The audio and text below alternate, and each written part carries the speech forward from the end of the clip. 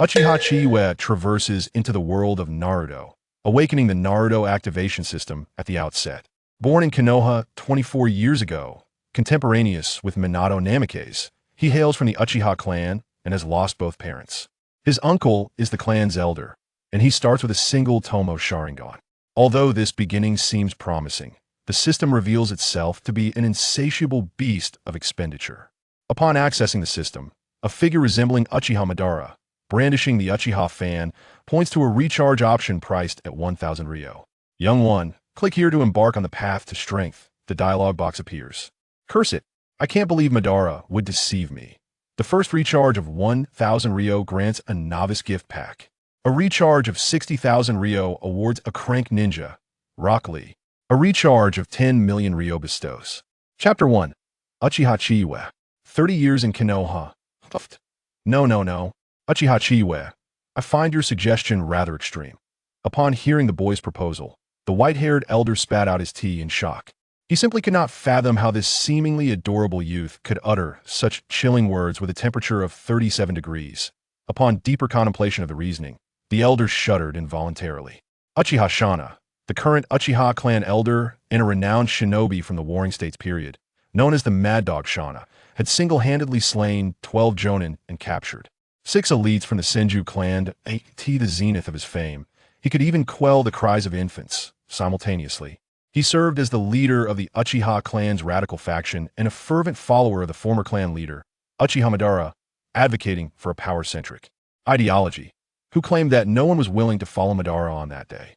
He, Uchiha Shana, had waited from dusk till dawn, yet not a single shadow had appeared.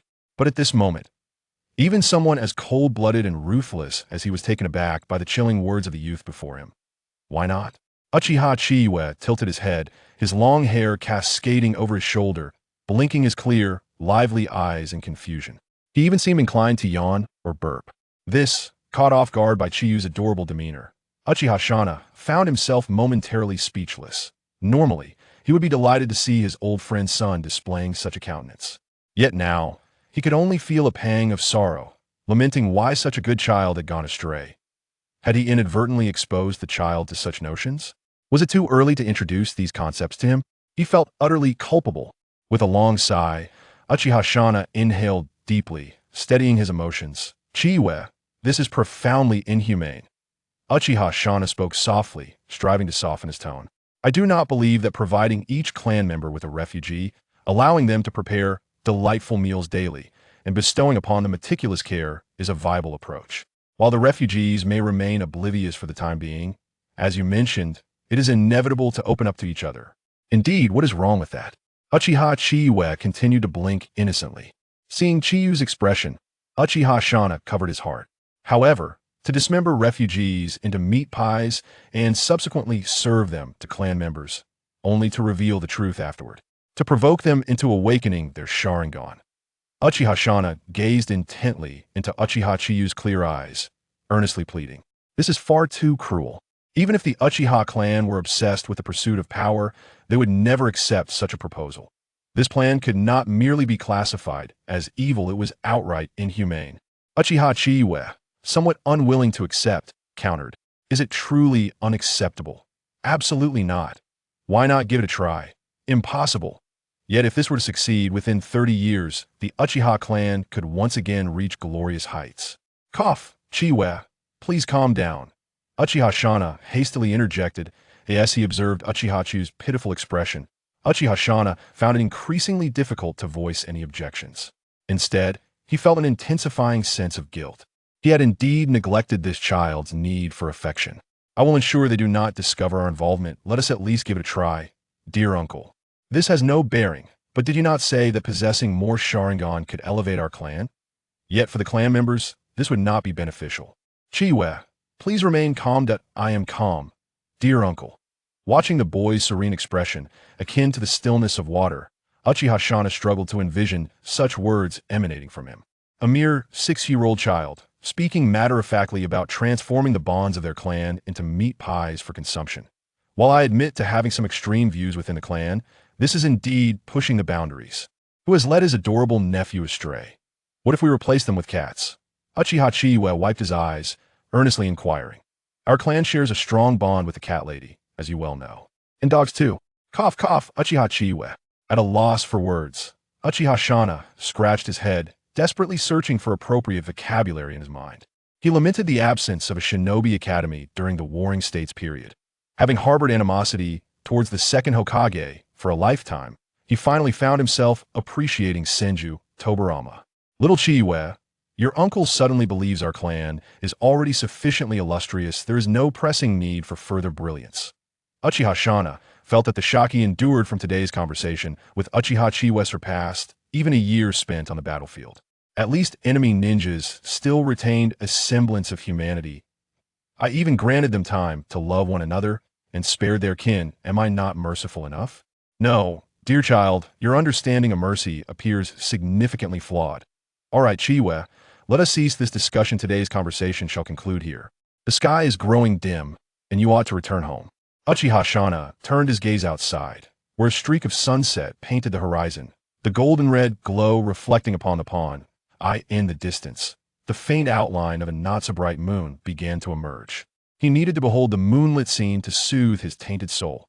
This child is utterly terrifying. Very well, dear uncle. Farewell. Uchiha Chiyue feigned reluctance, nodding as he rose to bow and exited the room. A few minutes later, Uchiha Shana turned back to the direction Chiyue had departed, remaining silent for an extended period. Raising his cup, he drained the remaining tea. The act of lifting the cup itself made it evident that this elder was beginning to tremble. Ah, little Chiyue, you remind me of someone. Uchiha Shana sighed deeply as he seemed to glimpse another Uchiha Madara.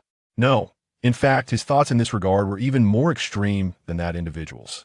Having dealt with this matter, it is likely I shall not be approached for discussion for quite some time, correct?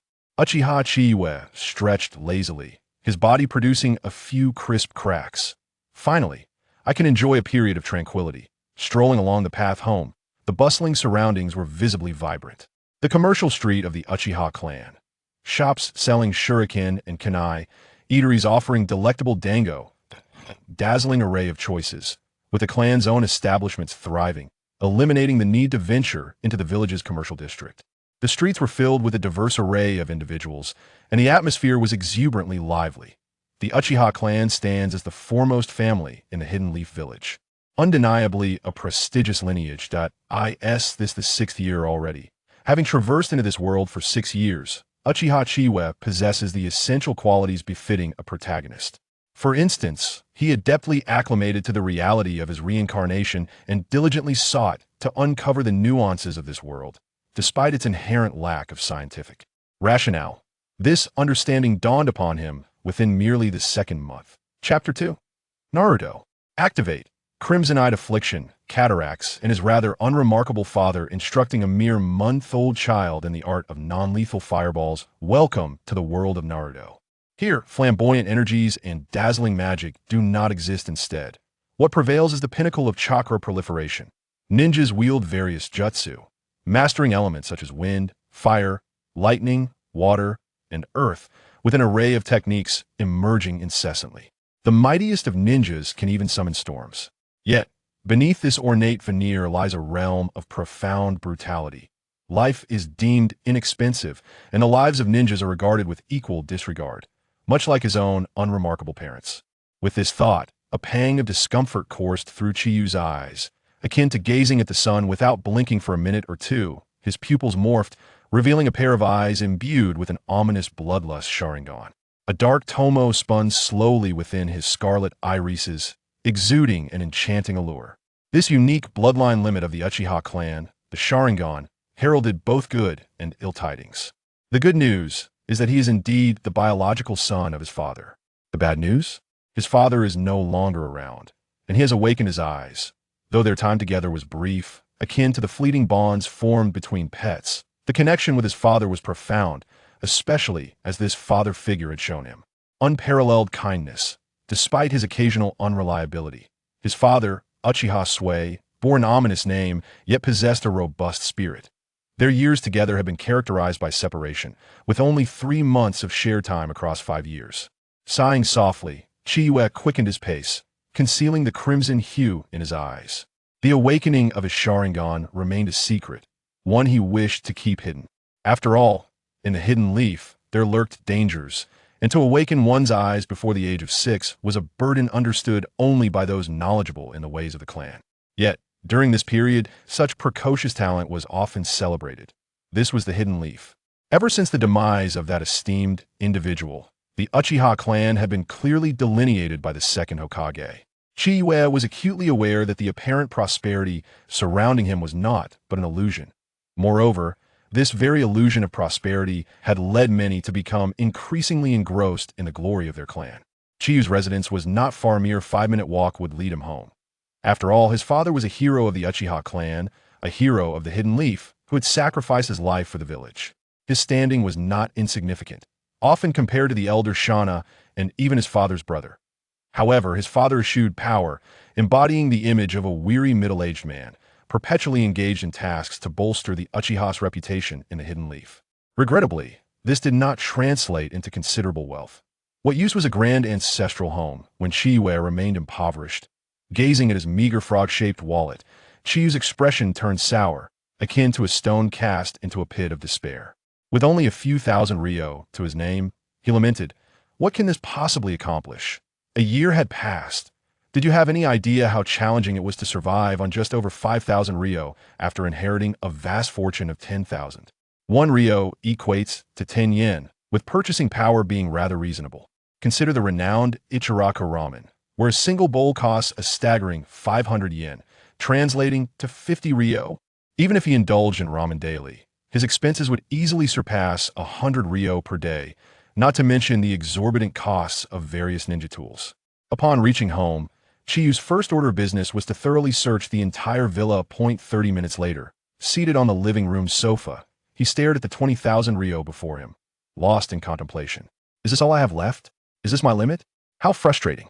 20,000 ryo was all that remained, that if he were to consume ramen twice a day. Damn it, he couldn't sustain himself. Ding. Initial detection of host possessing 20,000 ryo system activation successful. Dear host, the Naruto Activation system has been successfully bound. With heartfelt intent to create joy, thank you for utilizing this system. The Naruto Activation system promises to deliver an unparalleled experience. Now please utter Naruto Activate to confirm the system binding. Naruto Activate. The mere utterance of this phrase evoked unpleasant memories for Chiyue. Ding. Binding successful. Congratulations. Host, you are one step closer to becoming a deity. Very well. Regardless, having a system is a boon. After a deep breath, Uchiha Chiyue immersed his consciousness within his mind. Inside, he found a familiar visage of a system sprite before him. Not you again. Chiyue's lips twitched involuntarily, nearly eliciting a gag. System, do you offer ninja scrolls? Not available. Then change your appearance quickly. Host, this system's appearance is derived from the player's preferences. It is known as the Rascal Lion. Change. As soon as he uttered the command, the system's sprite transformed into a fortune cat, resembling Fukuro Maru, brandishing a large gold coin. Little cat host. Regardless, it was functional. Share your tale. This system is called the Naruto Activation system. Here are the functionalities of this system. In the next moment, a familiar interface materialized before him. This time, the figure standing upon the pole was none other than himself, clad in Uchiha attire. Uchiha Chiyue quickly scanned the interface. At the top, a solitary silver ryo icon displayed a current quantity of 0, accompanied by an additional option below. The lower section showcased several selections. The first was the panel, the second was ninjas, the third was equipment, the fourth was secret scrolls, the fifth was summoning, and the sixth was the backpack. What nonsense is this? Why did those unwelcome memories resurface? The right side of the interface displayed a vertical inscription, creating joy with heart. I can no longer afford to protect the hidden leaf. Dear host, you have already altered my appearance. Any further changes will require a fee of 200 ryo. The appearance can be customized freely, as long as the host is satisfied. Why is your map of yin so short? Why are you silent, host? Given that you have successfully activated the system, a novice gift package is now being issued. A novice gift package? Chiyue's eyes lit up. Indeed, even the most dubious of systems offers a novice gift package. Could this gift package imply? Please click above to access the recharge interface. After doing so, you can support the hidden leaf. Ding! Novice gift package successfully issued. Congratulations, host, you have received reward 1. A first recharge of 1,000 Ryo will unlock a powerful secret scroll. Ding! Congratulations, host, you have received reward 2. A discount coupon of 30 Ryo for every 1,000 Ryo spent quantity. 1 ding! Congratulations, host, you have received reward 3. A 1-year personal panel viewing permission card countdown. 365 days. Please note, the personal panel permission card requires 1,000 Ryo for purchase. Wait, what? I have to pay for the personal panel? Who taught you that your novice tutorial directed me to the recharge interface? Creating joy with heart without money. How can one play? Chapter 3. Can my esteemed Lord Madara truly deceive me? Thought Uchiha Chiyue as she summoned her panel. Yes. Host personal panel. Current annual card remaining. 365 days. Name. Uchiha Chiyue. Age, 6, Ninjutsu. Apprentice level 2, 350-500. Taijutsu. Apprentice level 2, 100-500. Jinjutsu. Jinin level 1, 200-1000. Ninja cards owned. None summoning beast. None secret scrolls. None special ninja equipment. None bloodline limit. Uchiha clan's single tomoe Sharingan. Chakra attribute development. Fire level 2. Wind level 1. Lightning, level 1. Special talent. Meticulous observation, note 1. The 3 aspects of ninjutsu, taijutsu, and jinjutsu relate to chakra, physique, and spirit. Note 2. Due to the Sharingan, the host possesses the talent of meticulous observation, enhancing your perception and dynamic vision. Note 3. The maximum level for chakra attribute development is level 200. How weak? Uchiha Chiyue's lips twitched slightly. Is it possible that I am this feeble? At just 6 years old, I am far from being an invincible ninja, which is quite embarrassing for a transmigrator. Upon reviewing the entire panel, the only aspect that was somewhat commendable was her jinjutsu ability. However, this did not imply that her skills were exceptional. It merely indicated she had barely reached the level of a genin. This, of course, was attributed to her Sharingan. It is widely recognized that this is a unique gift of the Uchiha clan. Upon awakening the Sharingan, one's mental acuity experiences a dramatic surge. Chiyue posed several inquiries to the system, such as the fact that there are only 3 levels of apprenticeship, akin to ranks in a game. Achieving all 3 to the genin level signifies 1 is a standard genin. As for the maximum level of chakra development, the legendary Uchiha Madara's fire attribute development is at level 199. What are you waiting for, host? Quickly become stronger. How on earth can I grow stronger? Uchiha Chiyue pressed her palms against the table's silver coins, attempting to awaken the system's conscience. In response, the system promptly presented a recharge interface. 6 tails, 18 tails, 30 tails, 68 tails, 128 tails, 198 tails, 328 tails, 648 tails, 1,000 tails, followed by several gray options for 3,000 tails, 10,000 tails, and so forth. Next, a tutorial-like dialog box appeared, featuring Uchiha Madara wielding the Uchiha fan, pointing at a recharge option priced at 1,000 tails. Young one, click here to embark on the path to strength. A dialog box popped up. Damn, am I really being fooled by my own esteemed Lord Madara? Current silver balance, 970 tails. Ding. Congratulations, host, on a successful recharge. The first recharge will grant double. Ding. Congratulations, host, on receiving the first recharge gift pack, now stored in your backpack. After the recharge, it felt as if regret surged within her, akin to a genuine impulse purchase. The standard income for a ninja is alarmingly low. A chunin can undertake tasks of a certain rank, which typically yield around 50 to 60,000 taels per mission. Considering a normal ninja's capabilities, one could barely earn 100,000 taels a month. Even the highest-ranked missions offer rewards of only about 1 million taels. While this income may seem extravagant compared to the daily expenditures of common folk, one must not overlook the fact that a kunai costs over 1,000 taels, and shuriken are nearly 200 taels. Additionally, explosive tags and food pills, among various ninja tools, do not come cheap. These are all necessities for a ninja. Oh, my money. Ding. Current silver balance, 2,000 taels. Congratulations, host, on unlocking a new feature, Konoha Training Ground. Upon examining the feature, all information regarding the Konoha Training Ground flooded her mind. It did not merely offer a training venue for Uchiha Chiyue. Rather, it provided a means to gain training enhancements. For instance, the lowest tier of double training experience requires 100 taels to initiate. There is nothing the system cannot achieve, only things the host cannot conceive. You wish. We deliver. Very well. If the silver coins are in place, I would not shy away from training experience boosts of 100-fold, 1,000-fold, or even 10,000-fold. However, double training already demands 100 taels to commence, and triple is an astounding 500 taels. System.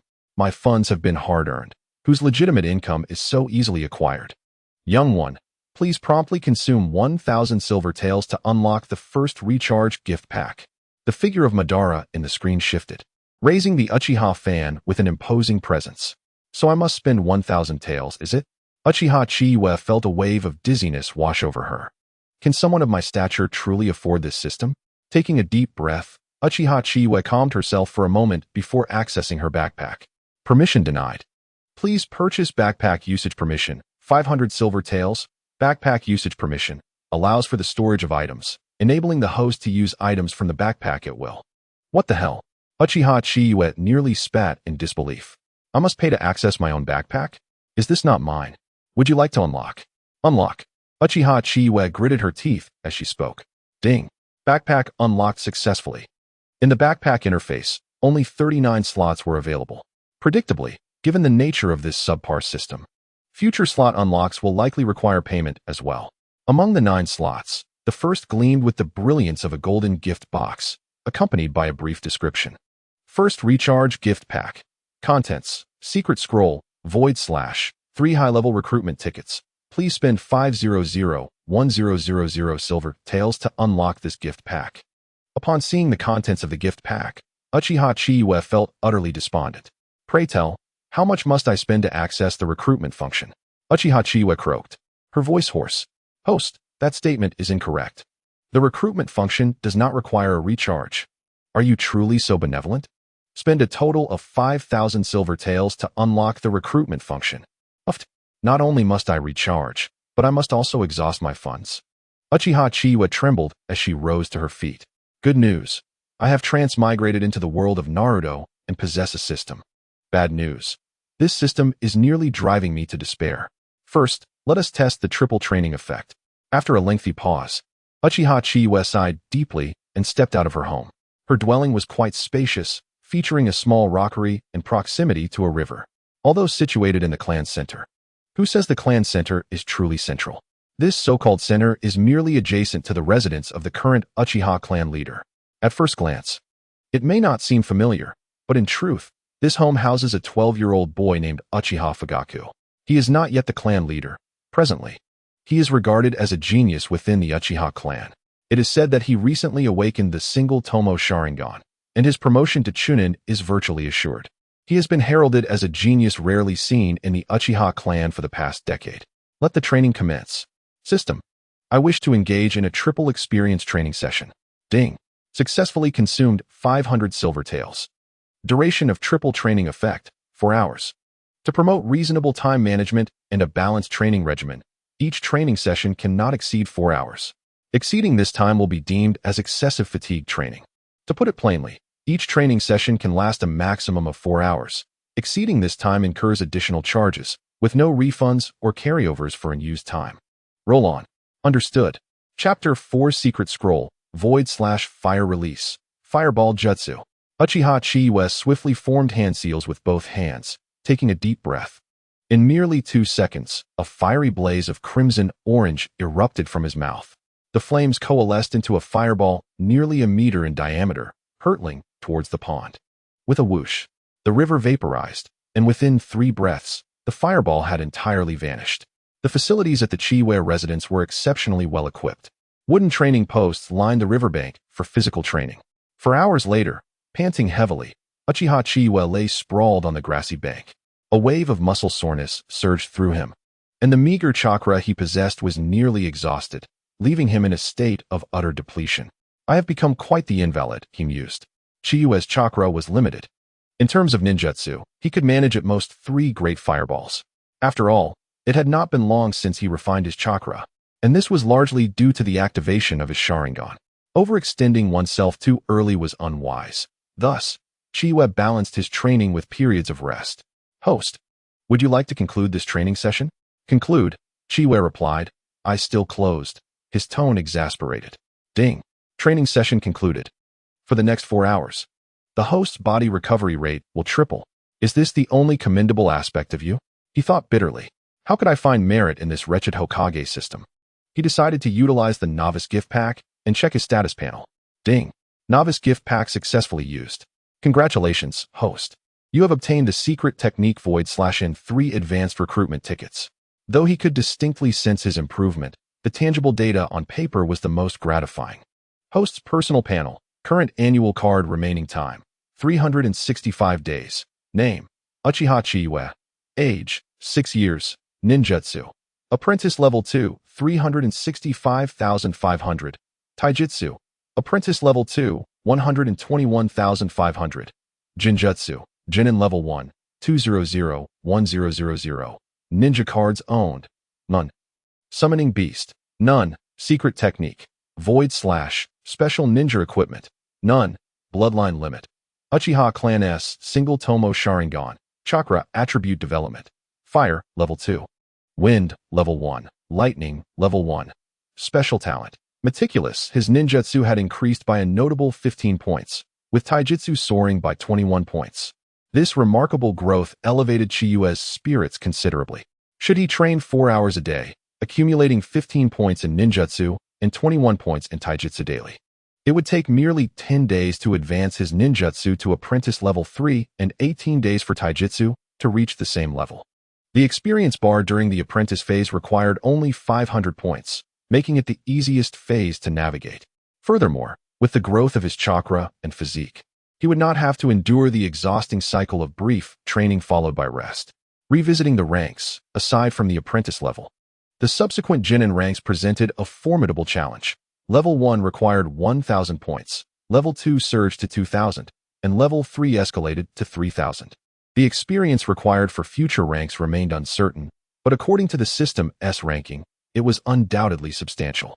The tiers included Apprentice, Genin, Chunin, Elite Chunin, Special Jounin, Jounin, Elite Jounin, Umbu, Kage, and Super Kage, 10 distinct stages in total. 10 days, 18 days, it appeared a bright future lay ahead. Lying on the ground, Chiyue felt his body recovering significantly faster, but soon fell into contemplation. How was he to amass funds? This endeavor was exorbitantly costly. 500 Ryo a day amounted to 5,000 in 10 days, and a staggering 9,000 in 18 days. He had scarcely spent that much in the past 6 months. Yet, could he afford to forego training? Clearly, that was not an option. Now was the 30th year of the Hidden Leaf, with the Second Shinobi World War commencing approximately 3 years later. Although the Second War concluded shortly after its onset, Uchiha Chiyue lay on the grass, lost in thought. Enrolled at 5, graduating at 9, the current Shinobi Academy offered only 4.5 years of education. His timeline would seamlessly align with the battlefield just after graduation. Not only did he need to consider how to generate income, but he also had to strategize for survival in the Second War. Perhaps he could persuade his uncle to keep him from the battlefield? He dismissed the thought and decided to explore the secret technique instead. Young one, congratulations on unlocking the secret technique feature. The novice guide reappeared, featuring the imposing figure of Madara, pointing towards the secret technique function. Upon entering, only the solitary void/secret technique appeared, already auto-equipped. Wind release, void/ level 1. Upgrade requires wind release fragments. 1. Unleashes a trumpet-shaped air pressure of wind release towards the front, causing enemies to be launched backward and inflicting damage. Using this technique consumes the host's chakra, but no hand seals are required.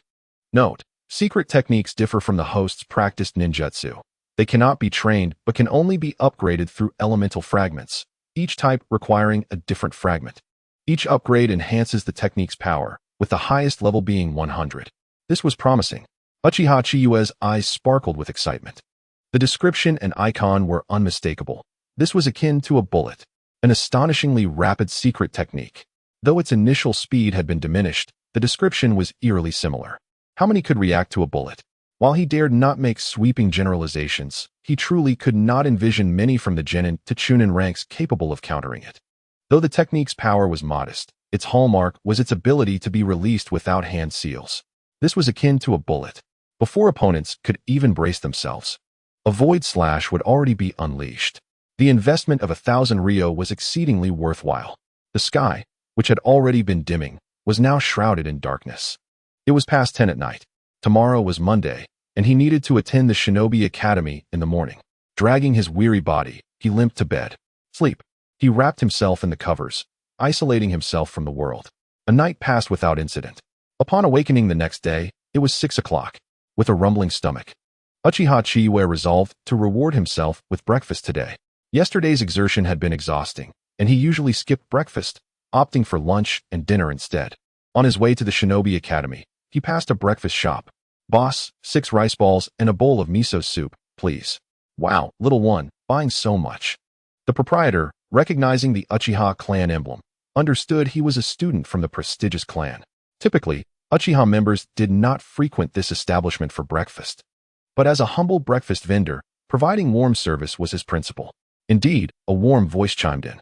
Chiyue turned to see a dashing blonde-haired boy approaching. The boy waved. Smiling, Chiyue, are you bringing breakfast for a classmate? It was Minato Namikaze. Uchiha Chiyue grinned. I trained too hard yesterday, so I'm having all 6 for myself. Chapter 5. Encounter with Minato Namikaze. Minato chuckled shyly, scratching his head. Chiyue, that's impressive. You can eat 6 rice balls. Uchiha Chiyue blinked, wondering why Minato's head seemed a tad large. Minato, have you eaten? What do you want? I haven't eaten yet, Minato confessed, his stomach audibly grumbling, turning his face crimson. What do you want? Just say it. Uchiha Chiyue waved his hand with a smile. Isn't this a bit inappropriate, Chiyue-san? Minato Namikaze scratched his head in embarrassment. No need to be polite. It's just a meal you're treating me to. Minato's smile froze momentarily. The owner beside them chuckled. What would you like to eat, little one? Minato fidgeted, thinking to himself, can I refuse? Clearing his throat, he said to the owner, I'll cover what he eats. Chiyue, perhaps you can treat me next time. Uchiha Chiyue grinned widely. Then I shall not hold back, Chiyue-san. Minato replied, next time, I will treat you to Ichiraku ramen. Sounds good, Chiyue agreed. Having been classmates for a year, their relationship was quite amicable. After all, Uchiha Chiyue was a time traveler and recognized everyone in the class. It was clear who would have a future. Speaking of Minato, he was an orphan and in a worse situation than Chiyue, a commoner and an orphan, a combination of hardships. Unbeknownst to them, as they approached the school, they had already devoured a bowl of soup and 6 rice balls. That was ridiculously expensive. 1 rice ball costs 200 yen, and a bowl of miso soup costs 600 yen. Just from this morning's expenses, the owner's pure profit must have been around 1,000 yen. This money-making is far too easy. Working is out of the question. Washing dishes for someone else is simply not an option. After all, I am a young master of the Uchiha clan. What kind of talk is that? Working all day only to earn a mere 100 yen is laughable in front of this money-devouring system. What is the best way to acquire wealth? Naturally, through the spoils of war. The Second Shinobi World War is just a couple of years away. Well, I will think it over later. At worst, I could visit my second uncle tonight. The Uchiha clan is affluent. Would the clan's elders lack money? Before long, the two arrived at the school and walked to the second-grade classroom. At the entrance stood 2 figures. Oh, Chiyue Minato, you're here? Nara Shikaku, looking half asleep, greeted them. The chubby Akimichi Choza munched on chips as he waved hello. Are we late? Minato was taken aback, clearly not expecting to be tardy. Uchiha Chiyue, however, peered through the glass of the classroom door, observing Uehara Jinda, dressed in a chunin vest, reprimanding the students. Looks like the teacher has changed. Wasn't the previous one teaching the 4th grade?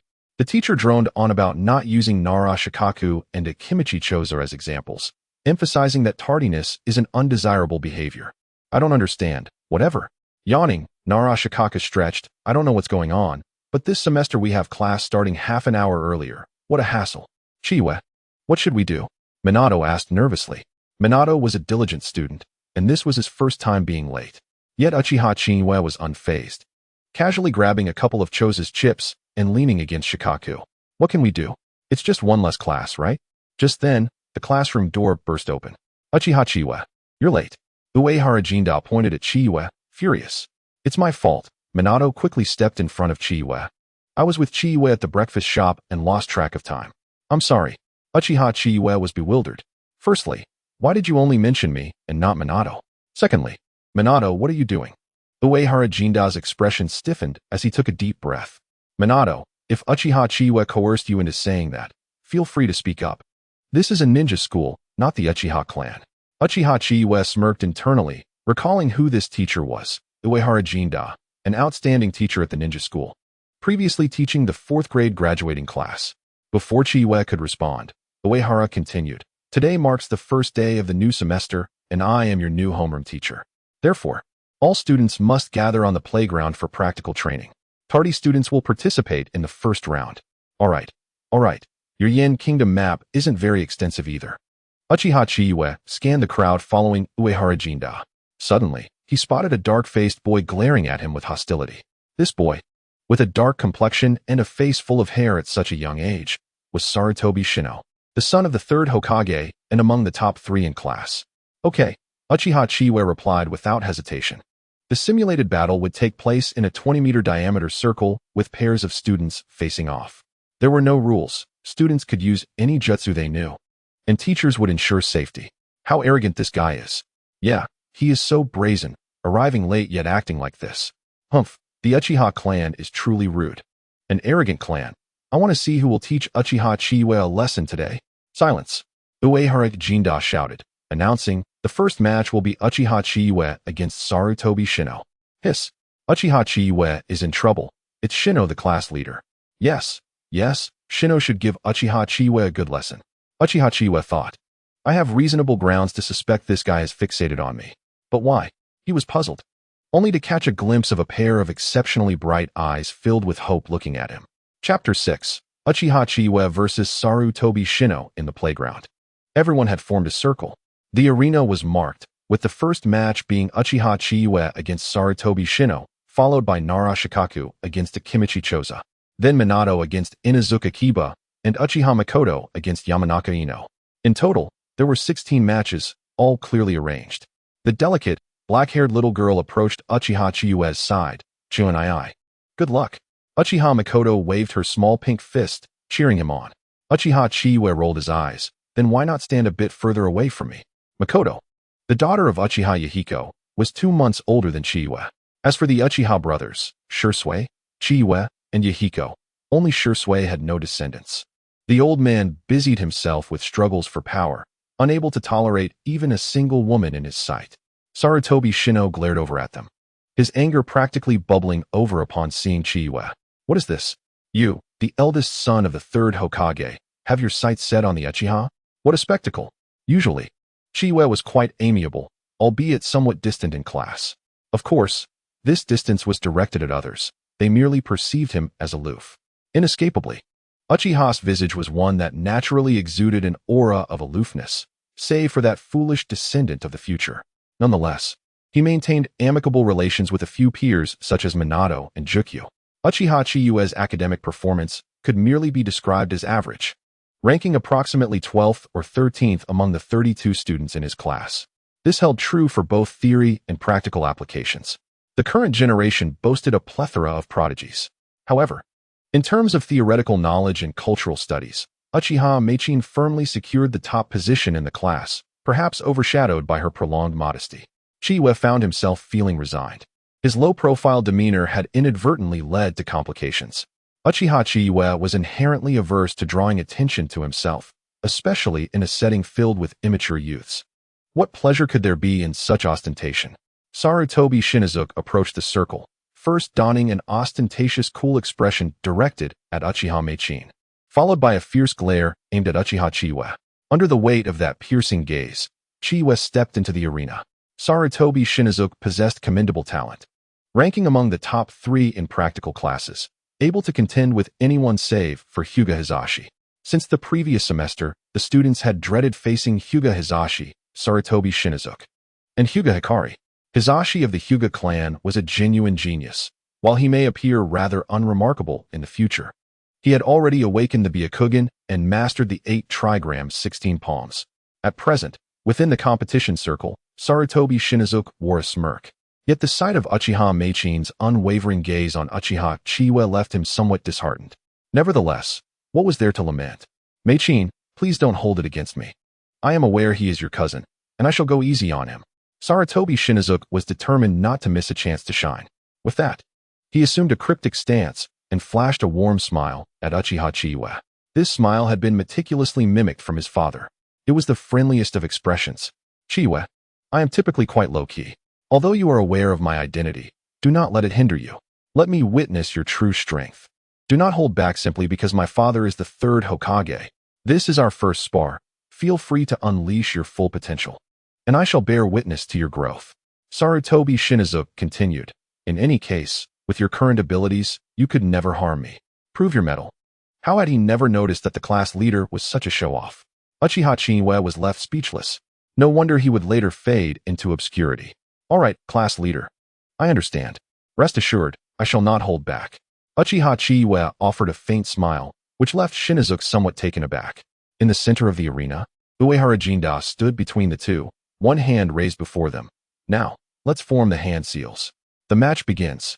With that, Uehara Jinda executed a body flicker technique and vanished from the center of the arena. Crack. In the instant Uehara Jinda disappeared, Sarutobi Shinizuke flexed his fingers, producing a cracking sound, while he elegantly watched Uchiha Chiyue. Make your move, Uchiha Chiyue. Understood, class leader. Wind release. Air slash. Without any prior indication, Uchiha Chiyue commenced forming hand seals. With 3 seals per second, the speed was naturally swift. Bang! Before Sarutobi Shinizuke could react, the air slash was unleashed. Half of the chakra within him dissipated, coalescing into a pressure of wind before him. In the blink of an eye, the pressure erupted forth, undetectable to the naked eye. Yet it landed squarely upon Sarutobi Shinizuke. Whoosh! Both were positioned centrally, but as the air slash was released, Sarutobi Shinizuke stumbled, retreating repeatedly. What? He can perform ninjutsu? This is ninjutsu. What an impressive ninjutsu. Shinizuke has been hit. Uchiha Chiyue is unexpectedly formidable? That's Shinizuke. The onlookers gasped in astonishment, having barely witnessed the formation of Uchiha Chiyue's seals. In the moment Sarutobi Shinizuke was stumbling backward, Uchiha Chiyue swiftly formed more seals. His hands moved with incredible speed, quickly completing the 5 seals for fire release. Great fireball. He inhaled deeply. This is not good. Uehara Jinda's expression shifted in alarm. That is the great fireball seal. Uchiha Chiyue no? I concede. Sarutobi Shinizuke could not stabilize himself as he watched Chiyue forming seals. Shouting in panic, Chiyue. Uehara Jinda appeared in the center of the arena, his gaze sternly fixed on Uchiha Chiyue. Upon seeing this, Chiyue glanced at the astonished crowd surrounding him, feeling somewhat embarrassed as he scratched his head. Uehara-sensei, I lack sufficient chakra to execute the great fireball. Upon hearing this, Uehara Jinda breathed a sigh of relief. He had nearly believed that a student who had yet to graduate from the Ninja Academy could unleash 2 ninjutsu. In the first match, Uchiha Chiyue is victorious. On the opposite side, hearing Uchiha Chiyue's words, Shinizuke couldn't help but feel troubled. Indeed, he had no chakra left to perform a second ninjutsu. He could only manage 1 ninjutsu, and Uchiha Chiyue certainly could not unleash another. Wonderful. Uchiha Chiyue is truly impressive. What an exhilarating display. Is this what a battle between ninjas looks like? The students encircling them erupted in excited shouts. Chapter 7. I reiterate, my lord Madara cannot deceive me. Chiyue, you are amazing. Uchiha Meichin exclaimed, her eyes sparkling as she addressed Uchiha Chiyue in a soft voice. Just average, Uchiha Chiyue waved dismissively. It was merely the class leader who went easy on me. Naturally, he was capable of unleashing the great fireball. While a typical genin might manage 2 or 3 great fireballs, Chiyue was different. He had undergone training in tree climbing and water walking, honing his chakra control significantly. Moreover, the great fireball was a technique that could adjust the chakra expenditure. Why not simply use less chakra? Truly remarkable, Chiyue. Minato approached with a shy smile. I never expected you to possess ninjutsu. It is all thanks to my uncle, Uchiha Chiyue replied with a smile. In the distance, Hyuga Hizashi cast a deep glance at Uchiha Chiyue. Brother, what are you staring at? Uchiha Chiyue, hold back. Hizashi exhibited a mature demeanor for his age. Humph. Hyuga Hikari scoffed, stating, Brother, regardless of whether he held back, you remain the top of the class, and the Hyuga clan is the foremost prestigious family in Konoha. Chiyue, you truly astonish me, Uehara Jinda remarked with a shake of his head and a light chuckle. Now that the match has concluded, let us form the reconciliation seal. Sir, it is not my prowess, Uchiha Chiyue humbly replied. It was merely that class leader Shinizuke was accommodating. He is indeed the son of the third Hokage. A truly admirable individual. Sarutobi Shinizuke initially intended to reprimand, but found himself at a loss for words. He had wished to question why Chiyue formed seals when he could not perform ninjutsu, deeming it deceptive, but such remarks were effectively silenced by Chiyue's words. Reluctantly, he had to form the reconciliation seal with Uchiha Chiyue, but he silently vowed to settle the score later. Excellent. Uehara Jinda smiled. Those who have finished their sparring may observe from the sidelines. The next match is Narajukyu versus Akimichi Dingzu. Ah, what a bother, I concede, sensei. Narajukyu. As the sound of crunching chips echoed, Akaba, seated in the autumn shade, turned to Uehara sensei and conceded, I am no match for Rikuju. I admit defeat. You too. Step back. The next match was set for Namikaze Minato against Riku, and as Uchiha Chiyue made her way to the arena, she exchanged greetings with Minato. Minato-sensei. Cut through the center. Minato scratched his head in confusion. What does cut through the center mean? Never mind, just hurry up, Chiyue urged, returning to her seat among the spectators. At that moment, Uchiha Makoto approached her with wide, innocent eyes and said, Chuan-ai, you actually managed to defeat Shinobu? That's impressive. The 6-year-old Makoto was undeniably adorable. With her long hair, cherubic face, and large, innocent black eyes, speaking in a sweet, gentle manner. Come on, sis, Chiyue rolled her eyes. You're not any less capable than I am. Not really, Makoto shook her head. I can't beat Sarutobi Shinobu. Suddenly, a thought struck her, and her eyes brightened. Chuan-ai, tonight. Brother Fugaku invited us for dinner. He wants uncle and dad to come, and dad told me to invite you too. Chiyue paused for a moment, surprised, but quickly agreed. All right, let's go together tonight. The affectionate exchange between the two did not escape Sarutobi Shinobu's watchful gaze. Uchiha Chiyue, I've marked you. Even though you are Mikoto's cousin, I shall not allow you to get too close. The morning training session swiftly came to an end, leading into a 2-hour lunch and rest period. With Ichiraku ramen nearby, Chiyue and Minato dashed out of the school as soon as they could.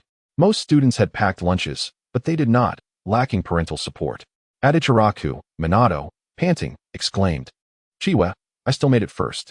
Sure, you're fast. You treat, Chiyue replied, stretching. All right, Chiyue, Minato smiled, stepping inside. 1 bowl of miso ramen each. Sure thing. That'll be 1,000 yen. During their meal, Chiyue's thoughts were consumed by the prospect of acquiring more resources. The potential gains from investing were tremendous. The technique, Void Slash, had not yet reached its full potential. Just like ninjutsu, its damage was determined by the chakra consumed. Naturally, each level had its limits. Currently, this ninjutsu posed no lethal threat, merely capable of knocking opponents away. The chakra required was beyond Chiyue's current capacity, so she had only used 1/3 of her chakra that morning. If she were to expend 2/3, she could likely blow Shinobu out of the competition ring. However, Chiyue did not wish to reveal too much of her strength, even employing hand seals to conceal her abilities. After all, one must always be cautious of lurking adversaries. Congratulations. Host, you have achieved victory in the duel arena and received a reward. Wind Release Fragment X1. Wait, is this for real? Chiyue was astonished at the message. Yes, dear host. Winning in the duel arena is a core gameplay element of Naruto. Daily first victories yield random rewards. What kind of random rewards? Fragments of ninjutsu, currency, and ninja shards are all possibilities. Please continue your efforts. Upon opening the scroll section, a familiar figure, Madara, appeared, directing her to upgrade the scroll. Young one, click here to upgrade your scroll. Without hesitation, Chiyue upgraded the Void Slash. The projectile is still quite useful. Upgrade successful. The damage of Void Slash has slightly increased, and the consumption has slightly decreased. Excellent. Although she was uncertain of the exact improvement, she estimated it would not be significant, considering the max level was 100. Void Slash, level 2. Next upgrade requires Wind Release Fragment X3 Ding. Unlocking Gift Pack. Consume 1,000 currency to purchase the Great Scroll Gift Pack and immediately receive Wind Release Fragment X3, Fire Release Fragment X3, Lightning Release Fragment X3, Water Release Fragment X3, Earth Release Fragment X3, and other fragments X3. Chiyue exclaimed, Are you waiting for me? Young one, click here to purchase the gift pack and accelerate your journey to greatness. Buy it. Can Madara deceive me? He claims I can become a great leader. With 1,000 currency spent, Chiyue remarked, What are you buying all this for? Minato, laden with bags, followed closely behind her. Isn't it absurd that breakfast costs 2,000 yen and a bowl of ramen is 500 yen? Well, it's not too bad, Minato blinked. Slightly perplexed. Are you serious? How much did we just pay for the special pork per pound? 400 yen. And the flour? 150 yen. Then tell me, how much is a bun? Minato hesitated, his smile faltering as he realized Chiyue was right. Even the cheapest bun costs around 100 yen. Chiyue's reasoning was simple. The average cost of a bun was 40 yen, yet they sold for 100 yen. If others can do it, so can I. Come over to my place after school, Chiyue invited Minato. Chiyue? Minato was still puzzled. How much is your monthly allowance? Chiyue asked with a mysterious smile. My father is a nin, and I receive only 1,200 yen. Minato felt a bit embarrassed. He often could only afford instant noodles. A large but unsatisfactory cup of noodles cost 140 yen, equating to 14 yen. He typically skipped breakfast, had noodles for lunch, and repeated the cycle for dinner. With only 1,200 yen a month, eating at Ichiraku Ramen daily was simply out of reach. Chiyue chuckled. Your home is close to the school, so let us leave our things there. After class, I need to visit my uncle's house. Then remember to come over later. Sure, Chiyue. During lunch break, Chiyue busied herself with various tasks, gathering supplies. The insulated box at home would suffice, alleviating any concerns. The afternoon classes consisted of cultural studies, where Chiyue spent the entire time sleeping, contemplating ways to make money. The lectures were exceedingly dull, often reiterating the will of fire, recounting history, and extolling the virtues of the third Hokage. If it were a legitimate theoretical class, it might have been worthwhile, but as it stood, it was unnecessary. As evening approached, Chiyue was the first to burst out of the school. The Uchiha Fugaka residence was a mere 100 meters away. Shinai, I am the clan leader. You will regret this. What's this? I haven't even stepped inside, and the classic drama unfolds. As Chiyue pushed open the door, she encountered Uchiha Shinai, who was about to leave. The elderly gentleman cast a glance and noted that it was already quite warm. Uncle, Uchiha Chiyue respectfully performed a bow, then turned to Uchiha Toyama, who was kneeling on the tatami, to pay his respects. Ah, my dear nephew Chiyue, Uchiha Toyama replied with a stiff smile. Please come in. Humph. We might as well skip this meal, Uchiha Shana snorted coldly, stating, Chiyue, come with me and your uncle. Uchiha Chiyue had no choice but to comply as Uchiha Shana pulled him out of Uchiha Toyama's home, turning towards Chiyue's residence. What is the matter, uncle? Uchiha Chiyue poured 2 cups of hot water and sat across from Uchiha Shana. It appeared that they would not be having dinner tonight. Sighing, Uchiha Shana slammed the table in frustration, exclaiming that Toyama should never have been made the clan leader. I requested that he apply for a salary adjustment for the Uchiha to enhance the welfare of our clan. He has been stonewalling me. The Uchiha have been compromising for too long. All I want is for the salaries of the Uchiha police force to be increased. What's wrong with that? Is it that the Uchiha are in need of funds? Chiyue was bewildered, yet profoundly affected. Upon reflection, the issue seemed to lie in the aspect of compromise. The Uchiha clan, being substantial, was not lacking in wealth. However, the problem lay in the slow and diminishing allocations from Konoha, with the third Hokage often citing the tense situation of the village. Thus, a considerable portion of the salaries for the police force came from the clan's own funds. Let us not dwell on this, Uchiha Shana continued, softening his tone as he forced a smile. Little Chiyue, you made quite the impression at school today. Uchiha Chiyue replied, Uncle, I said it was Sarutobi Shinjiro who was being lenient towards me. Do you believe that? Impossible. Uchiha Shana scoffed, a mere buffoon. My nephew is certainly beyond his comparison. Please don't say that, Uncle. Uchiha Chiyue felt a pang in his heart. If it weren't for the system, he might not have been able to defeat Sarutobi Shinjiro so easily. Of course, if he unleashed all his power, he could indeed surpass Sarutobi Shinjiro. Now, Chiyue, what reward do you desire? Uchiha Shana asked with a benevolent smile, his aged eyes devoid of seriousness, filled only with affection. Uncle, could I ask for some money? Uchiha Chiyue said a bit shyly. How much do you need? 200,000 ryo. Uchiha Shana choked on the hot water he had just taken. Chiyue, what do you need so much money for? Uncle, I have been developing a new jutsu. Uchiha Chiyue replied earnestly. Oh, developing a jutsu? Uchiha Shana's interest piqued. What kind of jutsu? Let me test it with you. Void/wave. Without any forewarning, the third tier of the void slash was unleashed, draining a significant portion of Chiyue's chakra. An imperceptible pressure coalesced in front of his chest, and with a resounding bang, the pressure erupted, striking Uchiha Shana directly. In less than a third of a second, Uchiha Shana had already risen from his seat, driven by the instinct of a seasoned ninja. The pressure hit him squarely, forcing him to step back 3 or 4 paces before he could regain his footing. This jutsu, he was among the pinnacle of J-nin. Not just any artillery. He emerged from the Warring States period, and his swordsmanship was equally formidable. The fact that he practiced swordsmanship attested to his robust physique.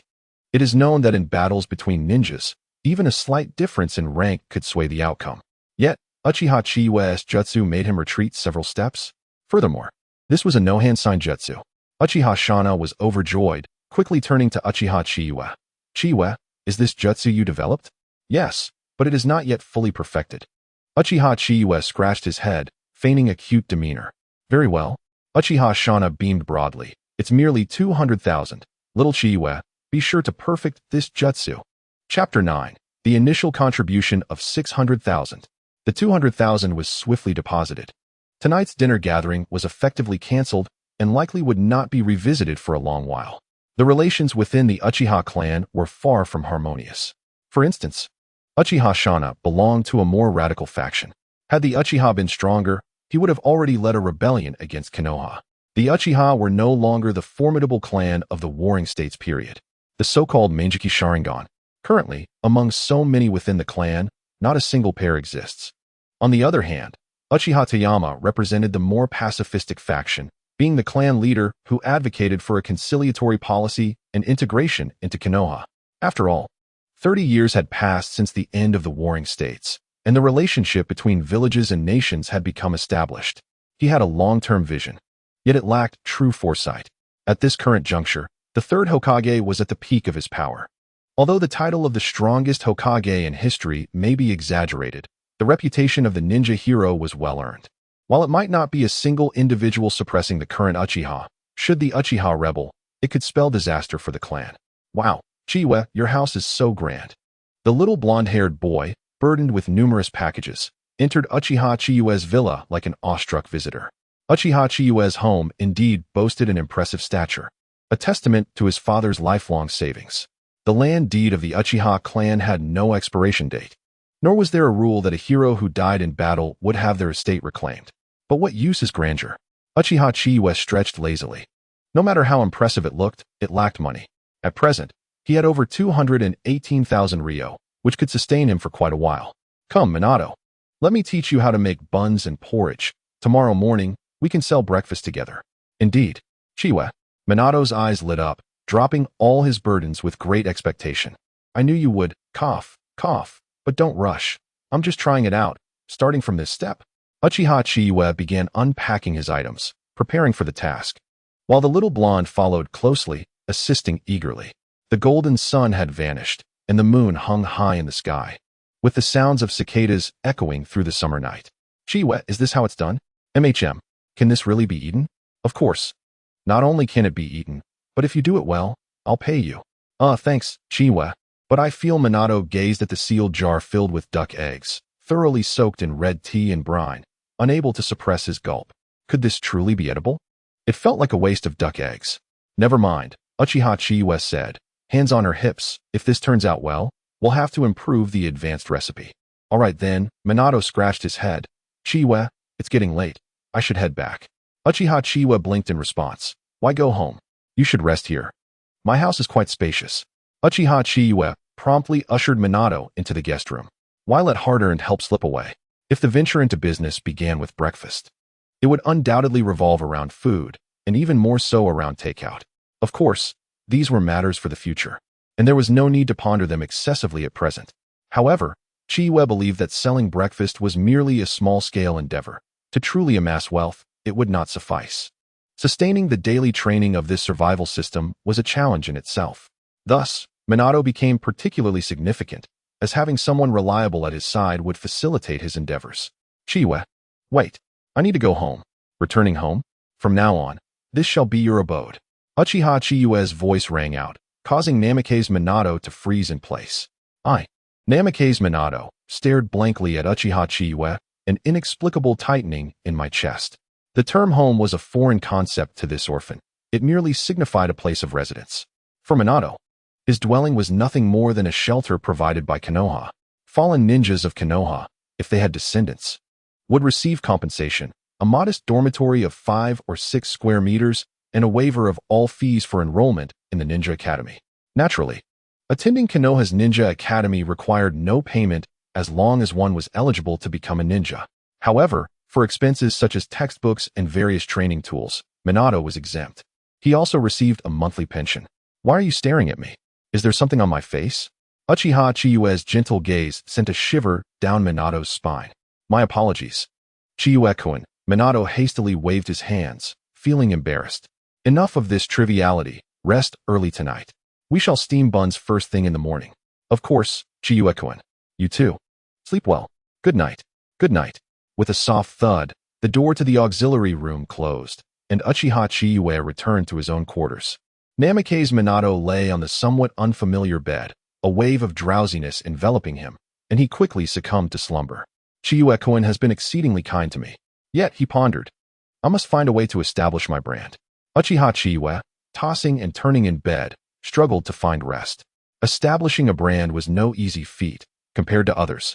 He had no distinct advantages. The taste of the buns was undeniable. One could not deny that the buns in the world of Naruto were indeed quite delectable. However, the kanji with century egg and lean meat was something this place lacked entirely. Not even a single century egg could be found. A business opportunity lay before him. He needed a way to make the name of century egg resonate. It is time to once again utilize my uncle's influence. System, I shall invest. Without hesitation, he decided to invest. In the world of Naruto, what provides the greatest enhancement? Currently, it was undoubtedly character cards. Recruitment was essential, as acquiring ninja cards would yield the most significant advancement. Ding.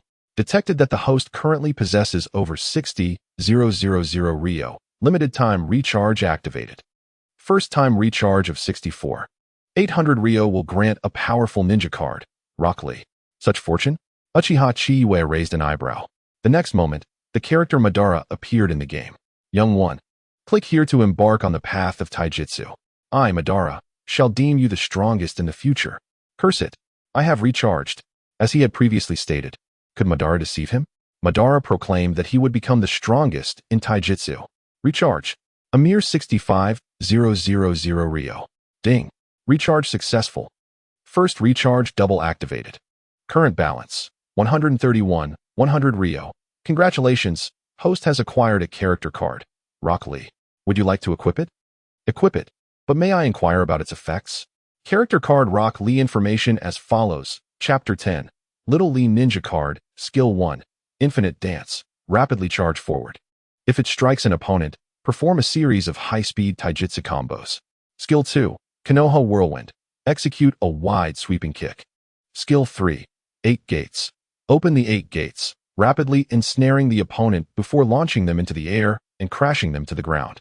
Entry bonus. 50 increase in taijutsu training experience for those below Chunin level. Slight enhancement of physical attributes by 5. Note, the character card of Rock Lee will not grant the host the skills of this ninja, but the techniques will be imparted to the host. Ding. Detected ninja card skills.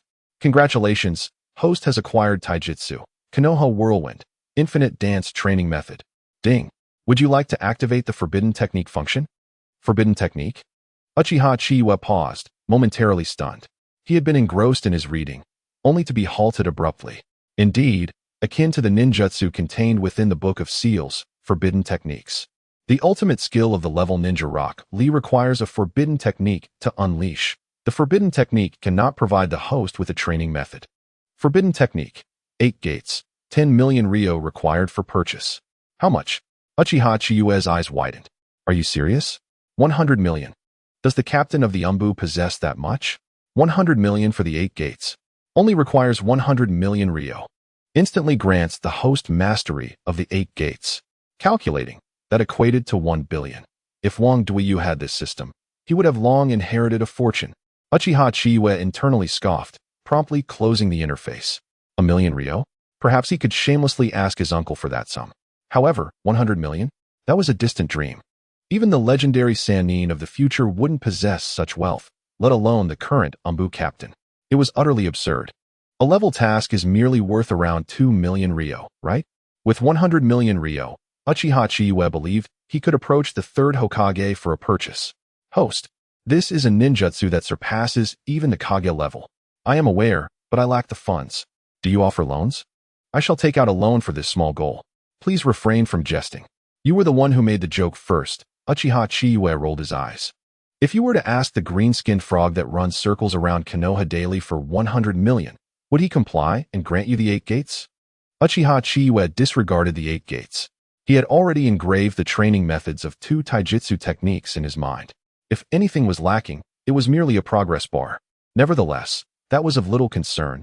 Possessing training methods was already a significant advantage. Taijutsu training also came with an experience boost.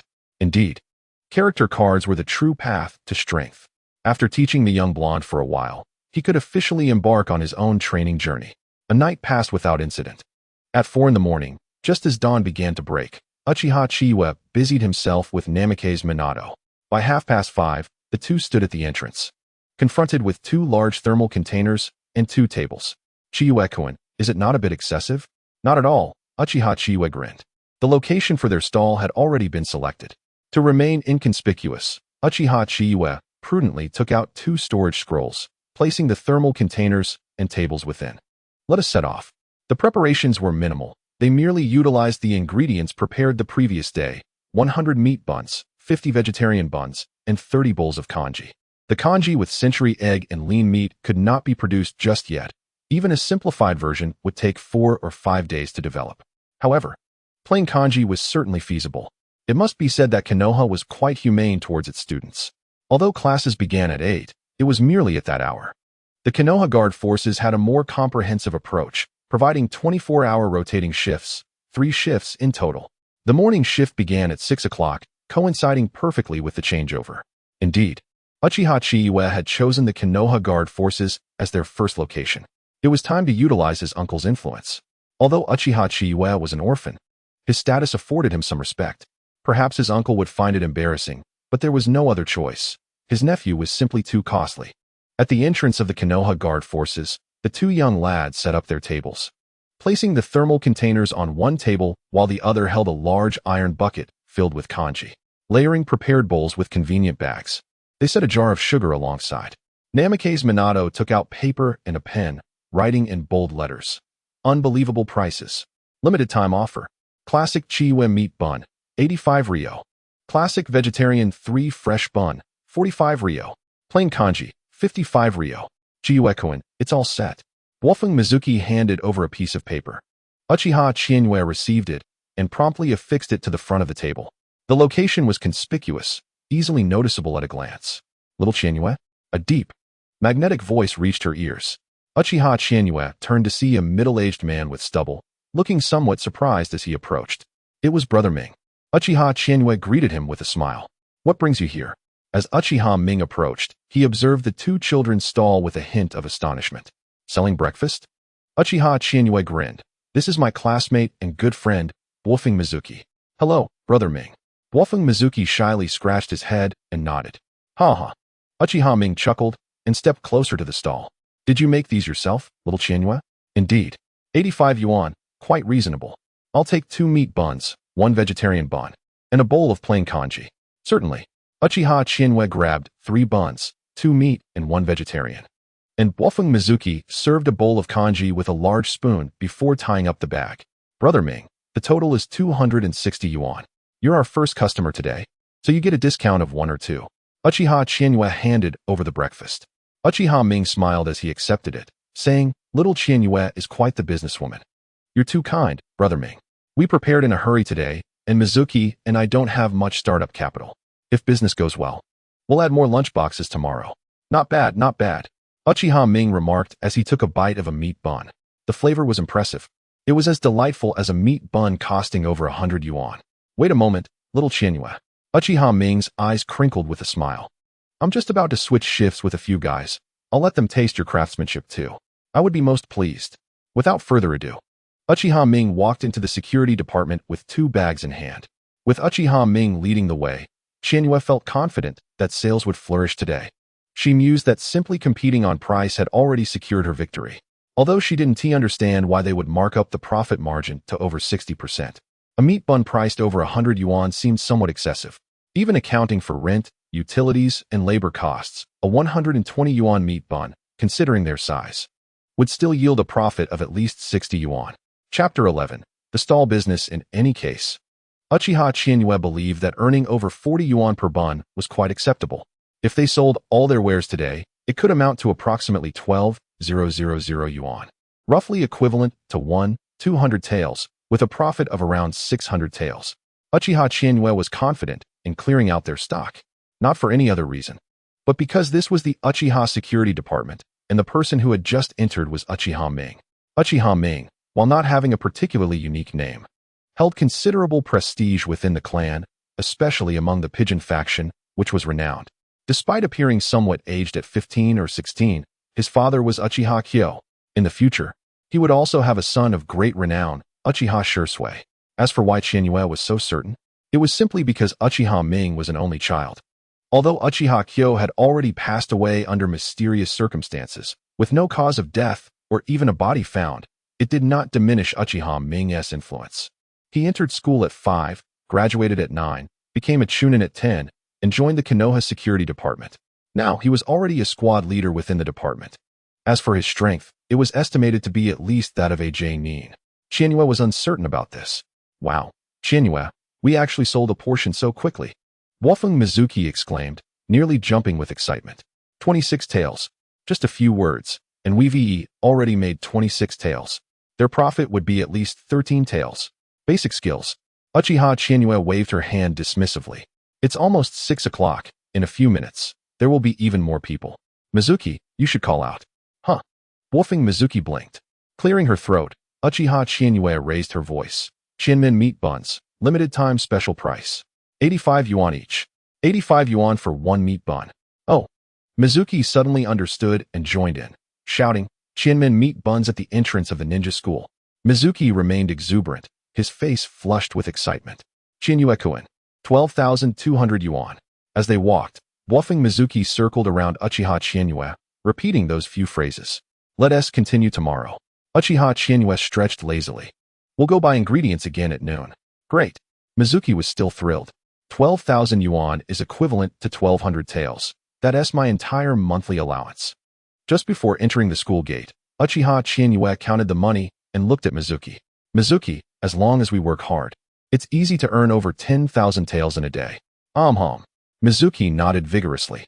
Chiyue-kun, I will definitely work hard. Here. Uchiha Chiyue handed 3,000 yuan to Wolfgang Mizuki.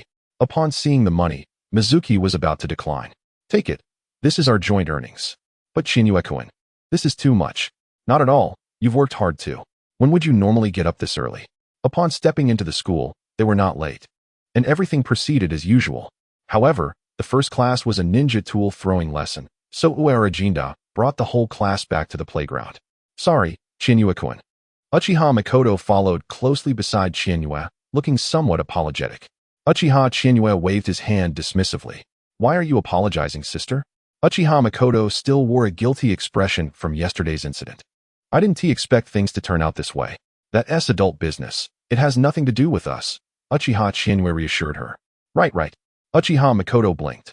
What you said makes a lot of sense, Chiyue.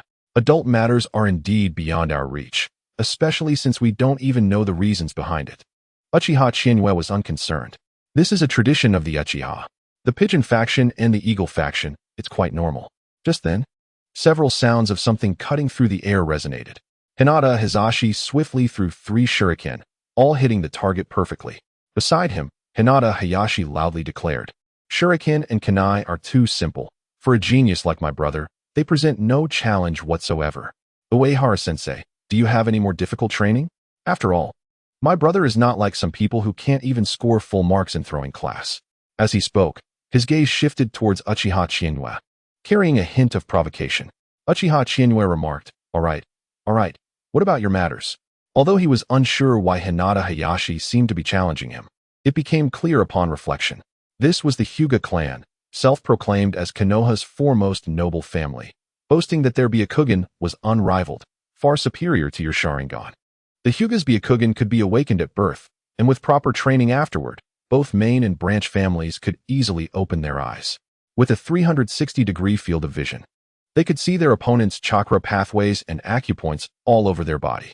Of course, the branch family would seal the Byakugan with a curse mark called Caged Bird to prevent their bloodline limit from falling into others' hands.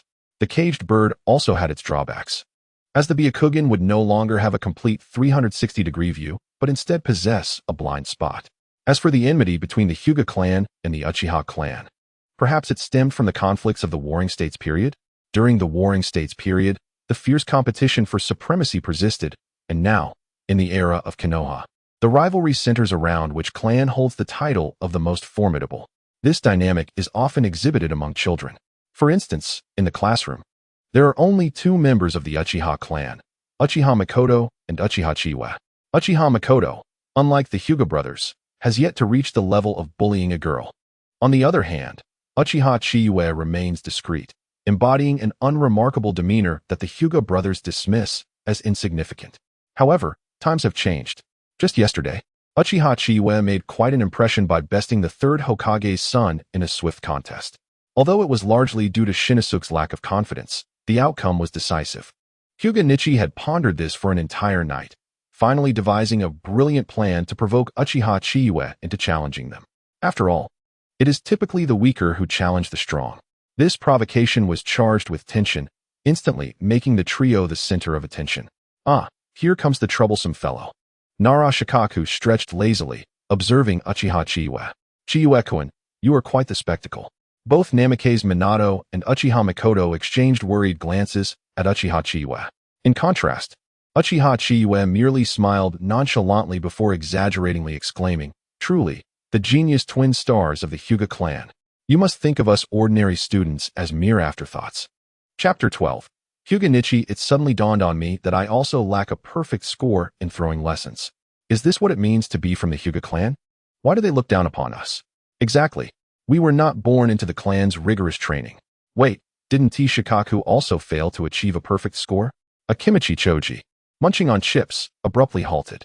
Uchiha Chiyue. Hyuga Nichi clenched his fists. The wind had shifted. Why? To put it plainly, you wish to challenge me. Do you not? Uchiha Chiyue stepped forward, declaring, I offer you the chance to challenge me. He extended 5 fingers. What does that mean? Nichi was taken aback. Are you suggesting I slap myself? That suits me fine. I can teach Uchiha Chiyue a lesson then. 500 ryo for one challenge. What? Nichi's Byakugan widened in disbelief. 500 ryo was a trivial amount for the two brothers, merely pocket change. Yet, to challenge someone deemed inferior and still pay 500 ryo? 500 ryo. You hand me 500 ryo, and you can challenge me once. On what grounds? Hyuga Nichi scoffed. You, an underachiever, have lost your mind. Uchiha Chiyue suddenly burst into laughter. Naturally, it is because you are a genius of the Hyuga clan. Should anything unfortunate happen to me, wouldn't you be liable for medical expenses? I shall go easy on you. That is not acceptable, Nichi retorted coldly. I am merely an ordinary student without a perfect score. You are the genius of the Hyuga clan. I deserve compensation for mental distress. Not a chance, Nichi declared. You expect me to pay you? Not happening. Pay up. Hyuga Nichi's voice was firm, his gaze piercing as he stared at Uchiha Chiyue. 500 ryo, I challenge you. All right, hand over the money. Uchiha Chiyue grinned, extending his hand. These two brothers were pampered science. 500 ryo was merely a day's allowance for them. The Hyuga clan was affluent, and these twins were particularly favored as heirs, enjoying all the privileges that came with it. Such a paltry sum hardly covered a meal for them. You three. Uehara Ikeda approached, first glancing at Uchiha Chiyue, then at Hyuga Nichi, shaking his head. What are you three doing here making a ruckus? The other students are training. You two must cease this nonsense. If it were merely a challenge, Uehara Ikeda would not have intervened. After all, the Hyuga brothers consistently ranked among the top 3 in class, with their combined prowess undeniably placing them first and second. Hey! Uehara Ikeda sighed inwardly, recognizing Uchiha Chiyue's overly audacious nature. Although he had triumphed over Sarutobi Shinosuke yesterday, it was barely a narrow victory. To think he would dare to contend with the best of the class. If there were no stakes involved, he might have been inclined to approve. My apologies, Uehara-sensei. I will return to training immediately, Uchiha Chiyue replied, appearing quite at ease. It is better to avoid unnecessary trouble.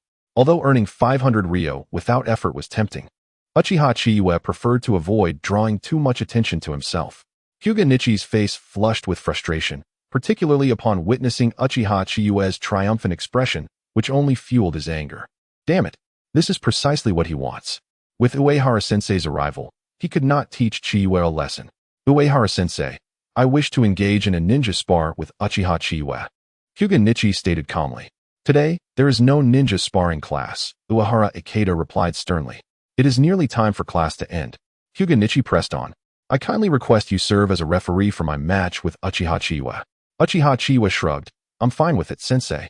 However, Hyuga Nichi is quite the talent in class, while I am merely an orphan. What if he ends up injuring me? 1,000 Ryo. Without hesitation, Hyuga Nichi pulled out 1,000 Ryo from his pocket. Please, I implore you to accept my challenge. Uehara Ikeda was at a loss, and Uchiha Chiyue happily accepted the money. This is just 2 days' worth of training fees. I assent it? Please, Uehara-sensei, officiate our match.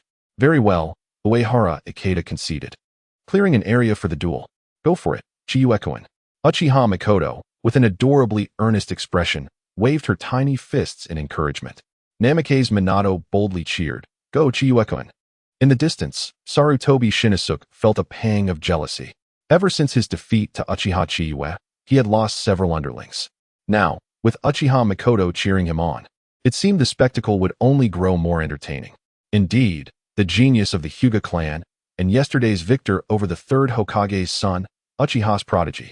To be fair, Uchiha Chiyue had grown somewhat arrogant. It was true that he had bested Shinosuke, but he might not necessarily triumph over Hyuga Nichi. Hearing the chatter, Shinosuke felt a stab of frustration. Cursed Uchiha Chiyue. Cursed Hyuga Nichi. I shall remember this grudge. At that moment, in the center of the duel arena, Uehara Ikeda stood between the two. This is merely a friendly spar. Keep it light. He cautioned. If there are no objections, let the match commence. As soon as he finished speaking, Uehara Ikeda swiftly vacated the area, positioning himself on the sidelines. A crowd of 40 to 50 gathered around, including students from other classes who were drawn in. Come on, defeat Uchiha Chiyue. Absolutely. Uchiha is far too arrogant. Teach him a lesson. Hyuga Nichi maintained a calm demeanor, stepping forward and back, assuming the stance of the gentle fist style. Bring it on. I shall show you the disparity between genius and mediocrity. Aren't you going to activate your Byakugan? Uchiha Chiyue blinked and inquired. When the moment is right, I will naturally make my move. I have my own strategy. Hinata Hizashi responded. All right, well said.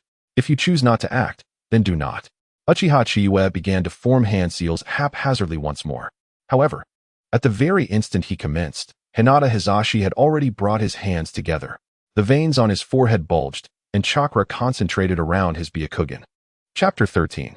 Do you understand what purity means? Secret technique. Slash through the void. Without a hint of warning, before Chiyue could complete his hand seals, and while Hizashi's Byakugan was not fully activated, a significant portion of his chakra was depleted, and the pressure before him surged violently. Bang! In the blink of an eye, the pressure erupted, striking Hizashi before he could fully perceive it.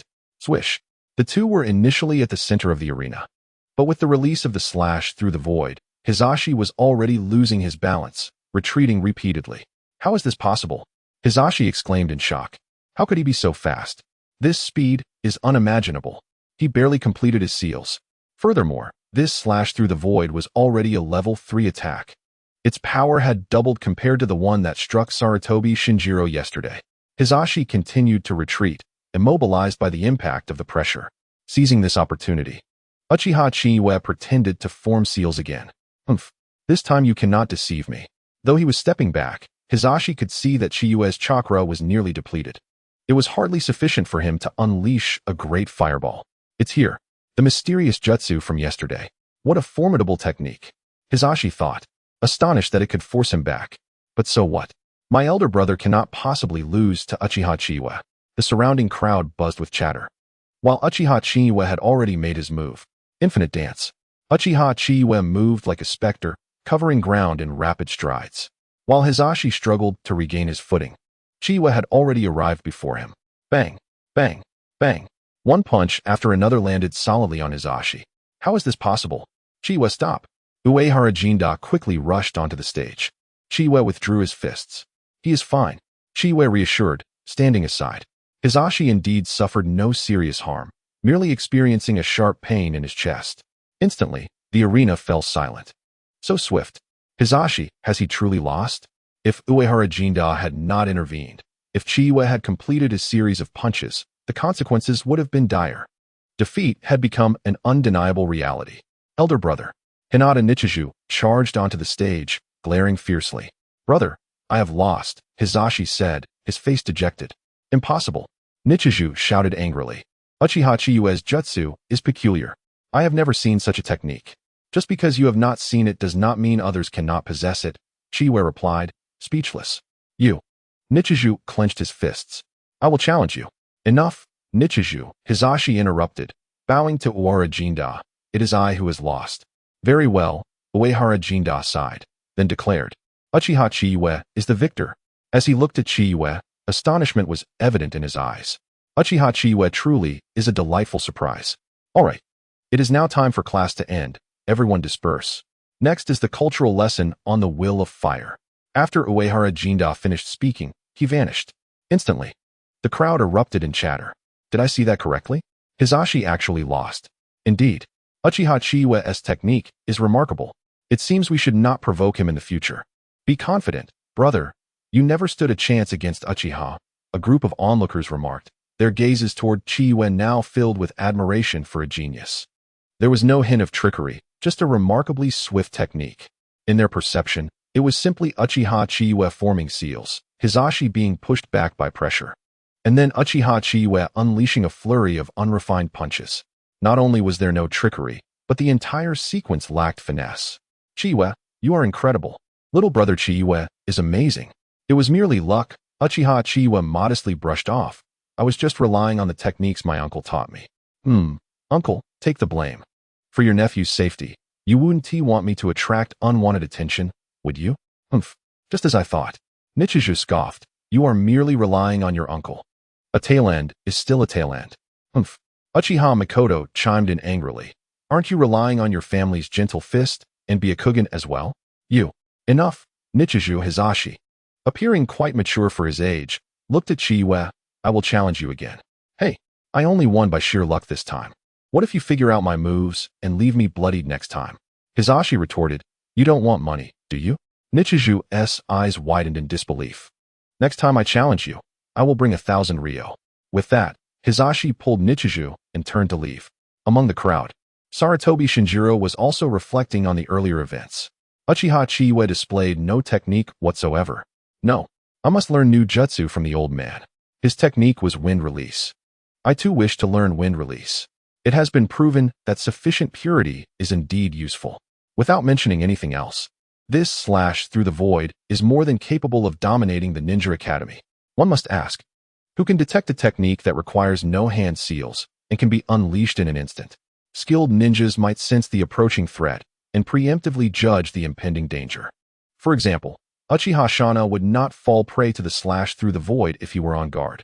Whether it could even hit him would be questionable. However, this is the Ninja Academy. During the cultural lesson, the teacher at the podium droned on, children, the will of fire is the legacy of our leaf village. Where the leaves dance, the fire burns eternal. The flames will continue to illuminate the village and allow the new leaves to sprout.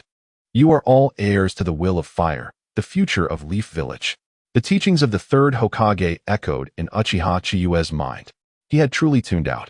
Listening to the will of fire every day made him feel like some kind of fanatic. Do they never tire of speaking so much? In the back row by the window, in the land of kings, Uchiha Chiyue had a good seat. In front were Nara Shikaku and Akimichi Choza. Beside him was Minato Namikaze, and behind was Yamanaka Inoichi. A strange laugh reached his ears, and Chiyue turned to see Yamanaka Inoichi, holding a cultural textbook, chuckling. Inoichi, what are you looking at? Chiyue raised an eyebrow and asked. I'm not reading a novel. Inoichi jumped at Chiyue's sudden question. Why are you exposing yourself? Chiyue smirked, pressing down on Inoichi's textbook. Chapter 14. I never expected you, Yamanaka Inoichi, to have such distinctive features. 3 minutes later, Uchiha Chiyue fell silent. This time, he truly fell silent.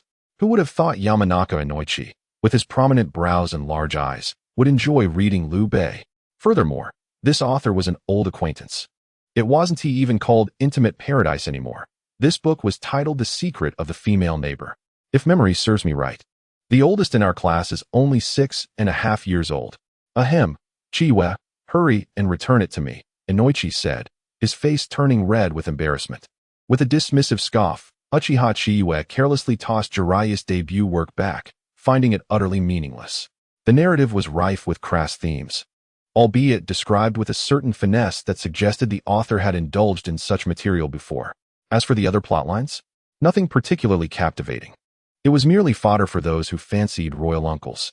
Hachi, how much for this book? 300 ryo. Hachi, covering the book with his hands, awkwardly inquired. Chiyue, do you enjoy reading this? No, I do not, thank you. Uchiha Chiyue smacked her forehead in exasperation and turned away, pondering how a book about royal uncles could possibly be worth 300 ryo. It was high time to inject some excitement into this dreary cultural course. A new business opportunity had unveiled itself to Uchiha Chiyue. If a royal uncle book fetched 300 ryo, how much might a serialized work of her own garner? Perhaps a draft could be penned, followed by a discussion with the publisher? Yes. With determination, Uchiha Chiyue retrieved paper and pen, inscribing 5 bold characters at the top: Fallen Genius. Ninjutsu, 3 tiers. Chiyue-kun, what are you doing? The little blonde, upon witnessing Uchiha Chiyue's fervent writing, paused in surprise. Was this really the usual Chiyue? To actually be writing during a cultural class? You'll find out soon. Uchiha Chiyue flashed a grin and continued her work with zeal. At noon, the routine continued with Minato Namikaze. Throughout the day, Uchiha Chiyue dedicated herself to writing. However, the handwritten progress was somewhat slow. Even with a simplified plot focusing on the most crucial elements, she had only just introduced the elderly character. Nevertheless, the golden opening chapters were in place. Although the immediate benefits of writing were not apparent, the reaction from the little blonde suggested otherwise. Chiyue-kun, is In-kun about to rise? Minato's face lit up with excitement. Take your time, Uchiha Chiyue chuckled. I'll write about it later. I can't wait to see the continuation. Minato's eyes brimmed with anticipation. Chiyue-kun is truly remarkable, managing to produce such an excellent book. Thus, a day at the Ninja Academy passed. As school drew to a close, Uchiha Chiyue, Minato, and Mikoto exited the classroom. At the school gate, they were intercepted by 2 Byakugan users. Uchiha Chiyue, I challenge you. Hyuga Hizashi, arms crossed, calmly produced 1,000 ryo. Whoa, a wealthy one. Uchiha Chiyue remained unfazed. Hizashi, isn't that a bit hasty? Are you sure you don't need more practice? Not necessary, Hizashi replied coolly, shoving the money into Chiyue's hands. Let us begin. Uchiha Chiyue shrugged and took 2 steps back. Hizashi assumed the stance for gentle fist. In 10 seconds, Chiyue, you're amazing. Is this ninjutsu from Uncle 2? Just average. Uncle 2 taught me well. Darn it. Hyuga Niji clenched his fists, eyeing Hizashi sprawled on the ground several meters away, wishing to pummel Uchiha Chiyue. However, it was evident he would not be able to. Big brother. Niji rushed over to help Hizashi up. I lost again, big brother. Hizashi lamented, feeling defeated after consecutive losses to this ninjutsu. It's all Uchiha Chiyue's fault. Her ninjutsu is too overpowered. Niji nodded, brow furrowed. I find her ninjutsu somewhat familiar. It resembles wind release, yet carries an air pressure element. It's rather similar to our family's Bagua Sky Palm. You're right. I must tell father. I want to learn Bagua Sky Palm too. But big brother, didn't he father say we're too young? Yet father mastered the return of heaven at age 10. Next time, I will definitely defeat Uchiha Chiyue. Determination ignited in Hizashi's eyes as he gazed at Chiyue's departing figure. Niji clenched his fists as well. The honor of the Hyuga clan shall not be tarnished by the Uchiha. Uchiha Chiyue parted ways with Mikoto near the Uchiha compound. Mikoto took a different route, while Chiyue and Minato headed home. Today, Uchiha Chiyue would make a decision that defied her ancestors. In the backyard, beside the pond, she declared, Minato, tonight we commence our regular training. Training? Minato scratched his head. Chiyue-kun, shouldn't we prepare ingredients? Training must come first. Uchiha Chiyue stated earnestly. Who knows when we might find ourselves on the battlefield? What if we graduate from the Ninja Academy and are thrust into war? While we can earn a little money, strength is our most valuable asset as ninjas. Henceforth, we shall train 4 hours each afternoon, followed by preparing the dough and cooking rice for the next day's tasks. Understood. Minato nodded emphatically. Following Chiyue-kun, There's no way to go wrong. Time began to fly by. In the blink of an eye, a week had passed. Ding. Congratulations, host. For completing one duel. Reward, Wind Release Fragment X2. Uchiha Chiyue sat on the grass, next to a Minato who was utterly exhausted from their sparring. Chiyue-kun, you're incredible. Minato gasped for breath. Why do I feel like you grow stronger every day? Aren't you as well? Uchiha Chiyue chuckled. A few days ago, you couldn't even react to my void slash. Today, it merely grazed you. Minato seemed to possess an innate talent for speed. It was known that he only mastered the shadow clone technique. As for the body flicker technique, it was non-existent. The only ninjutsu he inherited from his father was the earth release, earth wall. And as for Minato, he simply couldn't utilize it yet. Acquiring the body flicker technique shouldn't be too difficult. He should ask Uncle Tu for it in due time. Uchiha Chiyue fell into contemplation. The body flicker technique, most famously exemplified by the future Uchiha Chiyue. Would it be worth exploring the development of Chiyue's body flicker technique? Yet, she was uncertain of the underlying principles. Chapter 15, Recruiting Ninjas. System, check my panel. Host personal panel, current year card remaining time, 365 days. Name, Uchiha Chiyue. Age, 6 years. Ninjutsu. Apprentice Tier 2, 10. 500. Taijutsu. Apprentice Tier 2, 50, 500. Jinjutsu. Jinin Tier 1, 2, 001. 000. Own ninja cards. Rock Lee, equipped. Summoning Beast. None. Secret Scroll. Void Slash, level 6. Special Ninja Tools. None. Bloodline Limit. Uchiha Clan Single Tomoe Sharingan. Chakra Attribute Development. Fire, level 4. Wind, level 3. Lightning, level 1. Special Talent. Meticulous. Current Silver. 100, 000 ding. Host has accumulated a total expenditure of 5,000 silver, unlocking the recruitment function. The recruitment feature had finally opened. Uchiha Chiyue relished the sweet taste of progress. With Rock Lee's enhancement of 50% to taijutsu training, her progress surged rapidly. At this rate, within a fortnight, her taijutsu would ascend to the next stage. What about those with ninjutsu type enhancements? Wouldn't that be? Young one.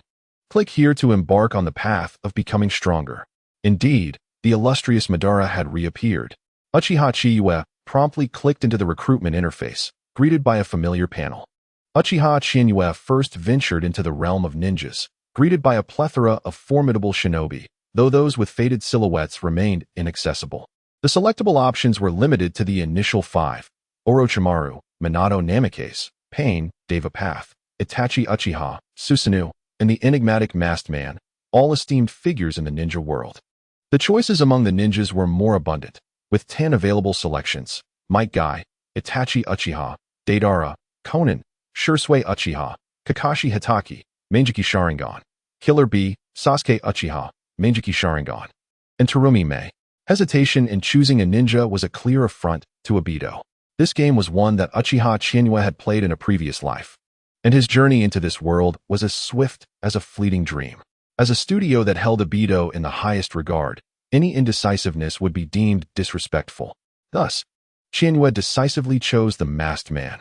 However, the selection of ninjas presented a dilemma, as 3 stood out: Chiyue, Itachi, and the Masked Man. Although the Masked Man didn't fare well in the game, he wielded the power of Kamui. According to the system's nature, the enhancements from the ninja could be unpredictable. Furthermore, with sufficient resources, acquiring the forbidden techniques of the chosen ninja was assured. System, if I recruit Chiyue, will I gain access to Kamui? Ding. As a high-level ninja, the host will acquire all skill training methods of the chosen ninja, including forbidden techniques and bloodline limits. Alas, the choice among the 3 was indeed challenging. Chiyue's abilities were formidable, capable of altering a person's thought processes with his Kodoe Mitsukami. His body flicker technique and Uchiha-style swordsmanship could prove invaluable should a war erupt. Host possesses Uchiha blood. Upon reaching the 3 Tomoe Sharingan, one can equip high-level Uchiha ninja cards and gain the abilities of the corresponding Manjiki Sharingan. I choose Chiyue Uchiha. In terms of combat prowess, the Masked Man's Kamui could not rival Chiyue's capabilities. Chiyue swiftly eliminated the option of Itachi, as he was already familiar with the development of the Chidori series techniques. Moreover, the Amaterasu that burned indiscriminately was evidently inferior to Kodoe Mitsukami. Furthermore, according to the system, Should he acquire the Masked Man, he would obtain the ability of Kamui. Junior, click here to begin the recruitment. With a flourish, Madara pointed towards the 10 consecutive recruitment options. Chiyue took his time, examining the recruitment rules. 100 fragments yielded one ninja, and 40 fragments yielded another. Each 10 pull would guarantee one ninja fragment or a ninja. After 80 attempts, a set was guaranteed, and after 100 attempts, another set was assured. This differs from the game, where it only guarantees a pull without a fallback. But naturally, this is a system that thrives on caution. The recruitment pool was filled with ninjas, including the Konoha 12, minus Neji. There were also 6 from the Shippuden era: Naruto, Sasuke, Sakura, Ino, Karui, and Ambu Kakashi. Unlike the game, there were no duplicates, and the recruitment could yield various items, not solely ninja fragments.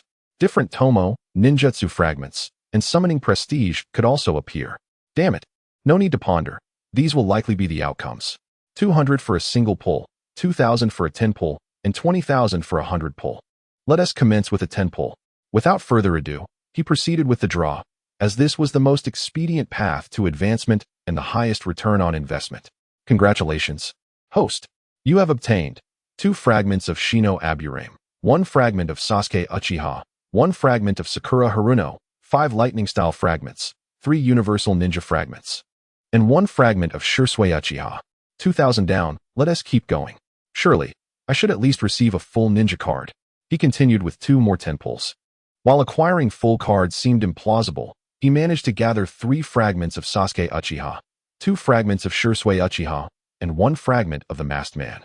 After 6,000 spent, he still lacked a complete card. Onward. Chiyue gritted his teeth as he executed 2 more 10 pulls. Shisui Uchiha, 240 Masked Man, 3,100 Sasuke Uchiha, 410. No worries, I still have resources. Moreover, with the numerous ninjutsu fragments collected, he was certainly not at a loss. 5 10 pulls remain. With a mere 37,000 left, he managed to gather 7 fragments of Shisui and 12 of the Masked Man. Level 1 Ninja, Shino Aburame, 1,010 ding. The host has accumulated 100 draws, earning cumulative draw rewards, 10 universal ninja fragments. Uchiha Chiyue clenched his fists. Good heavens! How many tails does it take to secure Shisui? 20,000 for merely 7 fragments. Let us keep pulling. Resolutely, he opted for a 100 pull. Fortune favors the bold. After all, it's just 100 pulls. Moments later, Junior, click here to synthesize the fragments you just recruited into ninjas. Level 1 Ninja, Sasuke Uchiha, recruitable. Level 1 Ninja, Shino Aburame, recruitable. Level 1 Ninja, Sakura Haruno, recruitable. Level 1 Ninja, Naruto Uzumaki, 710. Level 1 Ninja, Naruto Uzumaki Shippuden, 1540. Level 1 Ninja, Sasuke Uchiha, Shippuden, 1040. Level 1 Ninja, Shisui Uchiha, 1540. Level 1 Ninja, Masked Man, 23100. Current Universal Ninja Fragments held, 30, can only be used for Ninja Star upgrades. Oh no, I can no longer afford to protect Konoha. Chapter 16. The 7th Hokage's best friend at the start. Uchiha Chiyue took a deep breath, cursing the cautious system in his heart before clicking to recruit Sasuke Uchiha. Ding. Recruitment successful. Ninja, Sasuke Uchiha Skill 1, Fire Style, Fireball Jutsu, releases a large area of flames forward. Skill 2, Lioness Barrage, dashes forward at high speed, knocking the target away, then unleashes a rapid aerial attack. Ultimate skill, Chidori, gathers a large amount of lightning chakra in the palm and charges forward. Click for details. Ding. Would the host like to spend 500,000 tails to unlock this ninja's special skill? Wait, you want to give me Chidori? Uchiha Chiyue's eyes widened in disbelief. The last one required 1 billion for the 8 gates, and now you want 50,000 for Chidori. Ding. This ninja has been upgraded to 3 stars, providing substantial boosts, and also unlocking this ninja's special skill. Fine. Chiyue gritted his teeth. As expected, Shino Aburame's secret technique also required 2 million tails, while Sakura had no special skill to unlock it all. Would the host like to equip the ninja card, Sasuke Uchiha? Equip. Equipped successfully, gaining a 50 increase in ninjutsu training experience, a 10 increase in illusion training experience, and a 10 increase in fire-style ninjutsu power. Congratulations, the host has obtained the additional trait of this ninja, 2 tomoe Sharingan. The host's mental strength will gradually increase until the 2 tomoe Sharingan is unlocked. To reach 3 stars, a ninja requires 100 fragments. Currently, Chiyue only had 8 extra fragments of Sasuke Uchiha. Even with the universal ninja fragments, he barely had 38. More draws are needed. Curse this cautious system. Let us upgrade 1 star first. After all, Sasuke Uchiha is the ninja with the highest compatibility with me. Upgrade successful. Uchiha Sasuke, a 2-star ninja, experienced a significant enhancement in his training. A 70 increase in ninjutsu experience, a 15 boost in jinjutsu experience, and a 20 amplification of fire release techniques. This enhancement was quite remarkable. Uchiha Chiyue fell into contemplation. Not only had he acquired the training method for Lioness Barrage, but he had also received the fire style, Grand Fireball technique, which he already knew. However, the most crucial aspect was the increase in training experience, far surpassing that of Lee. The 6-fold experience boost cost 2,000 Ryo for 4 hours, while the 4-fold experience felt somewhat sluggish. He planned to test the 6-fold experience tomorrow, conveniently utilizing this training card from Uchiha Sasuke. Uchiha Chiyue glanced at his status panel. In fact, a 10-fold experience boost combined with this additional 70 would consume 10,000 Ryo, but would likely propel his ninjutsu experience bar straight to the Genin system, upgrading his technique, Void Slash. Ding. Upgrade successful. Current level of Void Slash, 10. At level 10, Void Slash's power had more than tripled compared to its initial level, and its chakra consumption had significantly decreased.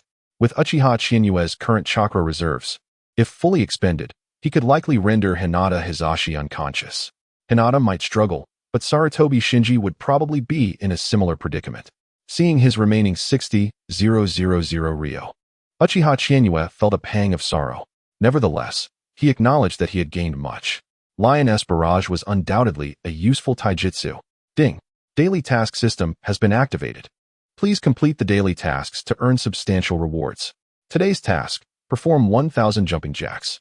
Task reward, 20 taijutsu training experience. As the host's strength increases, more daily tasks will be unlocked.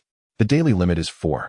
Please continue to strive for excellence and become a super shadow level powerhouse. Alright, Uchiha Chiyue's lips twitched. 1,000 jumping jacks? Wasn't that the training method of some green-skinned frog? However, the allure of 20 experience points was indeed tempting.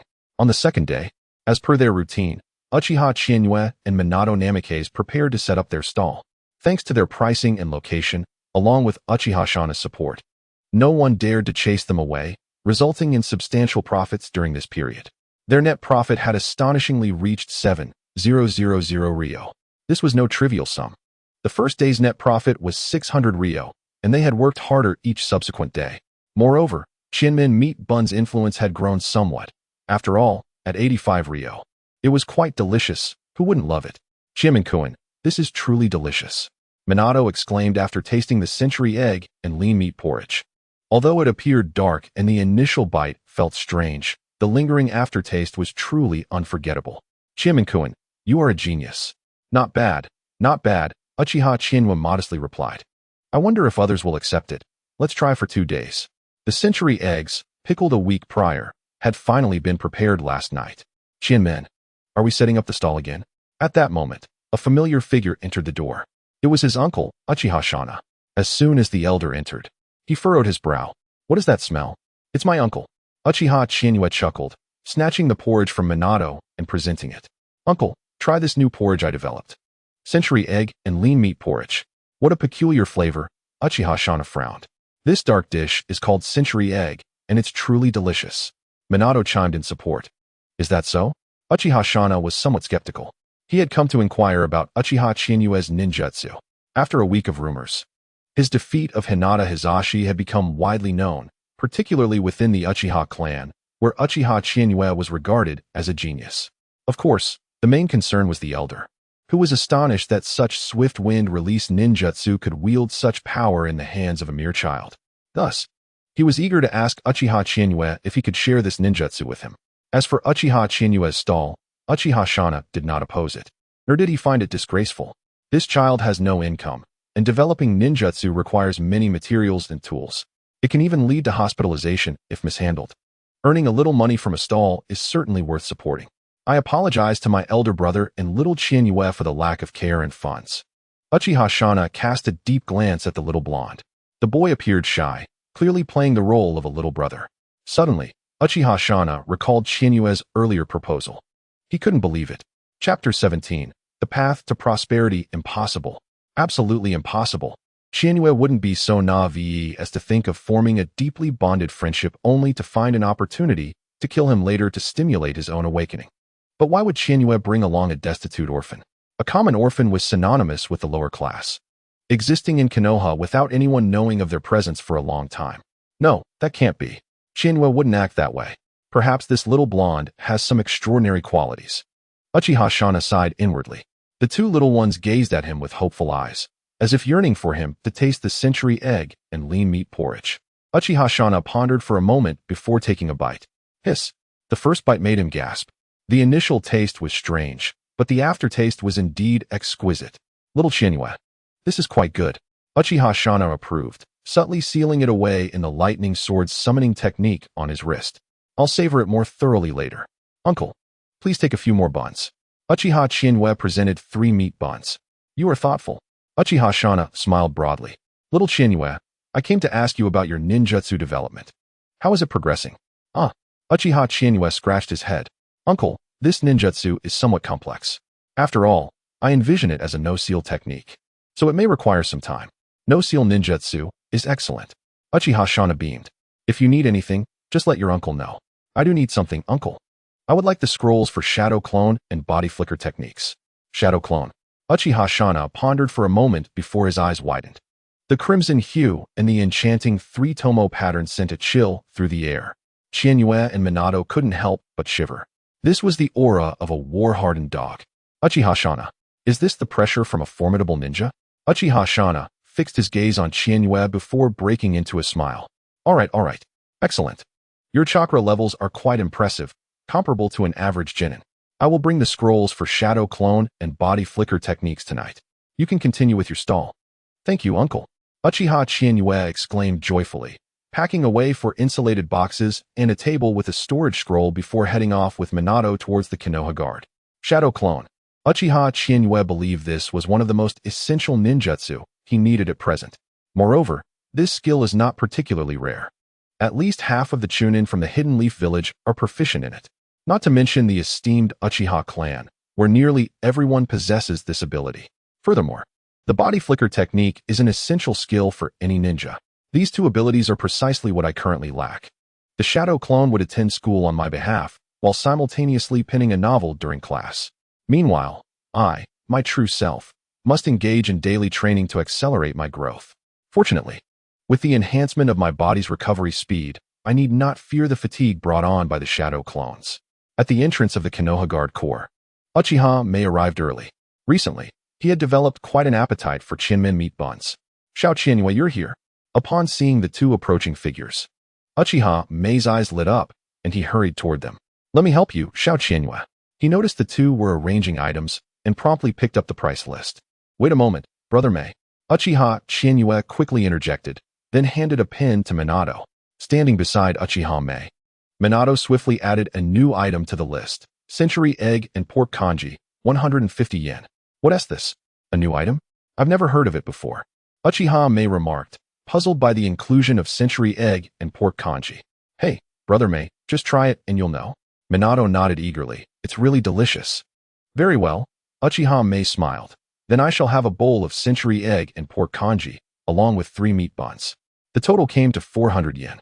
At the school entrance, Minato seemed unusually exuberant at this hour. Chiyue-kun. Today we've made at least 300 taels. It should be even more. Uchiha Chiyue chuckled. The cost of the century egg and pork kanji is relatively low, averaging about 60 yen per bowl, yielding a profit of 90 yen per bowl. With all 50 bowls sold today, the net profit amounted to a substantial 450 taels. Besides, today served as a promotional effort. At this moment, Xiaoming remarked, this kanji tastes remarkable. Indeed, the elder's nephew has a knack for culinary arts. Although the first bite is somewhat peculiar, the aftertaste is delightful. Most importantly, it's unique to Konoha. Another added, I'll go discuss this with the elder. We should consider letting Chiyue open a shop.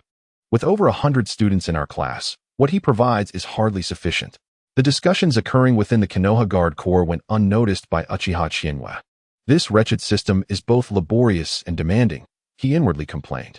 Other systems reward them handsomely for mere sign-ins. By the age of 10, they dominate the ninja world. As for me, I am burdened with this abominable system, forced to toil and earn money to recharge it, serving it like a beast of burden. Though my gains are decent, comparisons reveal the harsh truth. Others have awakened to Sharingan by age 6, while I lack even a single tomoe. Something feels amiss. At the school entrance, Uchiha Chiyue suddenly froze, quickly masking his reaction. The entire occurrence transpired so swiftly that even Minato, who was close by, remained oblivious. Someone is watching me. The moment that sensation arises, it becomes uncontrollable. Indeed, it was wise to conceal my true self. Only my uncle and Minato are aware of most of my abilities, and neither knows of the Sharingan. Who could be observing me? The third Hokage's Umbu, or Danzo's root. It cannot be the Uchiha. My uncle is the most senior in the clan, making it unwise for others to target me with him as my protector. Most likely, it is Root. But there is also the possibility of the Hyuga clan or the Umbu. Speculating is futile. I must focus on the present. The time spent in the Ninja Academy is my optimal opportunity for development. Suddenly, Chiyue recalled his uncle. The 200,000 taels acquired through the development of ninjutsu. How shall I repay my uncle for that? The Void/Technique is a secret scroll, usable only by myself. Chapter 18. Hinata Hayashi awakens next door to the Chiyue household, at the Uchiha Fyama residence. Father, in my opinion, we should not allow Chiyue to grow too close to the elder. Uchiha Fugaku frowned. Alas, Uchiha Fyama sighed, his eyes filled with resignation. Fugaku, how do you perceive the relationship between our Uchiha clan and Konoha? We must set aside our pride and integrate into the village. That is the best course of action. Uchiha Fugaku replied without hesitation. However, it seems the higher-ups are rather wary of our Uchiha clan. The clan members remain immersed in the glory of the Uchiha lineage, often looking down on others, making integration into Konoha impossible. Furthermore, our clan's actions easily offend the ignorant commoners. Indeed, Uchiha Fyama squinted, in truth. There are many instances where I concur with the elder's views. Yet, in my position, certain steps must be retracted. The third Hokage is in his prime. Suppressing the Uchiha is tantamount to suppressing us. Even if I feel discontent, it is of no consequence. And that old dog Danzo, does he truly believe I am unaware of his blind eyes? As he spoke, Uchiha Fyama erupted in anger, slamming his fist on the table, causing the entire room to tremble. Father, please calm down, Uchiha Fugaku urged quickly. Very well. After a moment, Uchiha Fyama took a deep breath. Little Chiyue can be considered a genius. I've observed that his ninjutsu is of the no-hand seal variety. In the realm of ninjutsu development, he is an exceptional talent, reminiscent of someone I know. Father, precisely for that reason, he should not be too close to before Fugaku could finish. He was met with a sharp gaze from Fyama. What can you do? They are uncle and nephew. Blood relations. There is no need to discuss this further. In my view, what we should prioritize is not enabling Chiyue to form a combat team, but rather fostering reconciliation with Shana. Our Uchiha clan must first eliminate factional divisions. If we continue this way, within 20 years, our clan may face extinction. With external pressures from Konoha's higher-ups denying us funding and various matters being obstructed internally, the Uchiha clan suffers severe divisions, with some members harboring dissatisfaction. The second Hokage was a cunning strategist, indeed. Uchiha Fyama sighed inwardly. In the past, no one deemed this arrangement inappropriate. The Uchiha clan stood as a symbol of strength, safeguarding Konoha's safety and wielding authority over the law. Now, the same waters that can buoy a boat can also capsize it, as those ignorant masses show. By the way, Uchiha Fyama suddenly said, you should spend more time with Chiyue. If I am not mistaken, he will undoubtedly become a pillar of the next generation. Moreover, the students of this generation in the Ninja Academy are heirs from various prominent families. If given the opportunity, it would be beneficial for you to discuss this matter with Chiyue and Mikoto, as engaging with them surely bears no harm. Father, not long ago, Chiyue got into a fight with a young master of the Hyuga clan. That was his own doing. Children's squabbles should not be taken too seriously. They will grow up eventually.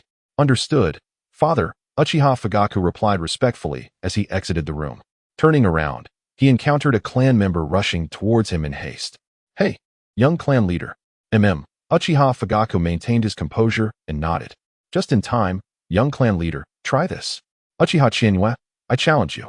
Hinata Hayashi approached Uchiha Chiyue's table and slammed his hand down. Isn't your elder brother coming? Uchiha Chiyue blinked. Today, I am here to challenge you. The usual rules apply. Uchiha Chiyue smiled and remarked, during this week, the profits from Hinata Hizashi alone have reached 5,000 ryo. What can I say? This child has a penchant for suffering, and Uchiha Chiyue can only comply with a heavy heart. Of course, he always manages to stop at the perfect moment. No matter your technique, my purity remains unmatched. The void slash seamlessly connects with infinite dance, each time increasing the chakra output, leaving Hinata Hizashi with no escape. No matter how you flaunt your skills, you can never rival my purity. 1,000 ryo is 1,000 ryo. Hinata Nichiju grit his teeth and slammed 1,000 ryo down on the table. Uchiha Chiyue pondered for a moment before returning 500 ryo, saying, as previously stated, 500 ryo is 500 ryo. You get 500, your elder brother gets 1,000. Are you looking down on me? Furious, Hinata Nichiju's eyes blazed with fire. Today, I will surely avenge my elder brother. In that instant, an inexplicable force caused all of Nichiju's chakra to converge in his eyes. Veins bulged and suddenly, everything became crystal clear. I've awakened my eyes. Realizing this, Hinata Nichiju was overjoyed and turned to Uchiha Chiyue, exclaiming, "Come, let us duel." Before he could finish, his body collapsed forward. Nichiju. Minato Namikaze reacted swiftly, catching Hinata Nichiju. My apologies, Hinata Hizashi said as he approached to help his brother.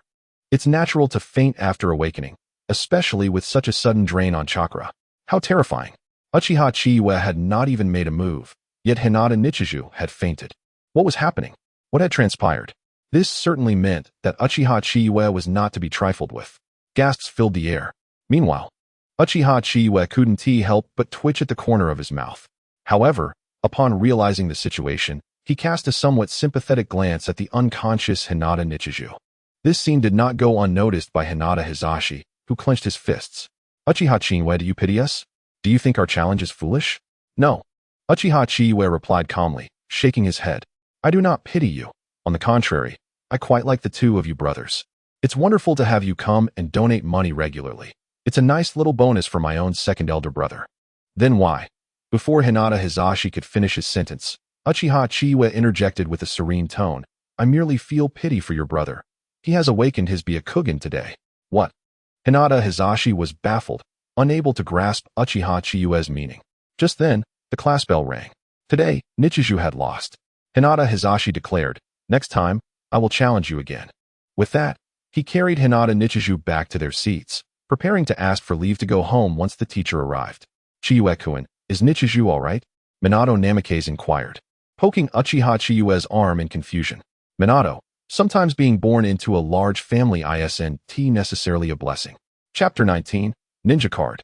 Uchiha Chiyue by the second period that day, the Hinata brothers returned home, while Minato Namikaze remained silent throughout the day.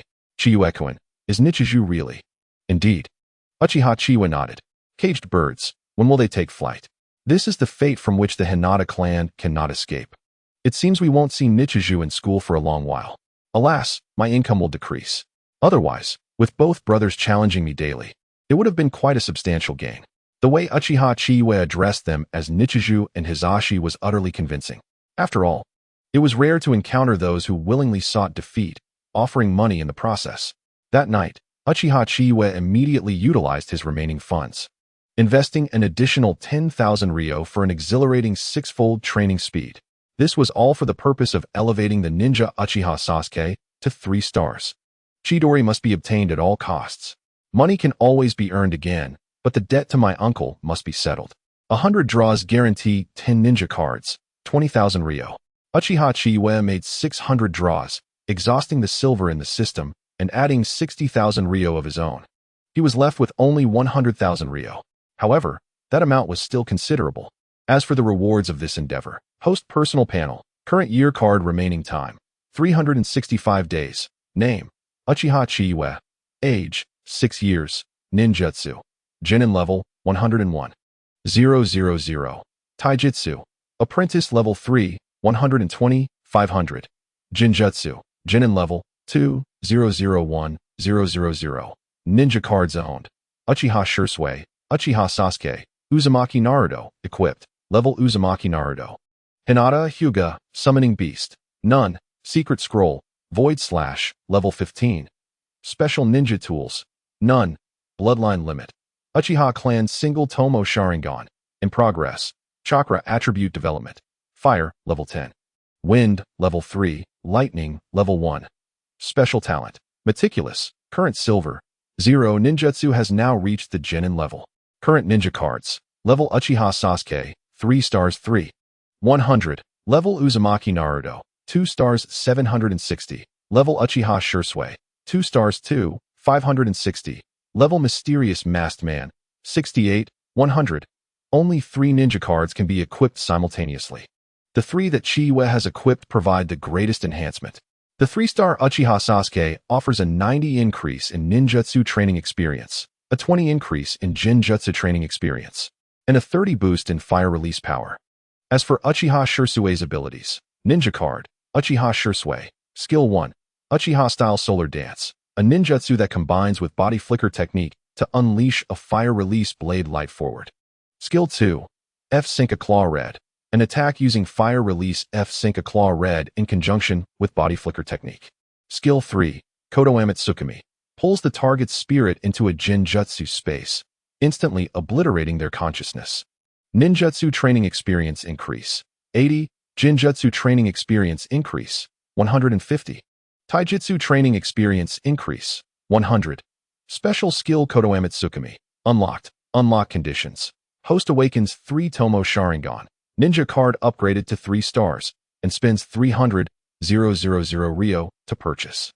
Additional ability, Manjiki Sharingan, Kodo Amatsukami after meeting the prerequisites, spend 1,000,000 Ryo to purchase.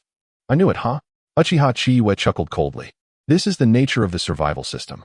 It's not skill to draw a card. One must recharge to utilize it. The value of this card far exceeds its original worth. Initially, Uchiha Chiyue intended to draw other ninja cards, but the system's regulations state that if one wishes to rotate, all must be rotated together. Furthermore, after rotation, there will be a lengthy period during which that card cannot be drawn again. Elevating a ninja's star level is of utmost importance, as the raw enhancement a single card provides far surpasses that of a 3-star card. Although acquiring Kodo Amatsukami for 1 million Ryo is incredibly profitable, controlling the daimyo of the Fire Country with Kodo Amatsukami is not out of the question, is it? Moreover, drawing ninja cards is exceedingly difficult. When drawing cards, aside from the guaranteed card, it's mostly various materials and card fragments. The bad news is that Uchiha Chiyue has yet to piece together a single card. The good news is that the Wind Release Void Slash has already reached level 15. Its power, when fully unleashed, renders one invincible at the Genin stage. Additionally, the abilities of Uzumaki Naruto are also quite remarkable. However, he still cannot escape the need to spend money to acquire the Shadow Clone technique and Rasengan. However, the entry brought by Naruto Uzumaki is the most delightful surprise for Uchiha Chiyue.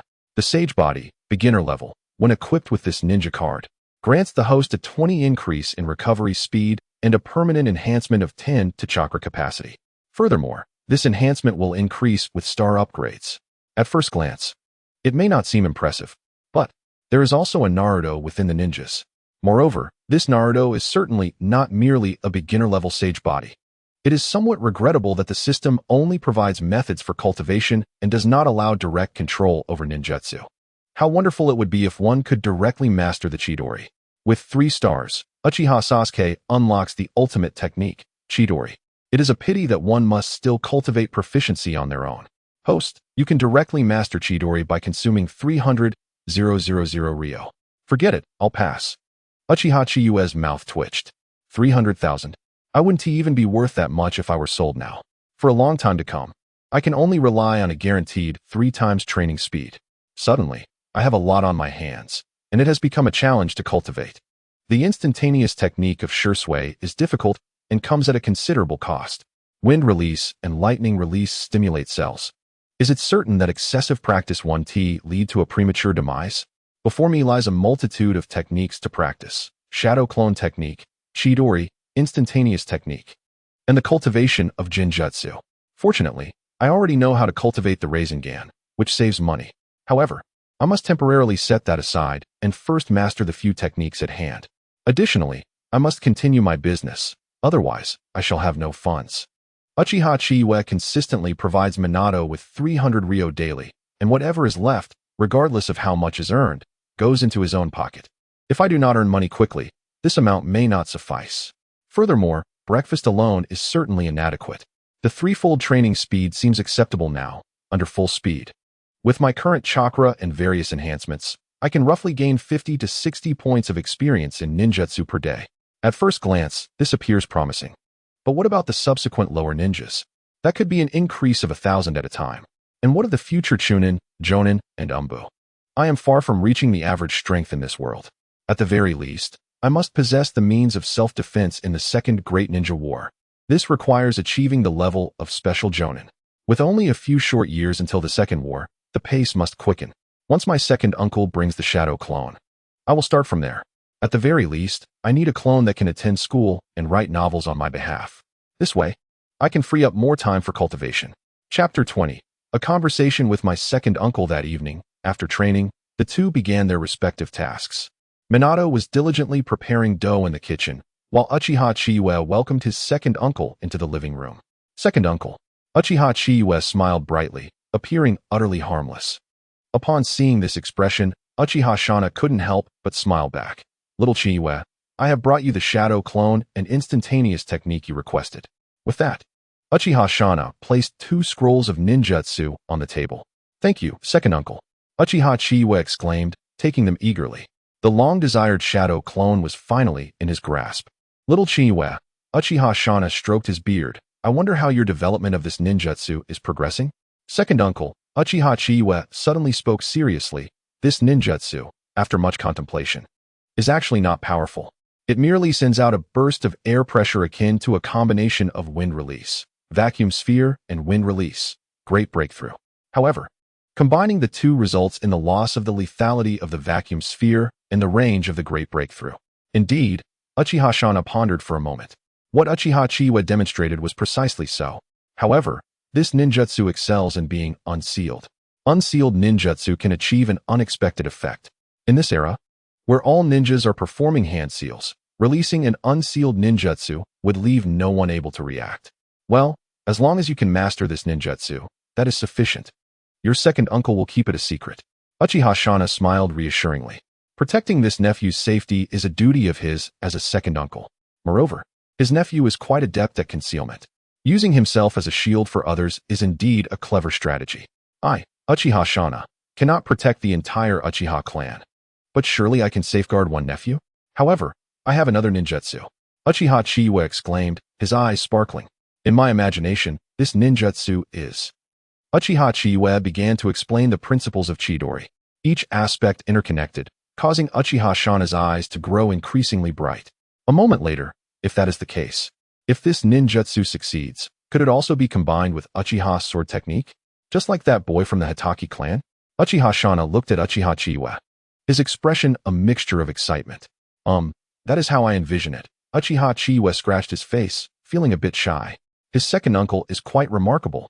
Merely mentioning the principles of Chidori, the thrust, lightning release, and gathering energy in the palm, and he could link it to Uchiha's sword techniques. Uchiha's sword techniques are indeed formidable. For instance, Uchiha Shursui greatly enhanced Uchiha's sword techniques, combining them with his unique instantaneous technique to achieve the legendary reputation of instantaneous Shursui during the Third Great Ninja War. Excellent, excellent. Uchiha Shana's face was filled with excitement as he slapped his thigh. Little Chiyue, once this ninjutsu is developed, I shall also endeavor to experiment with it. You must not fall behind. If this ninjutsu succeeds, the foundation of the Uchiha clan will gain another level. Hee. Uchiha Chiyue scratched his head. Second uncle, please do your best. Indeed, Uchiha Shana forced himself to calm down, committing this matter to memory, and then said, Little Chiyue, there is another matter regarding your breakfast stall. Second uncle, you wouldn't stop me from operating it, would you? Uchiha Chiyue gasped in shock. No, I am not the captain of the city management team. Am I to arrest my own stall? Not at all. Uchiha Shana shook his head. It's just that your breakfast is quite good. And that thing called Century Egg is an innovation. Today, members of the security team reported that what you and little Minato prepare each day is insufficient. Therefore, consider whether you should open a shop. Rest assured, I shall cover the funds and labor for the shop. You can focus on attending classes and developing ninjutsu. Is that true, second uncle? Uchiha Chiyue's eyes lit up. Being a hands-off manager is simply perfect. Indeed, it is true, Uchiha Shana affirmed. That's wonderful. Uchiha Chiyue beamed. Second uncle, how much do you think the method for making century eggs is worth? Uchiha Shana was momentarily taken aback. You little rascal. What are you planning? Minato and I work hard too, you know. And don't forget, the century egg and lean meat porridge is unique in all of Konoha. Uchiha Chiyue protested. Do you think it's easy for two 6-year-old children? Well, you know I've been without a. Enough. Uchiha Shana's eyes twitched. Little Chiyue, how much do you want? Not much, not much. I want to charge for the method of making century eggs, but if I open a shop, I want it to be called Chiamen Meat Bun. After all, it has had that name for quite a while, hasn't it? And I personally crafted the filling. Also, I have other flavors to offer you, and other dishes can also be put on the menu. In short, I want 40 of the net profit, plus 10 for Minato. What do you think, second uncle? That's acceptable, Uchiha Shana chuckled. This little nephew is indeed a bit money-minded. However, money is not a problem. It's just a shop. After all, my little nephew needs funds to develop ninjutsu. Second uncle, I have a complete business plan. Uchiha Chiyue smiled mysteriously and said.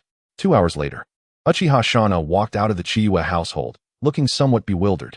If successful, this would indeed be a considerable enterprise. For the next month and a half, Uchiha Chiyue remained diligently occupied. A Chinmen Baozi shop opened at the entrance of the Uchiha Security Department.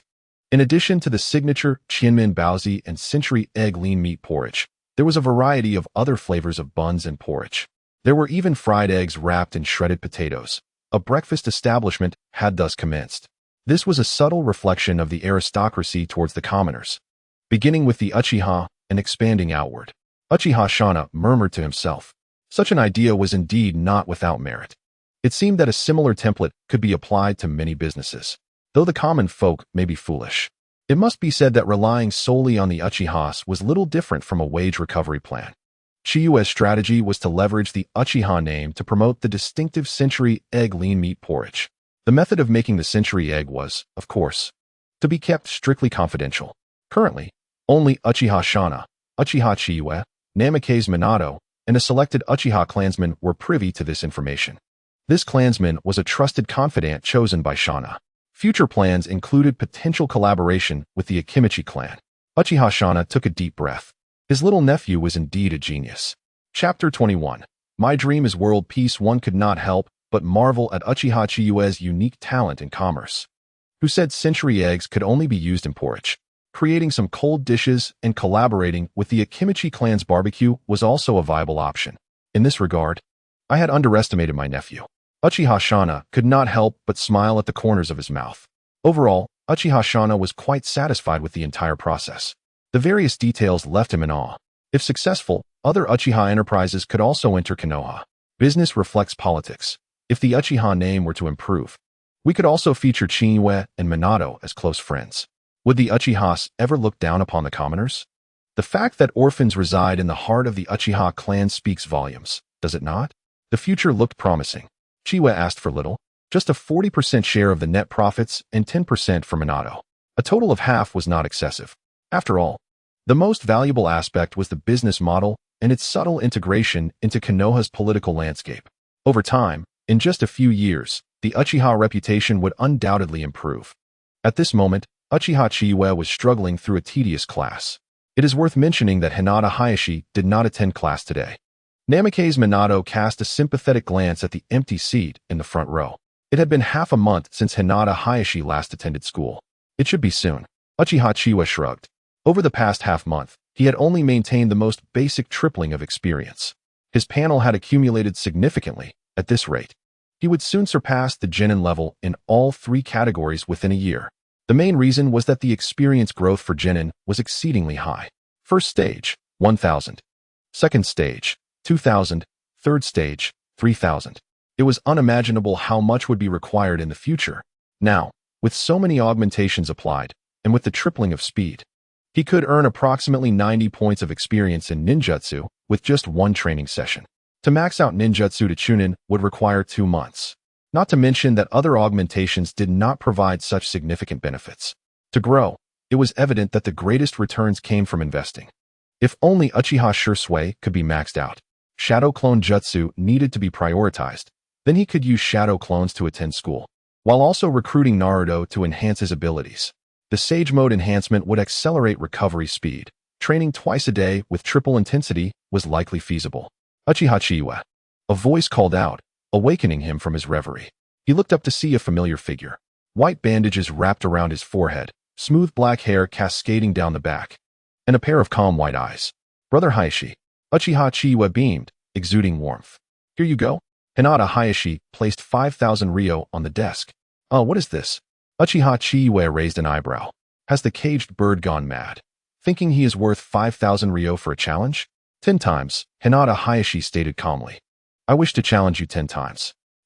You are always welcome, Uchiha Chiyue replied with a smile, pocketing the 5,000 ryo. Minato looked on with concern at Hinata Hayashi. Upon hearing this, Hinata Hayashi noticed Minato beside him. He forced a smile. Minato, I'm fine. Let's switch up the competition today. Shall we? Uchiha Chiyue regarded Hinata Hayashi with interest. What shall we compete in? Today, let us play rock, paper, scissors. Are you looking down on me? Hinata Hayashi gritted his teeth. His fists clenching, muscles in his arms bulging, nails almost digging into his flesh. Not at all, Uchiha Chiyue replied with a helpless shrug. Luck is also a part of strength. Hearing this, Hinata Hayashi froze, his eyes filled with confusion. Luck? Was it because of his poor luck? Was it because he was born a minute late? Hinata Hayashi's eyes widened, his Byakugan flaring open, only to close again in an instant. That one blind spot made him unwilling to activate his Byakugan again. I lost. Hinata Hayashi's face twisted in a grimace, seemingly holding back something. Tears glistened in his eyes. All right, I will deduct one challenge attempt. However, I suggest you take a look at this. Uchiha Chiyue handed over a booklet. It was none other than his own work. Sky's Horizon. What is this? My book. It's only part of it, as I haven't submitted it to a publisher yet. I do not require your charity. Hinata Hayashi slammed the manuscript onto the desk and returned to his seat. Indeed, it seems the caged bird has gone mad. Uchiha Chiyue sighed. Today's ninja school curriculum was equally devoid of substance. However, compared to the Will of Fire, it was a different form of brainwashing. Dreams. Uehara Inada stood at the podium, asking the students about their future aspirations. He instructed everyone to write their dreams on slips of paper and keep them in their pockets as a constant reminder. It was rather pointless.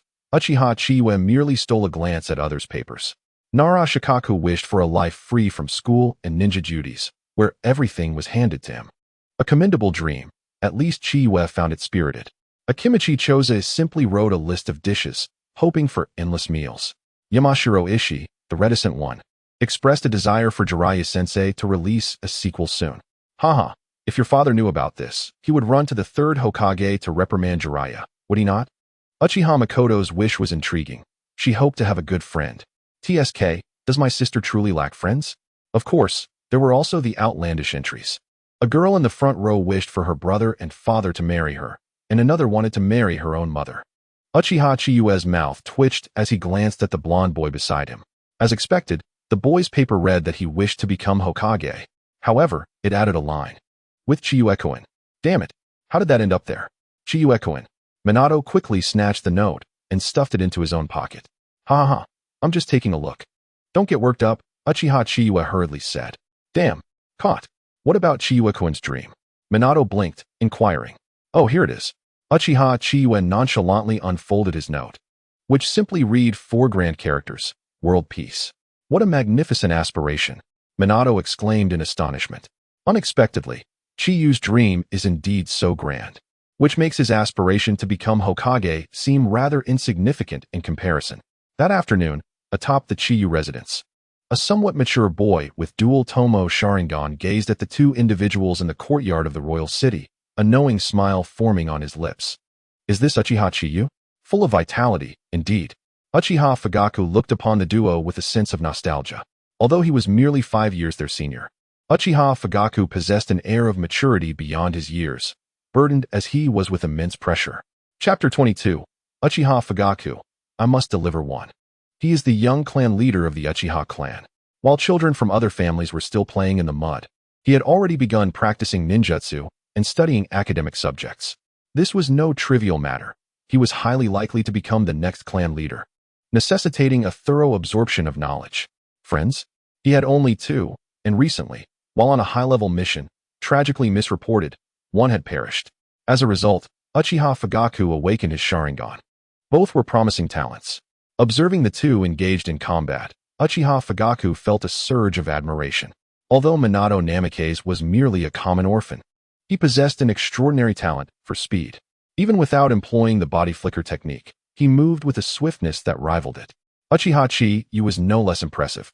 Without utilizing any ninjutsu, merely relying on physical techniques, he had already reached a level comparable to a genin. Moreover, the techniques he employed, seemingly gentle and slow, were imbued with a fierce strength. Was this a unique method of exertion? Indeed, it resembled Tai Chi, a skill essential for university students. There were elements reminiscent of the Hyuga clan's gentle fist and the physical techniques of the Leaf Village's strong fist style. A genius. Undoubtedly a rare talent. Has he begun the shuriken throwing technique? Wait, this shuriken technique. This is Uchiha style, and he has actually taught it to this common orphan.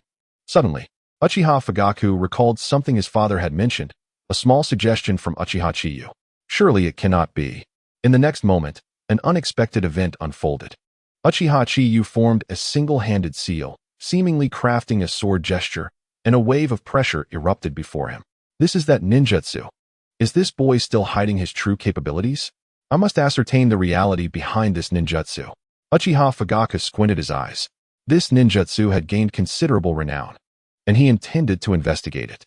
Thus, he donned an umbu mask and cloaked himself in the garb of the root. In a flash, he executed the body flicker technique and appeared before Uchiha Chiyue. What the hell? Uchiha Chiyue exclaimed in shock. How dare you intrude upon my home? Minato, quickly fetch clan leader Fyama. Kid, Uchiha Fugaku said in a low voice. Come with me. Not a chance. Uchiha Chiyue retorted, his chakra depleting rapidly. Void Slash. This time, he unleashed his full power. The 15th level of Void Slash consumed relatively little chakra, yet Uchiha Chiyue expended the majority of his reserves. And he executed it without forming any seals. Can you react to a bullet? The pressure exploded forth instantaneously, a tremendous force crashing over him. Uchiha Fugaku, unprepared, and without his Sharingan activated to avoid revealing his identity, had no chance to respond to the Void Slash. Boom. In an instant, the pressure struck Uchiha Fugaku squarely. Seizing the opportunity, Minato dashed out the door and sprinted next door. Uchiha Fugaku's body was propelled backward by the force, stumbling several steps, unable to find his footing. Thud. With no means to brace himself, had the power of this ninjutsu been even slightly greater, he would have likely been sent flying. Thus, Uchiha Fugaku fell. In that moment, he barely comprehended what had transpired. He was a chunin. That ninjutsu was simply too swift. No warning, no seals, and its power was formidable. Enjoy my warm baby. Uchiha Chiyue exclaimed, producing several explosive tags. Each tag was worth 2,000 ryo, naturally supplied by his uncle.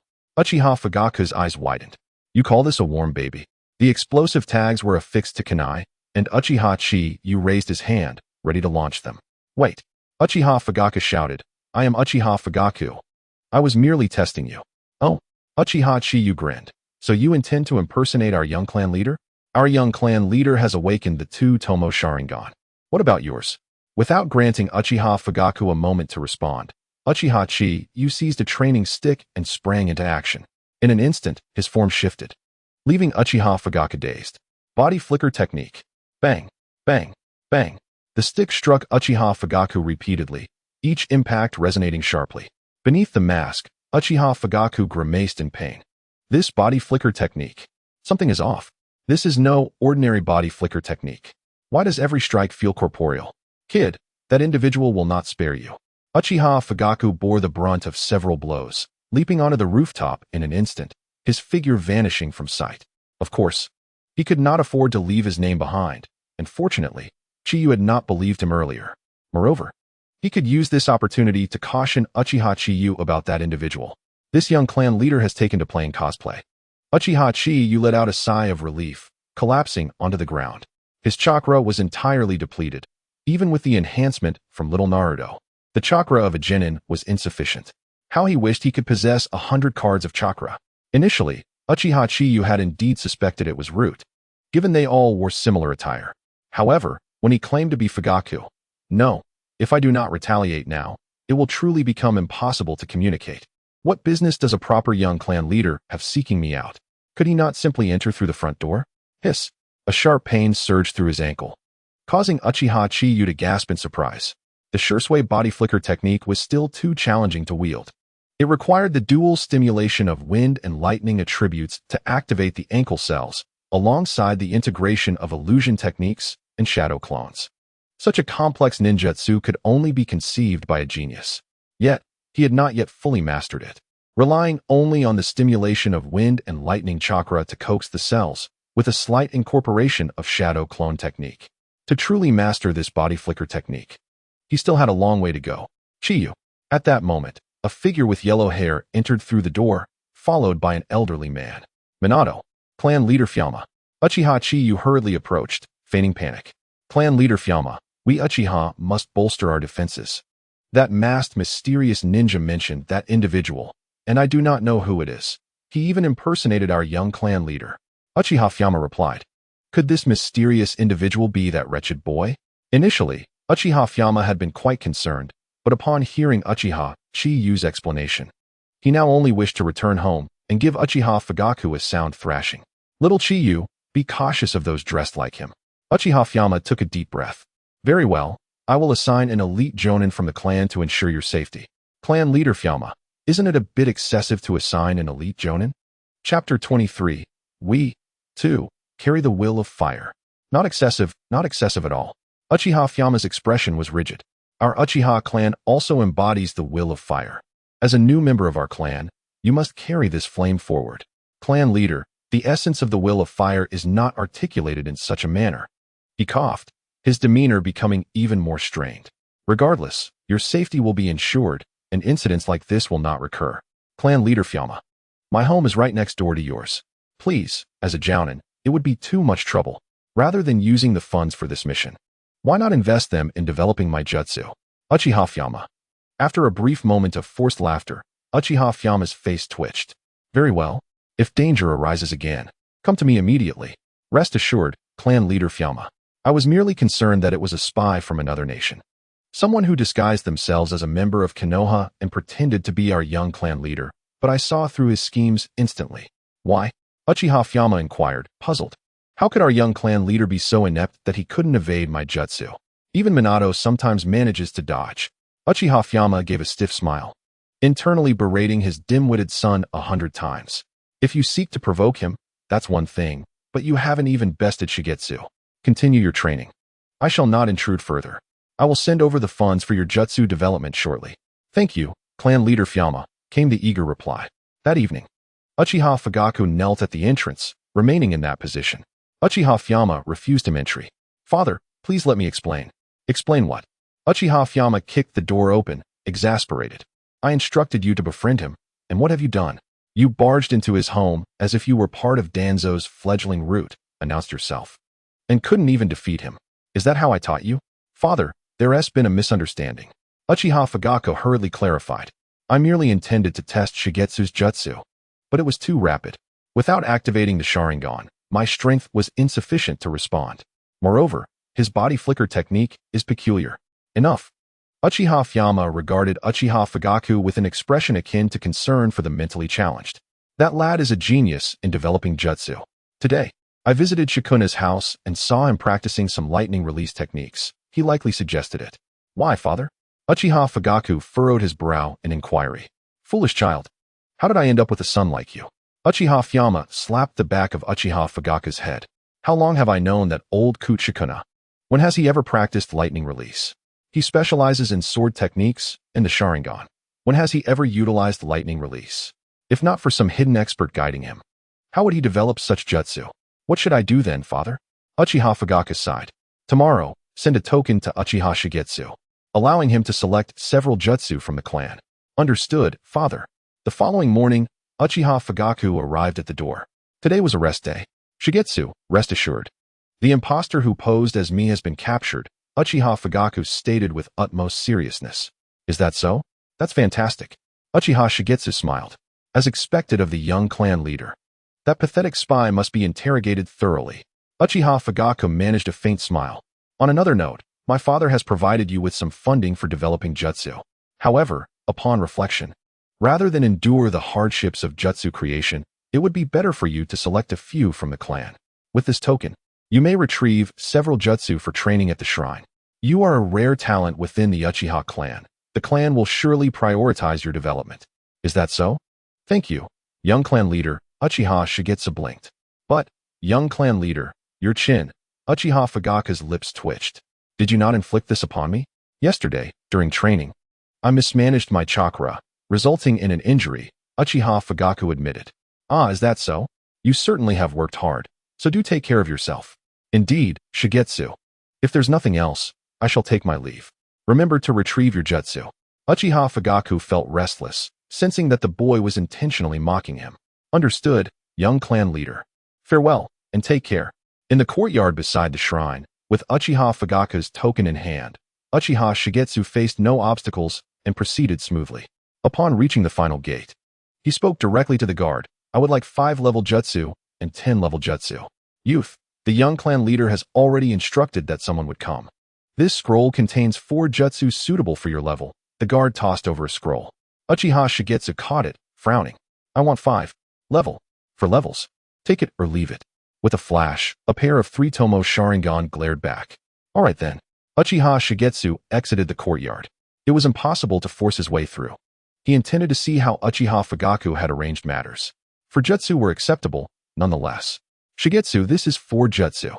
Minato exclaimed, enviously eyeing the scroll in Shigetsu's hands. Is this the privilege of a prominent clan? Uchiha Shigetsu chuckled. What use is 4-level jutsu? Beep. Detected level jutsu. Beep. Does the host wish to convert it into a secret scroll? That's how secret scrolls are created? Uchiha Shigetsu was taken aback. The secret scroll interface indeed offered no other options. He had amassed a plethora of other elemental jutsu fragments that proved useless. Explain to me how this secret scroll works. To the host, all jutsu you practice can be converted into secret scrolls. Does the host wish to consume 50 lightning release fragments to fuse into the secret scroll? Lightning release, lightning walk? Oh, so that's how it is, Uchiha Shigetsu mused. However, there weren't many secret scrolls in the game. After careful thought, he surmised that the most practical secret scrolls would likely be something akin to grafting. After all, wood release is a formidable weapon in the Naruto world. Fuse. Congratulations. Host has obtained level 1 secret scroll, lightning release, lightning walk. Level maxed out. Current number of remaining lightning release fragments, 0. Lightning walk level has been upgraded to level 12. Excellent. As Uchiha Shigetsu recalled the secret scroll of lightning walk, a smile crept onto his face. It still required no hand seals. Although it wasn't as swift as the instantaneous technique, it possessed the added benefit of paralysis. In the game, it immobilized the target. But in reality, turning it into paralysis was quite advantageous as well. Chapter 24, 6 months later, Jiraiya. Wind release, great breakthrough. Fire release, Phoenix fire technique. Lightning release, lightning walk. Wind release, vacuum sphere. Fire release is the primary technique of the Uchiha clan, with signature techniques such as Phoenix fire, great fireball, and great fire extinguishing. However, for some reason, Uchiha Fugaku predominantly provided wind release techniques. Minato, take a look at these two as well. Uchiha Shigetsu handed over the great breakthrough and vacuum sphere to Minato. Minato appeared astonished, his expression filled with trepidation. Shigetsu, these are too precious. What is precious about them? Uchiha Shigetsu inquired, bewildered. He genuinely could not comprehend. Was this jutsu truly so challenging? For instance, the vacuum sphere required 12 hand seals for a novice, and simplified. It could be reduced to 5 seals. An expert could execute it with merely 3 seals, like Danzo. There was no need to elaborate on the speed of hand seals. Even if 12 seals couldn't be performed at 6 seals per second, achieving 3 seals per second was entirely feasible. Such a jutsu couldn't be deemed difficult. It was rather simple. As long as there was sufficient chakra and no issues with the hand seals, it could be unleashed. Most of the lower-ranking ninjas struggle to master even the basic ninjutsu. Uchiha Chiyue cannot fathom where they falter. After all, It merely requires mastery over chakra. He genuinely wonders if this group has indulged excessively in inferior products. Minato, let us practice again, Uchiha Chiyue grins. Huh. Minato is taken aback, and before he can react, a flash of arc lightning surges across the ground, creating a fissure in the grass. Lightning release, earth walk. In an instant, a tingling sensation envelopes Minato's entire being, rendering him momentarily immobile. Ugh! Minato lets out a cry of distress, while Uchiha Chiyue is startled. My goodness, that initial speed is impressive. It feels as if I have obtained an authentic script, reborn into the world of Naruto, wielding purity to conquer the realm. Such purity. Who could resist employing such mindless skills? With Earth Walk combined with Void Slash, even the young clan leader would find it impossible to escape. Another ninjutsu? Concealed in the shadows, Uchiha Fugaku falls into contemplation. Is the mastery of ninjutsu truly this simple? Moreover, how does his Earth Walk differ from the standard version? Can it be utilized in places devoid of water? Compared to the conventional Earth Walk, this is the true embodiment of the technique. Lightning emerges directly from beneath the earth. I must learn new ninjutsu as well. Uchiha Chiyue is undoubtedly a genius. Time swiftly passes, and today, Uchiha Chiyue finds himself at home. The reason for his presence is simple. His shadow clone has taken his place at school. From this day forth, he is officially free from the teachings of the third Hokage. Moreover, he need not worry about his literary pursuits, as his shadow clone has taken care of everything. The clone merely needs to attend school, allowing the original to focus on more pressing matters. With the funds sent by the clan leader, he now possesses an additional 300,000. Uchiha Chiyue intends to save up even more. If there is anything he eagerly anticipates, it is undoubtedly the powers of the Sharingan. The extent of its divine abilities is beyond description, and the Manjiki Sharingan offers the most significant enhancements. The brilliance of the divine eye can instantaneously shatter a person's spirit, and its lethality likely rivals that of Tsukuyomi. Wouldn't you agree? Time to stock up.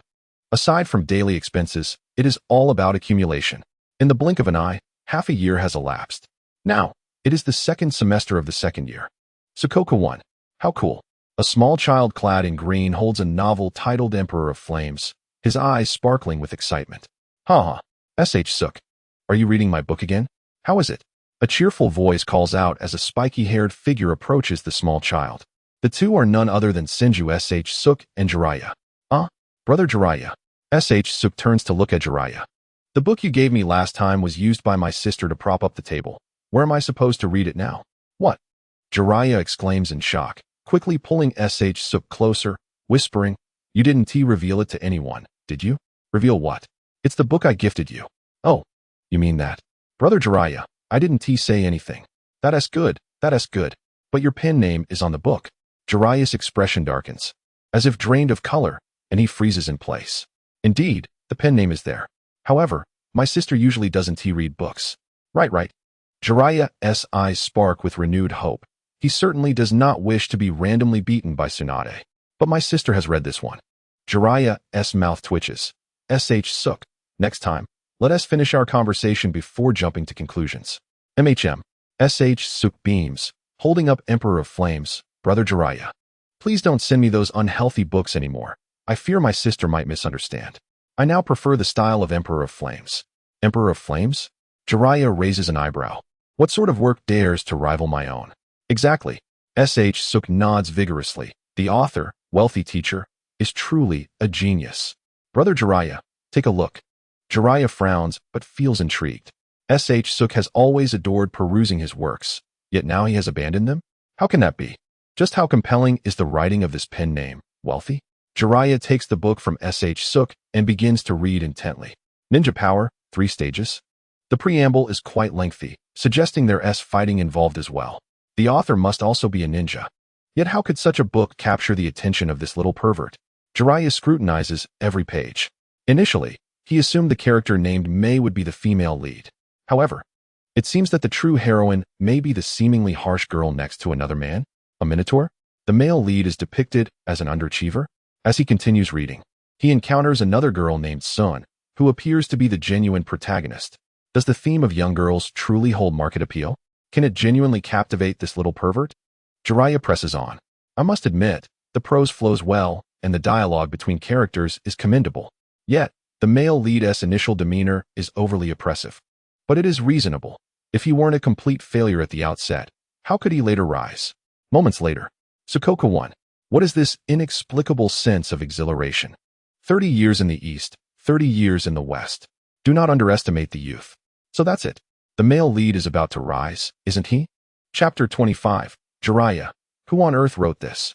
The next day, in the bustling commercial street of Konoha, at the Chinmen meat bun shop. The establishment is lively as ever. At one table, Jiraiya. Didn't he get enough rest? The pale-faced Orochimaru glances at Jiraiya, who appears weary, with dark circles under his eyes. Well, I came across an excellent book yesterday, Jiraiya yawns, but I read too late, and didn't he sleep at all? Speaking of the book invigorates Jiraiya, and he gazes eagerly at Orochimaru. Orochimaru, would you like to take a look? It's exceptionally good. It doesn't have any peculiar scenarios, yet manages to tell an impressive story. Moreover, the concepts are incredibly novel. I never imagined such ideas could exist. Orochimaru chuckles softly, his voice a bit hoarse. I'm not interested in such things. As long as you're happy, I truly recommend it.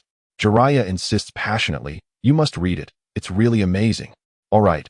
Orochimaru concedes with a resigned smile. I'll buy a copy this afternoon. What is it called?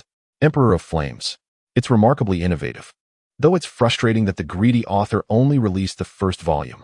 Here are your breakfasts. 6 Chinmen meat buns, 1 dried sausage bun, 2 bowls of century egg and lean meat porridge, and a serving of century egg tofu, totaling 1,100 yen. Orochimaru, let me pay. Orochimaru opens his wallet, retrieving 1,100 yen to hand to the Uchiha-clad attendant. Thank you, and have a good day. In the bustling streets of Konoha, a thriving area filled with shops. Don't forget to pay me back, Orochimaru remarks to Jiraiya, his voice steady. Oh, come on.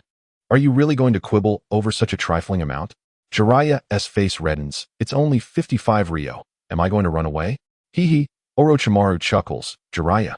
Since Chinmen Meat Bun opened in Konoha's commercial street, have you ever paid for anything other than the first time you treated me? Just a few breakfasts. Jiraiya exclaims incredulously. Orochimaru, you wouldn't seriously count that against me, would you? Without me, you wouldn't be able to savor such delectable delights, would you? Enough of the trivialities. This is the last time. Orochimaru remarked. In total, I have treated you 76 times, with the smallest amount being 60 taels and the largest 130 taels. Altogether, it amounts to nearly 10,000 taels. Even if you repay just half, you owe me 4,500 taels. Is it really that much? Jiraiya's face flushed with embarrassment, and he scratched his head, saying, Rest assured, I've been a bit short on funds lately, but I will repay you once I complete a mission. Where's your money? Orochimaru queried, perplexed. They had just returned to the village after completing a high-level mission, and in less than 3 days, tens of thousands of taels had vanished. I was confronted by Tsunade yesterday. Jiraiya's expression drained of color. A line of despair crossing his face. That little brat, Shinosuke, squealed on me, claiming I had given him my work and stole his book. That kid has caused me trouble. Orochimaru couldn't suppress his laughter. You really have a special relationship with Tsunade, don't you? Jiraiya's eyes narrowed. Who would fancy such a violent woman? Orochimaru chuckled in silence. I haven't even mentioned your relationship with Tsunade yet. As they walked, Orochimaru took a bite of the meat bun, savoring the familiar taste. It led him to glance at the shop adorned with the sign of Chinmen meat buns. The Uchiha clan's establishment? Who would have thought that the proud Uchiha clan would consider opening a shop on the commercial street of Konoha? What are you looking at, Orochimaru? Jiraiya waved his hand in front of his eyes, curiosity piqued. Nothing. Orochimaru shook his head. I just didn't expect the Uchiha to set up shop here. Moreover, the taste is commendable. Ha. Jiraiya laughed heartily, hands on his hips. When I saw the staff dressed in Uchiha attire, I was taken aback. I even advised him not to be reckless, as wearing Uchiha clothing could land him in the security team. It turned out he was indeed an Uchiha. And then, even Orochimaru wore a speechless expression. It was I who went to the security team to bring you out. Humph. The more Jiraiya spoke, the angrier he became. How could I be looking for trouble? The Uchiha's attitude has improved significantly compared to the past. Orochimaru responded calmly. Otherwise, it would take some effort to bring you out. Speaking of which, Jiraiya stroked his chin, raising an eyebrow. Orochimaru, could you help me investigate some information? What information? Who exactly wrote the book The Flame Emperor? I need to urge for updates offline. The first volume probably only contains the plot of the first chapter. It even stalled the 3-year agreement, with the protagonist stuck at the foot of the mountain. Jiraiya clenched his fists. This fellow truly knows how to keep people on the edge of their seats. I will assist you in the search. In the ninja school, 2nd grade class. Uchiha Chiyue. I challenge you. Bang. Hinata Hayashi slammed 1,000 taels on the desk, arms crossed defiantly, his Byakugan nearly bulging out. Not enough. Uchiha Chiyue chuckled. You still owe me 1,500 taels from before, so this 1,000 only counts as repayment for your previous 2 challenges. You. Hinata Hayashi's face flushed crimson. Damn it. Frequently challenging Uchiha Chiyue, his pocket money was barely enough. Bang. Another hand appeared, slamming another 1,000 taels on the desk. Uchiha Chiyue. Accept my brother's challenge. Uchiha Chiyue shrugged. What shall we compete in this time? How about rock, paper, scissors? No. I want to compete in taijutsu. Hinata Hayashi declared fiercely. I have already mastered the 8 trigrams, 16 palms. Taijutsu, huh? Uchiha Chiyue blinked, pulling over the yellow-haired boy beside him, who was munching on a bun. Come, you should defeat Watergate first before we proceed. Chiyue-kun? The bewildered Minato Namikaze, still chewing on his bun, was taken aback. Why is this my business? Uchiha Chiyue kept signaling discreetly. Today, it's a shadow clone, and if he were to truly fight Hinata Hayashi, there would be no need for ninjutsu, which would expose the ruse. Over the past 6 months, Uchiha Chiyue occasionally attended class, accepting challenges from the Hinata brothers. After all, why not earn some extra cash? The second-place brother had already rewarded him with 100,000 taels during this time. All right. Minato Namikaze nodded repeatedly. Hayashi-kun. I've never won a taijutsu match against Chiyue-kun. Uchiha Chiyue. Hinata Hayashi gritted his teeth. Who in the class didn't know that Minato was exceptionally skilled in taijutsu? Even without using the body flicker technique, no one in the class could keep up with his speed. Hinata Hayashi's face stiffened as he looked at Minato, who was scratching his head, a bit embarrassed. He wanted to get angry but couldn't muster the energy. Minato was someone who had nothing to criticize. He was like the sun in the class. His practical training scores had improved, and his abilities had strengthened remarkably, even growing several inches taller. Chapter 26. Uzumaki Kushina enters school. Meanwhile, Uchiha Chiyue had become an undeniable genius in the eyes of others. There was no way around it. The second-place brother had set the bar so high that it was hard not to be regarded as a genius. Everyone, quiet down. Return to your seats. Kamiyama Uehara walked into the classroom, his face beaming with joy. As he entered, the Hinata brothers discreetly returned to their seats. Ahem. Kamiyama Uehara stood at the podium, clearing his throat. Today, I have 2 good pieces of news to share with everyone. I won't keep you in suspense. The first piece of news is that the class evaluation from last semester has been announced. Our class has been recognized as the most outstanding class in the 2nd grade, receiving a reward from the 3rd Hokage-sama. Wow. What is the reward, teacher? Yes, I'm so excited. A reward from the 3rd Hokage-sama. Kamiyama Uehara glanced at the eager students, smiling. The reward is the qualification to learn ninjutsu ahead of schedule. Starting today, everyone will have the opportunity to learn 3 ninjutsu techniques: shadow clone technique, transformation technique, and body replacement technique. Ninjutsu. We can learn ninjutsu now? Teacher, I want to learn Chiyue-kun's ninjutsu. Teacher, I want to learn Chiyue-kun's ninjutsu too. Kamiyama Uehara's mouth twitched as he looked at the raucous students. Uchiha Chiyue certainly had a strong presence in the class. With his pure/void technique, he had no rivals in the 2nd grade. Ahem. Chiyue is a genius of the Uchiha clan, so the ninjutsu he can learn is exclusive to the Uchiha. Therefore, don't compare yourselves to Chiyue. With that, Kamiyama Uehara clapped his hands. Now, for the second piece of good news, we have a new classmate joining us. As he said this, he looked towards the door. Upon hearing this, Uchiha Chiyue was taken aback. A new classmate? It must be her.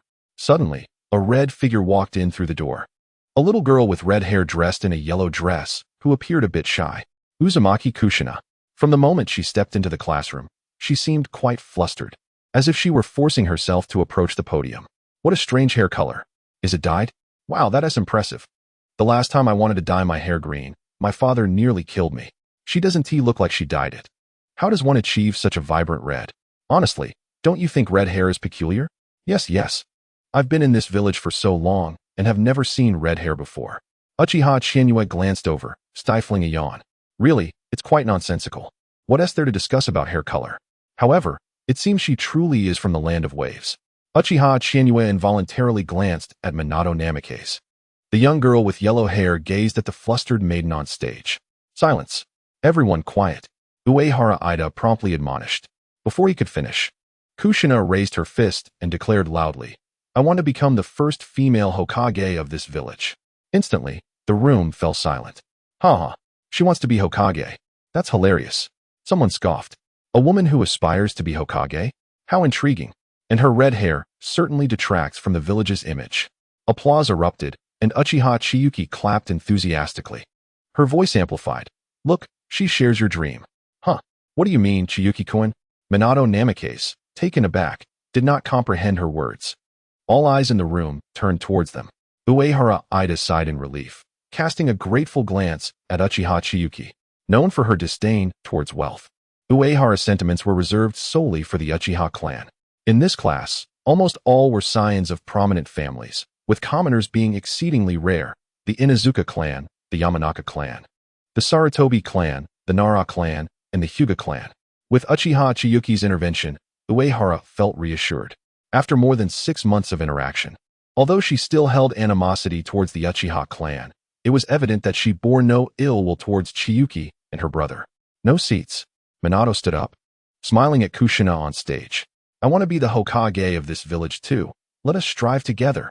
Indeed, Kushina-san is quite ambitious, Uehara chuckled. Minato is among the top 3 in class. Kushina, you must also work hard. Top 3. Kushina was astonished, not expecting this seemingly delicate young man to rank so highly. I will strive to do my best. Good. Uehara scanned the classroom. With Minato's words, no one dared to gossip about Kushina anymore. It was not fear of Minato, but rather of offending Uchiha Chiyue. After all, everyone knew of their close relationship. Kushina, you should sit next to Uchiha Mikoto. If you have any questions, feel free to ask her. Uehara pointed to the vacant seat beside Mikoto, who was conveniently next to Nara Shikaku. All right, sensei. The first class was self-study. Uehara adjusted her glasses. I will go to the 3rd Hokage's office to collect the scrolls for the transformation technique. Remember to be quiet. With that, she exited the classroom. Uchiha Mikoto waved at Kushina, who gathered her courage to walk over. Doesn't she look like a tomato? Someone remarked. Indeed. Round face and red hair. Quite similar. Another agreed. I really dislike tomatoes, came a voice. Right? A tomato wants to be Hokage. Hey, what's wrong with tomatoes? Uchiha Chiyue said with a cheeky grin. Do you even understand the value of a tomato? It's a life's journey. Tomorrow, Minato should dye his hair red too. Why not mock him? Chiyuki-kun. Minato stifled a laugh, his lips twitching. Exactly. We are all classmates. Kushina-san has a name. Right. Chiyuki readily echoed. Anyone who bullies Kushina-san will have to deal with us, Minato-kun. Come at him for a duel. Wow, how awful. Someone exclaimed. But we can't possibly take them on. In a corner of the classroom, Sarutobi Shino silently noted everything. This should have been his moment to protect a new classmate. Chapter 27. Promotion to Chunin. Is this really Konoha? Kushina sat in her seat, her mind preoccupied with Minato's earlier display of confidence. She had not anticipated this seemingly delicate boy to be so formidable in class. Kushina-chan, a black-haired girl, nudged her playfully, grinning, don't worry. With Chiyue and Minato around, no one dares to bully you. I don't need anyone's protection, Kushina replied, glancing at Minato, who was engrossed in a novel. Isn't Kushina-san from the land of fire? Mikoto blinked her sparkling eyes. How do you know? Because there are no naturally red-haired people in Konoha, and the land of fire is home to only Konoha. Who says so? Kushina crossed her arms defiantly. My grandmother has red hair. All right. Mikoto regarded Kushina curiously. Can we be friends? Meanwhile, Minato was engrossed in Uchiha Chiyuki's latest manuscript, his eyes sparkling with excitement. So cool. A tale of revenge for the master. Fantastic. Chiyue had nearly completed the plot for the 2nd volume, advancing the story to the realm of the Hokage. If all goes well, he would contact the publisher tonight to release the 2nd volume. Chiyue lay on her desk, feeling the weight of the shadow clone technique. Ugh, Minato-kun, you're amazing. This novel The Flame Emperor is truly fantastic. By the way, what shall we have for lunch? Tomato scrambled eggs? Chiyue teased. Huh. At that moment, Chiyue was at home. Engaging with the system, show me the panel. Lying on the lawn, she began her daily routine. Her 4-hour morning training had just concluded. Name, Uchiha Chiyue. Age, 7 years. Ninjutsu, Chunin Level 1, 605,000. Taijutsu, Chunin Level 1, 120,5000. Jinjutsu, Chunin Level 1, 200,5000. Ninja cards owned. Level 3, Star Mysterious Masked Man. Level 3 Star Uchiha Chiyue. Level 4 Star Uzumaki Naruto. Equipped. Level Uzumaki Naruto. Level Uchiha Sasuke. Hyuga Hinata. Summoning Beast. None. Secret Techniques. Void Slash. Level 27. Lightning Release. Earth Walk. Level 22. Summoning Technique. Lightning Sword Transformation. Level 2. Special Ninja Tools. None. Bloodline Limit. Uchiha Clan Single Tomoe Sharingan. In development. Chakra Attribute Development. Fire. Level 30. Wind. Level 15. Lightning. Level 50. Special Talent. Detail-Oriented. Mastery of Fire Release. Current Currency. 100,000. Note 1. The 3 aspects of ninja body, illusion, and spirit are related to chakra, physique, and mentality. Note 2. Due to the Sharingan, the host possesses the talent of detail-oriented, enhancing observation and dynamic vision. Note 3. The maximum level for chakra attribute development is 200. Note 4. Mastery of Fire Release increases the power of the host's fire release techniques. Current total enhancement from 3 equipped ninja cards. Ninjutsu Training Experience increased by 300. Taijutsu Training Experience increased by 270. Jinjutsu Training Experience increased by 200. Fire Release Technique Power increased by 100. Uchiha Sasuke, 4 stars 3,200. Uzumaki Naruto, 3 stars 15,100. Uchiha Chiyue, 3 stars 48,100. Mysterious Masked Man, 3 stars 16,100. Is there not a progress bar for the Sharingan? Chiyue muttered in frustration. There were no signs of advancing to the second tomoe. If she couldn't even reach that stage, she could forget about using other techniques like Kotoame Tsukumi or Kimui. The price for Kimui was absurdly set at 5 million. Such a cost was utterly outrageous. The system imposes considerable limitations, particularly regarding the ninja cards. Why can't I equip 20 of them? Uchiha Chiyue gazed thoughtfully at his other ninjas, who had already reached 3 or 4 stars. If he could equip them all, his experience boost would certainly surpass 1,000 in at least 3 aspects. To prevent the host from maliciously exploiting the card system. It seems you wish for me to spend lavishly. Uchiha Chiyue rolled his eyes. If ninja cards could be equipped in such numbers, there would be no need to upgrade to higher star cards. Moreover, a 1,000 increase in experience would multiply his gains tenfold, rendering the system's recharge for training unnecessary. His growth over the past 6 months was evident. Uchiha Chiyue had even become slightly addicted to this feeling of constant improvement. The sensation of growing stronger each day was exhilarating. No wonder those who spent excessively in games during his past life were so fervent in their indulgence. His 3 ninja attributes had already reached the Chunin level. Although the triple training benefit was commendable, it was beginning to lag behind. The experience requirements for each rank were daunting. 5,000 for the first, 7,000 for the second, and a staggering 9,000 for the third, given the current boosts. If he trained all 3 attributes simultaneously, he might only gain 50 points at most from a triple increase. At this rate, how long would it take to reach elite Chunin status? The quickest path to strength was undoubtedly through spending. Host. Activate a 10-fold experience boost and experience rapid progress. Do I look like a millionaire to you? Host. You will eventually earn a fortune. Shall we increase daily training to 6 times? Uchiha Chiyue took a deep breath. That would amount to 10,000 ryo a day. However, with the enhancement from the ninja cards, it had already reached a 9-fold increase. The journey to break through to Chunin 2 could be halved in 100 days. Yet, the cost was considerable. He had 6 million ryo on hand, initially planning to save enough to unlock other divine abilities. Uchiha Chiyue was speechless. Who would have thought that not only the 3 tomoe Sharingan was still locked, but even the 2 tomoe remained inaccessible. His mental strength had grown, so why was he stuck here? Currently, Uchiha Chiyue no longer had to worry about financial issues.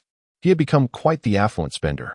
The Chiamen meat bun shop had opened dozens of locations in Konoha, and the daily revenue that flowed into Chiyue's hands was substantial. Even in the least favorable circumstances, he earned 5,000 to 6,000 ryo daily, and this was merely 40 of the net profit. Notably, The shop located in the commercial district of Konoha contributed at least 1,000 ryo daily to Chiyue. Over the past 6 months, the primary source of funds had still come from his novels. The sales of Flame Emperor were impressive, priced at 400 ryo, with Uchiha Chiyue profiting 30. Utilizing the Uchiha publishing house was advantageous. Even a modest royalty yielded a 30 profit. For every book sold, Chiyue received 120 ryo. To date, sales in Konoha had reached 6,000 copies. Discussions were underway to break into the wider world market, if it became a bestseller globally. Chiyue was the first to dream of such prospects. Chapter 28. Uncle S. Kaleidoscope Chiyue. Chiyue, Uncle has succeeded. Come quickly. An elderly voice brimmed with joy. Uchiha Shana burst through the door, brandishing a chidori and laughing maniacally. Uchiha Chiyue felt a wave of annoyance. Hurry, someone take this troublesome uncle away. The sound of chidori echoed, both piercing and melodious. In just over half a year, after numerous failures and a 3-month stay in the Konoha hospital, Uchiha Shana had finally succeeded. Uncle is amazing. With a series of hand seals, Uchiha Chiyue unleashed a burst of lightning from his left hand. The two stood facing each other, both wielding chidori. Uchiha Shana's smile faltered. When did you develop that, little Chiyue? Oh, while you were hospitalized recently. Uchiha Chiyue replied with a grin. This technique is incredible. If it weren't for your guidance during my training, I wouldn't have developed it so quickly. I'm still a bit unpracticed, and it feels a tad blinding. Coughing slightly, Uchiha Shana remarked, Little Chiyue, you truly are my nephew. I merely offered a few pointers. However, this technique may not suit you well. Without the dynamic vision provided by the Sharingan, it's challenging for others to unleash its full potential. He mused, reflecting on how perfectly this technique aligned with the Uchiha clan. Without adequate dynamic vision, the high-speed dash and chidori could easily backfire. However, with the Sharingan, its lethality would be unparalleled. Suddenly, Uchiha Shana's expression hardened. The Sharingan, little Chiyue had yet to awaken his eyes. This technique would only bring him harm. Uncle, why not go and eliminate Minato? Uchiha Chiyue blinked innocently. Uchiha Shana trembled in shock.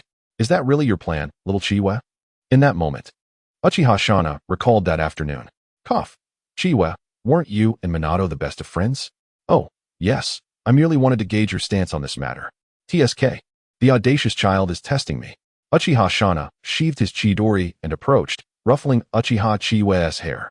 Little Chiyue, I've thought a great deal during this time. You should find joy, not bear the weight of the clan's expectations. The Uchiha clan will surely be revitalized. Your previous ideas were too extreme. Though I once aspired to follow that great figure, I held deep respect for the first Hokage when Konoha was established. His strength was unquestionable, and the title of God of Shinobi was earned through battle. In his eyes, the Uchiha clan values love above all. The Uchiha understand love better than the Senju, which is both a blessing and a curse. The power granted by the Sharingan's soul-reflecting eye can lead the Uchiha down a path of extremism. Each time you wield that power, darkness will envelop you further. Uncle, what are you rambling about? Uchiha Shana sighed, closing his eyes. I merely see another path for the Uchiha. Integrating into Konoha is not impossible. Uncle, why not look down at me? Uchiha Chiyue called out. Uchiha Shana glanced down. To his shock, Uchiha Chiyue was bleeding from his 7 orifices, his head pierced by his own chidori. When did that happen? My technique. In an instant. A tremendous pressure enveloped him, and his 3 tomoe Sharingan whirled rapidly, growing increasingly mesmerizing. Crimson, eerie, ominous, seemingly the darkest power in existence. Chiyue. Did I kill Chiyue? Impossible. This cannot be real. The 3 tomos in his pupils spun rapidly until they formed a pentagonal pinwheel. Crack. Something seemed to shatter. This is incredibly difficult. Uchiha Chiyue wiped the cold sweat from his brow. To trap Uncle in a Jinjutsu was no easy feat fortunately. Uchiha Shana had been completely unprepared, unwittingly falling into Uchiha Chiyue's illusion. Jinjutsu, Sharingan. The most commonly used Jinjutsu of the Sharingan can be activated with mere eye contact. Although the single tomoe Sharingan has considerable limitations, Shana was caught off guard and even had physical contact with Uchiha Chiyue. In an instant, Uchiha Chiyue's chakra was completely drained. Chunin. And with Naruto's permanent 15 boost, it was all drained. Uchiha Chiyue gazed at the elder before him, tears of blood streaming down his face. The pupils in his eyes had transformed into a 5-pointed windmill. However, judging by the current performance, it was still quite impressive. At the very least, it proved that, in the absence of vigilance and with a reasonable illusion, one could indeed stimulate the awakening of the eyes. Chiyue. With a powerful roar from Uchiha Shana. Uchiha Chiyue's illusion was directly dispelled by this formidable chakra. The illusion guided the chakra, causing it to become chaotic. Yet, before absolute strength and the kaleidoscope Sharingan, illusions are utterly feeble. Uchiha Shana glared at the kaleidoscope, panting heavily, gazing at the unscathed Uchiha Chiyue, gasping for breath. The chakra around him had materialized, seemingly on the verge of enveloping him in a layer of greenish bones. Chiyue, haha, are you okay, uncle? Uchiha Chiyue trembled, laughing nervously. The daily duel is complete. First victory over an elite jonin. Reward, the secret technique of dark travel. Goodness, uncle even dropped gold coins. Half an hour later. With the kaleidoscope Sharingan activated, Uchiha Shana sighed deeply. He never expected that, having surpassed 50, he would awaken the kaleidoscope Sharingan. Uchiha Shana touched his eyelid. His opposite, Uchiha Chiyue, did not even dare to sit down. Do not ask why he dared not sit. Little Chiyue, there's no need to hide it from uncle any longer. Uchiha Shana fixed his gaze on Uchiha Chiyue. Uchiha Chiyue decided to stop concealing the truth. His eyes widened, transforming into a shade of crimson, a dark tomoe spinning within his gaze. As expected, Uchiha Shana inhaled sharply. The previous illusion was indeed the illusion Sharingan. Chiyue is only 7. That means he awakened his eyes at the time of his elder brother's death. No wonder the child proposed such a notion. Little Chiyue, from today onward, do not reveal your Sharingan before anyone other than me. At the very least, conceal it until you graduate from the Ninja Academy. Uchiha Shana was genuinely frightened. Awakening the Sharingan at 6 and being adept at developing ninjutsu, a genius like his nephew, if targeted by Danzo, the consequences would be dire. Chapter 29. Hokage office. Before the uncle and nephew could say anything further, a figure clad in umbu attire appeared on the rooftop. Uchiha Shana, the Hokage summons you. Uchiha Shana frowned. After a moment, he replied, understood. Little Chiyue, if anything unexpected occurs, remember to find Fujiyama next door. Okay, uncle. Uchiha Chiyue looked up at the umbu standing on the rooftop, raising an eyebrow. Silver hair, with a short blade on his back. Goodness. The umbu captain personally came to summon uncle? The eyes behind the mask seemed to gaze deeply at Uchiha Chiyue for a moment before vanishing from the rooftop. Once the two departed, Uchiha Chiyue let out a sigh of relief. One must admit, the pressure from Kakashi was formidable. No wonder he is the umbu captain. His strength likely approaches that of a Kage. The Second Ninja World War is imminent. Never mind, no more thinking. I should focus on becoming stronger. Just as Uchiha Chiyue prepared to rest for a while, a surge of memories flooded his mind, accompanied by waves of pain throughout his body. Shadow Clone exploded. Simultaneously, on the ninja school playground, Minato wore an extremely awkward expression, seemingly at a loss. This is a disaster. Chiyue-kun's use of shadow clones for school has been discovered. Uchiha Chiyue is dead. How terrifying. Who was that person to actually kill Uchiha Chiyue? Hey, Nara Shikaka grumbled. That was clearly the shadow clone technique. Didn't I say not to get involved? Hyuga Hizashi furiously pointed at a Hyuga Chunin wearing a Konoha headband. Young master, the clan head instructed me to investigate as the two young masters have been spending money too quickly. Who would have thought this brat was extorting the young master? I merely intended to teach him a lesson. Uchiha Chiyue has always been a shadow clone. Little Chiyue has been a shadow clone all along. Nara Shikaku pondered. Perhaps he should return home and ask his father for a shadow clone technique. Uchiha Chiyue is truly a genius. Attending school with shadow clones allows him to rest at home. Suddenly, Nara Shikaka discovered what he had been seeking for a lifetime. Hyuga Hizashi clenched his fists. And so did Hyuga Hayashi. They never imagined they had always been a shadow clone. Meanwhile, Sarutobi Shinosuke hid behind everyone, quietly jotting in his notebook. October 23rd, sunny. Uchiha Chiyue has been attending school with shadow clones all along. He has triumphed again, and all his classmates are in awe of him. As he continued writing, Sarutobi Shinosuke nearly wept. Ever since he was defeated by Uchiha Chiyue half a year ago, his notebook had been filled to the brim. Last time, he inadvertently wanted his grandfather to discover his diary for revenge. However, his grandfather ended up writing at the very last page, read. Make sure to get along with your classmates at school. How infuriating. How exasperating. Does the old man not see that I seek revenge?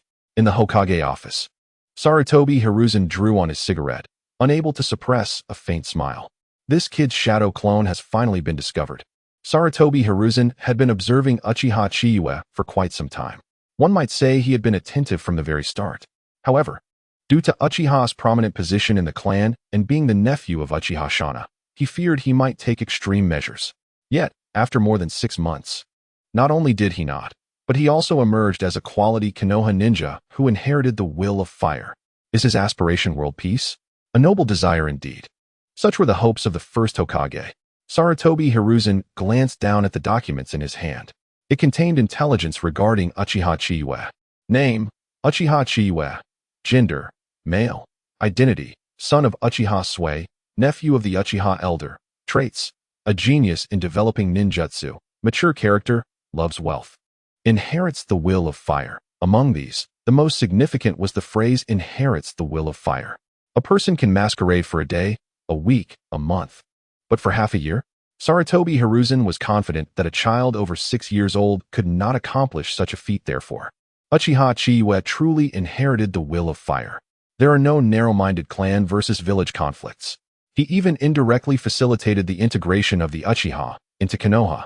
Of course, what led Sarutobi Hiruzen to believe in Uchiha Chiyue was not merely this, but rather, knock, knock, knock. Come in. Hokage-sama, Uchiha Shana has arrived. Oh, you may step down. Yes, Hokage-sama. Third Hokage. Uchiha Shana nodded lightly. Have a seat, Brother Shana. Sarutobi Hiruzen said with a smile, when I was young, Brother Shana left a deep impression on me. The third Hokage is being overly gracious. Uchiha Shana replied, neither servile nor overbearing. May I inquire why the third Hokage summoned me? Today, I wish to discuss your nephew. Chiyue? Uchiha Shana immediately grew vigilant. Yes. Sarutobi Hiruzen waved his hand, and a crystal ball displayed the scene where the shadow clone was burst, and Hyuga Hizashi was violently reprimanding a branch family guard. What is this? Uchiha Shana frowned. Uchiha Chiyue used shadow clones to attend school, and today one of his clones was destroyed by a guard from the Hyuga branch. What? Uchiha Shana exclaimed in shock, angrily saying, how dare the Hyuga guards? Cough. Sarutobi Hiruzen gazed at the ostentatious Uchiha Shana and couldn't help but cough lightly. Shana, my friend, you have merely shattered a shadow clone. Do you still remain unaware of your nephew's prowess? Uchiha Shana, initially wishing to put on a show, perhaps by having Hinata provide some explanation, quickly grasped Hiruzen's current disposition.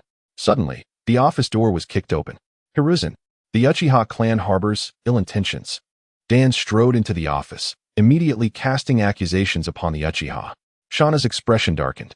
Dans, if you have something to discuss, please sit, but do refrain from spreading baseless rumors. Hiruzen puffed on his pipe, scoffing quietly. Dans cast a sidelong glance at Uchiha Shana before seating himself next to Hiruzen, snorting coldly. Straight to the point. There is a student in the 2nd year of the Ninja Academy named Uchiha Chiyue. He is substituting attendance with shadow clones. I have reasonable grounds to suspect that the Uchiha clan is cultivating him in secret. You speak nonsense. Before Dans could finish, Shana erupted in anger. That is my own nephew, a natural genius.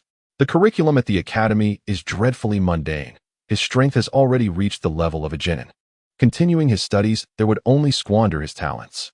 Dans chuckled coldly, replying, if he is indeed strong enough to be a genin, then why not graduate early and contribute to Konoha's strength? In my view, the Uchiha merely wished to shield him. Before he could finish, Shana shouted, Dans, do not presume I am unaware of your schemes. The Uchiha conduct themselves with integrity. In this day and age, what need is there for early graduation from the academy? There is no precedent for such a thing. Hiruzen interjected, Dans, I called Shana here today to discuss Uchiha Chiyue. Recently, there has been considerable unrest in the Land of Rain, and tensions between them and the Land of Iron seem to be escalating. Hanzo's ambitions are well known, and his strength should not be underestimated. Thus, it is even more imperative that such a talent as Uchiha Chiyue be entrusted to my care, Dans insisted. Entrust him to you? To learn assassination techniques? Shana retorted. Enough, Dans. Hiruzen glared at him. Uchiha Chiyue possesses a bright disposition and embodies the will of fire. This is evident to all. Since he cannot continue to grow at the academy, it would be prudent for him to graduate early. Lord Third, Shana frowned. This is not a special time. Why should Chiyue graduate early? My dear Shauna, this is to prevent wasting young Chiyue's talents. Rest assured, I will arrange for a competent jonin to guide him. Shauna contemplated. It was clear that keeping Chiyue in the Uchiha Guard was no longer an option. Regardless of Danza's intentions, the third stance was unmistakable. Arranging for a competent jonin was likely a ploy to draw Chiyue into his faction. Who will be the appointed jonin to guide Chiyue? My personal disciple, Orochimaru. Orochimaru, you say? That is indeed a commendable choice. He is a distinguished jonin in Konoha and the third's direct pupil. As expected, the third was keen on integrating Chiyue into the Hokage's faction. Shauna, are you satisfied with this arrangement? Hiruzen inquired with a smile. Orochimaru is the most outstanding among my 3 disciples. Coincidentally, he will serve as a guiding jonin for this year's graduates, rather than allowing Uchiha Chiyue to continue wasting his gifts at the academy. It is far better that he graduates early and becomes a ninja. Dance. Hiruzen's voice rose as Danz abruptly stood, slamming his palm on the table. He is an Uchiha, a clan steeped in darkness. He should be entrusted to me. Danz, I have tolerated you for long enough. Shauna's 3 tomoe Sharingan glared fiercely. When have the Uchiha ever been dark? If we speak of darkness, who in the entire ninja world can rival you? Enough, Danz. Hiruzen stood abruptly. Do not forget about Kakashi.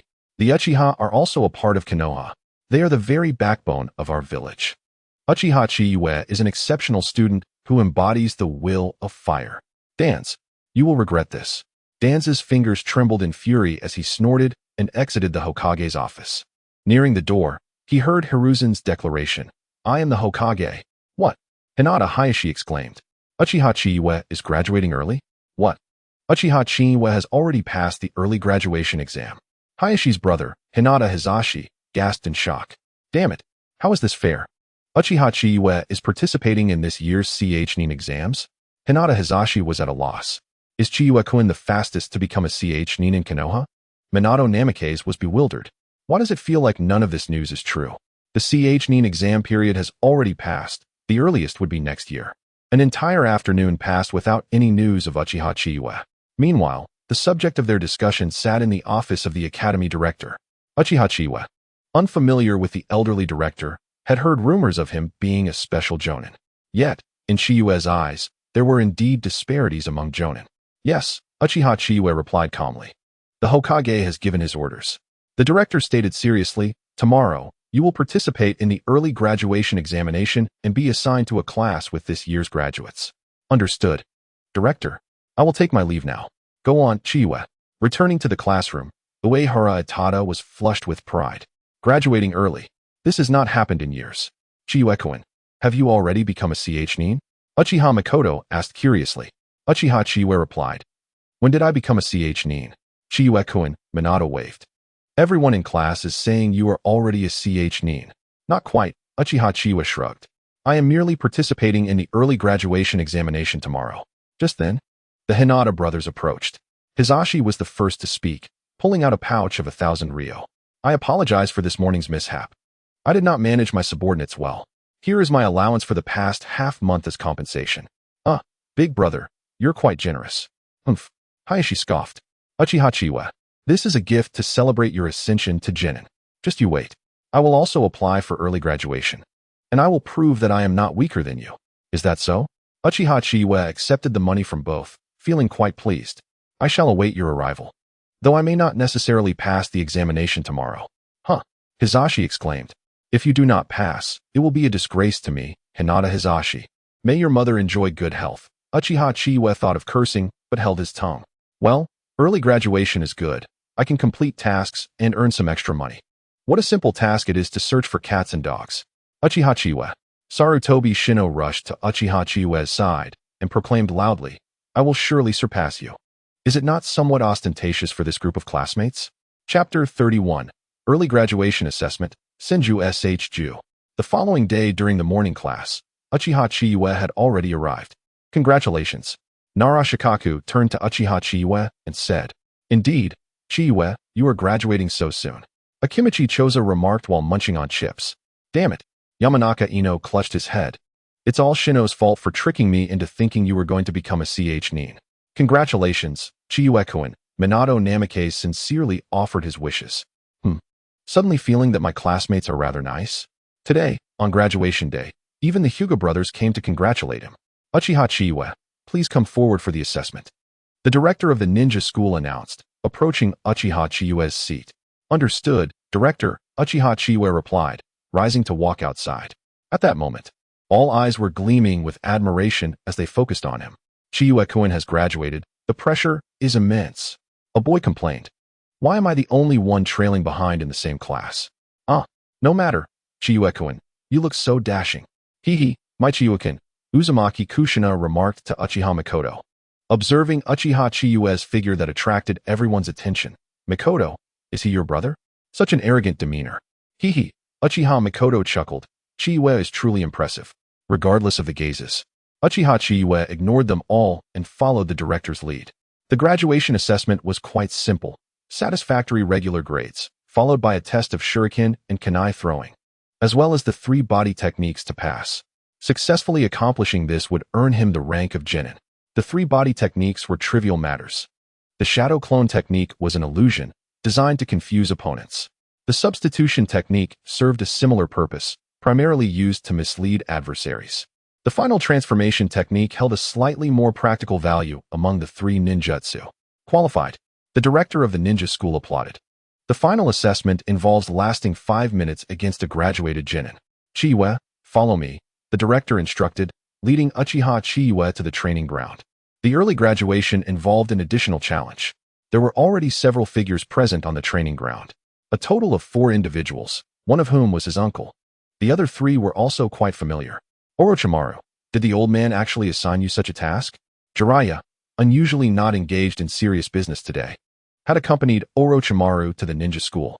Orochimaru, donned in a Konoha Jonin vest, stood expressionless with arms crossed. The teacher mentioned a genius in the ninja school graduating early, and asked me to be his supervising Jonin.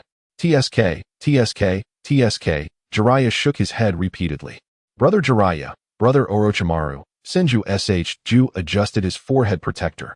I just became a genin today, and now I'm turning around to be someone else's examiner. You'd better be cautious, Orochimaru smiled, glancing at the red-eyed opponent beside him. Your opponent is a genius of the Uchiha clan. Uchiha Shana ignored him, quietly waiting. Jiraiya shuddered at the expressionless Uchiha Shana. This is the mad dog Shana. Who exactly is this early graduating kid from the Uchiha clan? Having met Jonin Orochimaru and Jonin Jiraiya, Uchiha Shana greeted them before pulling Uchiha Chiyue over. Chiyue, your opponent is Genin Senju Ju. You must endure for 5 minutes against him to pass the assessment. Hee, that's right. Senju Ju grinned confidently. Uchiha's little brother, come at me. With his words, Uchiha Shana cast an encouraging glance before vanishing in an instant. The others followed suit, intensively focusing on the impending battle. Orochimaru's interest peaked, a smirk forming on his lips. How far could the Uchiha genius go? Orochimaru had reviewed Uchiha Chiyue's data, noting his mastery of wind release, lightning release, and fire release ninjutsu. At such a young age, he had already grasped 3 advanced ninjutsu, along with a unique teleportation technique. Until now, he had yet to showcase his true prowess. In Orochimaru's eyes, while Ju was competent, even possessing 1 ninjutsu each for water release and earth release, he likely would not prove to be a match for this Uchiha. Orochimaru's instincts were keen. Uchiha Chiyue exhibited remarkably high mental energy. Perhaps, he had already awakened the Sharingan. Presently, Orochimaru held no particular obsession regarding the Sharingan. Hand seals. Jiraiya shouted to commence the match. Senju Ju and Uchiha Chiyue began forming hand seals. Uchiha Chiyue, show me your strength. Immediately following, secret technique, lightning release, thunderclap wave. A surge of lightning erupted from the ground at an astonishing speed, leaving Senju Ju no time to react. A tingling sensation coursed through his body, followed by a sudden pressure striking his chest. Who could resist such overwhelming skills? Uchiha Chiyue merely executed a series of hand seals at random. The previously cheerful Senju Ju collapsed. Did that even last 10 seconds? How is that possible? Jiraiya gaped in disbelief at the stage. This kid's strength was astonishing. Senju Ju, whom he had watched grow up, had already mastered 2 ninjutsu. Bang! On the field, Senju Ju transformed into a wooden stump with a resounding crash. Uchiha Chiyue, take a look behind you. At that moment, Senju Ju appeared behind Uchiha Chiyue, forming hand seals with both hands. A sequence of 6 seals followed. Chakra gathering in his throat, water release, water flow technique. This was an advanced ninjutsu, akin to a miniature version of the water wall technique, due to its smaller scale. It posed a greater challenge. Senju sh. Ju smiled confidently. To defeat me, the great sh. Ju, is merely a dream. Whoosh. The water flow struck Uchiha Chiyue directly, pushing him back several steps. Immediately, Senju sh. Ju hurled 3 shuriken. Uchiha Chiyue sidestepped, leaping backward to evade the incoming shuriken. In that moment of respite, Senju sh. Ju charged forward, preparing for close combat. For a time, the two engaged in a fierce exchange, their blows connecting with great force. Haha, Uchiha Chiyue, you cannot possibly defeat me. Don't worry, I will go easy on you. After graduation, we will be a Jinin team together. From a distance, Orochimaru rubbed his forehead in exasperation, observing the boisterous Senju sh. Ju, who stood still, laughing and boasting. Uchiha Chiyue, you won. Dispel the illusion. All right, Jonin Orochimaru. Uchiha Chiyue replied with a smile, subsequently dispelling the illusion. The advanced illusion technique, here known as the non-existent technique. Chapter 32, Orochimaru, Jiraiya, Senju sh. Ju. This is a requisite illusion technique for the Uchiha clan. Its specific effect is to create misperceptions in the opponent, making them believe an attack is coming from a different direction. A technique that leads the opponent to make erroneous judgments. Ding. Congratulations, host. You have officially entered the Jinin stage, receiving a phase reward, Bloodline Limit Progress Bar. What is this? Please explain. The host can now view their Bloodline Limit Development Progress Bar, indicating how much remains until the next stage. Excellent. The long-awaited Sharingan Progress Bar has finally appeared. The single tomoe Sharingan has reached an impressive 92 progress, drawing ever closer to the attainment of the double tomoe Sharingan. The Uchiha clan's bloodline limit possesses its own significance. For instance, those who cannot awaken even a single tomoe are entirely unable to awaken their eyes. However, once one has manifested the single tomoe Sharingan, many will eventually attain the double tomoe. Although not everyone can achieve the 3 tomoe, the mere act of awakening the eyes is merely a matter of time. Gazing at the personal panel of the system, Uchiha Chiyue fell into deep contemplation. In truth, Senju Rope Tree's prowess was rather unimpressive. The only aspect worthy of commendation was the substantial amount of chakra he possessed, which was nearly on par with Chiyue's own. Yet, Chiyue's strength was bolstered by various enhancements. When it comes to sheer chakra volume, the majority of Uchiha Chunin who unlock the Sharingan surely do not surpass Chiyue. This indeed is the power of premium investment. Nevertheless, Rope Tree's chakra reserves were undeniably considerable. Is this the true might of the Senju clan? Even so, it merely amounts to having a large chakra reserve. If this is the level of genius among the Jinin, Uchiha Chiyue felt confident he could easily overpower them. For what reason? Do they comprehend the damage inflicted by the 30-plus level Void Slash? Furthermore, Chiyue possessed a formidable weapon, the Chidori. If executed unexpectedly, dispatching a Jonin would pose no challenge. All right, Jiraiya leapt over, patting Uchiha Chiyue on the shoulder. You've done quite well. Thank you for your kind words, Lord Jiraiya, Uchiha Chiyue replied calmly. Uchiha Chiyue. Orochimaru approached as well, stating, from this day forth, you may call me teacher. Though, it is merely in the capacity of a regular teacher and student, not that of a master and disciple. As he spoke, Orochimaru glanced at Uchiha Shana, who nodded in satisfaction. Ultimately, Uchiha Shana believed it was essential to avoid completely aligning with the Hokage lineage, especially considering Chiyue's tender age. No matter how much superficial effort the third Hokage put forth, he could not erase the second Hokage's historical perspective on the Uchiha. Uchiha Shana vanished in a flash. Uchiha Chiyue successfully acquired the Jinin forehead protector. At the barbecue restaurant of the Akimichi clan, Jiraiya suggested celebrating Orochimaru's new outstanding student with a barbecue, insisting it had nothing to do with his desire to eat. Thus, they proceeded. Ah, darn it, an illusion. Senju Rope Tree sat on a stool, looking utterly frustrated. How could he have so easily fallen into an illusion? Ha ha. Jiraiya laughed heartily. This is what you get for not taking your studies seriously. That's not fair, Jiraiya. Senju Rope Tree retorted angrily.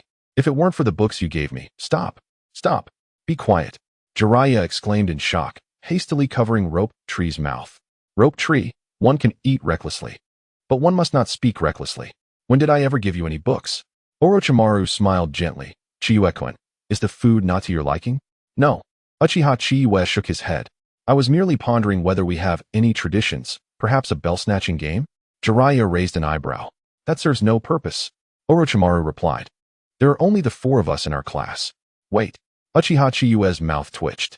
Lord Jiraiya is also in our class. What do you mean? Jiraiya's face flushed crimson.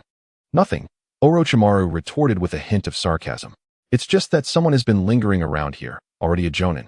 Yet neither joining the Umbu nor fulfilling the responsibilities of a jonin. Cough. Jiraiya's expression turned awkward. Just you wait. I'll take on a disciple by tomorrow. Oh right. Jiraiya suddenly remembered. Yesterday, I went over the materials the old man gave me. You have a rather impressive friend named Namikaze Minato? Indeed, Uchiha Chiyue nodded. Is this the turning of fate's wheel? It must be him. Jiraiya grinned. I find that kid quite remarkable. He can keep up with you for several rounds. Moreover, his background is impeccable. Upon hearing this, Orochimaru looked at Jiraiya as if he were foolish, speaking in a subdued tone. Jiraiya. Namikaze Minato hasn't he even graduated from the Ninja Academy. And so what? Jiraiya boldly replied. That kid has excellent talent. He simply lacks proper guidance. The illustrious white-haired youth Jiraiya can certainly take on a disciple. That would be splendid. Uchiha Chiyue grinned. Lord Jiraiya, please make sure to accept Minato as your disciple. Ha. Jiraiya beamed at the praise, filled with joy. Orochimaru, see? Little Chiyue has quite the discerning eye. Hey Jiraiya. Rope Tree interjected. Could you do me a favor later? What favor? The 2nd volume of the Wealthy Teacher series is about to be released. Could you help me reserve a copy? That soon. Jiraiya's eyes sparkled. The Wealthy Teacher book had nearly become his spiritual sustenance. He had read the 1st volume numerous times, each revisit revealing something new. These 2. Uchiha Chiyue was momentarily taken aback. It seems I have my own fans. Wealthy Teacher is my pen name, a straightforward declaration of my ambitions. I truly wish to improve. The wretched wealthy old thief. Jiraiya suddenly exclaimed, the updates are too slow. The 1st volume was released 3 months ago, and now it's been another 3 months to produce the 2nd volume. Don't let me find out who it is. He clenched his fists. Uchiha Chiyue couldn't help but stiffen. Can I really be blamed for this? Transcribing is quite exhausting. You know. Orochimaru, deep in thought, glanced at Uchiha Chiyue and then said, Chiyue-kun, you are free to engage in activities after dinner. We will head to the 7th training ground tomorrow and accept missions the day after. Understood, Teacher Orochimaru. Uchiha Chiyue nodded in agreement. How exciting. Senju Rope Tree beamed with joy. Starting tomorrow, I will be a ninja. I must become Hokage and inherit the will of my grandfather and great-grandfather. Eat up, you lad. Your mouth can't be silenced even while eating. Under the gazes of everyone around, Jiraiya quietly pressed down on Senju Rope Tree's head. Chapter 33. The Short-Legged Might Guy. After dinner, Uchiha Chiyue was reviewing his daily tasks. Today's task was exceedingly simple. Run a lap around Konoha, yielding 10 points of taijutsu experience. At that moment, as he walked through the streets of Konoha, he suddenly spotted a flash of green. Of course, it was an object that was inherently green, rather than a figurative expression. As he approached the indistinct green figure, it appeared to be a large frog. Ahem, it was Might Guy? He was frog jumping down Konoha's main street, completely unconcerned by the bewildered gazes of onlookers. As Uchiha Chiyue paused to observe this green-skinned frog, Might Guy stood tall and gave Uchiha Chiyue a thumbs up. Hey, young man, having chosen the path of youth, one must not halt their progress. Very well. Upon seeing that face, Uchiha Chiyue was completely assured of his identity. However, why does it seem that his legs are somewhat short? Uncle, you might want to clean up a bit. Uchiha Chiyue's lips twitched. Indeed, the green attire was exceedingly difficult to appraise. No wonder you are a member of the Uchiha clan. Might Guy exclaimed, extending his thumb once more. You have already become a ninja at such a young age. You truly embody the excellence of the Uchiha clan, speaking in such an inspiring manner. Thank you for the encouragement. Today, I shall frog jump around Konoha 20 times. Is there truly no facility in Konoha to address such individuals? Let us not dwell on it. The surrounding pedestrians instinctively moved aside. Clearly, this was not the first time such a scene had unfolded. Thank you for the encouragement. Thank you for the encouragement. Might Guy welcomed everyone with a cheerful smile, giving a thumbs up to those around him who were murmuring. This old short-legged man was quite famous in the Hidden Leaf Village, being one of the perennial lower-ranked ninjas. He had a rather unique training regimen, leaving Uchiha Chiyue at a loss for words. If circumstances permitted, after his systematic graduation, he would certainly consider establishing a mental health facility to admit Might Die first. "What are you doing here, uncle?" Uchiha Chiyue inquired. It seemed prudent to cultivate a good rapport with this man, the sole inheritor of the Eight Gates technique. As the second most prominent taijutsu in the village, it was the only one that did not require a bloodline limit to be executed, thereby holding significant value. "I am sweating the youth of my life." Might Die laughed heartily, seemingly proud of his endeavor. After laughing, he quickly glanced around. Phew, thankfully no one reported me. The last time he greeted a Uchiha youth in a similar manner, speaking of youthful vigor, he ended up being detained in the security forces for 3 days on the grounds of intimidating a young clan leader. However, that was an incident from years past. "You truly possess great vitality, uncle," Uchiha Chiyue remarked. "Yash, thank you for the compliment, young Uchiha. I shall continue to unleash my passionate youth." Might Die extended his thumb once more. He then transitioned to walking on his hands, muttering to himself as he moved. "If I don't finish 100 laps upside down, I must do 1,000 push-ups. If I can't do 1,000 push-ups, I will run 500 laps around the village. If I can't manage 500 laps, I'll throw punches 3,000 times. What a ridiculous regimen." Uchiha Chiyue couldn't help but twitch his mouth. It was indeed a miracle that the future Might Guy survived under such a father. This was utterly reckless. The Hidden Leaf village was vast. To do 100 laps upside down was simply astonishing. The following day, at the 7th training ground of the Hidden Leaf village, the area consisted of 3 central pillars, a lawn, and surrounding woods. Uchiha Chiyue was visiting for the first time, yet it felt strangely familiar, as if he had seen it countless times before. This small grove was never short of prodigies. Every individual emerging from it was a master of their craft. Uchiha Chiyue was not one to be tardy, a trait he shared with Orochimaru. They both waited for half an hour, staring at each other, until Senju Rope Tree finally arrived. Sorry, Orochimaru-san, Chiyue. I was helping an elderly lady cross the street." Senju Rope Tree grinned, seemingly unconcerned about his tardiness. "Does it require the use of Kamui?" Uchiha Chiyue thought inwardly.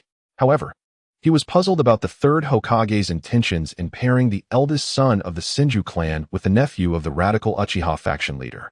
The Senju clan had not faded into obscurity as depicted in the tales. Rather, they thrived, even with the first and second Hokages long gone, as they still hosted a Jinchuriki of the 9 tails. "No worries," Orochimaru replied warmly. "If you don't mind, I'm perfectly fine with it." "Oh, really?" Senju Rope Tree was taken aback, then turned to smile at Uchiha Chiyue. "I'm fine as well," Uchiha Chiyue reassured him. "Hee, that's great." Senju Rope Tree beamed brightly, embodying a typical optimist. "Well then, let's get started," Orochimaru said as he tied back his long hair and adjusted his forehead protector atop his head. "Today, Jiraiya has gone to the Ninja Academy, so we have 2 tasks. First, let's introduce ourselves to get acquainted. Second," Orochimaru retrieved a bell that he hung from his waist. "I thought that the best way to familiarize ourselves would be for me to spar with both of you. You 2 will work together to seize the bell from me to pass." "And what if we fail?" Uchiha Chiyue asked. "Should you fail, it's not an issue," Orochimaru replied candidly. "Rather than forcing you to collaborate for a single bell, I would prefer to tell you directly. Furthermore, one of you is the heir of the Senju clan, and the other is the heir of the Uchiha clan. If I were to deny you both, Lord Sarutobi would also punish me." "Excellent, such honesty." Uchiha Chiyue found interacting with Orochimaru rather pleasant. "Look at that, so straightforward. Truly befitting a future great scientist." He avoided beating around the bush, even stating plainly that he would snatch strawberries. It was no wonder he became a notorious figure later. Such sincerity was nearly unrivaled in the ninja world. "Do either of you have any questions?" "None." "Let us begin, Orochimaru-san." "All right." Orochimaru smiled. "You have 3 minutes to get to know each other, and during this time, I will not eavesdrop. After 3 minutes, we will officially start. This will test your abilities and gauge your developmental direction. Therefore, I will impose many limitations on myself. I will only use 3 levels of ninjutsu, which could be jinjutsu or ninjutsu. Thus, I will only defend against you, unless you are somewhat powerful lower-ranked ninjas." With that, Orochimaru donned a pair of earplugs and turned away. Chapter 34. Orochimaru's assessment. Facing Orochimaru indeed presented considerable pressure. The semi-divine Hanzo was undoubtedly at the shadow level and possibly on par with the 3rd Hokage. Their recent battle against Hanzo was merely a few years ago. Even if Orochimaru's strength had not reached that level now, he was still an elite among J-nin. In contrast, Senju Rope Tree remained utterly unfazed by the pressure. Chiyue, I know two ninjutsu. One is the water release, water flow technique, and the other is the earth release, earth flow wall. The rest are basic body flicker technique and shunshin technique. Oh, and I also know the shadow clone technique.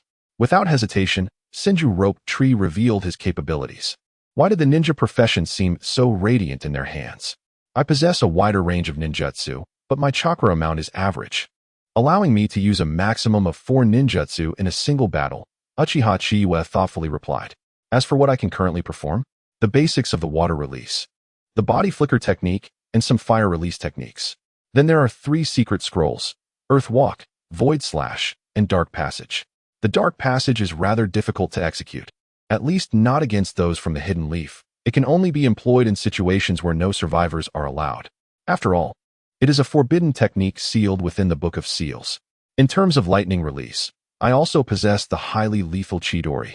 But my current chakra reserves only allow for 2 uses. If I were to assess my strength, I would say it slightly exceeds that of Uchiha Sasuke during the CH-nin exams. However, Uchiha Chiyue had another advantage. He checked the enhancements from his ninja cards. Level, Mysterious Masked Man, 3 stars increases fire release ninjutsu power by 70, slightly enhances space-time affinity, and reduces Sharingan chakra consumption by 20. Level, Uchiha Shursui, 3 stars increases fire release ninjutsu power by 30, enhances body flicker technique effectiveness by 30, and amplifies jinjutsu effects by 30. Level, Uzumaki Naruto, 4 stars permanently boosts chakra volume by 25, and accelerates body recovery speed by 40. Total training experience increase, 300 for ninjutsu training, 270 for taijutsu training, 200 for jinjutsu training, and 100 increase in fire release ninjutsu power. The switching of ninja cards was not allowed. This was another of Uchiha Chiyue's unique advantages. For instance, Uchiha Chiyue could instantly switch to the enhancements from Naruto, combining both to achieve a remarkable 40 increase in chakra volume. His current status was indeed magnificent. So how shall we engage in battle? The thousand-handed rope tree scratched his head, using ninja tools. Uchiha Chiyue removed his wrist guards, revealing the lightning blade technique from the Uchiha clan. It contained 300 kunai, 500 shuriken, and 100 explosive tags. Such a powerful skill was certainly worth mastering. Is that so much? The thousand-handed rope tree was astonished. Indeed, Uchiha Chiyue nodded. But can explosive tags and kunai truly pose a threat to Brother Orochimaru? Child, are you underestimating the explosive tags? Do you know how you might perish? Uchiha Chiyue cast a caring glance at the thousand-handed rope tree. With enough explosive tags, they become a mindless weapon. All fear stems from insufficient firepower. Have you not seen how explosive tags obliterated rope tree? Have you not witnessed how they nearly annihilated Obito? And do you not recall how the second Hokage's explosive tags nearly shattered 6 paths Obito? So who dares claim explosive tags are useless? If 100 explosive tags were affixed to Orochimaru, he would kneel, and I would consider myself defeated. And what of your tool-throwing skills? Well, the thousand-handed rope tree rubbed his face, looking awkward. All right, I understand. Uchiha Chiyue's eyelids twitched. Use shadow clones to test the waters. Remain fully focused. Ninja tools do not consume chakra, and try to use them for initial combat. If your chakra is ample, I will do my utmost to restrain Orochimaru. You search for an opening to seize the bell. Got it. Once 3 minutes had passed, Orochimaru removed his earplugs. Now begin, he spoke calmly. The moment his words fell, the thousand-handed rope tree instantly vanished, diving into the nearby woods. Chiyue-kun, do you wish to duel with me? Orochimaru inquired with keen interest. Well, Orochimaru-sensei, please show me a bit of leniency, Uchiha Chiyue responded with a harmless smile. I have imposed quite a few restrictions, Orochimaru remarked, taken aback. Based on my deductions, this is the limit of your abilities. If all goes well, you may obtain the bell. Thus, fight me to the best of your abilities. I hope to witness your full strength. And those eyes of yours. Uchiha Chiyue clicked his tongue, although he had long sensed that Orochimaru knew something. Hearing it spoken aloud was still displeasing. Rest assured, I am aware of your concerns, Orochimaru smiled. I have set up some barriers here.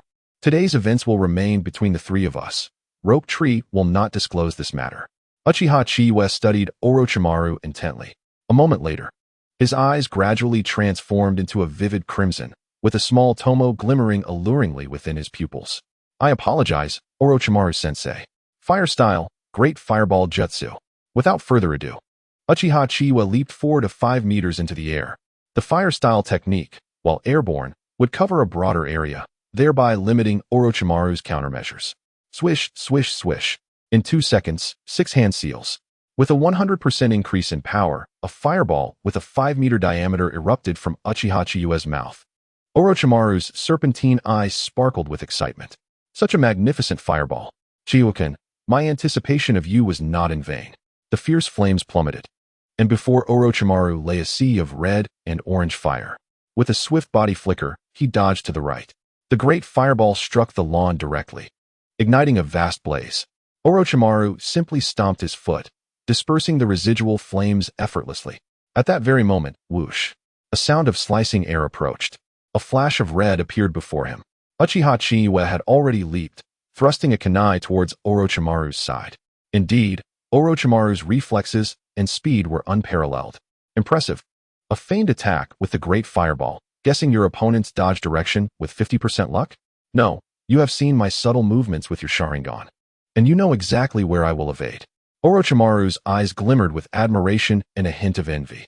Ordinary ninjas relied solely on luck, while the Uchiha and Hyuga clans were bound by fate.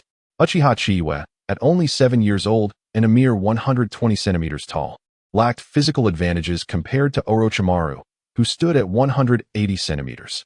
However, this was precisely his advantage. Chapter 35, Orochimaru. Lion's continuous assault. The moment the kunai missed its mark, Uchiha Chiyue had already shifted his position. He stepped onto Orochimaru's shoulder, poised to execute a scissor kick around his neck. Orochimaru anticipated Chiyue's intentions, crouching sharply, causing the sweeping leg to miss. Not good. Uchiha Chiyue swiftly activated the substitution technique. Bang! A cloud of smoke erupted around him, revealing a kunai embedded deep within a wooden stump. Chiyue-kun, such quick reflexes. Orochimaru did not hold back his praise.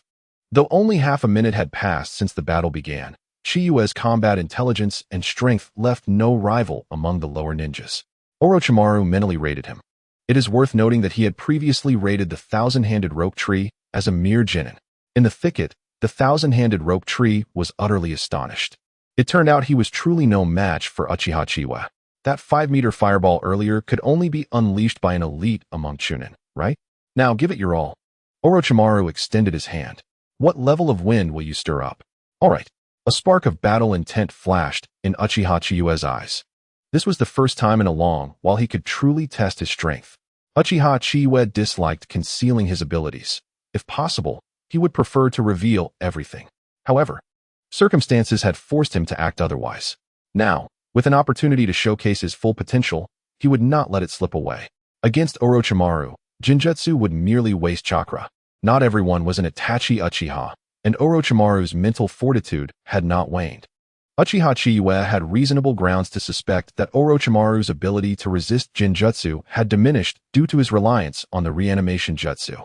The most effective tactic was indeed the Chidori. Rope tree. Use water style. Hey, the thousand-handed rope tree leaped from the bushes. Water style, water flow technique. Water surged from his mouth, shooting towards Orochimaru. Seizing this opportunity, Uchiha Chiyue retreated, hand seals forming throughout the process. Snake, horse, monkey, pig. In less than 2 seconds, the great fireball erupted from his mouth once more. Orochimaru's eyes lit up, already anticipating Uchiha Chiyue's strategy. In such a steamy environment, how will you proceed? Swish. Orochimaru dodged. The water flow technique clashing with the great fireball, resulting in a burst of steam that enveloped the area for dozens of meters. Under the gaze of the Sharingan, this mist was as transparent as air. Summoning technique, lightning blade. A series of piercing sounds echoed.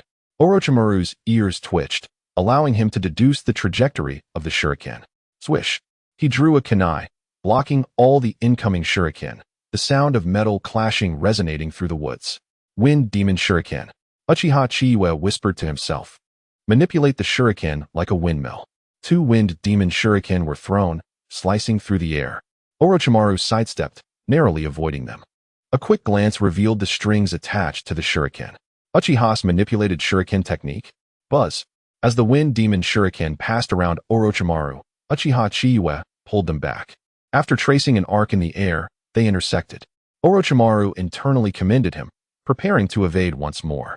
In the next moment, the wind demon shuriken detonated mid-air, shattering into countless fragments. The once singular thread on the shuriken had transformed into multiple strands. It was an illusion, a jinjutsu of the Sharingan. The Sharingan requires no contact. Even mere refraction of light can evoke such terrifying illusions. Unbeknownst to oneself, subtle details had left a hidden prelude. This jinjutsu merely compelled the subconscious to overlook the intertwined threads. Orochimaru marveled once more as the fragmented shuriken was drawn back, its coverage extensive. Evasion was no longer an option. There was no ground left to stand upon. Wind release, great breakthrough. Orochimaru formed hand seals and unleashed a tempest from his mouth, dispersing the reclaimed shuriken in all directions. But wait, the shuriken had already lost its force. The fragmented shuriken scattered at the slightest gust, lacking the strength to retract. Whoosh! A flurry of piercing sounds surged forth. This time, Orochimaru's gaze sharpened. Were it an ordinary nin, this maneuver would surely lead to their demise. Earth release, earthen wall. Orochimaru swiftly turned, hands weaving seals before slamming them onto the ground. An earthen wall rose before him. Crack!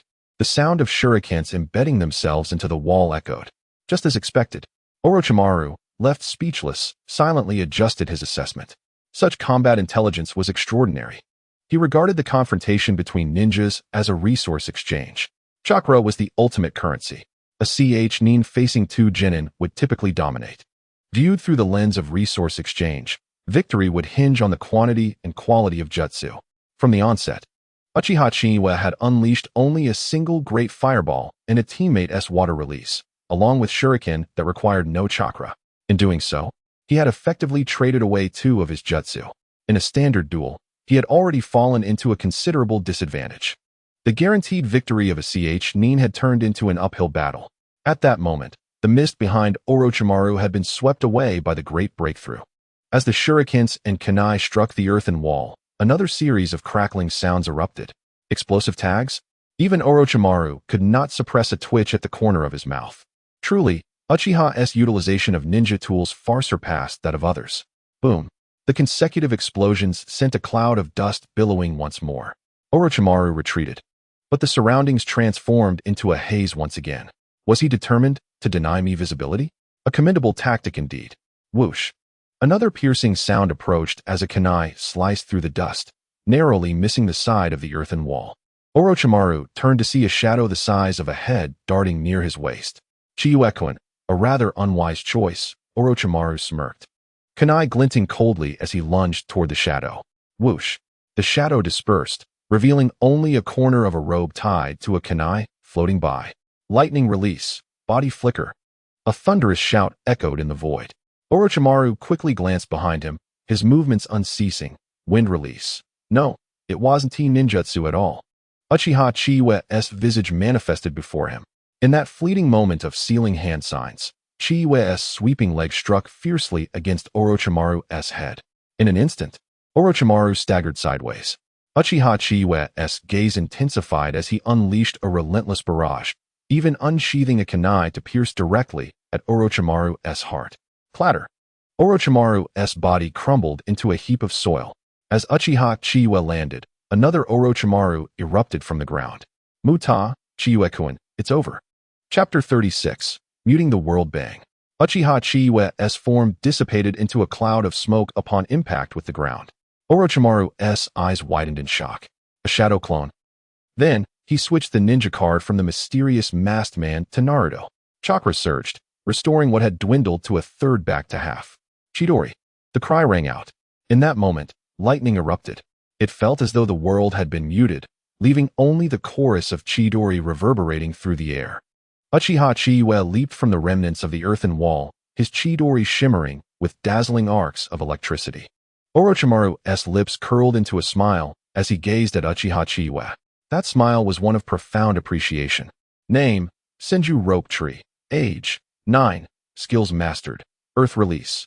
Earthen wall, body flicker technique, water release, instantaneous technique. Note, abundant chakra. Now at Ch9 level. Comment. With a capable commander, he would excel in a team setting. Overall evaluation. Development direction.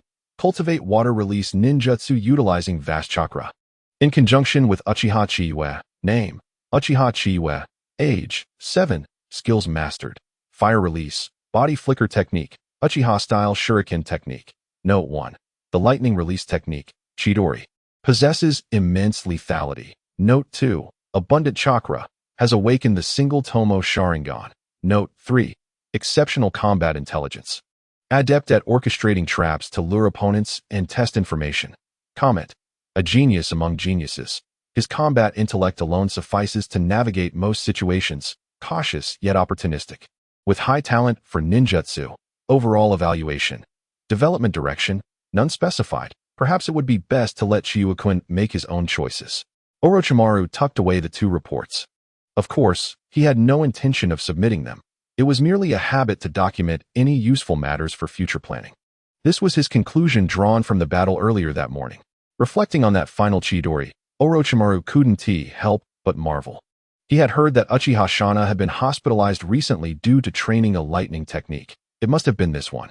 The lethal power of this jutsu, Orochimaru believed, he could not possibly withstand. Who could survive being struck by such an attack? Perhaps Tsunade's healing restoration might suffice. Chiyue-kun was undoubtedly a remarkable talent. Leaning back in his chair, Orochimaru sighed in contemplation. This combat intelligence flowed seamlessly, recognizing the futility of mindless jutsu, and thus conserving chakra. Throughout, he had not witnessed the relentless combos that had tormented the Hyuga twins. Moreover, had it not been for his additional use of the snake substitute technique, the outcome may have been different. At that moment, Uchiha Chiyue was also reflecting on the battle. In the final moments, a massive serpent had emerged from Orochimaru's hand, from which his true body had detached. TSK, I nearly took down Orochimaru. I almost fell for it. Leaning against a wooden post, Uchiha Chiyue mused. Today, he had gained insight into his own strength. Although there were many questionable combat strategies, they proved effective. A minor jinjutsu, manipulating shuriken to create an information gap, forced out the first jutsu. In the end, the shuriken was a mere pawn. The true intent lay in the shuriken launched head-on. Thus, he had expended 2 jutsu. Later drawing from the encounter between Obito and Kakashi as a reference. Obscuring vision, the advantages of the Sharingan were manifest. What if Orochimaru could see as well? Then, there would have been no chance at all. Uchiha Chiyue gambled, wagering that Orochimaru would underestimate him, using an earth clone as a feint. After all, having suffered 2 setbacks, caution was warranted. Fortunately, he had won the gamble. The last jutsu Orochimaru used was indeed the earth clone.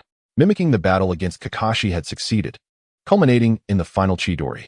In summary, one word encapsulated it all. Exhilarating. The battle was thrilling. For the first time, Uchiha Chiyue had unleashed his full potential, leaving him somewhat exhilarated. After all, these days, I have been training for at least 4 hours daily, exhausting myself to the point of feeling like a foolish dog. The rewards I reap are truly deserved. Unfortunately, I have yet to master any advanced mindless combos. Once I acquire the divine might and the ability to manipulate space-time, my lips involuntarily curve into a smile. With the power of the divine, I shall obliterate everything in my path. Who would not opt for mindless ninjutsu if given the chance? Why engage in intricate calculations when one can triumph through sheer potency? A series of knocks echoed at the door. I hastily retreated inside and opened it, revealing my uncle, who bore a heavy-looking box in his hands. While this alone was not alarming, I couldn't help but notice his slightly pale complexion. What could have caused this apparent weakness, reminiscent of a chakra depletion? Uncle?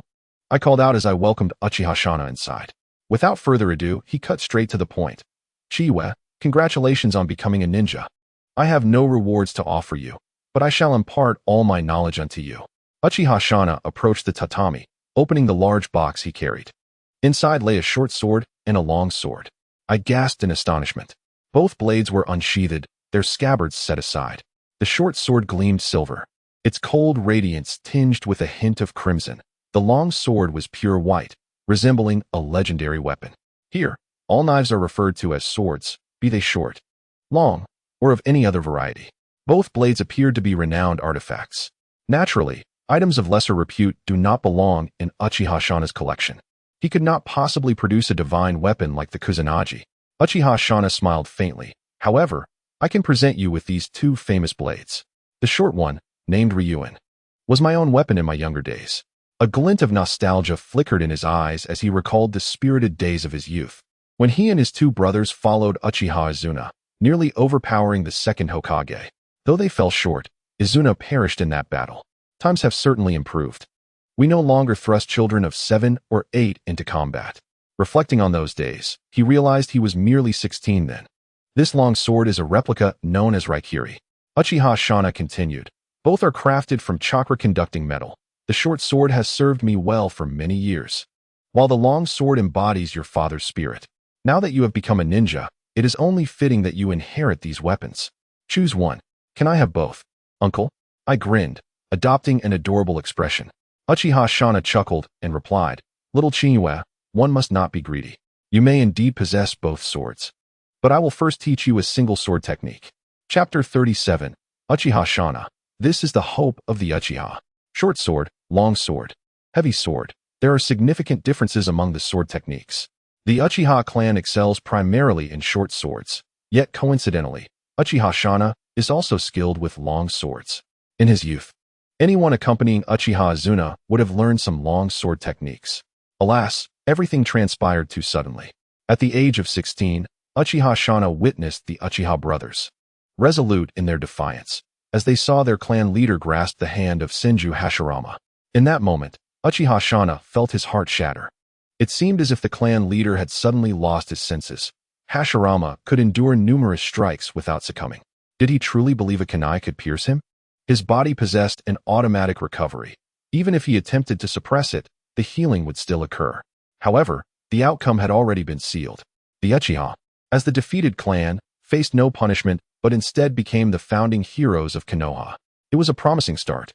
Yet, Uchiha Shana's return to a more radical stance stemmed from the Senju's bias. That day, he waited long at the back door, but never saw Madara's figure. Later, he witnessed Uchiha Madara's despair as he defected through the main gate, without a single clan member by his side.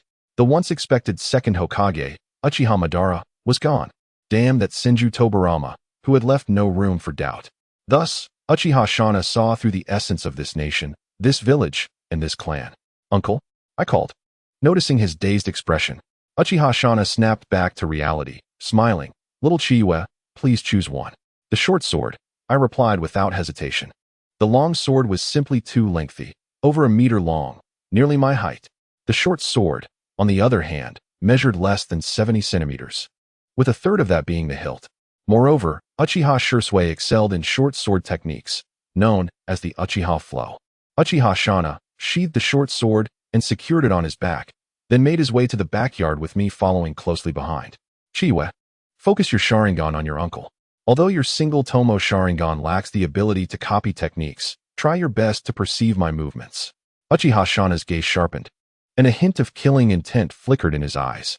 Uchiha flow, flame leap. With a swift motion, the short sword was drawn, enveloped in a surge of fiery chakra. He lunged toward the thick wooden post before him, unleashing a flurry of attacks. Each fiery sword strike left an indelible mark upon the wood. I stood aside, my single tomoe Sharingan fixated, fully concentrated. The entire process bore a striking resemblance to the training method I had learned. It was all about the continuous strikes, infusing wind chakra into the blade to suppress its edge, followed by the addition of fire chakra, releasing both elements to create sword energy. The sequence flowed seamlessly. First, the ranged sword energy would force the opponent to evade. If they dodged, I would close the distance with body flicker technique. If they did not, they had to brace for the impact of the sword energy. Thus, evasion was inevitable, and in that moment, I would strike with a direct blow. Then, I would leap behind the enemy, delivering an even more powerful fiery sword attack. This approach aligned perfectly with the Uchiha's combat style. Once in close quarters, the accuracy of the Sharingan's Genjutsu would significantly increase. Therefore, the essence of Uchiha's sword techniques lies in the body flicker technique. However, this raised a question. When viewed from this perspective, Uchiha's swordsmanship seemed rather unremarkable. In terms of true swordsmanship, there was the likes of Kakashi, Mifune, and Killer Bee. Kakashi wielded genuine sword techniques, though he also employed lightning-based sword techniques. His primary focus remained on traditional swordsmanship. Mifune appeared to utilize the body flicker technique as well, while others merely wielded their weapons. The 7 ninja swordsmen seemed rather inept, merely flailing about. A complete set of sword techniques is not overly complex, particularly since I had the foundation of Shirsue's body flicker technique. This technique, based on wind and lightning chakra cells, enabled incredible speed. Uchiha swordsmanship was built upon this foundation. Uchiha Shana handed me the Ryuan, then drew another short blade to demonstrate. With my Sharingan activated and a solid foundation, imitating this technique proved to be quite manageable. Before long, the day had slipped away, and it was already 4 in the afternoon. Uchiha Shana clapped with satisfaction. Well done, well done. I initially thought you would need more time to practice, little Chiyue. With that said, if you find yourself with some free time during the holidays, you may visit Uchiha Akira. His swordsmanship is formidable, and my uncle will be away on a mission for a while. My uncle is undertaking a mission? Uchiha Chiyue was momentarily taken aback. It has been many years since such a situation has arisen. After all, he is the esteemed elder of the Uchiha clan, and he has not engaged in missions for quite some time. The sudden announcement of a mission? Indeed. Uchiha Shana nodded. Thus, I hurriedly brought these 2 items for you today. But rest assured, this mission will last no more than 6 months, and my uncle will return. Thank you, uncle. Uchiha Chiyue grinned. Please take care of yourself. Ha. Uchiha Shana laughed heartily, ruffling Uchiha Chiyue's hair. Little Chiyue, in the entire ninja world, apart from Sarutobi Hiruzen, who could possibly rival me at this moment? Confidence radiated from Uchiha Shana's eyes. Being on the brink of shadow-level prowess, he had now awakened the Manjiki Sharingan. Its abilities are extraordinarily powerful. One eye grants me the potential for immortality, while the other bestows immense destructive power, not to mention a third power. At this moment, Uchiha Shana was undoubtedly at the shadow level. Uncle, you're incredible. Oh, it's nothing special. Uchiha Shana chuckled again. Chiyue, remember, the Uchiha clan's ninjutsu is founded on speed and precision. We Uchiha may not attain the true mastery of swordsmanship like others. But should you have the opportunity to meet that Umbu captain, well, let us not speak of him. The swordsmanship of the Uchiha clan is one of the bedrocks of our lineage. Therefore, never forget to hone your skills. This is the wisdom of the elders. Moreover, my nephew is truly a genius. In just an afternoon, he has shown remarkable progress. Reflecting on the past, only Lord Izuna managed to reach this level in such a short time. Why does my nephew's talent increasingly remind me of those 2 great individuals? In any case, Uchiha Shana has begun to prepare for the focused cultivation of Uchiha Chiyue. He represents the hope for the future of the Uchiha clan. Chapter 38. Jiraiya, little brat. Come be my disciple. Uchiha Shana, who has always regarded himself as the leader of the radical faction, now glimpsed a vastly different path through Uchiha Chiyue. The mission he was about to undertake was related to the Land of Rain. Moreover, he would be accompanied by the Umbu captain, Hatake Tsukumo. Oh, this is a perfect opportunity to discuss teaching little Chiyue swordsmanship. The Hatake clan has already integrated into Konoha, and within their ancestral home, only Hatake Tsukumo remains. Uchiha Shana is confident that there are no unsolvable issues, only matters where interests are not aligned. His instincts are keen. The current situation resembles the calm before the storm. War may be imminent. The leader of the Land of Rain, Hanzo, is extraordinarily powerful, self-proclaimed as a demigod, and recognized by various factions. His strength is indeed formidable. His ambitions are notorious. Under the guise of peace, he seeks to dominate the entire ninja world. Although there has not yet been a formal declaration of war with the Land of Iron, tensions between the 2 nations have already begun to escalate. Only seasoned ninjas are capable of gathering intelligence, especially when the target is a demigod. Within Konoha, only Hatake Tsukumo possesses the requisite skills. However, should he be the sole participant, he would be in grave danger. Thus, Danzo proposed that Uchiha Shana take action. After all, who better than an old-timer who has survived since the Warring States period? Uchiha Shana, who was sent to the battlefield at the tender age of 7, is undoubtedly the most suitable candidate, especially with the Sharingan. Thus, today's events unfolded. However, the 3rd Hokage was prepared for an extensive discussion. To his surprise, Uchiha Shana actually agreed. He consented to take on a mission? This was undoubtedly good news for the 3rd Hokage. By the way, uncle, Uchiha Chiyue suddenly remarked. You've given me your sword. What will you use? This sounds ominous, suggesting that my uncle may not return. Oh, I have forged an entirely new sword, which has already been transported back from the land of iron. Uchiha Shana smiled slightly. This sword is crafted according to the legendary Ama no Murakumo no Tsurugi, designed to best suit the Uchiha clan's lightning, wind, and fire chakra conductive metal. So, do not worry about me. Oh, you're hiding some secrets, aren't you? This is all thanks to little Chiyue. As business has been thriving, and the collaboration with the Akimichi clan has been fruitful. Otherwise, Uchiha Shana would not have splurged on the creation of a sword. After all, it has been quite some time since he last took action. Nevertheless, Chiyue is the hope of the Uchiha clan, and what he must do is to serve as the flame. The will of fire? Perhaps. It is simply a desire to carve out a bright future for my nephew. Uchiha Shana departed. Uchiha Chiyue bid farewell to his uncle and commenced his daily training at 4 times the usual speed. This was an essential ritual. Although tomorrow he would be embarking on a task of searching for cats and dogs, or perhaps even tilling the fields. TSK, such tasks are truly easy money. Just as Uchiha Chiyue began his training, at that moment, outside the ninja academy, a white-haired figure shouted, "Stay away from my dear." Uzumaki Kushina stood protectively in front of Namikaze Minato, eyeing Jiraiya warily. Jiraiya immediately felt a surge of irritation. Hey, little girl, do you even know who I am? I just introduced myself. What is wrong with this kid becoming my disciple? That is unacceptable. Kushina would not hear of it. You clearly look like a bad person. How can you judge by appearances? Jiraiya exclaimed dramatically, I am undeniably handsome. Kushina. Minato nudged Kushina's shoulder. He is a jonin of our Konoha village. Lord Jiraiya. Haha. Upon hearing Minato's words, Jiraiya burst into laughter. See, little girl, even this brat knows my name. That doesn't matter. Uzumaki Kushina puffed up like an angry kitten. My sister said that if you meet a white-haired person who calls himself a great lord, you should smack him. An old pervert should never be indulged. Who is your sister? I am not an old pervert. I am a writer. As soon as he finished speaking, Jiraiya felt a murderous aura approaching. Before he could react, a fist the size of a sandbag landed on his head. Who? What the? The newcomer was Tsunade. She waved her fist. Kushina is my sister. You, an adult, are threatening children at the academy gates. Who is threatening children? Jiraiya rubbed his throbbing head, grimacing.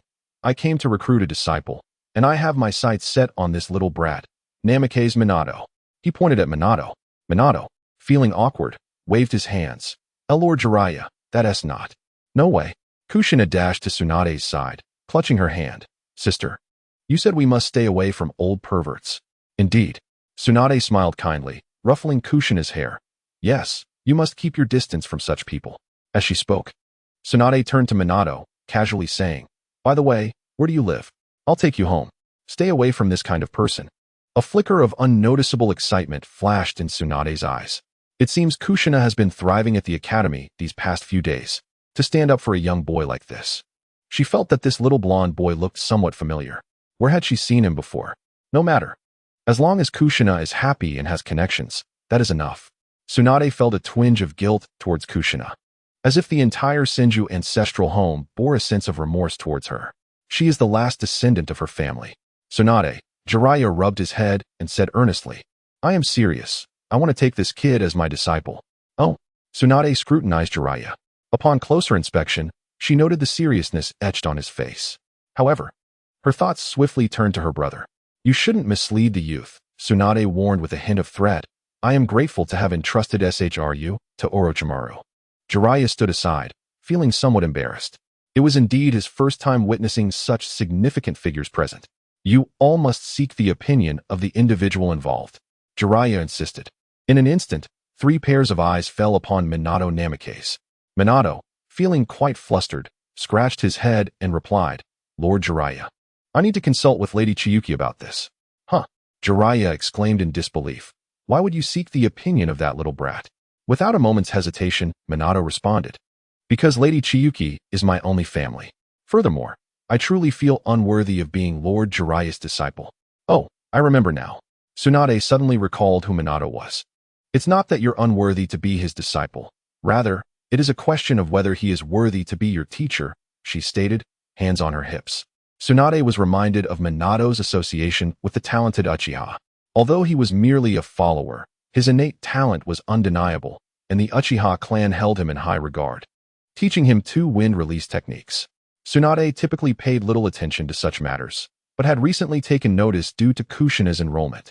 The top 3 students in the second-year class were exemplary in all aspects and displayed remarkable humility. If there were any criticism, it would be that he was in the shadow of Uchiha Chiyue. After all, while the Uchiha's reputation had improved, it still lacked substantial results. Tsunade held no prejudice against the Uchiha. Although she felt their clan exhibited a certain arrogance, her own Senju clan had not been without its flaws in the past. However, in her youth, her 2 grandfathers had instilled differing ideologies in her. Her paternal grandfather viewed the Uchiha as paragons of virtue, while her maternal grandfather regarded them as a naturally malevolent clan. Now, Tsunade had formed her own judgment. What does it have to do with me? However, the young boy before her, his talent was considerable, having mastered 2 wind release techniques at the tender age of 7. With the right nurturing, given his potential, even a commoner could ascend to the rank of Jonin. Ahem, Minato Namikaze, is it? Tsunade cleared her throat. Yes, Minato replied immediately. Here is the plan. Go home and discuss this with your family. If they agree, you may apply for early graduation. At that time, Jiraiya will be your guiding Jonin. Sister, Kushina exclaimed in shock. Don't worry, Kushina, Tsunade reassured her while ruffling her hair. While Jiraiya may be unreliable, lazy, and somewhat lecherous, I can attest to his strength. This young lad is your friend, correct? I assure you, I would never lead him astray. Kushina pursed her lips. Early graduation meant. Minato scratched his head, saying, Lady Tsunade, I haven't completed my ninja school curriculum, and my jutsu are not yet fully mastered. Early graduation? Minato was not keen on the idea, as he still had 2 years of coursework remaining, and he was certainly not a genius like Chiyue. Minato did not consider himself a genius. Ahem. Jiraiya coughed twice. You need not rush your graduation. There is no real benefit to it. Jiraiya exchanged glances with Tsunade, who suddenly realized, glancing at Kushina holding her hands. Oh, how could we allow him to graduate early? We can certainly guide him, but he must not graduate prematurely. No problem. In any case, return and consult your family, Tsunade concluded. Hey, Minato's eyes sparkled, feeling elated. Had he caught the attention of the esteemed Jonin Jiraiya? That evening, Minato shared the news with Uchiha Chiyue. To take on a master? Yes, it is a must. Chiyue laughed. Today, Orochimaru-sensei mentioned this to us as well. Minato, although Jiraiya has his flaws, he indeed possesses remarkable skills. Seize the opportunity to learn his summoning techniques. Summoning techniques? Minato blinked. Why Chiyue? Jiraiya's most impressive ability is his summoning technique, Chiyue remarked nonchalantly. Aside from summoning, he tends to focus on fire release techniques, but you do not excel in that area. While Jiraiya possessed a variety of jutsu, most were fire release. To put it bluntly, our Uchiha clan's fire release techniques surpass his in quantity, Chiyue noted. We simply lack the frog oil. Though ninjutsu is categorized by difficulty levels, it is undeniable that the Uchiha clan possesses a wealth of fire release techniques, all of commendable quality. Lower-tier techniques include Great Fireball and Phoenix Fire, while medium-tier techniques comprise Great Fire Annihilation and Great Fire Extinction, and higher-tier ones include Dragon Flame Song. Moreover, while the Uchiha's fire may appear ordinary, the true masters of the Uchiha employ fire release techniques that often incorporate wind release. For example, the future Uchiha Storm Dance is an incredibly swift and powerful fire release technique, utilizing wind release principles to accelerate the flames. In summary, Chiyue considers the Uchiha clan to be quite authoritative in terms of fire release techniques. Minato smiled warmly, nodding in agreement. If I take Jiraiya as my master, perhaps I too can keep pace with Chiyue. After all, Chiyuki's guiding Jonin is Orochimaru, and Jiraiya stands as his equal. Chiyue, I will undoubtedly follow in your footsteps. Meanwhile, at the barbecue, this is the Akimichi family's establishment, already monopolizing the market in Konoha. Barbecue? It can only be Akimichi's. Today, the future legendary 3 Nin gathered once more at the barbecue restaurant. Without a doubt, Orochimaru was treating. Jiraiya, I have uncovered the matter you tasked me with investigating. Oh. Jiraiya's eyes brightened. Did you find the wealthy old rascal? No. Orochimaru shook his head, his gaze calm. I did not delve too deeply. This book, Flame Emperor, originates from the Uchiha's publishing house. It It is likely authored by someone from the Uchiha clan. Uchiha? Jiraiya's mouth twitched. He truly did not anticipate that the Uchiha had such talents. Indeed, Orochimaru smiled. The current generation of Uchiha is brimming with talent. They are commercial prodigies, now venturing beyond just century eggs to create innovative lunch bento boxes. Their dishes are varied and reasonably priced. It is indeed hard to believe they hail from the Uchiha. Orochimaru, with your words, Tsunade pondered for a moment. Recently, the Uchiha have opened numerous shops in Konoha's commercial street, even a ninja tool shop. Ninja tools? The Uchiha clan generally relies on self-sufficiency. They possess a summoning beast, which, while not as renowned as the three great sanctuaries, is overseen by an old monster, Granny Cat, who specializes in providing ninja cats. They have a contract with the Uchiha clan. The Ninja Cat clan seems to have a solid manufacturing industry regarding ninja tools. Hence, the Uchiha clan would rather let their ninja tools gather dust in storage than sell them in Konoha's shops. At that time, the Uchiha's mentality was that everything belonged to them. Why should they sell to you ignorant commoners? However, the situation is evidently different now. Why has the Uchiha clan undergone such a transformation? My esteemed companions, might I have another serving of your delectable century egg and tofu? Jiraiya promptly requested once more from the waiter. Chapter 40. The First Genin Mission. Has a business prodigy managed to persuade the Uchiha to abandon their biases? Orochimaru pondered deeply. The Uchiha lack for resources, yet they have always been exceedingly proud. The individual capable of instigating such a change must hold a significant position within the clan. Furthermore, convincing the more radical factions? The internal matters of the Uchiha clan are somewhat known within the circles of Konoha's elite ninjas. Orochimaru and his companions, being elite jonin and direct disciples of the third Hokage, have gleaned more insight than most. Orochimaru possesses a keen ability to discern the essence of situations. The Uchiha's plight lies in their clan's honor and arrogance. While the members of the security forces hold substantial authority, they are equally subject to the disdain of the common folk. In Orochimaru's eyes, the villagers of Konoha exhibit a certain lack of discernment. They readily believe rumors. Even now, some jonin in the village are mindlessly lauded. Take the three of them, for instance. Indeed, Orochimaru believes he has done nothing noteworthy, yet his reputation remains high. Tasks that are ostensibly ordinary are exaggerated into perilous endeavors. This is the art of creating an image. Orochimaru has long recognized this phenomenon, but remains indifferent. It appears that the Uchiha have also come to this realization. Over the past year, there has been an abundance of news regarding the Uchiha. The Uchiha business prodigy, the Uchiha genius youth, the Uchiha's approachability towards commoners, and even the legacy of Minato Namikaze continues within the clan alongside the study of ninjutsu. This transformation cannot be understated. Now, yet another figure has emerged, a best-selling novelist hailing from the Uchiha clan. Surely, there must be an extraordinary influence guiding the Uchiha. Why concern ourselves with such matters? Jiraiya remarked nonchalantly. The Uchiha are simply the Uchiha. I must visit their publishing house someday. Tsunade shot Jiraiya a look as if he were a fool. His ignorance does not imply hers. The actions of the Uchiha, while not particularly remarkable on their own, become significant when woven together. Especially since she had heard today that Uchiha Shana had undertaken a mission alongside the esteemed Kakashi Hitaki. Indeed, Orochimaru smiled. Perhaps the Uchiha have come to a realization? This does not concern us. Orochimaru remains unfazed. After all, he is still the leading jonin guiding the Uchiha prodigy. What does this signify? It suggests that the third Hokage endorses the Uchiha's approach, and the Uchiha reciprocate this sentiment. A mutual agreement is inherently beneficial. The Uchiha are willing to entrust such a talented youth to the Hokage's lineage, and the elder genuinely wishes to witness the Uchiha's integration. This is indeed a beautiful development. Tsunade sighed in frustration. How tiresome. I have never understood such political intricacies. Yet, I cannot help but recall my grandfather's words these past few days. Let us not dwell on these trivialities. Let us drink. Jiraiya raised his cup in agreement. Indeed, let us forget. Tsunade slammed her hand on the table, also lifting her cup. Orochimaru smiled, raising his cup in unison. The three clinked their glasses together. The next day, Uchiha Chiyue prepared for departure. With a short blade slung across his back, he arranged his hair, which bore a striking resemblance to Uchiha Sasuke's, and donned the traditional black attire of the Uchiha clan. As for his forehead protector, he wore it on his arm, finding it somewhat uncomfortable atop his head. A dashing 12-year-old emerged from the door. Becoming a ninja and undertaking missions is indeed a commendable choice, albeit not particularly lucrative. A C-rank mission typically rewards between 300 to 500 ryo.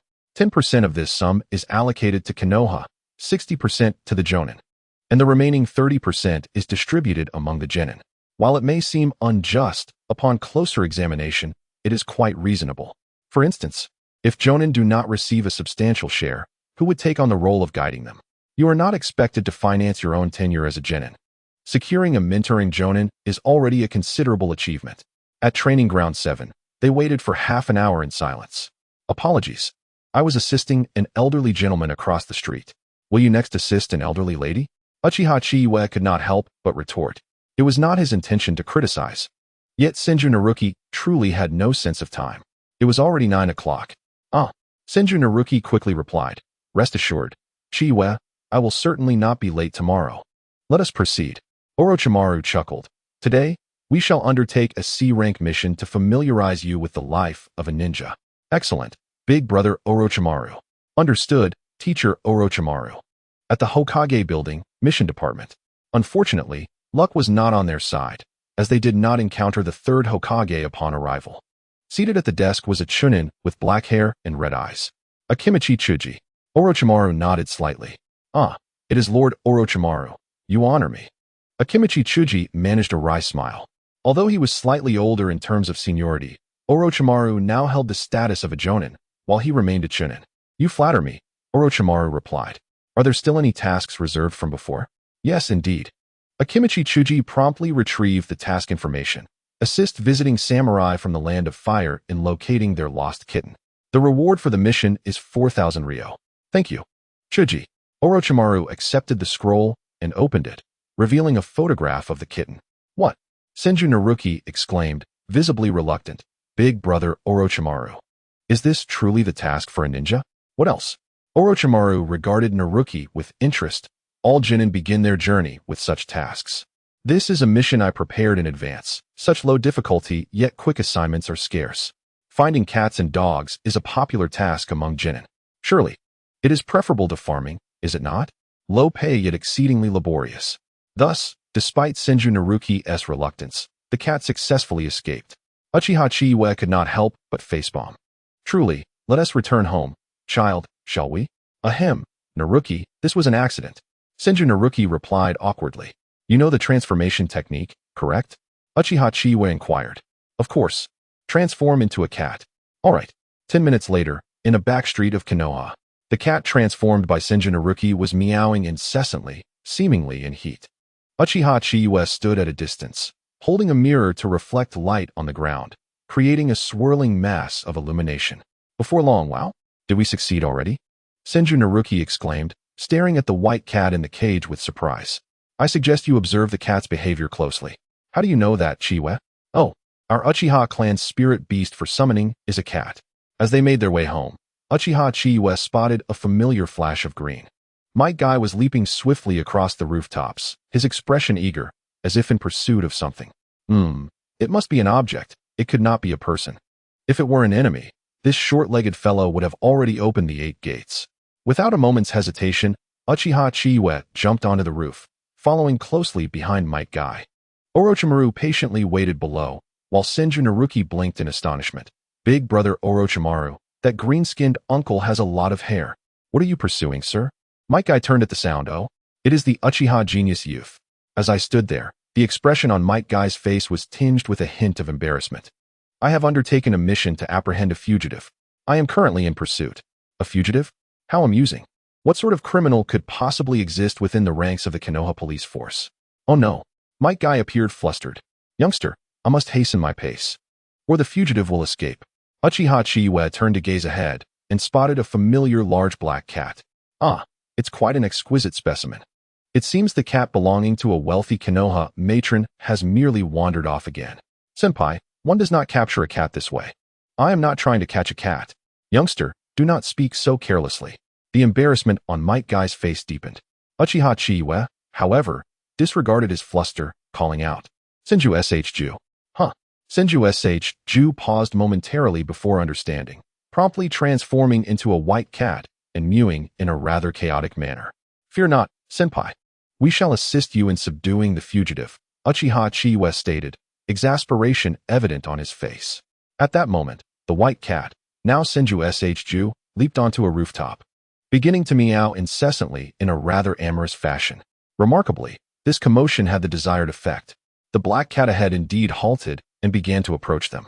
Might Guy exclaimed, "I lack the transformation technique as well. So this is how others capture cats." As Uchiha Chiyue observed the black cat, he sensed an indescribable languor emanating from it. It seemed to have been overly pampered by its affluent owner. Might Guy, visibly embarrassed, seized the opportunity as the target approached. With swift reflexes, he grasped the black cat firmly. "Meow, meow, meow." The cat's protests were quite colorful. "Thank you ever so much." Might Guy's face radiated joy as he gave a thumbs up to the two companions. This gesture startled Shju, causing him to take a step back. The eccentricity of this green-skinned man was perhaps indicative of some underlying condition. "Sir, you are quite peculiar," Shju remarked, unable to contain his thoughts. "Thank you for the compliment." Might Guy's grin widened, further cementing the notion of his peculiarities. "Senpai." Orochimaru leapt onto the rooftop, nodding gently at Might Guy. Without further ado, Orochimaru exhibited a remarkable degree of politeness. Regardless of the individual, he always began with the term senpai or kuin. Upon seeing Orochimaru, Might Guy was taken aback and hurriedly bowed. "Lord Orochimaru." At the time of Orochimaru's ascension to Jonin, Might Guy was still a genin. Now, Orochimaru had achieved a higher rank, while Might Guy remained a genin. "Orochimaru, do you recognize this rather eccentric gentleman?" "Indeed," Orochimaru replied with a nod. "Might Guy senpai is a veteran ninja of Konoha." Orochimaru struggled to find appropriate adjectives, perplexed as to why Might Guy had not yet advanced in rank.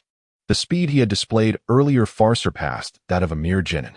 Could it be that he had failed the Chunin exams? "Might senpai, these two are my students, Senju Shju and Uchiha Chiyue." Might Guy appeared utterly astonished. The young heir of the Senju clan and the prodigious youth of the Uchiha clan. Both were renowned figures within Konoha. This is the essence of youth. Uncertain of what to say, the short-statured elder blurted out his signature catchphrase. "Truly, they are students worthy of Lord Orochimaru, true geniuses of Konoha." Observing the two, one appearing around 7 or 8 years old, the other around 10, it seemed almost effortless for them to complete a task that Might Guy had struggled with all day. Tasks such as capturing cats or dogs were indeed straightforward, often yielding substantial rewards. The reason he had received such a lucrative task was due to the assignment being distributed by Akimichi Sage, a former classmate of his. "Might senpai, if that is the case, let us submit the task together," Orochimaru suggested. "Ah." Might Guy beamed with delight, not for any other reason, but because Orochimaru was the first jonin in quite some time who had not labeled him as mentally ill. Was that not a cause for celebration? After submitting the task, the cat-catching enthusiast, Senju Shju, proposed they take on another mission. Regrettably, no more cat-catching tasks were available. However, there was a rice-planting assignment. After all, cats do not simply wander off without reason. "Then let us forego that." Senju Shju expressed his disinterest in farming. "Shju, you could sneak the cat from that wealthy matroness residence. She would then issue a task, and you could submit it directly," Uchiha Chiyue suggested, glancing at the disappointed Shju. Upon hearing this, Shju's eyes lit up. Of course, a smile spread across his face, while Uchiha Chiyue and Orochimaru exchanged bemused glances. "Your mind, child." No wonder he had been defeated by an explosive tag. Tasks of this level should pose no challenge for the two of you. Orochimaru mused for a moment. "Do you both find yourselves in need of funds?" "Not at all," Shju responded without hesitation. Uchiha Chiyue shrugged. He wanted to say he was in need, but the rewards from such tasks were meager. For instance, a task worth 4,000 ryo would yield a mere 600 ryo by the time it reached him. He might as well stroll around the ninja academy. The rewards from his two older brothers far surpassed that amount. If you are not in need of money, you might consider having others complete tasks on your behalf, Orochimaru suggested. The rewards would go to them, while you retain the benefits. Uchiha Chiyue paused. Wasn't that precisely what he had been doing for the past 6 months? Although he had only done it a few times, he had amassed over 10,000 ryo from it. Who would have thought that such under-the-table work could be replicated? Konoha truly was a breeding ground for talent. Is that even possible? Shju exclaimed in astonishment. Indeed, Orochimaru chuckled. Genin must complete 20 D-rank missions, 3 C-rank missions, or accomplish higher-rank tasks to qualify for the Chunin exams. However, Genin cannot accept missions above D-rank, since you both do not require funds. It would be more beneficial to focus your time on training. I will arrange matters regarding the missions tomorrow. Be at the 7th training ground by 10 a.m. Excellent. Ju's face lit up with eagerness, not for any other reason than the prospect of the Chunin exams. Such was the spirit of a passionate fool. Chapter 42. Jiraiya. Quickly, summon Orochimaru. At the 3rd training ground of Konoha. Hey, are you even capable, white-haired one? Kushina glared furiously at Jiraiya. Jiraiya, slightly abashed, recalled the earlier incident where he had summoned the rather diminutive toad, Bunta, only for Bunta to be mistakenly slapped by a passing stranger.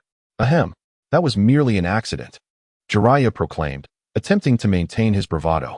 Mount Myaboku is one of the 3 great holy lands, and the 2 sages are quite busy. It seems they have no time today. Minato, I shall entrust you with something else.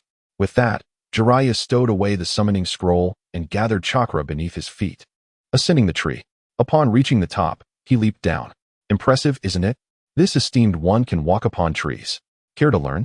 With a mischievous glint in his eye, Jiraiya gazed at Namikaze Minato, as if teasing a child.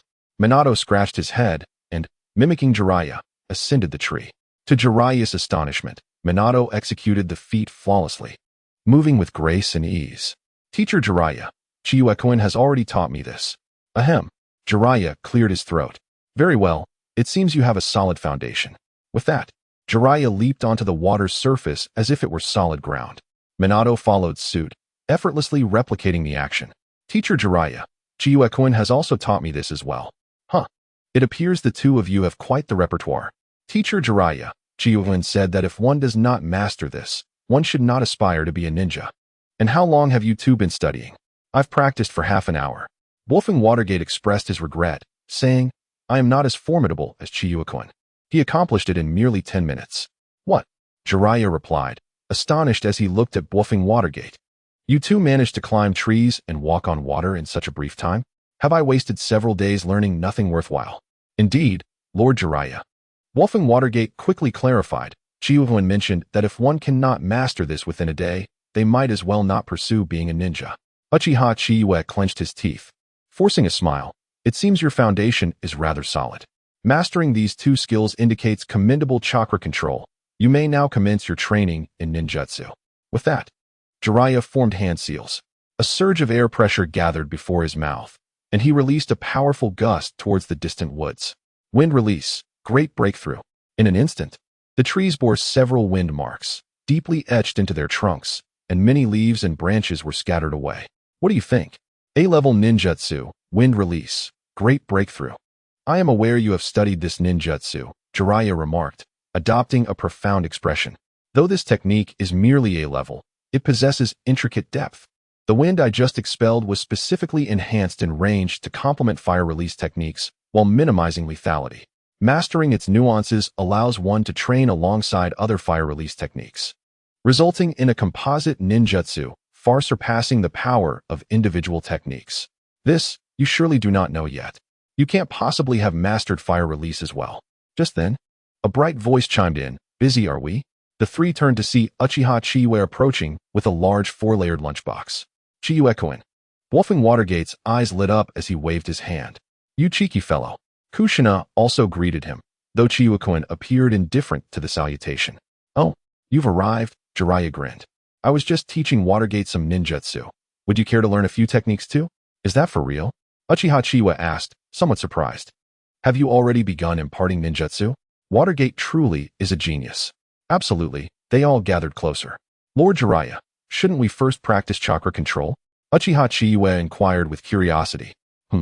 Jiraiya raised an eyebrow. Haven't you both already learned it? Not at all, Uchiha Chiyue shrugged. We can only climb trees and walk on water. Those trivial skills hardly count as chakra control. Wolfing Watergate nodded in agreement. Trivial skills? You refer to this as trivial? Jiraiya felt a twinge of disbelief. If this was trivial, what had he practiced before? Was his training merely child's play? What else is there? Jiraiya asked, puzzled. Chakra threads, Uchiha Chiyue stated matter-of-factly. With that, he produced a wind demon shuriken. Buzz. The shuriken was thrown, and a faint blue chakra thread connected to the handle at its center. Uchiha Chiyue pulled forcefully. The thread snapped. I haven't mastered it perfectly, but chakra threads are essential for practicing precise chakra control. If one can perfect this, they can use chakra threads in place of ordinary threads to execute shuriken techniques. Jiraiya stood there, dumbfounded. Can it truly be practiced this way? Isn't this the domain of the puppet masters from Sunagakure? Indeed, Chiyue nodded nonchalantly, but it's incredibly practical. Although chakra threads might not be necessary, mastering them will enhance your chakra control. Jiraiya's lips twitched slightly as he said, in that case, Watergate, shall we postpone our training until tomorrow after school? Sure, Lord Jiraiya. Wolfgang Watergate readily agreed, even smiling warmly. Jiraiya inhaled deeply, resolved to test whether mastering chakra threads would indeed improve chakra control that very night. Chiyue-kun, what brings you here? Oh, we completed our task this morning, and Orochimaru-sensei had us practice in the adjacent 7th training ground all afternoon. How about your teammates, Chiyue-kun? How many do you have? Just one, Senju Rope Tree. After training, Orochimaru-sensei treated us to barbecue. As he spoke, Uchiha Chiyue shook the lunchbox in his hand. This is what remains from the three of us. Jiraiya, it's truly shameful to be unable to treat my disciples to a meal. Jiraiya lamented, tears brimming as he pulled out his nearly empty wallet. Come, Watergate, Kushina, let me treat you both to dinner. Really? Kushina's stomach growled, her face slightly flushed, nearly matching her hair. Wolfgang Watergate scratched his head, feeling a bit bashful. Wouldn't that be too extravagant for Lord Jiraiya? Not at all. Jiraiya insisted. What others possess, you shall certainly have as well. The moment he spoke, he sounded like a devoted admirer. Therefore, Jiraiya summoned a shadow clone and whispered something to it. Watergate and the others didn't catch what was said, but Chiyue did. The message was, quickly go invite Orochimaru for the barbecue. Chapter 43, The Hardship of Jiraiya that night. Jiraiya returned home with a bruised face. He had been beaten, but not by Orochimaru. It was Tsunade. The reason? Orochimaru reported that Jiraiya intended to empty his wallet, leaving him without funds to purchase ninja tools for Rope Tree's training. Thus, Jiraiya could only endure the beating in tears. This cannot continue. At this rate, I won't even afford the second volume of The Wealthy Thief. The following morning, Chiyue, how much for the meat buns? 30%. Are you certain, Orochimaru? Absolutely. I specifically visited the Uchiha clan's territory last night. Great. Jiraiya beamed with joy. 30% royalties? Truly, this is a writer's paradise. The Uchiha clan is indeed a benevolent family. From today onwards, I shall acknowledge the Uchiha clan. Without finishing his meal, Jiraiya grabbed his new manuscript, The Secrets of the Neighboring Female Ninja, and headed towards the Uchiha clan's compound. The Uchiha clan now permitted outsiders to enter, albeit with disdainful glares from the guards. However, they did not obstruct entry, merely giving a few scowls. This was hardly a concern for Jiraiya. It wasn't he like dealing with the Hyuga clan, who were truly cold-hearted. Uchiha clan publishing house, how may I assist you? Jiraiya proudly addressed the clerk at the counter. 10%, with an initial print run of 1,000 copies. Huh, 1,000 copies? 10%. Jiraiya exclaimed, listen closely, my dear clerk. What you have before you is my latest masterpiece. My previous work sold 3,000 copies. 10%. 1,200 copies, the clerk replied, utterly unimpressed. An old man dares to be so arrogant while writing such risky literature? Were it not for the elder's directive to treat others with kindness, he would have expelled Jiraiya long ago. He truly held no regard for such literature, especially with the current trend favoring action-packed tales. But the royalties for the Flame Emperor are 30%. That was a special arrangement from our elder. If you have the ability, get your own elder to arrange it. The clerk's patience finally snapped, glaring with his Sharingan. I didn't even mention being afraid of your work losing money. If not for a handful of enthusiasts, do you think I would even consider your submission? 11%. 1,200 copies. Take it or leave it. I'll take it. Jiraiya gritted his teeth, but what will the price be? The individuals who typically purchase such adult literature are generally quite young, and with a modest word count of merely 290 characters per volume, one might exclaim, only 290. At this, the three-pronged kunai glared back. Jiraiya shivered at the thought, exclaiming, fine, 290 it is. Thus, with a glimmer of tears in his eyes, he exited the Uchiha publishing house, reflecting on the paltry sum of 38,000 ryo for his efforts. How could the esteemed Jiraiya have his hard work valued at such a meager amount? Cursed be the wealthy old scoundrel, were it not for the publication of such books. How could Jiraiya's works possibly lack an audience? Nevertheless, an 11% royalty is not insubstantial. Typical publishers offer merely 8% for his adult-themed works. Receiving 8% feels akin to being slighted. While 38,000 ryo may be considered decent in the literary field, Jiraiya genuinely felt it insufficient. Thus, he made his way to the Konoha mission department. To avoid recognition, he cleverly transformed into a dashing white-haired gentleman. Indeed, the white hair of Jiraiya must not be lost. Jiraiya-sama? Tsunade recognized him at once. Do refrain from such nonsense. Who is Jiraiya? I am not that dashing, charismatic, and exceptionally handsome Jiraiya. He quickly countered. Tsunade remarked. I was uncertain at first. What mission do you desire, Jiraiya-sama? No, I do not seek a mission, he replied, shaking his head and settling down to wait quietly. Indeed, he was prepared to undertake clandestine work. This was the only way to complete missions without leaving the village. Although it would not earn him fame or be recorded in his records, the money acquired would be genuine. He could accomplish 2 or 3 D-rank missions in a single afternoon. Although Tsunade wished to hasten Jiraiya's departure, she ultimately decided to let him be. For his happiness was paramount. Before long, Orochimaru arrived. Jiraiya was taken aback. What was Orochimaru doing here? 3 D-rank missions. Orochimaru did not glance in Jiraiya's direction, but approached Tsunade directly. All right, Orochimaru-sama, here are the 3 tasks I have meticulously selected for you. Thank you, Orochimaru nodded. Accepting the 3 mission scrolls. Just as he exited the mission department, Jiraiya mustered his courage and approached. Brother, do you require assistance with your missions? Orochimaru turned. And in that instant, both were momentarily stunned. Jiraiya coughed. I am not Jiraiya. Jiraiya hastily declared. Orochimaru-sama, do you need assistance with your missions? Very well. Orochimaru replied with an amused smile, handing over the 3 mission scrolls. Since it is you, no proof of accomplishment is necessary. I need to complete 20 D-rank missions. If you perform well on these 3, I shall seek you out again. Understood, Orochimaru-sama. You need not worry. With that, Jiraiya swiftly vanished.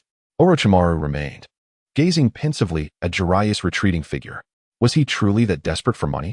That evening, with 50,000 ryo in his pocket, Jiraiya wore a satisfied grin. Oh, I can treat Minato and Kushina to a splendid meal, or perhaps several. Who could possibly claim that the illustrious Jiraiya was unable to afford a meal for his disciples? However, fate had other plans. As he passed by the Konoha casino, a familiar figure appeared before him. Oh, Jiraiya? Hurry up and give me some money. Damn it, Tsunade. This is outright robbery. And if I have? Tsunade defiantly brandished her fist. Huh, do you still perceive me as the old me, Tsunade? This time, you shall not extract a single ryo from me. Jiraiya replied with a cold smirk. Half an hour later, a bruised Jiraiya lay curled up on his small bed with 5,000 ryo. Don't inquire. The answer is that he could no longer afford a hospital visit. The wretched Tsunade. Her blows remain as fierce as ever. Why was it so difficult for him to earn some money without leaving the village? Never mind. He would assist Orochimaru with his clandestine work. 3 D-rank missions, 17 D-rank missions. The next evening, Old White Hair. Are you treating us to ramen? The 3rd evening. Old White Hair. Why is it still ramen? The 4th evening. Jiraiya-sensei, I appreciate your guidance these past few days. Allow me to treat you to barbecue. Huh, Minato. There's no need, no need. Sensei has money, plenty of it. The 5th evening. Minato, how do you possess so much money? Jiraiya was bewildered. Minato's savings must be at least 5 or 600,000 ryo. How could a mere child amass such wealth? Chapter 44. Shinju, I advise you not to tempt fate. At the barbecue restaurant, Kushina was indulging heartily, disregarding her appearance. The culinary delights of Konoha surpassed those of the Land of Waves by a considerable margin. Minato, where did you acquire such wealth? Jiraiya inquired, skeptical. A child suddenly producing 50 or 60,000 ryo. The reward for a legitimate D-rank mission would amount to just over 1,000,000 ryo, and completing such a task could take 1 or 2 months, barring wartime. Outside of those times, it is exceedingly challenging to complete D-rank missions swiftly. Furthermore, a D-rank mission would yield a maximum profit of 1,000,000 ryo after Konoha's share. Thus, are you suggesting that a Konoha commoner orphan, receiving just over 1,000 ryo monthly in compensation, could casually produce 50 or 60,000 ryo? Well, Minato scratched his face. Actually, it's money I earned alongside Chiyuki. Oh, it was he who provided it. Jiraiya sighed in relief. Being the scion of the Uchiha clan, even as an orphan, it was not surprising for him to possess such wealth, though it was somewhat astounding for a genius to bestow tens of thousands of ryo upon a friend. However, this certainly aligned with the Uchiha's reputation, wealthy and extravagant. Not quite, Minato chuckled. It wasn't Chiyuki who gave me the money. It was Chiyuki and I who earned it together. Earned. Jiraiya realized something was amiss. Are you suggesting that a 7-year-old child can generate income? Are you clandestinely accepting missions? Jiraiya squinted. Although this trend has only taken hold for less than 6 months, it is undoubtedly a quick means of earning money while remaining within the village. Minato's capabilities were sufficient. These two children surpassed the average genin in strength. Not so, Minato shook his head with a smile. Chiyuki and I initially set up a stall at the Konoha security force. Before he could finish, Jiraiya gasped, "What? Chiyuki's meat buns?" Indeed, Chiyuki Uchiha and Minato Namikaze. Oh, I see. Jiraiya was now furious. You mean to say that the entire Konoha breakfast establishment was pressured to lower their prices, yet they still struggled to attract business? This well-regarded breakfast shop was established by 2 children? Chiyuki's meat buns was founded by the 2 of you? Jiraiya exclaimed in astonishment. Yes, Minato nodded.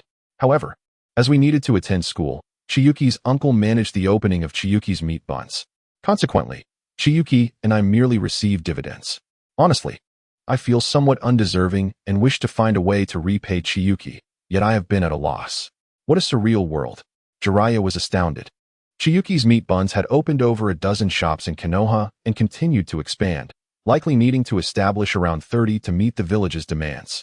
Furthermore, they had launched a lunch series featuring various rice dishes that were both affordable and delicious, garnering an excellent reputation in Konoha. Wait, that is not right. Minato shouldn't have 50 or 60,000 ryo either. Minato, you shouldn't have that sum, right? Jiraiya narrowed his eyes. Well, Wolfgang Watergate presented his manuscript. Lord Chiyue is teaching me how to write, so I composed a short story akin to the tale of the Flame Emperor. I submitted it to the Uchiha Publishing House, and they granted me a share of 3,000 copies. What? Is it possible that my own disciple is also my rival? Which book did you write? The Legend of Yao Lao. Wolfgang Watergate scratched his face. Lord Chiyue mentioned that this could be bundled with his book. And I am responsible for the writing, with 60% of the profits going to Lord Chiyue. He wrote The Flame Emperor. Jiraiya slammed the table, astonished. This was utterly surreal. The author of The Flame Emperor is a mere 7-year-old child? Suddenly, Jiraiya felt his heart racing and his legs weakened, causing him to sit down abruptly. Wolfgang Watergate looked at Jiraiya with a hint of guilt. Jiraiya-sensei? Kushina ignored them and continued eating. After a considerable time, Jiraiya finally sat up and said, Watergate, you must teach me how to write thrilling stories. Jiraiya-sensei, I'm not very skilled either. Lord Chiyue provided me with an outline. And only then did I begin to write. No matter. I believe in your potential. One should never hesitate to seek knowledge. There is no order in literature. Enjoying the art of storytelling is a passion. Becoming a great writer is life itself. Inspired by the Flame Emperor, Jiraiya began to take an interest in classical literature. He had previously only written the beginning of his own tale, The Will of Fire, and now yearned to continue. At that moment, he was not Jiraiya the elite ninja, but rather a student eager to absorb knowledge. Even Wolfgang Watergate couldn't help but twitch his lips. Watergate, I'm still hungry. Kushina boldly declared. All right. Wolfgang Watergate quickly raised his hand to summon the waiter. The next day, all right, today's training is concluded. Orochimaru commanded. And both Uchiha Chiyue and Senju Ropetree relaxed. During this period, Orochimaru had not taught them anything else, focusing solely on practical combat. The primary goal was to instruct them on how to respond to various unexpected situations. For instance, when facing ninjas from the land of Earth, they should not hesitate. Lightning release is the best choice. In short, it was about countering each attack and mastering various ninjutsu, alongside some training in physical techniques.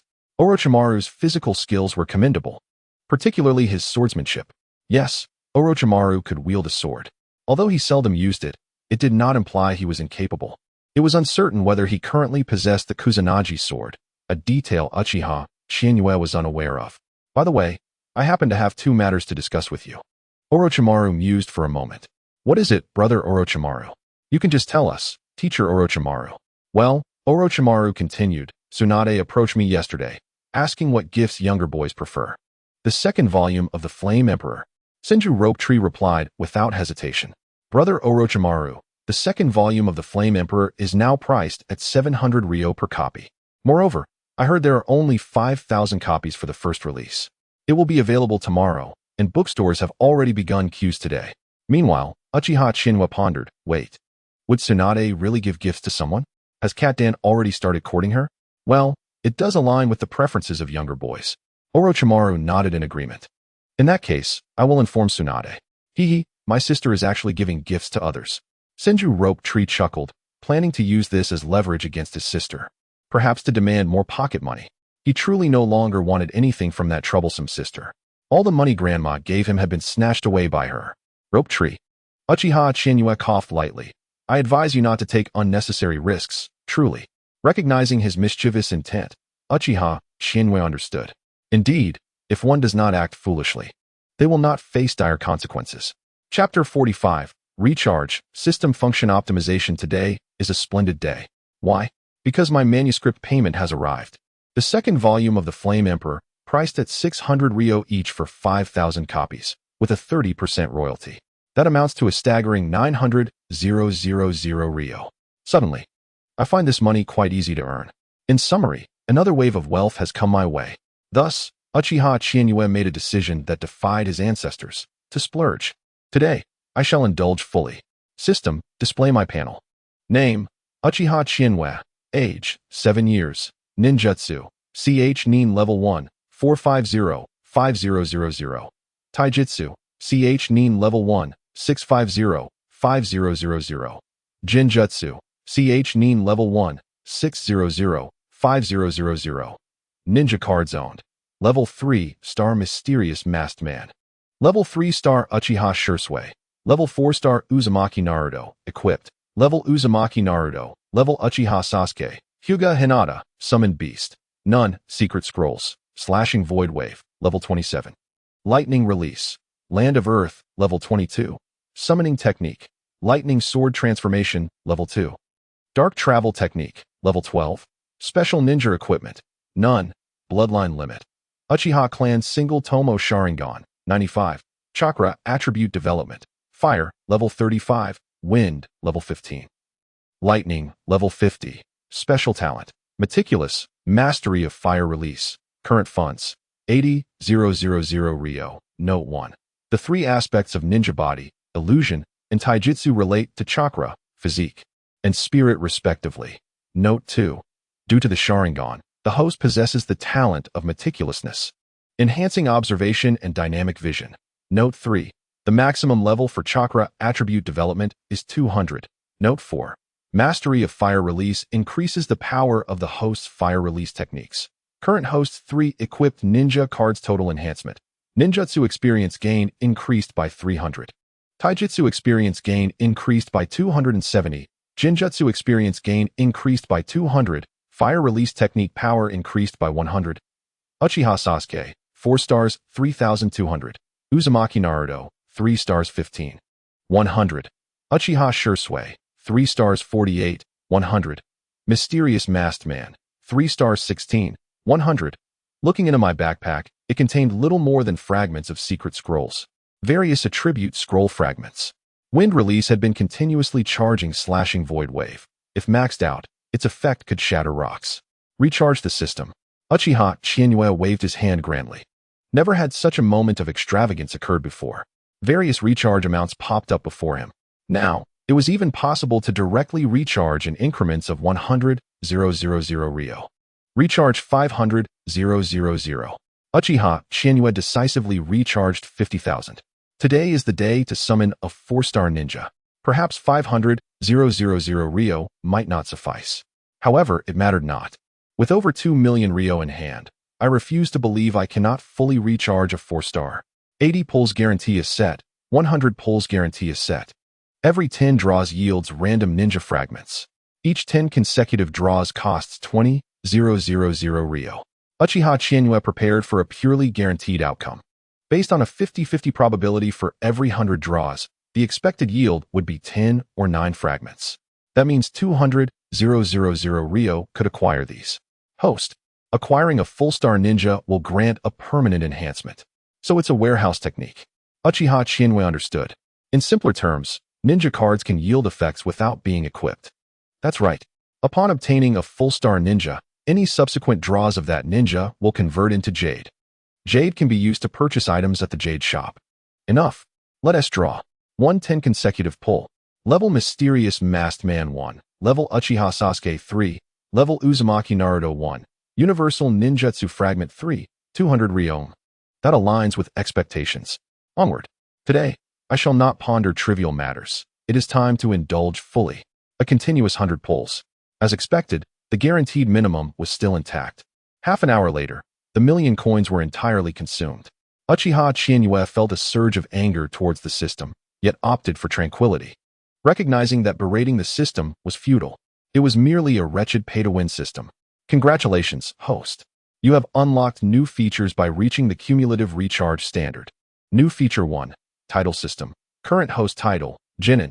Each time you advance in ninja rank, you will receive additional rewards. New Feature 2. Ninja Specials. Limited time sign-in event for the elite ninja Uchiha Itachi has commenced. This task will last for 6 months. Upon completion of all tasks, the host will receive the elite ninja Uchiha Itachi, Akatsuki. Goodness.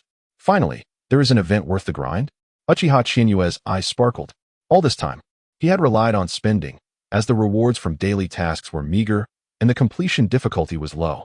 This time, they were directly gifting Itachi. Uchiha Chiyue immediately checked the daily tasks. Today's tasks have been refreshed. Task 1. Apply eye drops 3 times to each eye, once in the morning, noon, and evening. Task 2. Recharge 5,000 coins. Task 3. Complete the daily duel arena. Task 4. Purchase an item from the privileged store once. I knew it. This system could never let me rest easy. Recharging 5,000 coins for daily tasks. Thank you so much. Uchiha Chiyue suddenly realized that his wealth was not as substantial as he had thought. 200,000 coins? Merely an illusion of affluence. How much could withstand this system's insatiable appetite? Feature 3. Privilege Store. Items refresh daily. Today's available items are as follows. Universal Shard, 20 pieces, 410,000 coins. 20 Universal Shards? 10,000 coins down the drain. For the sake of Itachi, I have no choice but to purchase it. Purchase successful. Please continue your efforts. As reaching the Chunin title will unlock a brand new feature, Ninjutsu Scrolls. Current Ninjutsu Scroll Ninja, Pain, Tendo. Goodness gracious. However, advancing to Chunin would at least take until next year. The Chunin exam for this cohort was just a few days away. This event occurred twice annually, so I must wait patiently. As for the star upgrades, Uchiha Chiyue opened the ninja interface, which was flooded with red dots. All ninjas had been recruited, including 2 5-star ninjas, namely Uchiha Sasuke and Uzumaki Naruto. All enhancements for 2 ninjas acquired. Uzumaki Naruto. Permanent chakra amount increased by 30. Chakra recovery speed permanently increased by 30. Uchiha Sasuke. Ninjutsu training experience increased by 100. Illusion training experience increased by 20. Fire release jutsu power increased by 20. Continuing with the star upgrades, he equipped 3-star Uzumaki Naruto, 4-star Uchiha Chiyue, and the mysterious Masked Man. Star upgrade successful, equipment successful. 3-star Uzumaki Naruto, permanent chakra amount increased by 25, chakra recovery speed permanently increased by 30. 4-star Uchiha Chiyue, ninjutsu training experience increased by 130. Illusion training experience increased by 200, taijutsu training experience increased by 150. Forgive me, Tiger Skin, I truly wish I could invest to max stars for you. Uchiha Chiyue felt tears well up. Funds were insufficient. 1 million was indeed inadequate for this greedy system. Chapter 46. A Surge in Enhancements. 3-star Mysterious Masked Man. Ninjutsu training experience increased by 200, taijutsu training experience increased by 130, illusion training experience increased by 30. The Masked Man hadn't even reached 4 stars. Current host total training enhancement. Ninjutsu training experience increased by 430, taijutsu training experience increased by 280. Illusion training experience increased by 250. Apart from training enhancements, there were also battle enhancements. Chiyue had 40 in fire release, 40 in illusion, and 40 in body flicker technique. The Masked Man remained unchanged, having not undergone a star upgrade. 5-star Sasuke contributed 20 to fire release. And then there was the newly equipped Naruto. 3-star Uzumaki Naruto. Battle enhancement wind release jutsu power increased by 30. Shadow clone technique duration increased by 50. Adding it all together. Current host total battle enhancement. Fire release jutsu power increased by 130. Wind release by 30. Body flicker technique by 40. Illusion by 40. And Sharingan consumption reduced by 20. Uchiha Chiyue took a deep breath. His current stats could be deemed luxurious. Even the least of the illusion enhancements stood at 250. Now, regarding daily training requirements, 3 times was already somewhat insufficient. At least 4 times was necessary. However, the cost for 4 times had skyrocketed to 2,000 coins.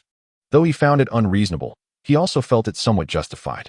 4 times for 2,000, 5 times for 5,000, 6 times for 10,000. Such expenses were indeed formidable. While he could not manage 6 times daily, increasing to 4 times was not out of the question. Before closing the panel, Uchiha Chiyue took a glance at the gem shop. The only item available for purchase was the ninjutsu scroll fragments, which were rather suboptimal. Although the scrolls offered substantial enhancements, leveling up techniques like the Void Slash required considerable resources. Regarding this, it would be better to grind in the duel arena, when no one was available for combat. He could summon Minato for a bout, reaping fragments for wind release techniques. Host, the duel arena function has been optimized. The Battle of Renowned Ninjas has some surprises. What surprises? The new rewards will trigger once the host defeats a strong opponent of Uchiha Shikuna's caliber again. Wait, I fought Orochimaru a few days ago. That does not count. TSK, TSK, TSK. Uchiha Chiyue clicked his tongue. What could he do? Was he to cease spending? That was impossible. He now needed to devise ways to generate more income. Uchiha's ninja tool shop was quite impressive, especially with the impending Second Great Ninja War. Ninja tools had become a necessity. Once his uncle returned, Uchiha Chiyue planned to inquire about the cat granny. Furthermore, he needed to hasten the completion of the Flame Emperor. One shadow clone's efficiency was still too low. However, dividing into 7 or 8 clones would overwhelm him. Although his total chakra amount had increased by 60. Creating too many shadow clones could muddle his mind. What if he created 3 shadow clones, each transcribing different chapters? Uchiha Chiyue pondered for a moment, deeming it a commendable choice. Additionally, one could not sustain oneself on a single book for a lifetime. Currently, the Flame Emperor was riding high, with the second volume fetching a staggering 600 coins. The immediate priority was to finalize this matter.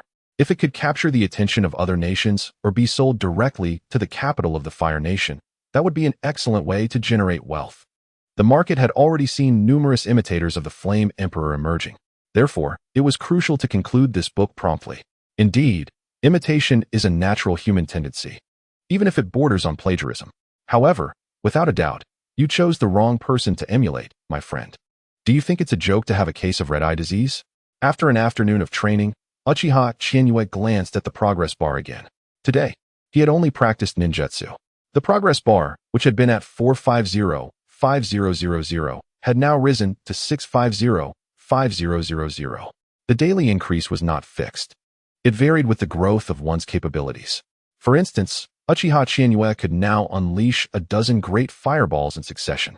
As the fire release level advanced, his control over chakra improved, leading to a reduced chakra consumption for ninjutsu.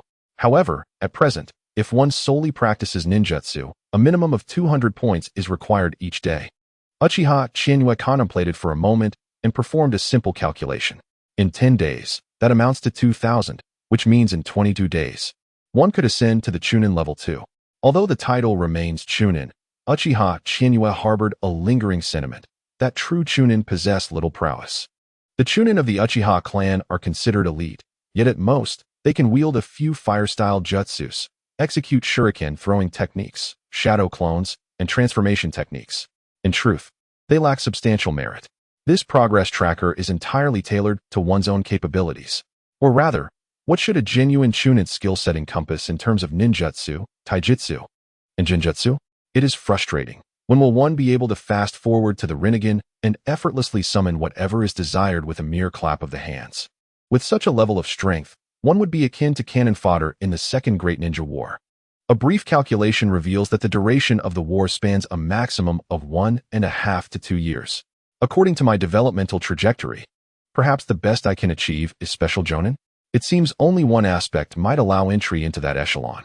This progress tracker is indeed excessively demanding. 10 stages. How could one not be exhausted by such a burden? Uchiha Chiyue devised a plan. Since Orochimaru would lead their training for half the morning, that time could be utilized for triple the experience in training. The afternoon post-lunch would be free time, as Orochimaru also had his own matters to attend to. Although uncertain of the specifics, Chiyue surmised they likely pertained to research. The afternoon would henceforth be dedicated to the mastery of ninjutsu, which indeed represents the most significant enhancement. In terms of destructive power, the current panel for lightning release at level 50 is formidable. A single Chidori, if executed with cunning, could bring even a jonin to their knees. Naturally, Uchiha Chiyue recognized the importance of taijutsu as well. For instance, the body flicker technique is intrinsically linked to one's physical prowess. The time allotted to oneself is merely 1.5 to 2 years, soon. Even the students of the Ninja Academy would be compelled to graduate early and join the battlefield. While solidifying this plan in the Land of Rain, over the course of a week, 2 men clad in black cloaks emerged from the Land of Fire and entered the territory of the Land of Rain. They made their way directly to the heart of the Land of Rain. This region is perpetually shrouded in rain, with a humid and gloomy climate, starkly contrasting with the Land of Fire. Senpai, our mission this time is to acquire political and military intelligence from the Land of Rain, Hatake Tsukumo said, his hood obscuring the silver hair beneath. The difficulty of the mission is quite high, and I lack a solid plan. Upon uttering these words, Tsukumo felt a sense of helplessness. Had the mission truly been entrusted to him and Uchiha Shana, he genuinely wondered whether the third Hokage was still in his right mind. Gathering intelligence on political and military matters? Was there any difference between that and sneaking into the Hokage's office to steal a sealing book? One misstep could lead to a confrontation with a demigod. Chapter 47. Hatake Tsukumo. What kind of expertise does this senior possess? The affairs of the Land of Rain are well known. Hanzo harbors grand ambitions, proclaiming peace while engaging in acts of aggression. Yet, Uchiha Shana finds understanding in this. The interactions between nations often entail mutual aggression. Whether Hanzo seeks peace or not is beyond his knowledge. All he knows is that this impoverished Land of Rain is indeed in dire straits, with a harsh environment. It matters not. Uchiha Shana removed his hood, revealing a hint of crimson beneath his dark hair. Under the gaze of his Sharingan, no information is beyond extraction. Especially in this moment, Shana believes that even against Hanzo, he possesses the strength to confront him. Hanzo excels in swordsmanship, and so does he. Hanzo commands the summon of the salamander. Uchiha Shana is not without his own summons. Hanzo is adept in poison, and he, too, wields the Manjiki Sharingan. The decision Shana faces is whether the use of the Manjiki is justified. Hatake Tsukumo's lips parted slightly. This senior indeed exudes confidence. However, as a ninja of considerable renown from a bygone era, Tsukumo finds himself compelled to trust him. Young man from the Hatake clan. How old are you this year? Uchiha Shana abruptly shifted the topic, leaving Tsukumo momentarily stunned. Senpai, I was born in the 5th year of Konoha, making me 25 this year. Ah, 25, quite youthful, Uchiha Shana mused. How fares the Hatake clan? I recall having met your father, a true warrior. The Hatake clan is renowned for its swordsmanship, and Tsukumo's father returned from the Land of Iron as a warrior. Tsukumo's expression dimmed slightly. There was little to say about the Hatake clan. It had already diminished to a state of utter desolation. One could even say the Hatake clan has ceased to exist, fully integrated into Konoha, with only Tsukumo remaining of the lineage. Young man, Uchiha Shana spoke softly, at 24, you have immersed yourself in the shadows alongside the Hokage. Is this truly what you desire? In what should be your prime? I say this with concern. It would be wise to step back from the darkness. Do not allow the Hatake swordsmanship, which once garnered respect, to fade into obscurity. Senpai, Hatake Tsukumo furrowed his brow slightly. Should I take this as you advising me against serving the Hokage any longer? Haha. Uchiha Shana responded nonchalantly. That is for you to decide. I merely wish to avoid witnessing young souls becoming pawns in the political game. Have you truly not grasped the essence of this mission? Uchiha Shana clasped his hands behind his back, donned his hood, and began to walk into the rain. Tsukumo stood rooted for a moment, then hastily followed. Uchiha Shana could not possibly be speaking these words out of a desire for power, could he? Tsukumo's thoughts became a tumult. How is this mission connected to those matters? In the Land of Rain, Hanzo seeks to incite war, gathering intelligence on political and military matters. The mission can be summed up in that one sentence. But what is the true purpose behind this mission? Perhaps consideration should be given to Hanzo's intentions. After considerable reflection, as the rain continued to fall, Hatake Tsukumo's pupils suddenly trembled. War. If this were not a matter of such gravity, then this mission could not possibly be so absurd. It would not have been entrusted to him and Uchiha Shana to execute. Thus, if Hanzo were to provoke war, what choice would Konoha make? No. It is not impossible for Hanzo to instigate war against Konoha. Such matters of war are never one-on-one. Rather, they are interconnected, where one action can trigger a cascade of consequences. In terms of politics, Hatake Tsukumo is no fool. Should Hanzo incite war, other nations would undoubtedly follow suit. Especially the Land of Wind. How many years has it been? The Land of Wind remains barren, and this newly appointed third Kazekage is hailed as the strongest in history. From a geographical standpoint, there is no need for further contemplation. Hatake Tsukumo took a deep breath. If he could deduce such matters through contemplation, what of the third Hokage? The elders, and the clan heads of various families at the pinnacle of political power? Young Hatake, you have achieved quite a bit, have you not? In response, Senpai, I have completed 46 D-rank missions, 96 C-rank missions, and 75 B-rank missions. That is impressive, Uchiha Shana remarked with a nod of approval. Over 200 missions. One could hardly argue against calling him a mission enthusiast. However, missions are often rife with exaggeration, especially within the Umbu. A single ongoing mission, gather intelligence, eliminate enemy ninjas, and further probe for information to bring back. This alone could be counted as 4 missions. Nonetheless, overall, such accomplishments are commendable.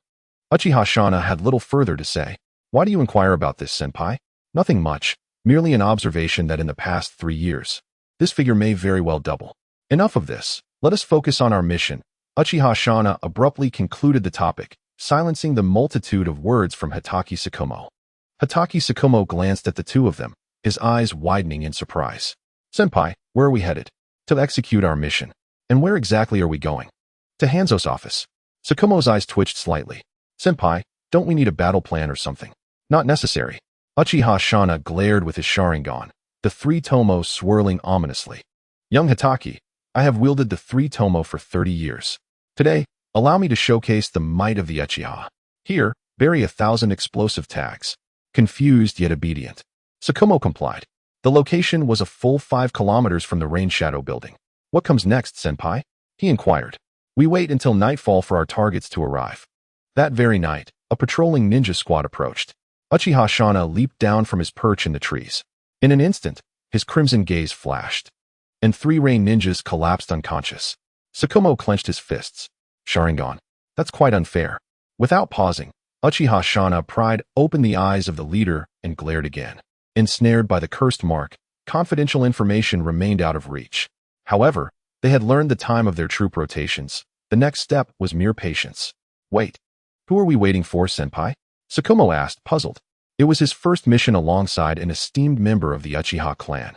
We await spies from other nations. Uchiha Shana leaned against the tree. We need not reveal ourselves, thereby minimizing the risk of detection. In the days to come, create disturbances along the borders of the Iron and Rain countries. We shall each take a position and rendezvous here, bearing more explosive tags. Senpai. Tsukumo furrowed his brow. Isn't this akin to instigating war? Uchiha Shana chuckled lightly, his gaze on Tsukumo filled with the affection one might reserve for an innocent child. War is merely an eventuality. Thus, I shall handle matters on the Wind Country front, while you take charge of the Iron Country.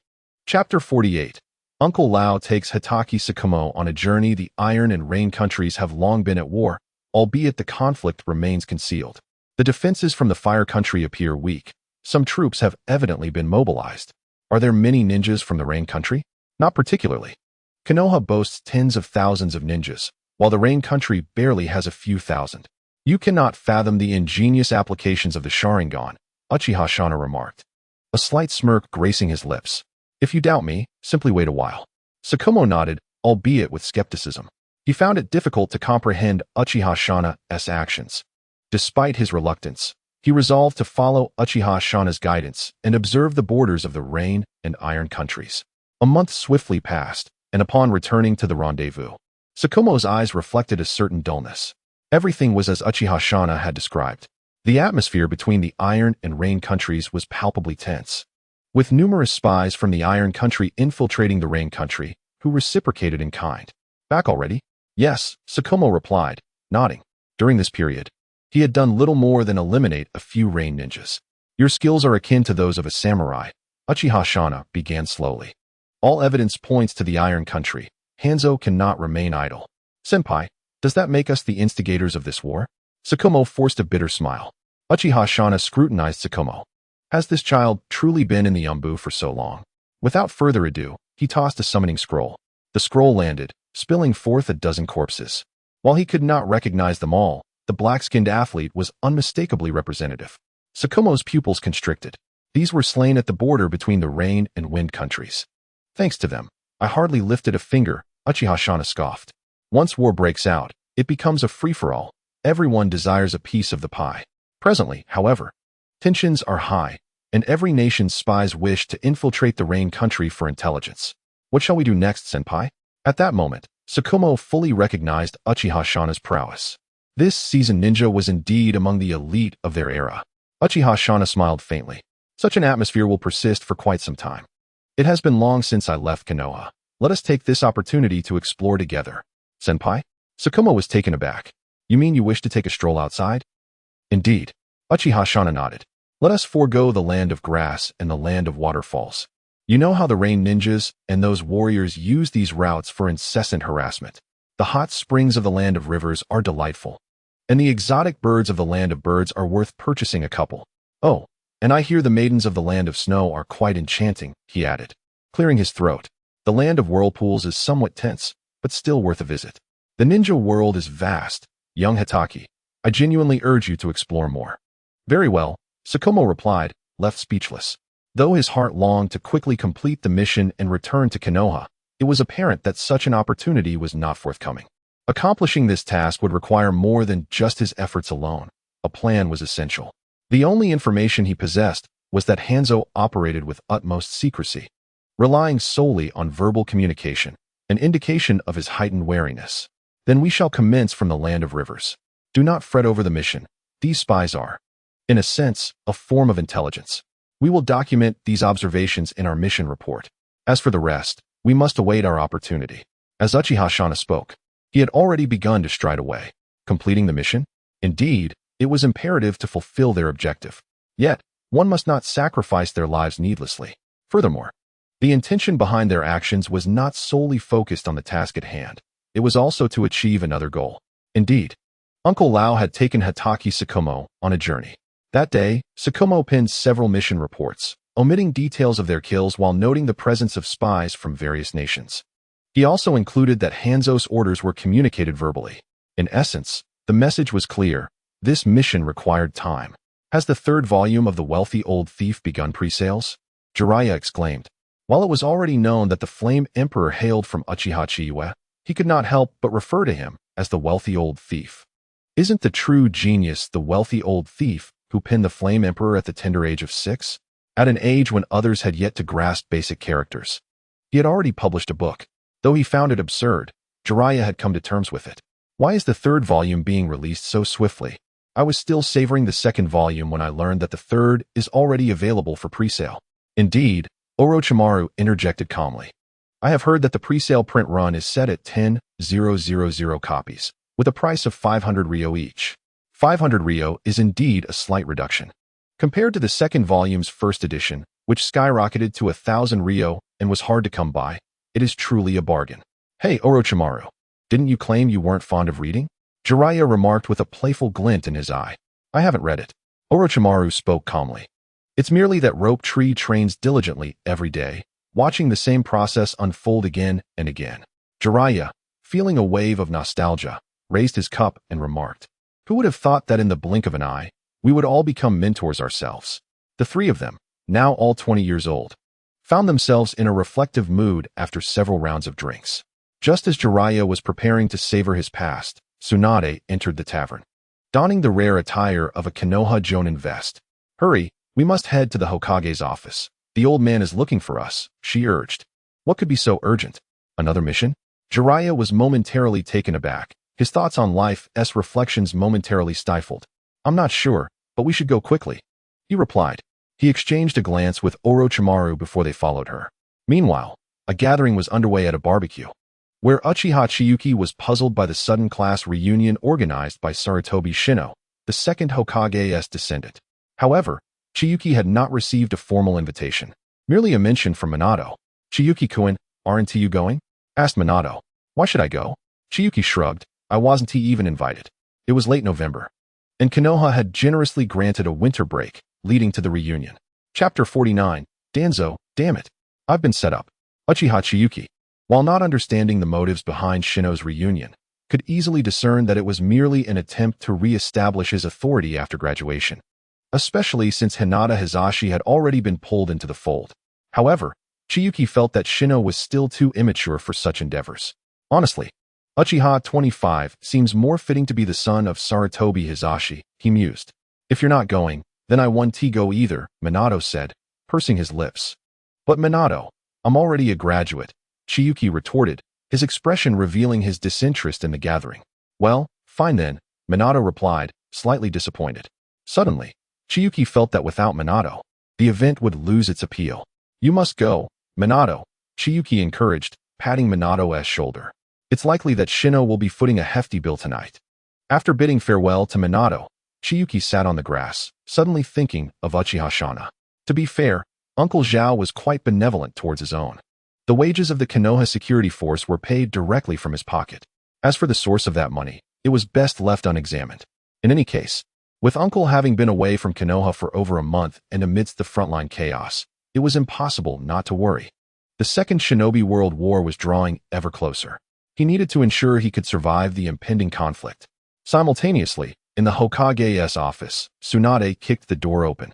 Hey, old man, what do you want with us? Sarutobi Hiruzen flinched slightly, his hand trembling around his pipe. Ahem, Tsunade, please remember to knock in the future. This is, after all, my office, he chided.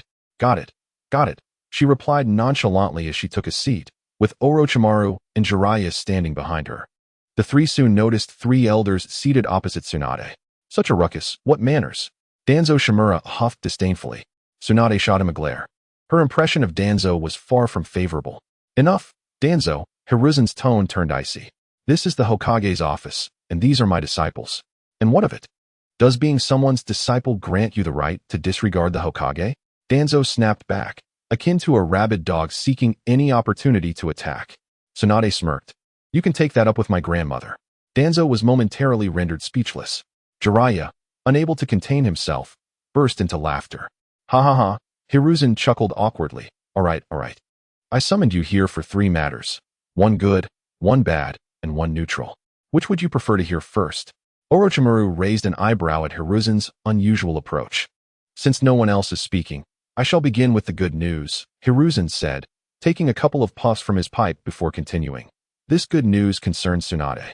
I have approved your proposal to recruit medical ninjas. However, Konoha is currently short-staffed and cannot provide a medical ninja for every team, as you suggested. Given their scarcity, we will need to train them individually. Do you agree? Tsunade was taken aback. She had proposed this long ago due to the numerous injuries at the Konoha hospital, where some ninja teammates would never return. Medical ninjas were indeed rare, and not everyone possessed the talent for it. Yes, she replied. Hiruzen stroked his beard. Moreover, I have identified a promising candidate. He turned his gaze towards Danzo, who remained stoic but felt a stir of anxiety within. What? The three Sannin looked at him intently. Even Danzo, known for his composure, felt a shiver down his spine. Hiruzen, what are you planning? He thought, suspecting that today might be a trap set for him. Damn it, I've been ensnared by this old man. Where is this promising candidate? Jiraiya inquired, feigning deep thought as he stroked his chin. Orochimaru nodded. Hiruzen-sensei. My class currently comprises only 2 students. Danzo, Hiruzen addressed him, his expression troubled. Yaoyuki has shown remarkable talent in medical ninjutsu. Hiruzen, what are you trying to do? Danzo erupted, slamming his hand on the table. He had anticipated this moment, believing that everyone's focus would remain on Uchiha Chiyue, allowing him to recruit the newly graduated Yaoyuki into his roots. After all, a mere orphan, a commoner, would be easy to manipulate. Danzo had specifically coveted Yaoyuki's chakra control abilities. Yaoyuki, you say? Orochimaru murmured, narrowing his eyes. Rope Tree had mentioned this child. A true prodigy at the academy, known for her compassion. He recalled that before graduation, she had infused chakra into a dying bird, bringing it back to life. Tsunade glared fiercely, her brows furrowing. Danzo felt a twitch at the corner of his eye, realizing today was about him being confronted over a candidate. Hiruzen, are you now resorting to stealing from the commoners? Danzo, hold your horses. Just sit down, Hiruzen calmly interjected. This decision can wait. I have another matter to address. He then spread out the intelligence received from Kakashi Hatake. The J-Nin Kakashi and Uchiha Shana had been in the Land of Rain for over a month, and the intelligence had finally arrived. Hiruzen pushed the documents forward. As they read, the expressions of the gathered elders shifted dramatically. The content revealed that war was imminent between the Land of Iron and the Land of Rain, with the battlefield set between the Land of Grass and the Land of Waterfalls. Once again, a great nation seeks to use a small nation as a pathway, Jiraiya remarked, puzzled. The reputation of the demigods is indeed formidable. But what of the Land of Grass and the Land of Waterfalls? Orochimaru chuckled with a hoarse voice, Jiraiya. The intelligence from Senior SHM has already indicated that both the Land of Grass and the Land of Waterfall are showing signs of allegiance to the Land of Rain. Regardless of whether they officially join, it seems we cannot evade this impending conflict. Indeed, Sarutobi Hiruzen clasped his hands together. Hanzo is a man of great ambition. He has previously raised issues regarding uneven distribution of benefits. Under this pretext, he has even demanded financial support from the Land of Wind. Has he lost his mind? Minato Kazan finally seized the opportunity to interject. Does he truly intend to challenge the great nations? Do you believe he lacks the capability? Sarutobi Hiruzen's gaze suddenly turned icy. Chapter 50. The Persecution of Danzo. Is the title of demigod merely a whimsical label? Hanzo's strength is formidable. And most alarming is his use of poison. An antidote does not exist. He possesses the summon of the salamander, a type of poisonous ninjutsu that serves as a biochemical weapon. A lethal tool for a ninja. A hush fell over the room. The prospect of the Land of Rain instigating war appeared to be a foregone conclusion.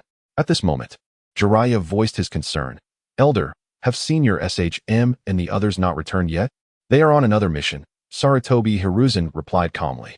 This matter could be of great significance. Yet Hanzo's ambitions are substantial, leading me to speculate that he may incite a second great ninja war. Orochimaru nodded in agreement. Once the war ignites, Konoha will undoubtedly not escape unscathed. The reason is simple. The Land of Fire is the most prosperous region in the entire ninja world. War is merely a genteel term for plunder. Being ensnared in the political vortex necessitates proactive measures. Danzo scoffed, offering no rebuttal. Strangely, everyone present in the office shared a consensus on this point. This was not encouraging news. Sarutobi Hiruzen contemplated. Thus, I have consented to Tsunade's plan. If this man instigates a second great ninja war, medical ninjutsu will be the optimal means to counteract the poison. As he spoke, Sarutobi Hiruzen's gaze turned toward Danzo. This time, Minato Kazan and Tsunade also fixed their eyes on him. That medic, Yakushi-nan, cannot resolve any issues. I will take her as my disciple. Tsunade's voice was resolute. Not just her, I will select a group of capable individuals to cultivate as medical ninjas. Tsunade is correct, Tsunade added.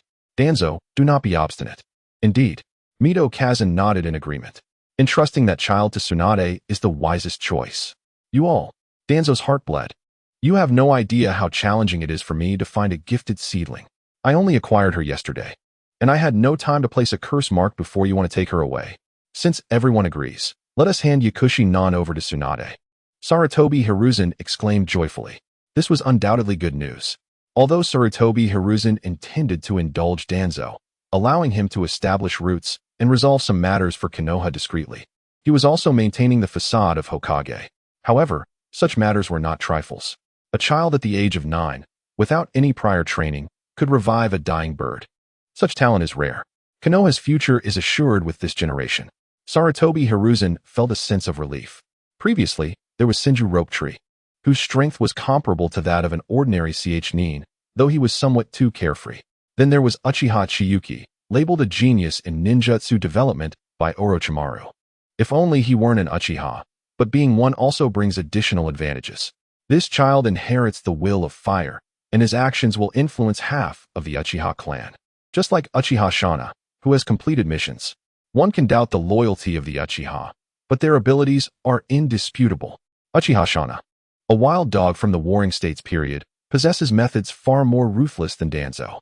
Aside from these two prodigies, there is also Namikaze Minato, who has trained under Jiraiya for a month and can already rival most genin. Moreover, there are the heirs of various clans, the Hyuga twins, and the Inuzuka, Nara, and Aburame trio. Now, another talent has emerged in Yakushinan. Though most of them are still in the Ninja Academy, Sarutobi Hiruzen believes that once they mature, Konoha will enter an unprecedented era of prosperity. These children are the future of Konoha. Seeing Sarutobi Hiruzen lost in thought, as if dreaming of something, Tsunade could not help but inquire, "Elder, what about the final matter?" The final matter. Sarutobi Hiruzen suddenly fell silent. His gaze turned toward Tsunade. Orochimaru felt a jolt of alarm in his heart. Could it be? Let us not discuss this matter. Sarutobi Hiruzen forced a smile. I have recently been observing the situation at the Ninja Academy. Kushina, along with that young Uchiha girl and Namikaze Minato, share a close bond. Upon hearing this, everyone understood Sarutobi Hiruzen's implication. Tsunade clenched her fists and demanded, "Elder, has Granny sought you out?" After a long pause, Sarutobi Hiruzen replied, "Yes." "How much longer?" Tsunade gritted her teeth. "Sooner in 6 months, later within a year. We should prepare ourselves," he stated. As his words fell, Tsunade stormed out without looking back. Jiraiya scratched his head while Orochimaru remarked softly, "Jiraiya, go buy 2 bottles of sake." "All right." Jiraiya did not retort this time and jumped out the window, heading straight to the tavern. "If there are no further issues, let us conclude for today." Sarutobi Hiruzen coughed twice. "Teacher, it would be wise for you to smoke less." Danzo interjected with a cold laugh. "Hiruzen, Orochimaru, Uchiha Chiyue has made significant progress lately." "Indeed." Sarutobi Hiruzen nodded. "Chiyuki's strength is evident. Orochimaru, take him on more missions. Aim for his promotion in next spring's CHNIN exams." "Understood, teacher," Orochimaru agreed. "I have heard," Danzo's eyes narrowed slightly, "that the child has been training in swordsmanship lately? I happen to have a wind-release sword technique." "Oh." Sarutobi Hiruzen's eyes brightened. "I did not expect you to consider the younger generation so thoughtfully. Since you have the intention, let it be entrusted directly to Orochimaru." "Is that what you wanted to say?" "Hiruzen, this sword technique is known only to me. So why not let him train at my root for a while?" "Danzo, a ninja must learn to be adaptable. If you know it, can you not create a ninjutsu scroll?" "No, it must be personally guided by me, Lord Danzo." Orochimaru smiled faintly. "I am preparing to leave the village soon. And I am also seeking a sword that I can wield. Since you are willing to give it to Chiyue, why not let me have it?" "Very well." Sarutobi Hiruzen nodded in agreement. Orochimaru's swordsmanship is commendable, and he is also proficient in wind release. "I believe I should personally guide him," Danzo interjected. Before Sarutobi Hiruzen could finish, he interrupted, "Danzo, do not trouble yourself with such trivial matters. You should be considering the imminent outbreak of the Great Ninja War. You are the mainstay of Konoha." Sarutobi Hiruzen spoke earnestly, as if genuinely admiring Danzo. "Hiruzen, you." "Danzo." Sarutobi Hiruzen's gaze suddenly turned cold. "That is Uchiha Shana's nephew. If you dare to act, have you forgotten that man from years past?" Chapter 51. Your regret. "My shadow, he is not Uchiha Madara," Danzo shouted. "What if he has awakened his Sharingan?" Sarutobi Hiruzen's voice rose a notch.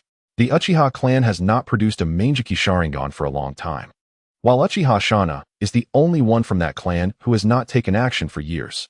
His agreement to leave the village and undertake the mission at this moment signifies a deepening commitment to integrate into Konoha. Such implications require no elaborate explanation. After all, he is a senior elder of the radical faction. "Hiruzen, what do you think has prompted this change in him?" Sarutobi Hiruzen regarded Danzo with a look of incredulity. "Let it go. We need not discuss this matter further. Uchiha Chiyue is an exceptional ninja who embodies the will of fire. Uchiha Shizun stands as a premier J-nin of Konoha, a formidable force in our village. If war were to erupt, the village's deployable combat capabilities would be limited to these 3 disciples, Kakashi, Danzo, and of course, the main branch of the Hyuga clan alongside this Uchiha. Moreover, in terms of strength, it is uncertain if my 3 disciples could rival that old man. You must not reinstate the Uchiha." Danzo's voice was frigid. "And what about Kagami?" Sarutobi Hiruzen retorted sharply. What did the second Hokage do? Where have you placed Kagami? His son is merely 17. Kagami was only 11 when he passed. The Uchiha clan is equally a part of Konoha. Should you bring this matter up again, I will strip you of your elder status, and you shall explain yourself to the Uchiha. Danzo fell silent. Sarutobi Hiruzen glared at the bandages wrapped around Danzo. After a long pause, Danzo relented. As for Minato, a good friend should naturally be included. Once Minato graduates, let him be paired with Uchiha Chiyue. Hiruzen, you shall come to regret this. Danzo, I am the Hokage.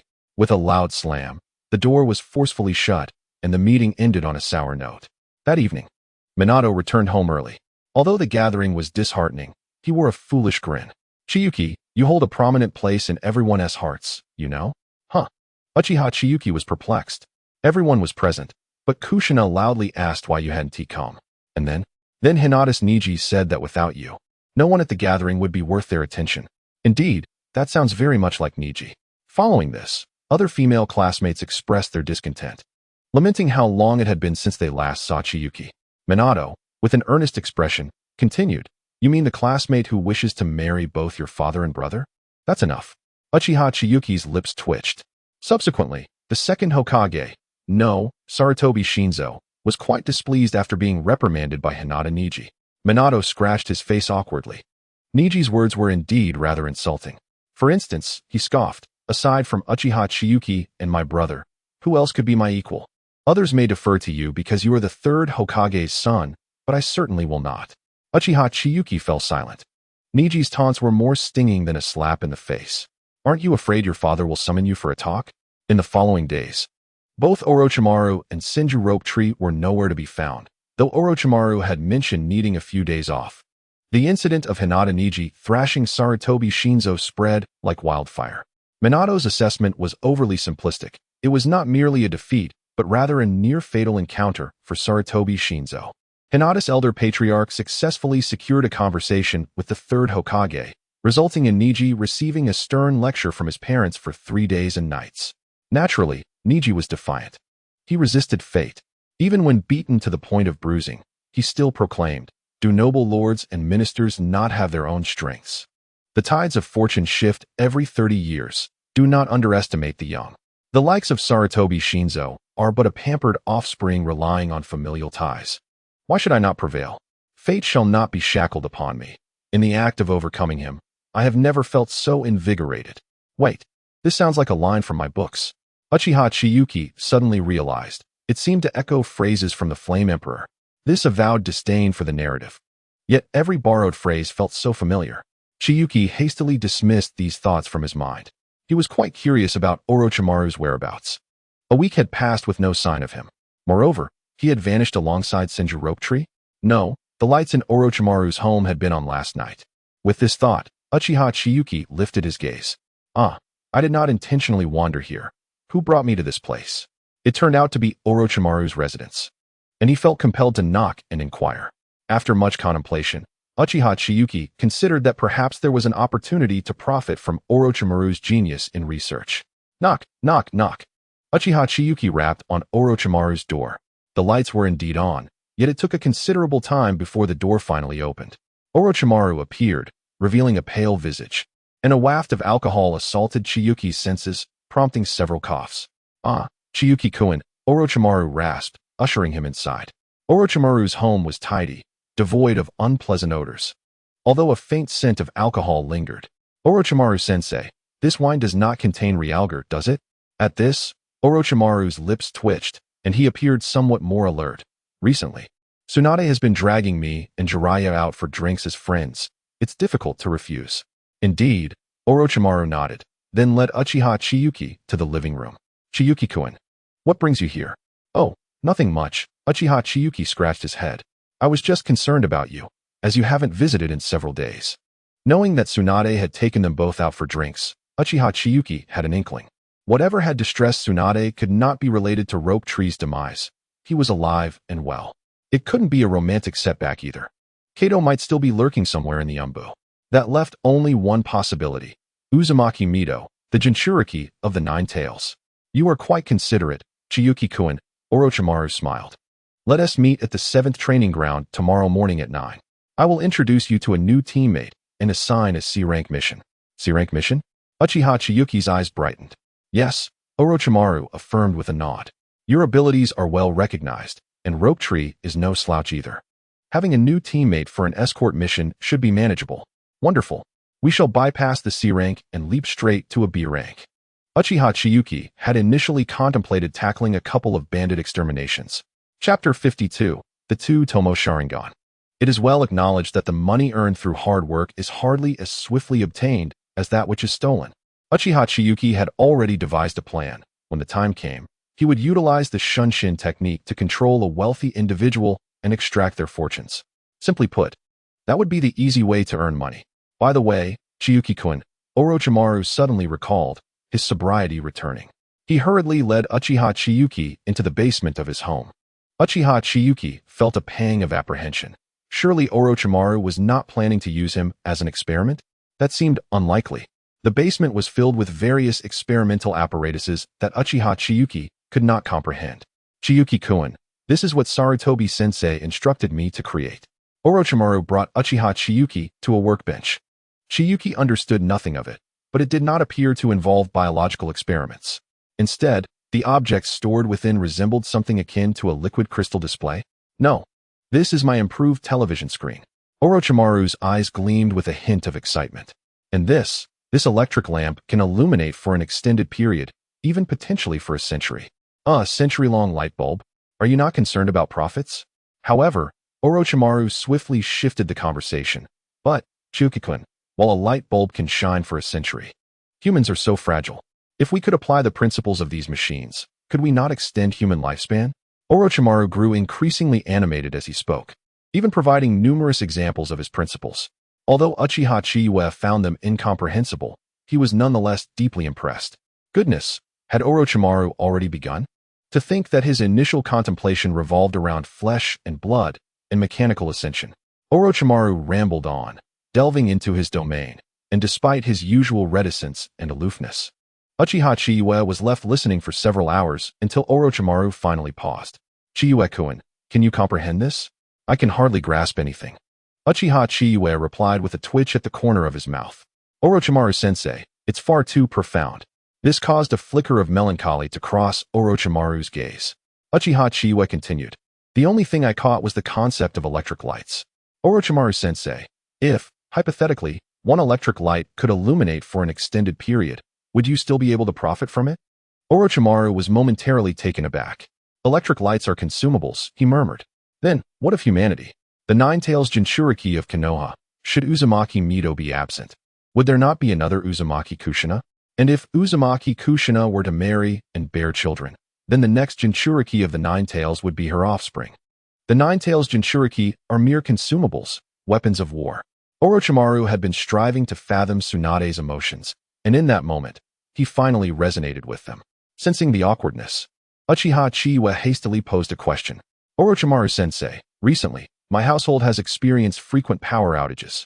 My uncle claims I'm consuming too much electricity. I began to ponder if there exists a method to ensure I never run out of power. Uchiha Chiyue feigned innocence as he spoke. For instance, if there were a device capable of converting solar energy into electricity, it would save costs. Solar energy, Uchiha Chiyue suggested, though he lacked understanding. He held faith that Orochimaru might indeed realize it. Orochimaru promptly cast aside his earlier somberness. Chiyue-kun, are you quite interested in this field? Indeed, Uchiha Chiyue responded. The sun shines daily. If we could store the heat it emits and convert it into electrical energy, what then? Orochimaru nodded in agreement. A commendable proposal, Chiyue-kun. I shall remember your idea. That evening, upon returning home, Uchiha Chiyue had intended to rest thoroughly. Suddenly, a sharp pain struck his eye sockets, followed by a warm sensation flooding his gaze. Hiss! Uchiha Chiyue inhaled sharply. The sensation of his Sharingan evolving felt peculiarly strange. Warm, tingly, and inexplicably pleasurable. As the unique chakra of the Uchiha clan surged into his eye sockets, Uchiha Chiyue sensed a monumental transformation within himself. Exhausting yet invigorating. Uchiha Chiyue clutched his eyes. This sensation was power. In comparison to his initial awakening of the single tomoe, This experience was overwhelmingly delightful. The Uchiha clan possessed inherent advantages. A pair of Sharingan could alter the course of an individual's life. As his crimson eyes gradually spun, his single tomoe transformed into a double tomoe. Moreover, the quality of Uchiha Chiyue's chakra was enhancing. Quality, both in substance and quantity, was amplifying. Chakra is the amalgamation of physical and spiritual energy. An elevation in chakra quality signifies an enhancement of both body and mind. It was akin to the Uchiha clan awakening their 3 tomoe Sharingan, at the very least, rivaling a Jonin. This was the unique talent of the Uchiha. As the 2 tomoes ceased their rotation, the surge in ocular power and the enhancement of various physical qualities led Uchiha Chiyue to experience an unprecedented expansion. Ecstasy. This feeling of expansion surged through his mind. As if at that moment, he possessed boundless strength. Uchiha Chiyue quickly took a deep breath, striving to stabilize his emotions. No wonder every Uchiha who awakened their eyes suddenly exuded an air of arrogance. Such exhilaration, who could withstand it? Who would not feel inflated? While the tangible enhancement was indeed substantial, the overwhelming sensation of expansion was more pronounced. This was not merely a psychological phenomenon. It was a clear physiological response. What was the source of this overwhelming urge to laugh maniacally? Uchiha Chiyue could no longer contain himself, covering his eyes as he burst into laughter. Despite his reluctance, it seemed that only wild laughter could alleviate the overwhelming sensation he felt. Chiyue-kun? Ah, Minato, is that you? Uchiha Chiyue exclaimed as he kicked out.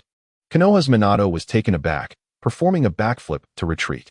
The two engaged in a rather absurd duel in the backyard late into the night. The outcome was inevitable. As the sensation of expansion faded, a bruised Minato smiled wryly. Chiyue-kun, you've won again. Cough, Minato, Uchiha Chiyue thought, feeling a twinge of sympathy for him. Yet, have you acquired a hint of a wife-stealing attribute? After being beaten so badly at this hour, you can still manage a smile? Suddenly, a spark of inspiration struck Uchiha Chiyue. He envisioned a lucrative scheme. Minato, have you recently felt that your finances are running low? Minato shivered at Chiyue's mischievous grin. Chiyue-kun, I still have enough. Uchiha Chiyue shot him a piercing glare, accentuated by his double tomoe. Chiyue-kun, I am indeed in need of money. Minato quickly changed his tune. Is that so? Minato, then I must devise a plan. The following morning, as dawn broke, Uchiha Chiyue set out. S-rank missions typically offered rewards ranging from 200,000 to 500,000 Rio. After deducting Konoha's share, the remaining sum would be equally divided among the team. No genin could undertake S-rank missions. Even Might Guy, with his short stature, had never attempted half of one in his lifetime. The early bird may catch the worm, but not always. Upon stepping out of the Uchiha compound, Uchiha Chiyue felt an inexplicable gaze upon him. Someone was covertly following him. This time, Uchiha Chiyue did not head towards the center of Konoha, but instead made his way to the first training ground. It was spacious. Come out, you lot. Uchiha Chiyue said calmly. The enhancement from his double tomoe Sharingan not only elevated the quality of his chakra, but also his ocular prowess, which included heightened sensory perception. As expected, no sooner had he spoken than several ninjas clad in black cloaks and wearing umbu masks emerged. Uchiha Chiyue, Lord Danzo requests your presence. Are you certain? Uchiha Chiyue was amused. Danzo dared to summon him now? During his academy days, he had dreaded the sudden appearance of ninjas, as his uncle had no time to intervene. Yet now, among the group of Chunin, one was particularly skilled, and Uchiha Chiyue felt a surge of eagerness. Please accompany us, the root ninja insisted, moving to take Uchiha Chiyue by force. Unfazed, Uchiha Chiyue replied, I believe your Lord Danzo may have had a stroke of luck and hit his head. Do not slander Lord Danzo, you brat. We are giving you face by asking you to come with us. Indeed, accompanying us will incur no consequences. Otherwise what? Uchiha Chiyue gazed pityingly at them. My uncle is Uchiha Shana, and I am a key prodigy of the Uchiha clan. My guiding jonin is Orochimaru. Today is also the day we are set to execute a mission, and there are still 30 minutes until the assembly time. Are you certain? Though he spoke with confidence, Uchiha Chiyue was prepared to unleash his own unique tactics at any moment. The latest strategy was an unorthodox approach. He had to admit, this secret technique was rather formidable. In the realm of gaming, it may be considered obscure, yet here it is a forbidden technique. It shrouds vision, plunging one into an abyss of darkness. Before me stand these few individuals, with no conceivable reason for them to withstand. The four show no signs of faltering. One even has a hand poised upon the blade concealed at his back. TSK. Uchiha Chiyue can't help but click his tongue. Is Uncle Prison and Orochimaru truly so lacking in intimidation? Or has Danzo truly become too arrogant? The current Danzo is not the same as the one in later times. His roots are merely nascent, with far fewer subordinates at his command. Moreover, his influence within Konoha is quite limited. He can only be regarded as an elder. While the current shinobi are still shinobi, with a vortex Mito looming overhead, even the third Hokage must acquiesce. Very well, I shall accompany you. Uchiha Chiyue sighed with resignation. Fearless. The present Uchiha Chiyue is genuinely fearless. The reason is simple. His reputation precedes him, along with Orochimaru as his mentor, who can be regarded as half a Hokage lineage. Of course, the most crucial factor is having Uncle by his side. Following the four root ninjas, they traversed into a grove.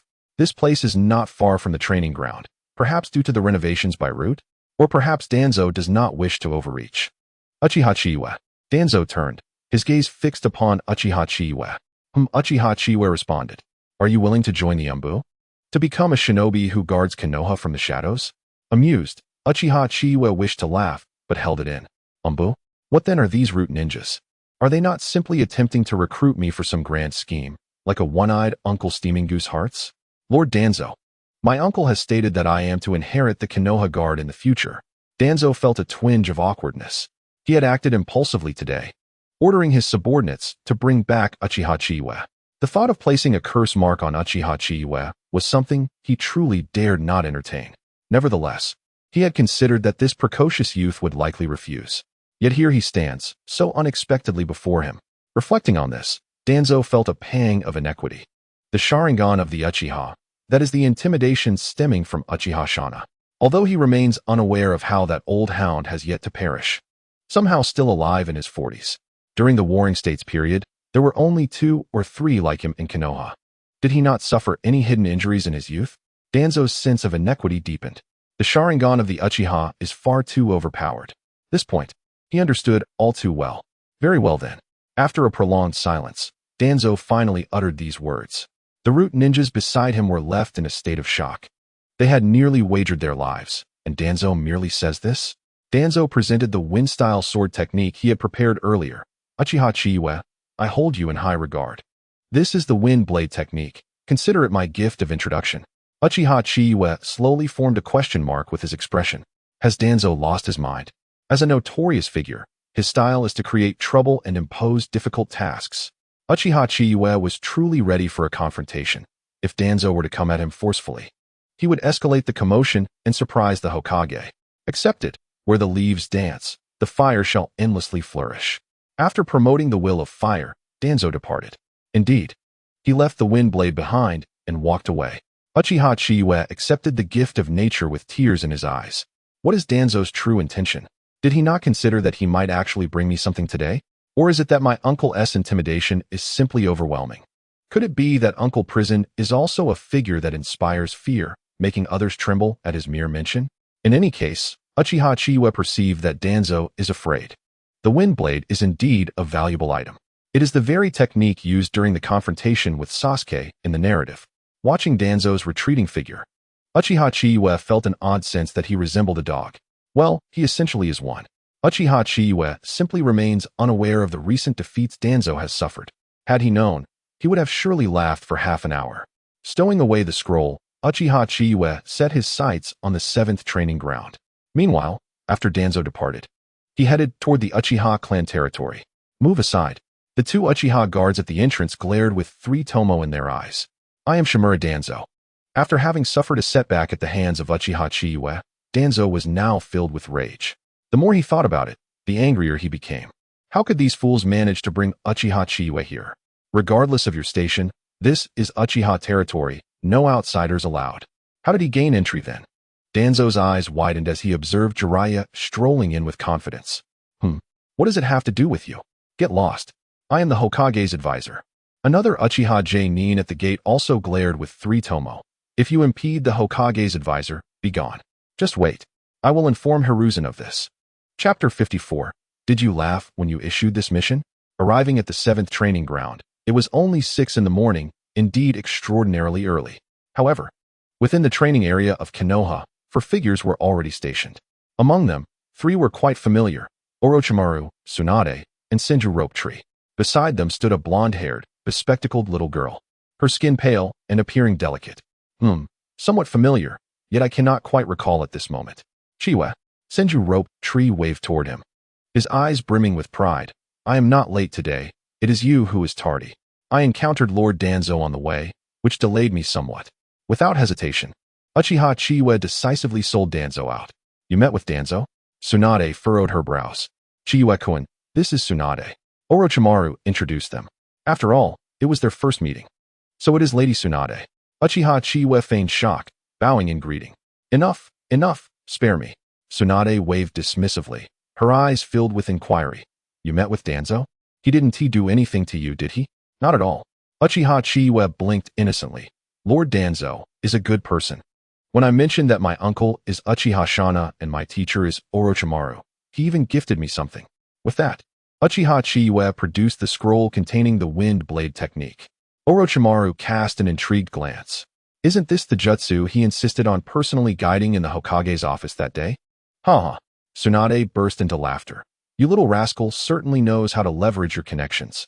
Since your uncle is Uchiha Shana, you must know who Danzo is, right? Of course. A wonderful person, Uchiha Chiyue replied with an innocent smile. Tsunade's eyes narrowed in amusement. This little rascal is quite cunning. Ahem. Orochimaru cleared his throat. Chiyue-kun. Today marks the official establishment of Orochimaru's class. Although we may only have half a year together before you advance to CH Nin, it is still worth celebrating. This is Yakushi Nanoyu, who is currently half of Tsunade's disciple. Nanoyu, this is Uchiha Chiyue, who has been making quite a name for himself lately. So it's her. Uchiha Chiyue finally recalled. Although her role is minor, her abilities are commendable. While she may be average, she has indirectly nurtured a super Kage-level powerhouse. Without her, could you have reached the level of the Dragon Brother? Letting Yakushi Kabuto become a darkened and confused presence. Indeed, considering her age, she is roughly at this stage. Hello, Chiyue-kun. Yakushi Nanoyu appeared somewhat timid. Before Uchiha Chiyue could respond, Senju Rope Tree interjected. Nanoyu, you need not be so reserved. Chiyue is a good person, unlike other Uchihas. Hello, Uchiha Chiyue. Uchiha Chiyue greeted with a smile. Orochimaru then announced. Thus, the Orochimaru class is officially established. Today's mission is to escort Tsunade to the daimyo's mansion in the Land of Fire. Wait, Uchiha Chiyue's lips twitched. Did you laugh while proposing this mission, Orochimaru? We are to escort her? Seemingly understanding Uchiha Chiyue's gaze, Orochimaru explained. Actually, the main purpose is to get you all out of the village for a bit. Shinshu has been clamoring to leave. Uchiha Chiyue never imagined that they would indeed be escorting Tsunade to the daimyo's mansion. To be fair, one could consider this a return home, as the title of the princess of Konoha originates from the marriage alliance with the daimyo of the Land of Fire. What's wrong, little brat? Are you dissatisfied with escorting your elder? Tsunade teased, her tone playful. Hey, Lady Tsunade, with your strength, aren't we merely dead weight? Uchiha Chiyue replied with a chuckle. Unfortunately, I've recently developed a condition where I feel dizzy at the sight of ninjas or warriors from other countries. So, I entrust my safety to you all. Sister, don't worry. I've already learned second grandfather's ninjutsu. Senju Shinshu proclaimed proudly. Let us depart, Orochimaru said with a smile. Upon reaching the village entrance, Tsunade boarded the carriage, accompanied by Yakushi Nanoyu. Orochimaru followed the carriage with a beaming smile, while Senju Shinshu reluctantly led the horse. And Uchiha Chiyue mounted. How infuriating. How could I still not have awakened the 3 tomoe Sharingan? Otherwise, I would certainly find a wealthy household in the Land of Fire. It's not that I lack money. I just wish to see what other divine beings are like. Unfortunately, without the 3 tomoe Sharingan, the progress bar for the Sharingan had risen by another 2%, a passive trait of Uchiha Shursui. Before reaching the Manjiki Sharingan, it would grow slowly. Chiyue. Wasn't he agreed that we would decide who leads the horse with rock, paper, scissors every half hour? Senju Shinshu grumbled. Shinshu, this is your sister's order, Uchiha Chiyue remarked. Feeling helpless, it was Shinshu who lost the game, yet his sister insisted he lead the horse. Who could he blame for that? Judging by Shinshu's expression, He was likely contemplating how to remove the oxygen tube in the future. The journey to the capital of the Land of Fire was not far at this pace. They would arrive in about a week and could rest at various streets along the way, such as Chnan Street, renowned for its gambling dens and taverns. On the third day of their arrival, Senju Shinshu clutched the last 5,000 Ryo tightly. Sister, stop it. They've already called you a big fat sheep to your face. So what? Tsunade replied nonchalantly, Nanoyu, go get my backup stash from the carriage. Tsunade-sensei, the stash is empty, Yakushi Nanoyu said with a worried expression. Why was Lady Tsunade losing so consistently? Even in high card games, she would lose thoroughly. In one game, she bet high while secretly betting low. And what was the result? A 6 of leopards. Chiyue, do you have any money? Tsunade asked with her hazy eyes fixed on Uchiha Chiyue. I have no money. Lady Tsunade, Uchiha Chiyue replied helplessly. This woman truly had a penchant for gambling. And did she not notice how others were flying with their bets? Furthermore, who gave her the illusion that I had money? Hey, big fat sheep, are we still playing? Yes, if you have money, continue. If not, get lost. The table of gamblers looked at Tsunade with gleaming eyes. This was the real big fat sheep. They had played for years and had never seen someone lose 5 million in 2 hours without winning a single hand. They were all trying to egg her on, secretly hoping she would stay. Chiyue-kun, at that moment, Orochimaru entered the scene and cast a direct glance. Suddenly, Uchiha Chiyue understood. Sharingan, activate. He was a ninja. What do you intend to do? I am the steward of the Hayakawa family. It's the Sharingan. From the Uchiha clan. Uchiha Chiyue grinned. To those who cheated, will it be broken hands or repayment? I didn't cheat. And who decided on broken hands? Chapter 55. Ambushed. Uchiha Chiyue directly revealed Lu Yin, the crimson Sharingan, dazzlingly beautiful. In an instant, the gamblers present trembled in fear. Tsunade furrowed her brows, regaining some clarity. Orochimaru, what are you planning? It's only a gamble, and I can afford to lose. Tsunade, that is my money, Orochimaru said softly. That is my research funding. Well, consider it a debt. It doesn't have to be this way, Tsunade said, her face slightly embarrassed. Tsunade, Orochimaru's tone was hauntingly calm. You are 10 times more likely to lose than to win. TSK, Uchiha Chiyue clicked his tongue, gambling with the big fat sheep and cheating. How dull. Little brat. Let me tell you, I am the steward of the Hayakawa family. Indeed, I am the young master of the Yagura clan. Haha, do you even know who this big fat sheep is? Uchiha Chiyue scoffed. Really, can one lose in a battle of identities? Tsunade dispelled her transformation jutsu, stood up, and placed her hands on her hips. Who cheated? Stepped forward. Damn. Seeing her face, everyone faltered. In business as a ninja, nothing could be quicker than this.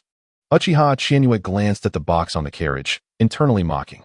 Upon seeing Tsunade, all the self-proclaimed nobles of the Land of Fire hastily paid up. You may be precious, but can your family compare to her? Sister, doesn't this count as robbing? Senju Shinshu asked. Robbing my foot. Tsunade exclaimed, hands on her hips. I didn't expect them to cheat me. That's why I kept losing. My luck has always been good. Yakushi Nanoyu, following behind, sighed in relief. As a common orphan, she had never seen so much money in her life. Thankfully, it hadn't been lost. Otherwise, it would have truly hurt her heart. Uchiha Chiyue glanced at Yakushi Nanoyu, who believed this nonsense. TSK, such words could only fool children. After leaving Chnan Street, they continued toward the capital of the Land of Fire. Along the way, Senju Shinshu rode the horse while Yakushi Nanoyu and Tsunade remained in the carriage. Uchiha Chiyue and Orochimaru concealed themselves in the shadows. Chiyue-kun, have you noticed anything? Orochimaru glanced sideways at Uchiha Chiyue. Noticed what? Uchiha Chiyue blinked. Orochimaru was momentarily speechless. With your Sharingan, you should be able to detect those following nearby. Orochimaru-sensei, don't scare me. Uchiha Chiyue feigned fear. Chiyue-kun, Orochimaru crossed his arms, adopting a look of amusement. Just then, a small white snake slithered up Orochimaru's pant leg and nestled against his ear. Good gracious. Uchiha Chiyue was somewhat surprised, yet found it reasonable. It was this vigilance that made Orochimaru truly formidable. Orochimaru's expression shifted slightly. The numbers are rather substantial. Huh? Chiyue-kun. This mission may not merely be a B rank. A B rank mission signifies a likelihood of encountering battles between ninjas. An A rank mission typically involves ordinary people without chakra, such as exterminating bandits. An A-rank mission requires one to be prepared to face opponents of CH9 level or higher. Why was this task designated as A-rank? Naturally, it was because the person being escorted was Tsunade. The need for an escort was purely for the sake of appearances, as well as to let Senju Shinshu experience the outside world. However, Tsunade's journey to the capital was destined to be anything but peaceful, primarily due to the internal affairs of the Land of Fire. No one knows the specifics. After all, they are all ninjas of Konoha, residing there most of the time. The true intentions of the nobles from various nations remain a mystery to everyone. It is likely they will wait until nightfall to act. Orochimaru suddenly remarked ominously.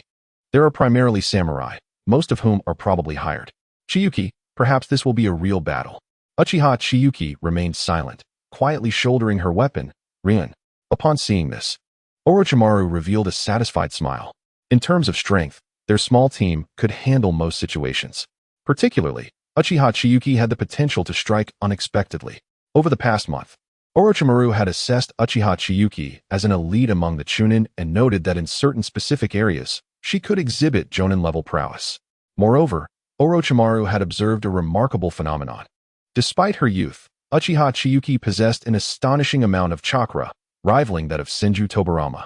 Though not as outrageous as Kushina's, it was still quite extraordinary.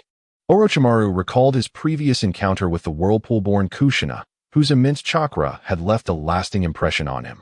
At merely 7 years of age, her chakra already matched his own. That night, they traversed through a dense forest. Uchiha Chiyuki and Orochimaru perched on either side of the carriage among the trees. Senju Tobirama remained vigilant, while Tsunade in the carriage was fast asleep, inadvertently making Yakushi no Nai struggle for breath. The evening breeze rustled the leaves. Uchiha Chiyuki activated her Sharingan, scanning her surroundings. Several individuals were approaching, some moving with stealth and wielding katana. Hey, what about that Jonin and the kid? One whispered. They've probably noticed us. Panic not. Boss, if we don't take this job, we can avoid trouble. Another replied. That kid belongs to the Uchiha clan of Konoha, wielding the Sharingan. And the Jonin, if I'm not mistaken, is a disciple of the third Hokage. Now that we've come this far, don't forget the reward from that lord, 10 million. With that money, we can settle down. The samurai murmured among themselves. Fear not, even if forgotten, you need not wander anymore. A somewhat youthful voice chimed in beside them. Instantly, they were startled, witnessing a figure soaring through the air. Fire release, great fireball technique. Uchiha Chiyuki silently invoked, unleashing a 5-meter-wide fireball. Wind release, great breakthrough. A hoarse voice resonated from behind her. In an instant, a fierce gust rushed toward the flames, causing the fireball to swell and spread outwards. Not good. We've been discovered. The samurai scattered in alarm. However, the flames illuminated the forest, and with Orochimaru's wind technique amplifying its force, the fire expanded to over 20 meters. Look out. Snakes are coming. Damn it. It's Orochimaru's jutsu. So many snakes. They're enormous. Retreat. Quick. No. We'll fight them. Uchiha Chiyuki focused on the group, her crimson eyes flickering as she sought her target. Among the 7, she zeroed in on one woman. This was her opening. It mattered not the gender. Their fleeing posture and grip on their weapons made it evident. Chapter 56. Uchiha Chiyuki lacks no weaknesses. In an instant, Uchiha Chiyuki executed her body flicker technique, vanishing from her position and reappearing behind the woman. Uchiha style, blade of raging flame. With a flash of steel, the female warrior sensed danger and drew her blade defensively. Yet, bolstered by wind chakra, Uchiha Chiyuki's strike cleaved through her weapon as if it were mere vegetables. With a resonant hum, the blade shattered, and a spray of blood erupted, splattering across Uchiha Chiyuki's face. The fallen warrior, consumed by hatred, glared at her as she died. Uchiha Chiyuki paid her no mind. In that moment, she entered a state of absolute focus. They had intended to take her life. Activating the body flicker technique once more, Uchiha Chiyuki moved to engage another samurai. This time, she positioned herself between 2 warriors. Jinjutsu, dark passage technique. Without warning, the 2 warriors found themselves engulfed in darkness, unable to see a thing. Uchiha Chiyuki struck swiftly and decisively. These samurai were, at best, Chunin level. Those samurai held a respectable status in this world, akin to Han's. They were no match for her. The duo, already stunned by the combined ninjutsu, were further ensnared by Orochimaru's attacking serpents, their vision obscured by the darkness.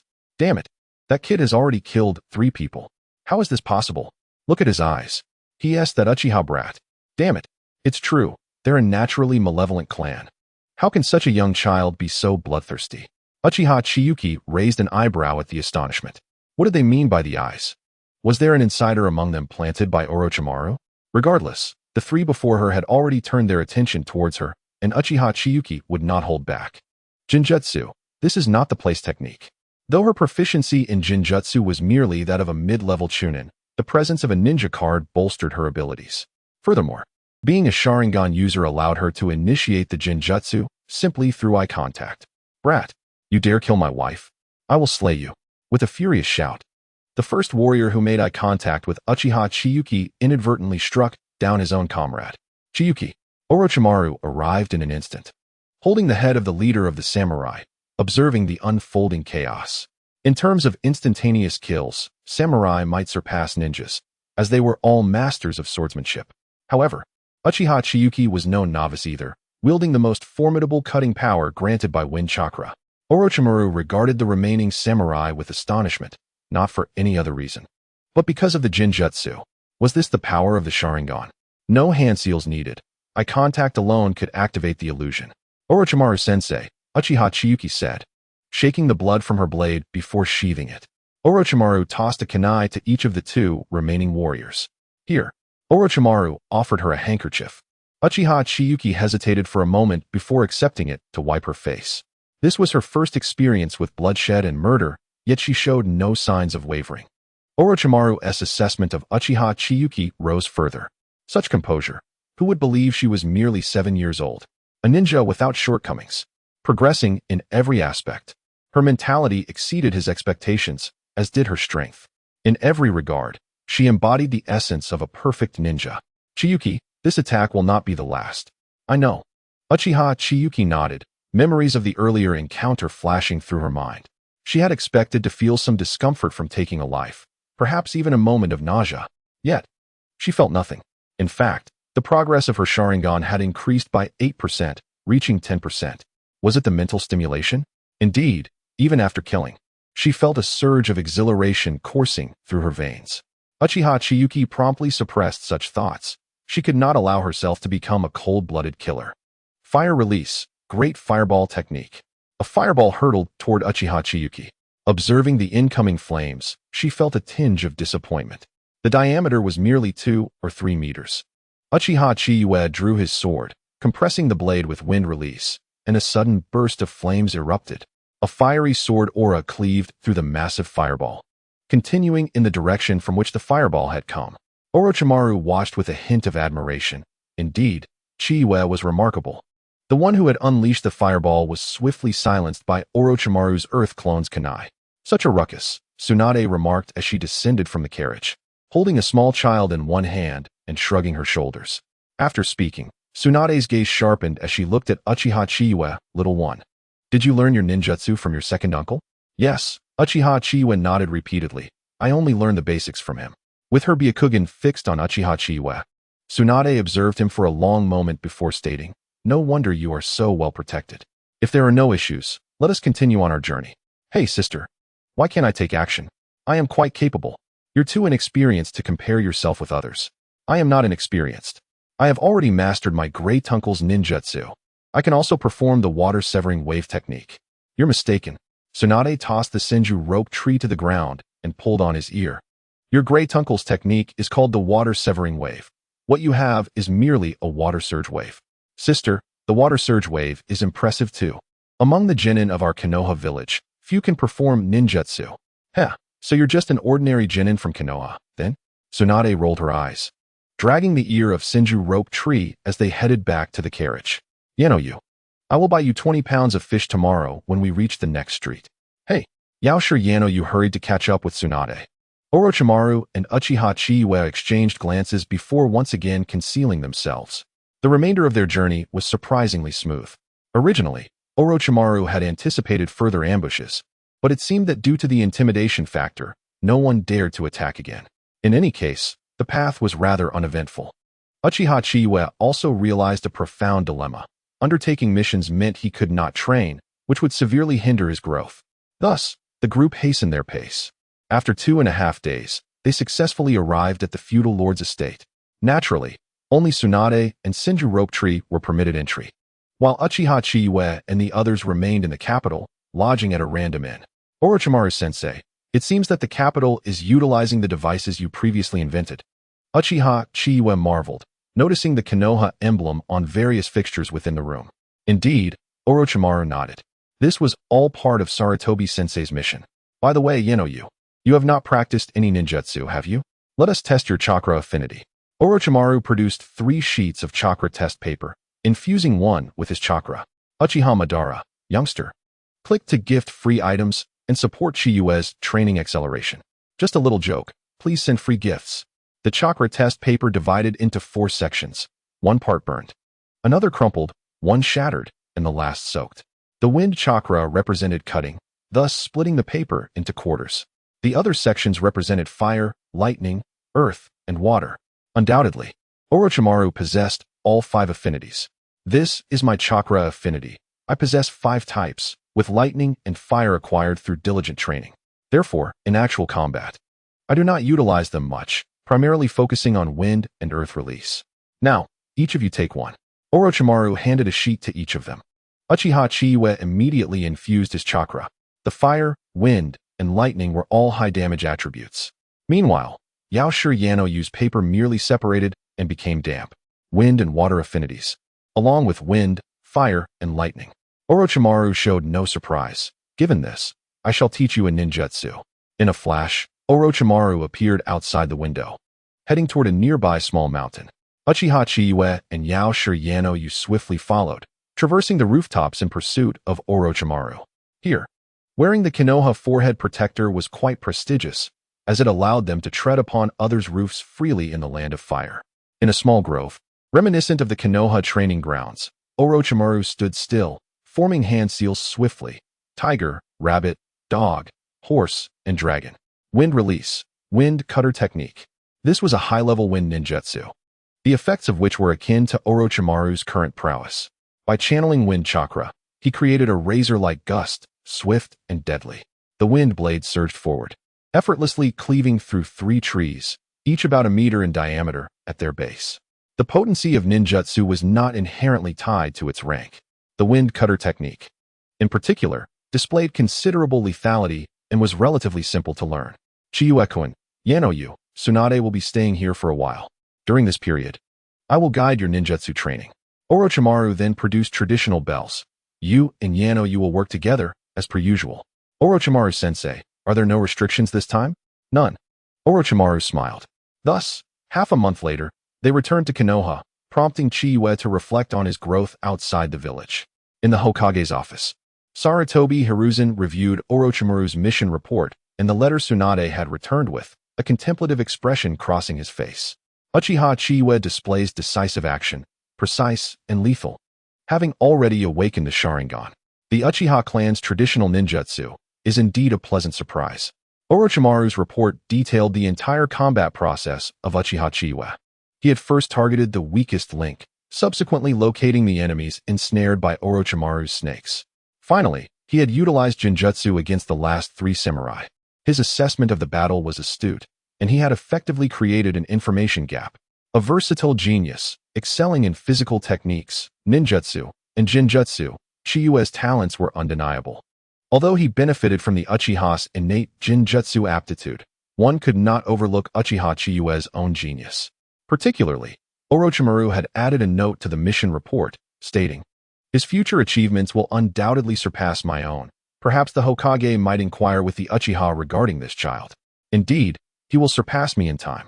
Sarutobi Hiruzen, well aware of his disciple's capabilities, recognized that Uchiha Chiyue was a candidate for the position of Hokage, with strength far exceeding that of A.J. Nin. A satisfied smile spread across his face. After all, he was a ninja of Konoha, inheriting the will of fire. Closing the mission report, Sarutobi Hiruzen turned his attention to the letter Tsunade had brought back.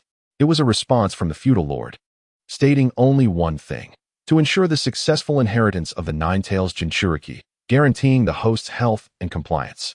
There was no hint of humanity, explicitly stating the importance of the Nine-Tails as a weapon. Sarutobi Hiruzen sighed deeply.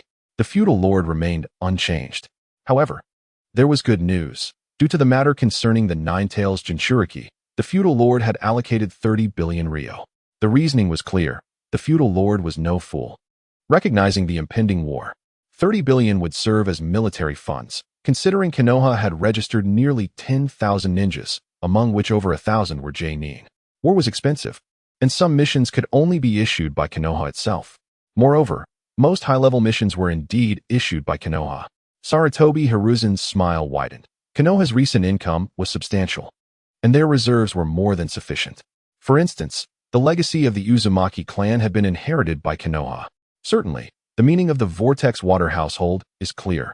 She has left enough wealth for Kushina, sufficient for several lifetimes. Mikoto, Sarutobi Hizashi began, when a woman clad in umbu attire appeared before him. Notify all the executives and several elders to convene. Understood. The days were about to return to tranquility. Uchiha Chiyue headed directly to the Uchiha Mei residence. For no other reason than that her uncle had mentioned before his departure that she could seek to learn swordsmanship from Uchiha Mei. The Uchiha clan possesses various sword styles, primarily categorized into wind and fire swords. Ultimately, they converge into a blend of both elements. Uchiha Mei's swordsmanship is particularly profound, renowned as a prodigy of Uchiha sword techniques. As she approached the Uchiha estate, she overheard a scolding before even entering. The essence of Uchiha swordsmanship lies in speed. Faster, faster. Your body flicker technique is abysmal. Good heavens. Uchiha Chiyue was taken aback by the strictness. Upon pushing the door open, she witnessed Uchiha Fugaku, flushed with exertion, incessantly swinging a short sword at Uchiha Mei. Wow, the young clan leader's swordsmanship is rather poor. With a deft flick, Uchiha Mei disarmed Fugaku, sending his blade flying outside. Young clan leader, you lack talent in swordsmanship. Uchiha Mei remarked in a calm tone. Uchiha Fugaku, regaining composure, stared at the soaring sword and after a moment's contemplation, said, forget it, I won't pursue swordsmanship anymore. Brother Mei, the young clan leader, Chiyue, both turned their gazes towards her, astonished. Uchiha Mei approached quickly. Chiyue, you've grown quite a bit. Uchiha Fugaku smiled. Chiyue, have you completed your mission? Yes. Uchiha Chiyue nodded. I spent a few days in the capital. It was rather uneventful. Oh, the capital of the land of fire. I hear the hot springs there are splendid, he replied.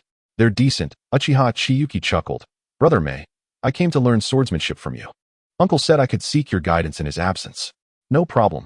Young clan leader, Chiyue, stay for a meal, and we'll head to the training grounds this afternoon. Chapter 58. Nin Exam? A swift victory. A period of tranquility thus commenced.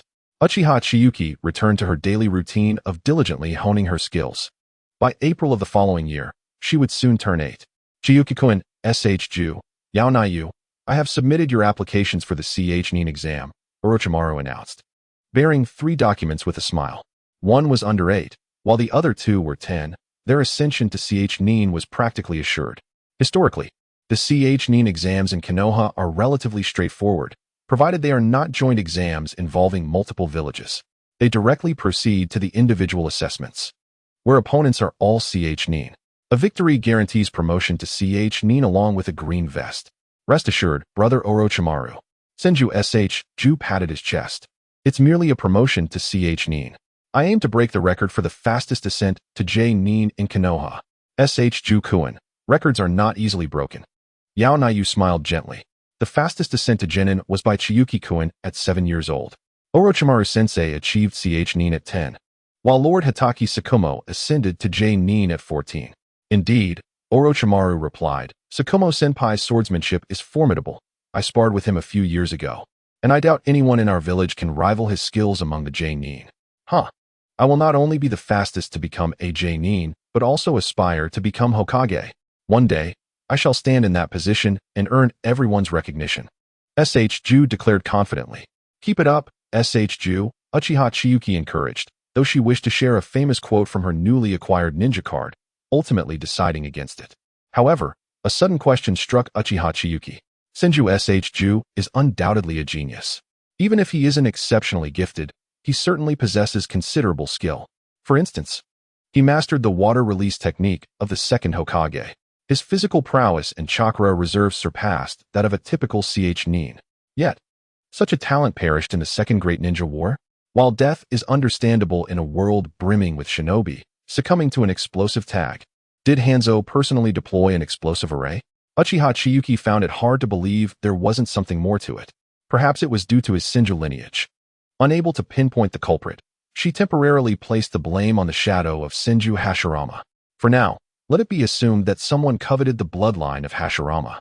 Having dreams is sufficient, Orochimaru chuckled before adding, Chiyuki-kun, remember to come to my house next weekend. As he spoke, a smile spread across Orochimaru's face. Uchiha Chiyue blinked and acknowledged the arrangement. At the nin exam venue, a total of 64 genin were participating. The initial matches were uneventful, as most opponents forfeited. During the draw, each genin fervently prayed not to face Uchiha Chiyue, for whoever drew her would find their promotion hopes dashed. Uchiha Chiyue even spotted a familiar figure, Might Guy. The ascent from genin to nin requires a recommendation from nin, and Guy had not received any recommendations over the years, which hindered his promotion. However, this year was different. If possible, he wanted nothing more than to cling to Uchiha Chiyuki's leg and weep. Finally recognized for his talent and allowed to participate in the nin exam. Wow, that guy is so disgusting, with his thick hair and eyebrows. Wait, isn't he at least 30 years old? How is he involved in this? Oh, I remember him. He's the weirdo who runs around the village every day. So it's him. I've seen his frog leap. Is he strong? No, he genuinely resembles a frog. The surrounding chatter never affected Might Guy. He extended his thumb to the crowd, exclaiming, "Thank you for the compliments. He really isn't quite right in the head, is he? We shouldn't allow such a person to become a nin. Exactly. It's a disgrace to ninjas." Uchiha Chiyue couldn't help but frown. The recommendation for Might Guy came from none other than Uchiha Mei. As a special nin, Mei possessed the qualifications to recommend. The reason for his recommendation was to prevent Guy from being overlooked. Mei-san is truly kind-hearted, just like his father, who is renowned for his gentleness. It appears his son is not lacking either. After a sparring session, Might Guy, a towering figure, knelt before Chiyue and Mei. A man's knee is worth gold, and this short old leg has successfully cashed in. This is youth. Thank you all for your encouragement. Might Guy remained unfazed, declaring, "Since everyone acknowledges my youth, I shall run 20 laps around Konoha upside down today. If I fail, I will punch 1,000 times. If I fail that, I'll do 2,000 push-ups. Here we go again." Uchiha Chiyue couldn't help but facepalm. Truly, the undefeated short leg. There were still 16 others present, and regardless of the outcomes, they had a chance of advancing to nin. Fortunately, their trio remained intact. Yao Nayu had already mastered the chakra scalpel, proving to be a rare talent in medical ninjutsu. Uchiha Chiyue surveyed the individuals present, and indeed, not a single familiar face was in sight. The only exception was Sarutobi Hizashi, situated on the high platform. The absence of renowned figures was a blessing. It rendered this Chunin exam seemingly devoid of challenge. In the next round, Uchiha Chiyue faced off against Moonlight Hanliang. Yet another familiar surname. Uchiha Chiyue glanced over to see a youth of around 17 or 18. His face marked by dark circles and a frail appearance, with a long sword strapped to his back. Upon stepping onto the stage, Moonlight Hanliang let out a fit of coughing. Uchiha Chiyue felt a twinge of concern, fearing he might inadvertently cause the young man harm. "Chiyue-kun, I implore you to give it your all." Moonlight Hanliang's gaze was earnest, and he promptly unleashed his family's secret technique, Phantom Escape. In an instant, he seemed to vanish, merging seamlessly with the environment. Uchiha Chiyue's lips twitched as he activated his Sharingan, focusing on the figure that had become indistinguishable. At that moment, Moonlight Hanliang raised his sword, and the two locked eyes. Uchiha Flowing Sword, Flame Leap. 20 seconds later, "I apologize, I could not provide the enjoyment you desired." Chiyue Dano. Moonlight Hanliang lay on a stretcher, still clutching his sword. Thankfully, he did not utter a phrase such as, "I will not lose again. I shall become the world's strongest sword-wielding ninja." Ding. Daily dual task completed. Reward. Wind release fragment X3. System. Understood? Host personal panel as follows. Chapter 59. A brand new panel name. Uchiha Chiyue. Age. 7 years. Ninjutsu. Special Jounin Level 1. 3,215,000. Taijutsu. Shunin Level 3. 650. 9000. Jinjutsu. Elite Chunin Level 2, 610,000. Ninja Cards owned. Level 4-star Mysterious Masked Man. Level 2-star Uchiha Itachi. Level 4-star Uzumaki Naruto. Equipped. Level Uzumaki Naruto. Level Uchiha Sasuke. Hyuga Hinata. Summoning Beast. None. Secret Scrolls. Void Slash. Level 35. Lightning Release. Ground Walk. Level 30. Summoning Technique. Lightning Sword Transformation. Level 2. Dark Walking Technique. Level 18. Special Ninja Tools equipped. Flowing Flame. Bloodline Limit. Uchiha Clan's Double Tomoe Sharingan. 40. Chakra Attribute Development. Fire. Level 70. Wind. Level 31. Lightning. Level 60. Special Talent. Meticulous. Fire Release Mastery. Jinjutsu Master. Current finances, 0. Note 5. Due to acquiring a full-star ninja card Uchiha Chiyue. 2-star Uchiha Itachi. Jinjutsu level gains additional enhancement. Jinjutsu Master.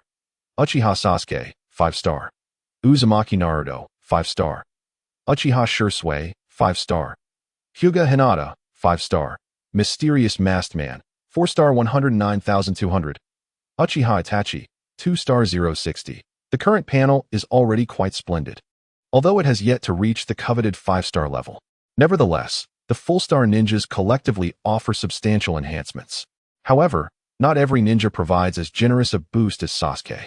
For instance, Sakura's 5-star card enhances chakra control, while Hinata's boosts perception, Shikamaru's enhances shadow chakra, Choji's amplifies yang chakra, and Ino's increases mental strength. The enhancements, however, are modest. All around 20.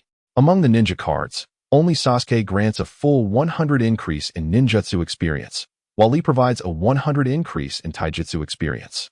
The rest are somewhat lacking. However, Chiyue is already at full stars. Uchiha Itachi's contributions are indeed significant. Level Ninja Uchiha Itachi, Akatsuki. Skills. Amaterasu, Shadow Clone Explosion. Tsukuyomi. Equipping this ninja card grants a 150 increase in ninjutsu training experience, a 200 increase in jinjutsu training experience, and a 30 decrease in taijutsu training experience and physical attributes. Fire Release Jutsu power increases by 20, Jinjutsu power increases by 50, and Sharingan consumption decreases by 10. Indeed, this is the first time Uchiha Chiyue has encountered such a ninja card. Forgive my ignorance.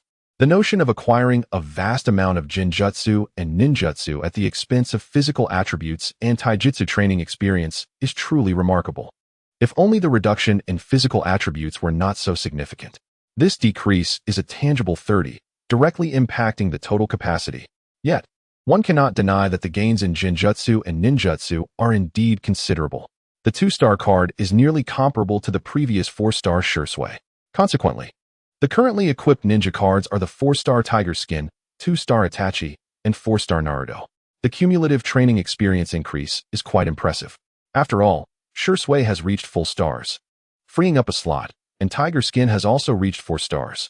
The experience increments provided by Chiyue for Ninjutsu, Taijutsu, and Jinjutsu are 160, 180, and 230, respectively.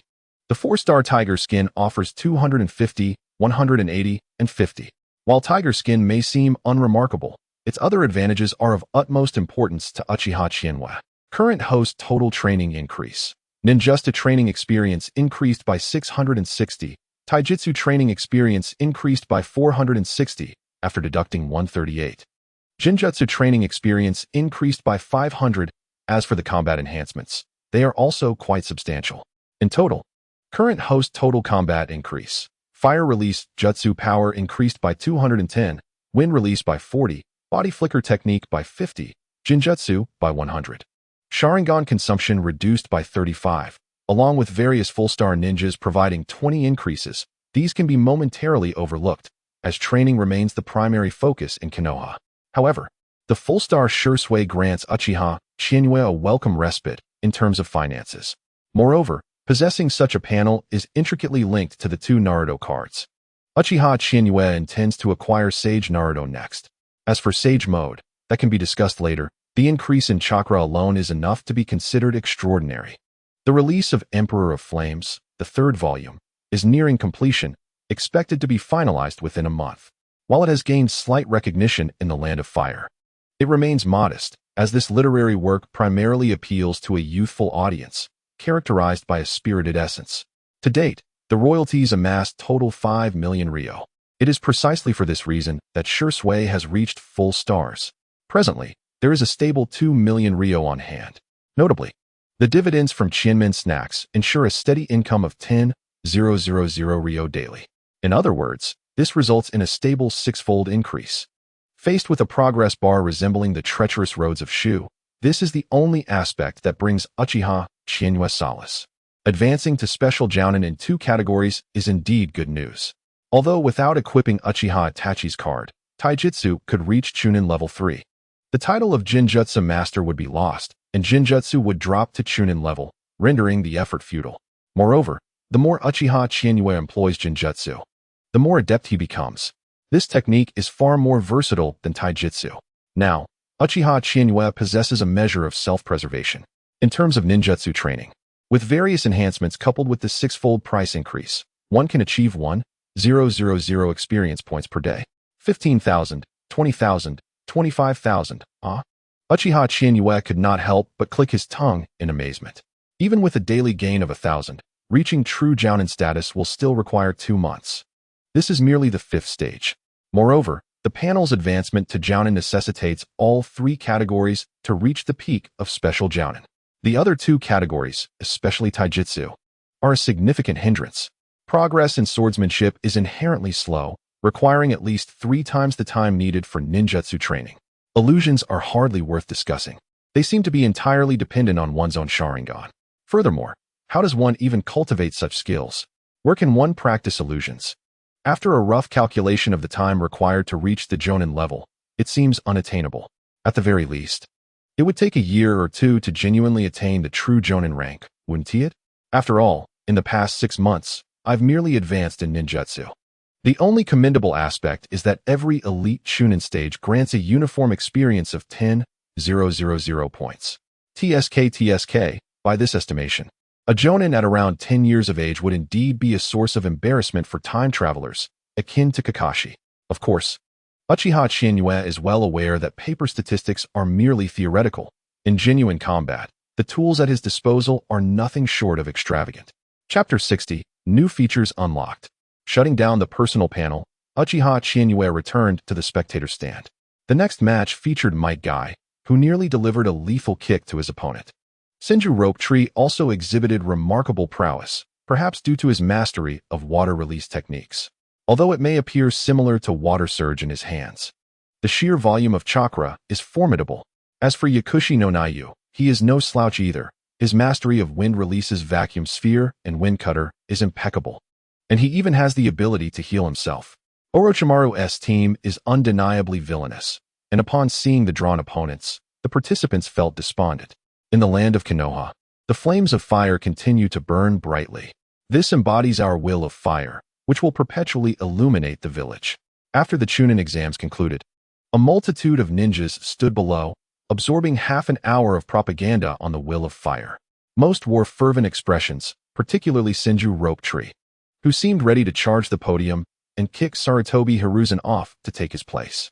Indeed, the essence of indoctrination should be nurtured from a young age. A total of 11 individuals advanced to Chunin, and after the speech concluded, they successfully received Sarutobi Hiruzen's green vest as a token of recognition. Might Guy, moved to tears, clung to Sarutobi Hiruzen's leg, exclaiming his gratitude for being elevated to Chunin, while also thanking Chiyue and praising his brilliance. "I will continue to ignite my youth," he declared. Sarutobi Hiruzen felt a shiver run down his spine. "Guy, you ought to thank yourself. Please, let go." Without hesitation, Might Guy released his grip and ran to embrace Uchiha Chiyue's leg, continuing to weep profusely. "Chiyue-kun, thank you. Chiyue-kun," he sobbed, his words becoming unintelligible. Finally, after 16 years since graduating from the Ninja Academy, he had achieved the rank of Chunin. Following Sarutobi Hiruzen's recognition was a familiar face, a young man with black hair and red eyes, none other than Uzumaki Kakashi, who had previously assigned missions at the task department. Kakashi approached Uchiha Chiyue, his expression solemn. "Uchiha Chiyue, from this day forth, you are a Chunin of Konoha." "Thank you, Senior Kakashi," Uchiha Chiyue replied, accepting the vest and donning it immediately. To be frank, it felt a bit oversized. Perhaps the creators of the vest had not anticipated that someone of his stature could achieve Chunin rank. When it was Might Guy's turn, Kakashi presented him with the vest. Guy eagerly accepted it and put it on. "Thank you, Kakashi." "Don't mention it," Kakashi smiled. "Congratulations." "Thank you." Guy bowed deeply. Then, with a hint of curiosity, he asked, "Kakashi, aren't you at the task department today?" "Oh, about that," Kakashi chuckled. "I was promoted to Jonin not long ago." Might Guy genuinely rejoiced for him. This is what youth is all about. Kakashi continued to distribute vests, while Sarutobi Hiruzen offered praise one after another. Finally, it was Uchiha Chiyue's turn. For some reason, he had been saved for the grand finale. "Chiyue, congratulations," Sarutobi Hiruzen beamed, placing a hand on Uchiha Chiyue's shoulder. "From today onward, you are a Chunin of Konoha and have broken the record for the fastest promotion." "Thank you, Hokage-sama," Uchiha Chiyue exclaimed, visibly excited.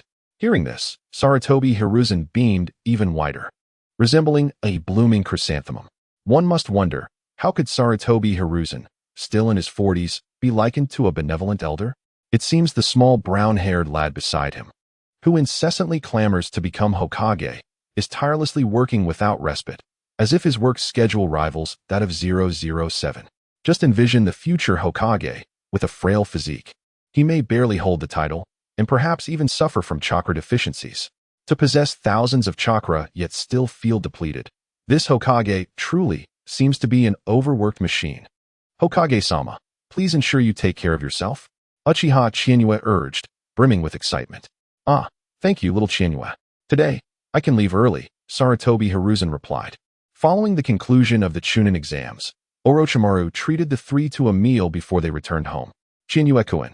As soon as he arrived home, Minato Namikaze rushed over. It's enough that you're here, but why are you holding a bowl of spicy hot pot? Try it, Chiyue-kun. I already ate at noon, Uchiha Chiyue stated. Minato placed the hot pot aside and remarked, "Congratulations on your promotion to Chunin." He then added, with a hint of melancholy, "I wonder when I will graduate." "You could apply for early graduation," Uchiha Chiyue raised an eyebrow.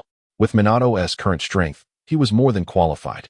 Minato scratched his head, his cheeks turning slightly red. "Chiyue-kun, I stop right there. You're only 7 years old," Uchiha Chiyue retorted, realizing Minato was now 8. "But you're still just 8. Women only affect the speed at which I draw my sword. At the very least, it should be a soft, fragrant older sister," Uchiha Chiyue exclaimed. "I mean, how could a young girl compare to an older sister? Have you prepared what I asked for?" Uchiha Chiyue suddenly recalled, smirking. Minato hesitantly touched his nose. "Is this really all right?" "Absolutely." Uchiha Chiyue grinned. "You can count on it.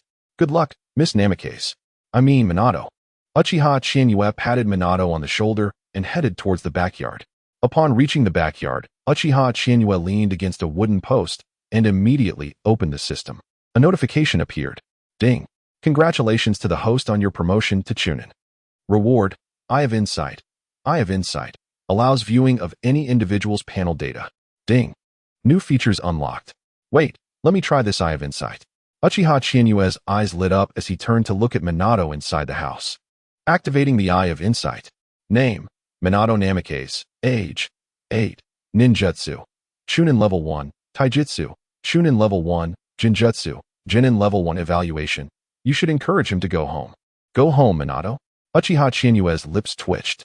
He continued to explore the newly unlocked features. New features unlocked. Feature 1. Accessories. Feature 2. Ninjutsu Manual unlocked. Feature 3. New materials unlocked. Daily tasks. Dual arena task drop materials upgraded. New drop material. Secret technique Dust. Chapter 61. Unlocking the Ninjutsu Manual. New features unlocked. Ninjutsu Manual. Pain Deva Path. Requires 250,000 Ryo to unlock the basic Ninjutsu Manual. The Ninja Scrolls, upon reaching every 2 levels, grants 1 fragment of the Pain's Deva Path. The maximum level is 200, with any additional levels providing special exchange currency. Each period for the Ninja Scrolls is indefinite. Upon reaching the maximum level, the host may choose to switch their Ninja Scrolls ninja. Uchiha Chiyue glanced at the Ninja Scrolls, noting the cost, 250,000 for the basic scroll and 1,980,000 for the advanced scroll. Leveling up requires completing tasks and maintaining activity. Every week, for random tasks refresh, and upon completion, one gains 2 levels of experience. Activity points are accumulated by completing daily tasks, with a maximum of 3 levels obtainable in a week. Alternatively, one may directly consume currency to complete tasks and boost activity points, or purchase levels outright. This is a familiar routine, with the only difference being the addition of a direct payment option for each level. How typical of you. Uchiha Chiyue gritted his teeth. What is the difference between 250, 000, and 980, 000? After all, there is no time limit. Host, the acquisition time differs significantly. Furthermore, the basic ninja scrolls only yield ninja fragments as rewards, while the advanced scrolls offer more. Advanced ninja scrolls provide additional material rewards, accessories, and secret scrolls. Damn it, Uchiha Chiyue's lips twitched. I only have 2 million left. This system is nothing but a money-devouring beast. What about these accessories? Ding. New feature unlocked. Accessory enhancement. Equipping accessories will provide additional enhancement capabilities. Accessories are divided into earrings, necklaces, bracelets, rings, badges, and belts. Each accessory offers varying enhancements, along with special bonuses. For example, Legendary Sky Earrings, Level 1. Increases the power of all ninjutsu by 100. Legendary Sky Necklace, Level 1. Increases the power of illusions by 100. Legendary Sky Bracelet, Level 1. Increases the power of taijutsu by 100. Legendary Sky Ring, Level 1. Increases total chakra by 100. All accessories can be enhanced, with Novice Stage allowing the wearing of the Legendary Nightmare series of accessories, and so on. Super Shadows can wear the Legendary Sky accessories. Current host overall level, Elite CH Nin. 2 criteria must be met to qualify for this stage. Wearable accessories, Legendary Blessing series. Uchiha Chiyue opened the accessory feature and was instantly overwhelmed. Come on, tell me what I need to enhance these accessories. Secret technique, dust, and currency. Speak clearly. Uchiha Chiyue gritted his teeth. Currency. You're not even pretending anymore, are you? Rest assured, host, no one else receives such treatment. Only I am truly invested in nurturing you. Huh. The host you're nurturing must be a business prodigy. I see it's only me truly investing. Uchiha Chiyue felt a wave of frustration. Yes, to upgrade a level 1 blessing accessory to level 2 requires 1,000 secret technique dust and 10,000 currency. Well, 10,000 isn't much, but if you're in a hurry, you need to purchase secret technique dust. Moreover, a recharge channel has already been established, where 10,000 currency equals 1,000 secret technique dust. Why don't you go rob a bank instead? Looking at the introduction, it became even more blatant. Host. Accessories do not need to be farmed. Once your level increases, you can directly upgrade your accessories. Then tell me, what is required for the upgrade? It's currency. How typical of you. Creating joy through labor, but without money, you're out of luck. Uchiha Chiyue originally thought that ninja cards were the most expensive items. However, now there is the ninja scroll, starting at 2 million, with the need for effort as well, and not even the kind that guarantees full stars. Then, another accessory pops up. This is a bottomless pit. Are we going to have ninja tools next? Host, you've already learned to answer quickly. Unlocking the Jonin title will enable the ninja tool function. The enhancements from the ninja tool function are beyond your imagination. I'm done with this. Uchiha Chiyue took a deep breath to calm himself. He then opened the ninja scroll interface. Activating the advanced ninja scroll will elevate you to level 40 and grant the following rewards. Secret scroll, Spacetime Ninjutsu. Accessory, full set of Legendary Blessing series. Materials, 400 Universal Secret Scroll fragments. 100 fragments gained every 10 levels. 6,000 Secret Technique Dust. 500 gained every 10 levels. Ninja fragments. 20 Pains Deva Path fragments. I'm in. Uchiha Chiyue bit the bullet and spent every last coin he had. Enough already. The rewards are simply too generous. Especially the Spacetime Ninjutsu. Ding. Recharge of 1,980. 000 successful. Advanced Ninja Scroll purchased. Rewards received. Uchiha Chiyue eagerly accessed the secret scroll interface. Without a doubt, he was most excited about the Spacetime Ninjutsu. Secret Scroll, Spacetime Ninjutsu. Consumes chakra to perform a space-time jump forward. with each level increasing the jump distance by 1 meter. The secret scrolls have always been a favorite of Chiyue, as they were not available in the game. Unlike the game, these scrolls are unique. The space-time ninjutsu, based on its effects, could be used similarly to the flying thunder god. Imagine holding the Chidori and directly appearing in front of your opponent for a close-range Chidori strike. Who could withstand that? Moreover, when it comes to escaping, this is an invaluable method. With 400 universal fragments, he reached the full capacity for space-time, bringing it to level 27. To reach level 30, a total of 500 fragments is required. However, for level 27, it's sufficient. A 27-meter space-time jump in this ninja world is practically a cheat. Few possess the ability to manipulate space-time. Once the space-time ninjutsu was in hand, Uchiha Chiyue eagerly put it to use. In a flash, he found himself 27 meters away. The chakra consumption felt standard. With his current chakra reserves, he could execute about 10 uses. Presently, his chakra is equivalent to the power of 2 cards.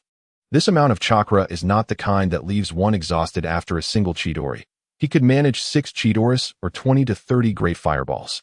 Of course, the boosts from the 2 Narutos are substantial, and his chakra control is excellent. What a thrill! The space-time ninjutsu is undoubtedly a trump card. Instant teleportation, without any wind-up or prerequisites, consumes only chakra. A sensation akin to inflation surged within him. Uchiha Chiyue chuckled for a long time, then opened the accessories. There were 6 enhancements in total: ninjutsu, taijutsu, illusions, total chakra, chakra consumption, and chakra recovery. Similar to the Sky set, but the enhancement potency is only 20. With each aspect at 20, upgrading yields a 10 increase per level. At this point, Uchiha Chiyue felt thoroughly satisfied. However, now he finds himself unable to afford any upgrades. With only 20,000 currency left. Uchiha Madara, young one, you understand. Please, a small free gift. Thank you all for your support. Chapter 62. Uchiha Shana's abilities accessories are tangible items. Uchiha Chiyue can choose to hide the equipment or wear it openly. Both options bear no difference. However, considering the aesthetic of the blessing set, he decided to keep it in his bag. It's time to start earning money again. Uchiha Chiyue took a deep breath, having thought he could enjoy a period of affluence, and planned to save that 1 million for another divine moment. The outcome has become chaotic. Now I am left with merely 20,000. Meanwhile, in the land of rain, my senior, we stand here dumbfounded. In the crimson depths of Uchiha Shana's left eye, a 5-pointed pinwheel pattern flickered, with 2 streams of blood tears trickling down his cheeks. On the ground lay 3 rain ninjas, still clinging to the remnants of life. It is over. All intelligence regarding the land of rain has been etched in my mind. Uchiha Shana spoke coldly. The dark chakra emanating from him sent shivers down the spine of Kiki Sakumo. Such terrifying chakra. This eye is no ordinary Sharingan. Is it the legendary eye of that clan? According to legends, only that individual possesses such an eye. Kiki, my eyes remain far from reaching that esteemed individual. Uchiha Shana closed his Sharingan, and darkness enveloped him momentarily. He instinctively raised his hand to cover his eye. I must conserve my vision. After all, this is intended for Chiyuki. He had already gazed upon the steel beneath the Uchiha shrine. Upon unlocking the Manjiki Sharingan, he realized that these eyes would inevitably lose their light one day. After studying the steel, he understood that the only way to attain eternal light was to transplant the eyes of a blood relative, merging their ocular powers, thus ensuring that the Manjiki would never fade into darkness. Moreover, this fusion would significantly enhance their powers. Even the 3rd level would transcend mere completeness, achieving a state of perfection. Only one individual has ever possessed such a state, and that is Uchiha Madara. Uchiha Shana was acutely aware of this, as it had been imparted to him by Madara himself. These eyes are indeed meant for little Chiyuki. Surely, a blood relative would suffice. Perhaps I should pave a path for Chiyuki to awaken his Manjiki Sharingan. But alas, little Chiyuki is still far too young. A single tomoe Sharingan. Wait. Uchiha Shana suddenly recalled Chiyuki's abilities. Perhaps a little provocation could awaken him? However, a simple Jinjutsu would likely not convince him. Kiki, I have a request to make of you, if you would oblige. Uchiha Shana's lips curled into a slight smile as he gazed at Kiki Sakumo. What is your command, senior? Kiki Sakumo responded with utmost respect. Having followed this esteemed elder for over half a year, he had indeed learned much. No need to rush. Let us converse slowly on our way back. You prepare the mission report. I shall dictate it. Very well. As they journeyed back, Kiki Tsukumo felt increasingly anxious. If this elder were indeed as formidable as Danzo claimed, he would have perished countless times by now. That I must be the legendary Manjiki Sharingan. Moreover, judging by Uchiha Shana's demeanor, that I presumably possesses a particular ninjutsu, a technique capable of forcibly controlling a person's thoughts, unraveling any seal. Uchiha Shana's left eye's Manjiki ability is quite similar to this. However, the form differs somewhat. The ability of this eye is known as Tsukuyami, but it bears only a slight resemblance to the original Tsukuyami, while the capabilities are vastly different. This eye's power manifests as a genjutsu that renders a person's existence illusory. It is quite abstract, akin to the Uchiha's forbidden techniques, Izanami and Izanagi, which briefly alter reality and illusion. Uchiha Shana's technique merely transforms the souls of those few individuals into illusions, thus achieving the goal of soul searching, allowing him to bypass seals directly. This eye possesses additional uses. For instance, the conventional Tsukuyami requires immense chakra, and Uchiha Shana estimates that he may only activate Tsukuyami 56 times throughout his life. Although Tsukuyami lacks a cooldown, Tsukuyami's ability does. The cooldown lasts a staggering 2.5 years. It is a divine skill that directly reverses reality and illusion. One could even use it as a substitute for Izanagi. The cost is extraordinarily high. Should he use Tsukuyami midway, he might find himself limited to only 4 activations of Tsukuyami throughout his life. Having already used one, if he refrains from using Tsukuyami again, he might manage 5 more uses. After that, his vision would be completely lost. Additionally, Susanoo and Tsukuyami would accelerate the depletion of his ocular power, leading to blindness. Utilizing it here is the result of Uchiha Shana's careful deliberation. It is worth it. It may seem as though he is serving Konoha, but in truth, it is an expression of loyalty. Everything is for little Chiyuki. Kiki, regarding my eyes, I trust you understand. Kiki Tsukumo hesitated, his lips parting slightly. The Manjiki Sharingan. My only ambition now is the future of the Uchiha clan. Uchiha Shana spoke with profound mystery, and he shall also be the future of Konoha. I understand, senior. Kiki Tsukumo closed his eyes, exhaling deeply, then suddenly laughed. If you hold your nephew in such high regard, I would very much like to meet him. Ha! Speaking of Uchiha Chiyuki, Uchiha Shana couldn't help but burst into laughter. We shall meet upon our return to the village.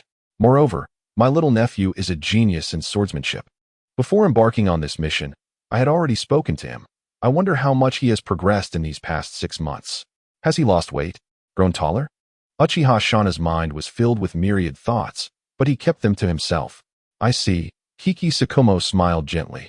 If you hold him in such high esteem, and if your nephew truly possesses talent in swordsmanship, then perhaps the Kiki clan's techniques. That is for you to decide. Uchiha Shana grinned, patting Kiki Tsukumo on the shoulder. Thus, the two embarked on their journey back to Konoha. Half a year of relaxation was quite rare, and Kiki Tsukumo cherished this time immensely.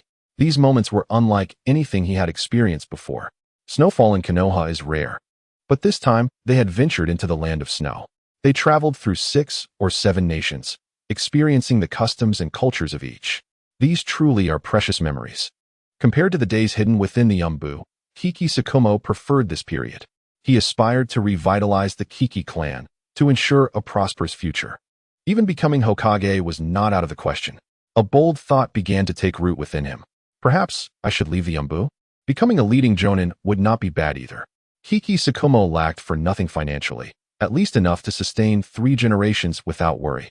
Yes, upon my return, I shall apply to become a guiding jonin. Chapter 63. Return to the village a week later, at Konoha's 7th training ground. It was midday, and training in Orochimaru's squad had concluded. Normally, after a genin is promoted to CH Nin, the ninja team would be disbanded. However, the 3rd Hokage had granted a special privilege. Talents in Konoha are already scarce. How could 3 prodigies be left to train aimlessly? Thus, Orochimaru's squad was officially formed. A special tactical team composed of 1 jonin and 3 CH Nin. Although such teams are mostly seen within the Umbu or during wartime, one fact remains. Orochimaru is undoubtedly the 3rd Hokage's most favored disciple. This was apparent even to Uchiha Chiyuki. Sarutobi Hiruzen showered Orochimaru with unparalleled affection, even nurturing him as the next Hokage. Orochimaru and Uchiha Chiyue now shared a good friendship. Orochimaru regarded Uchiha Chiyue not as a mere child, but as a listener, a friend with whom he could share common interests. After all, few could engage with him on topics of technology and immortality as Chiyue did. Even Tsunade and Orochimaru struggled to comprehend. Orochimaru. Senju Rope fell exhausted to the ground, his tone filled with grievance. Are we just going to train every day? When will we get a mission? Shinmu. Have you ever heard of the phrase become invincible before emerging from the mountains? Uchiha Chiyue remarked from the side. This has almost become a daily occurrence. Senju Shinmu is perpetually preoccupied with leaving the village to undertake missions and garner prestige, ensuring that all of Konoha recognizes the might of Lord Senju Shinmu. Shinmu is rather anxious. Yao Shi Yena smiled gently, then produced the rice balls she had prepared. A total of 12, enough for each person's lunch. Ah, rice balls. Yena, your rice balls are simply delicious. Compared to yours, my sister's cooking is nothing but unpalatable slop. Senju Shinmu exclaimed with delight, springing up to seize the rice balls. Brother, I think you've had enough of getting beaten. Uchiha Chiyue couldn't help but smirk. Senju Shinmu revels in creating trouble for himself. Will Tsunade cook for you? Orochimaru chuckled, his raspy voice tinged with mockery. Yao Shi Yena has always maintained a gentle smile. Uchiha Chiyue sensed a hint of insincerity in that smile, a subtle trace of melancholy visible in her eyes. Can a 10-year-old truly harbor such sorrow? Shinmu, Tsunade-sensei is quite formidable. You shouldn't speak ill of her, Yena interjected. Yes, Shinmu mumbled through a mouthful of rice. I have matters to attend to, Orochimaru announced. Therefore, this afternoon is free for all, and there will be no training tomorrow. Uchiha Chiyue blinked, curiosity piqued. Orochimaru-sensei. What has happened? Orochimaru nodded. I am not sure if you understand, Chiyue. In short, there are two matters. First, the village of Kimogakure has dispatched a delegation to Konoha to sign a peace treaty, which will arrive shortly. Second, Tsukumo-senpai will be returning to the village today. As he spoke, Orochimaru paused momentarily, then smiled. Chiyue, your second uncle will likely be home soon. Is that so? Uchiha Chiyue replied with a calm smile. Though her heart was anything but tranquil. After more than half a year, her uncle was finally returning. She had thought that old man would succumb to the perils outside after planting so many flags. However, now that they have returned, it is the spring of the 31st year of Konoha, with the Second Shinobi World War erupting within a year. Much has transpired in this year. Uchiha Chiyue mentally organized her thoughts. First, there was the kidnapping incident involving Kushina and Minato's embrace under the moonlight. Then, the outbreak of the Second War, leading to an official declaration of hostilities. Following that, the legendary White Fang emerged, slaying the parents of a certain red-haired boy who enjoyed crafting figurines, earning the ire of the Sand Shinobi. This even spiraled into the Third Shinobi World War. Subsequently, during the tumult of the Second War, the legendary three ninjas rose to prominence, and Kakashi's generation was born, alongside Jiraiya, that old white-haired sage, who remained in the land of rain tending to three little ones. Of course, amidst all this, there was also the death of Senju Shinmu. So, the question arises, did Danzo do nothing during this war? After the end of the Second War, his roots had already taken flight.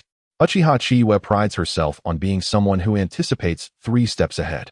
When it comes to future events, careful consideration is essential. After all, this is a world that devours its own without remorse. The effectiveness of Uchiha's ninja tools is average at present, but once war breaks out, the spoils of war will soon follow. Perhaps it is best to discuss matters further with her uncle upon his return. Uchiha Chiyue felt an inexplicable surge of joy. Her uncle is back. It is only fitting that he bestows upon her, his most beloved niece, some gold coins, right? That afternoon, Hatake Tsukumo stealthily entered the village. However, everything fell under Uchiha Chiyue's watchful gaze.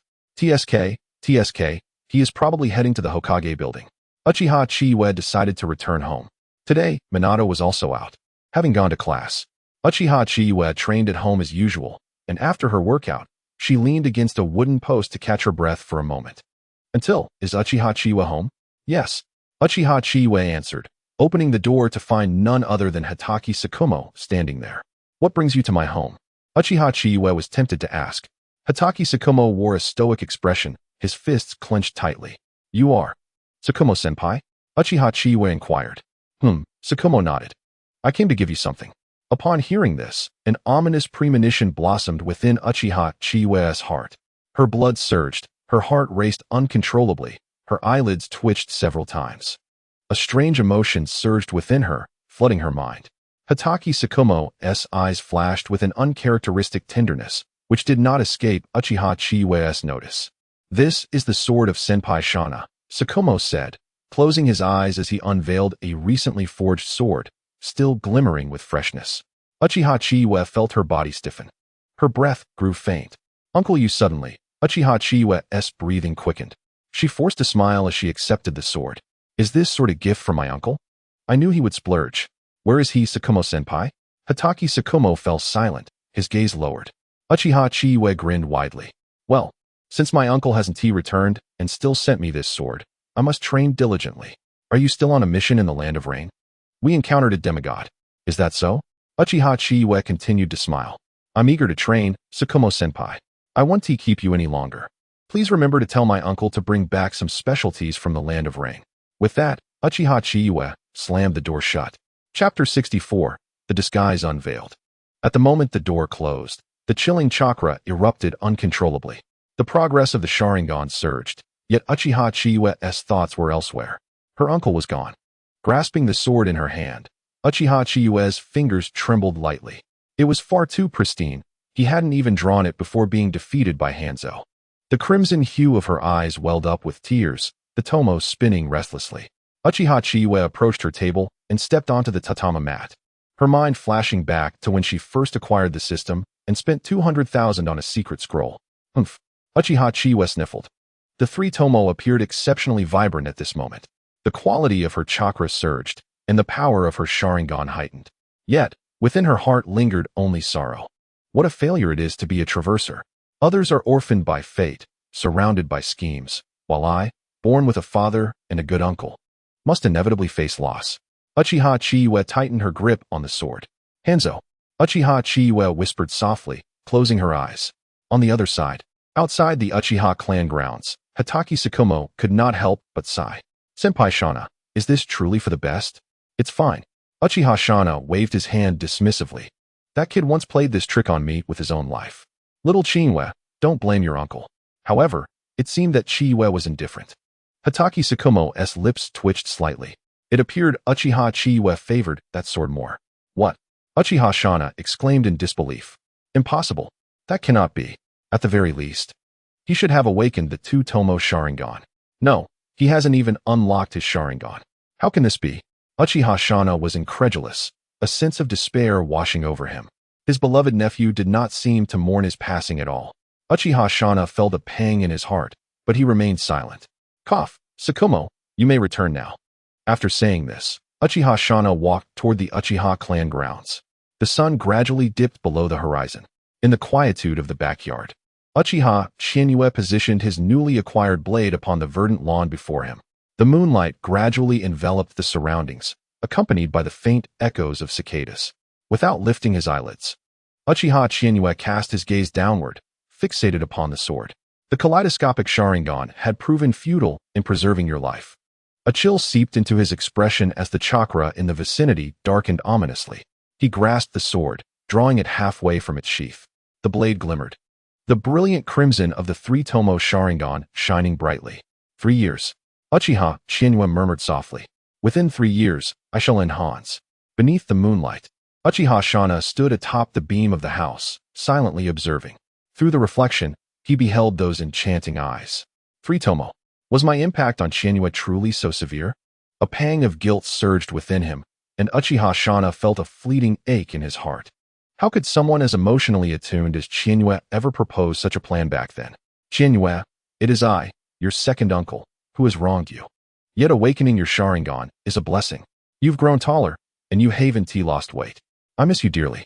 Hans, I shall claim your life." With a decisive motion, Uchiha Chiyue sheathed his blade and rose to his feet. "Little Chiyue." A voice, too familiar to be mistaken, resonated above him. Uchiha Chiyue dismissed any thought of it being a mere illusion, nor did he entertain the possibility of it being a phantom. Instead, he exclaimed, "Damn you, Uchiha Shana." With a fierce glare from his Sharingan, he unsheathed his long knife with determination. "Chidori." The air crackled with thunder as Uchiha Chiyue, his Sharingan ablaze, surged into the sky, intent on avenging his uncle's honor. How dare you impersonate my second uncle? I will see you dead. Wait, Chiyue. Uchiha Shana's eyes widened. I am real. I am truly here. My second uncle is deceased, and I shall not allow anyone to desecrate his memory. Uchiha Chiyue bellowed, activating a space-time ninjutsu that brought him instantaneously before Uchiha Shana. What? Uchiha Shana gasped internally. This is space-time ninjutsu. Little Chiyue, I am truly here. Uchiha Shana dodged Chiyue's onslaught. Each strike was fierce enough to give even him pause. Wait, don't strike my uncle anymore. I'm sorry, Chiyue. I never meant to deceive you. Look, you've awakened your 3 tomoe Sharingan too. Let us consider it an apology from your uncle, shall we? Do not use Chidori, Chiyue. My uncle could be harmed. 1 million. I'll give you 1 million. Stop. Please halt. I'll give you 2 million. Uchiha Shana raised his hand, only to see the relentless Uchiha Chiyue transformed into a charming little boy, sporting an innocent smile. Then you must be the real second uncle. The money is back, right? All right. All right. If you give me money, then you must be the real second uncle. Uchiha Shana's lips twitched, and he squatted down, embracing Uchiha Chiyue. Little Chiyue, your uncle apologizes. The sudden gesture left Uchiha Chiyue momentarily stunned. No, second uncle, don't get sentimental. Who cares about that in this day and age? Yet, despite his protests, Uchiha Chiyue couldn't suppress the moisture in his eyes. After a brief hesitation, he placed his hand on Shana's shoulder. Welcome home, second uncle. But the 2 million must not be shortchanged. Rest assured, regardless of the amount, the Uchiha clan has plenty. In the months that followed, you've grown significantly. How was it under Orochimaru's tutelage? Uchiha Shana took Uchiha Chiyue by the arm, leading him home. The questions flowed unceasingly. Little Chiyue, has anyone bullied you in the past 6 months? No. Did that old rat bother you? What are you talking about, second uncle? Nothing, just a little brat. If someone named Danzo approaches you, just mention my name. If he dares to touch a hair on your head, I'll ensure the Shimura clan faces dire consequences. Second uncle, Lord Danzo is a good person. When I told him you were my uncle, he even taught me a high-level ninjutsu. High-level ninjutsu? Yes. It's called Windblade. Oh, this little brat is quite generous. But Orochimaru hasn't he bullied you, right? I heard there's a little Senja brat in your team. Has he bothered you? Second uncle, I'm a nin now, not a training dummy that anyone can kick around. Ah, how could I forget that our little Chiyue is a genius? Under the moonlight, the shadows of the uncle and nephew elongated. Meanwhile, atop a nearby telephone pole stood a white-haired figure, who said the Uchiha were malevolent. Kakashi couldn't help but chuckle softly. This elder still possesses such a side. My decisions must be the right ones. Damn, did I really update 3 chapters at such an ungodly hour? No, I only remember 6,152 words. I've burned out. I need a review to revive. My beloved readers, please resurrect me. Chapter 65. What is wrong with my nephew being strong? The following day, in the Hokage's office, Sarutobi Hiruzen pondered over a letter of resignation. This resignation was not from just anyone, but from Kakashi Hatake. However, it was not solely a resignation. There was a second page, an application to become a guiding Nin, to teach the newly graduated genin. What has Kakashi Hatake been thinking? Sarutobi Hiruzen found himself contemplating deeply. The benefits of being a leading Nin are vastly superior to those of the Umbu. An application to become a leading Nin? Sarutobi Hiruzen inhaled sharply. This wasn't entirely good news, yet it wasn't entirely bad either. What made it troubling was that Kakashi's skills were irreplaceable. The prestige of being the Umbu leader is contingent on one's ability to contend with the Hokage. Of course, this standard was set by Sarutobi Hiruzen himself. Kakashi was adept in assassination techniques and swordsmanship, combining them to forge the invincible Konoha White Fang. His codename in the Umbu was White Fang. On the positive side, this illustrates the embodiment of the will of fire. Kakashi has made this intention clear. He wishes to lead the next generation of Konoha ninjas, eager to witness their growth. While Konoha requires a guiding light, he aspires to stand in the sun, leading new branches of growth. This rationale is utterly compelling. Yet, Sarutobi Hiruzen furrowed his brow as he perused the intelligence from the Land of Rain. Hans has been mobilizing in secret, his forces stationed in the Land of Grass. The Land of Iron has also begun to take action. War is palpably imminent. Furthermore, the Sand Shinobi have already commenced harassment at the borders of Konoha, clearly attempting to drag Konoha into turmoil. Resource plundering requires no justification, especially with the newly appointed Kazekage.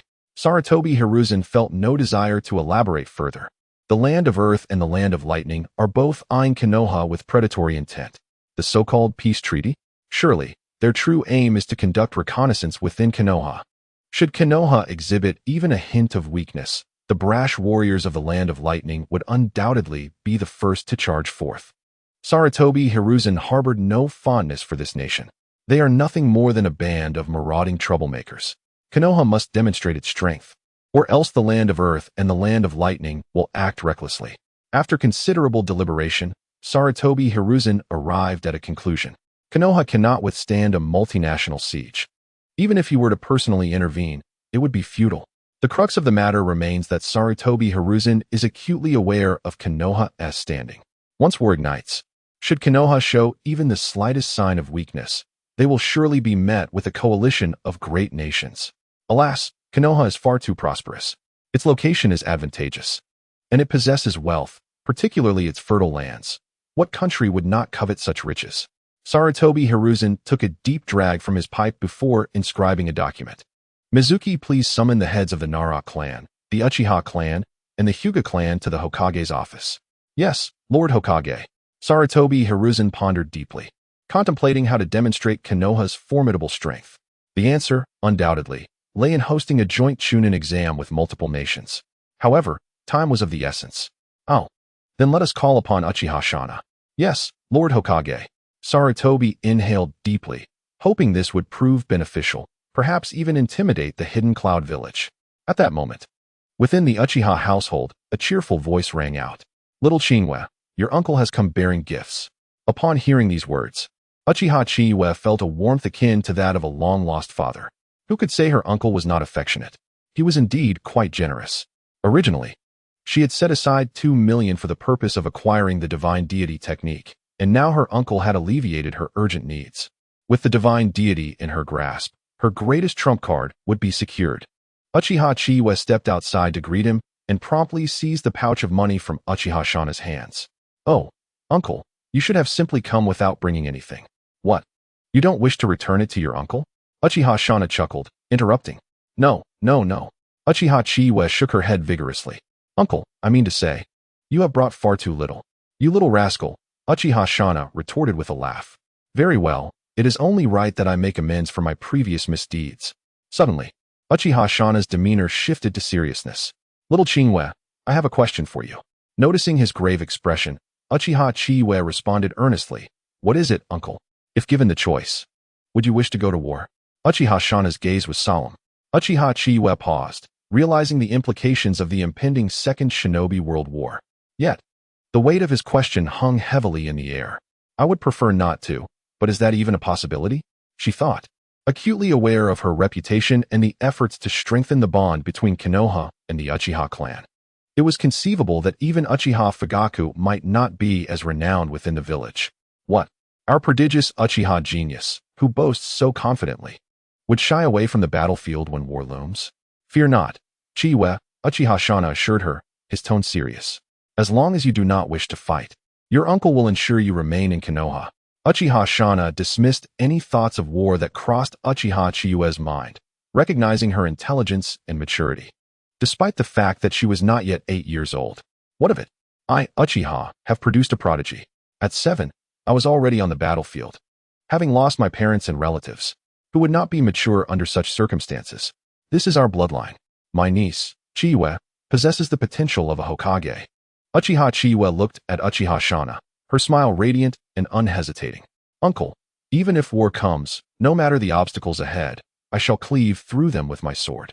There was no way she would allow her uncle to tarnish his reputation by forcefully keeping her in Konoha. Her integration into Konoha was essential, and what came after was naturally a matter of personal choice. Konoha had not yet succumbed to total decay, and moreover, Uchiha Chiyue was determined to become Hokage. If only for a day, as the hierarchy of the ninja system loomed before her. Jinin, Chunin, Jonin, Yinbyu leader, and Hokage, with each rank bearing its own title. Excellent.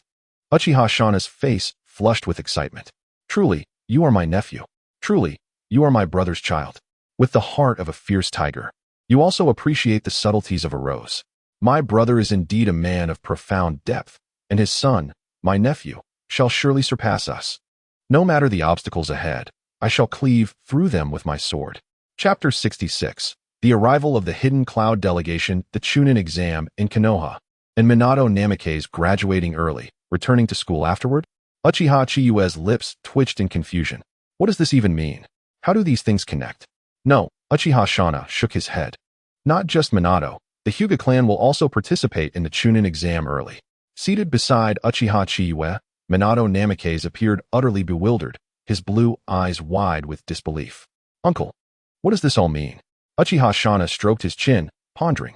I suspect the third Hokage wishes to showcase Konoha's prowess, allowing others to witness the strength of the new generation. However, you all are merely the front. The true intention is.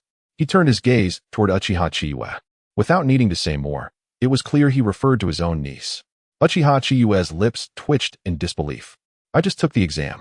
She understood, essentially. It was a message to the Hidden Cloud. Our Konoha children of 8 or 9 years old are this impressive. Moreover, one of them bore a striking resemblance to that man. I advise you to behave, for when war begins, do not bring chaos. Yet, what was the true intent of the Hidden Cloud? While others might be oblivious, Uchiha Chiyue was well aware. The Hidden Cloud village had long coveted those with bloodline limits.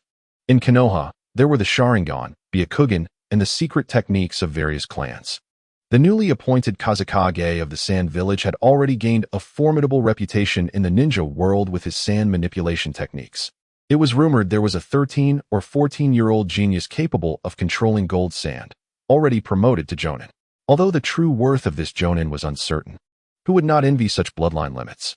As for the Land of Water, it was home to the Kagaya clan and the Hozuki clan, both quite representative of powerful bloodlines. Even the Land of Earth could boast of its Tsuchikage, who had a bloodline that had been filtered through generations. Additionally, several famous explosion-release ninjas hailed from the Land of Earth. In stark contrast, the Hidden Cloud village had not a single bloodline limit to its name.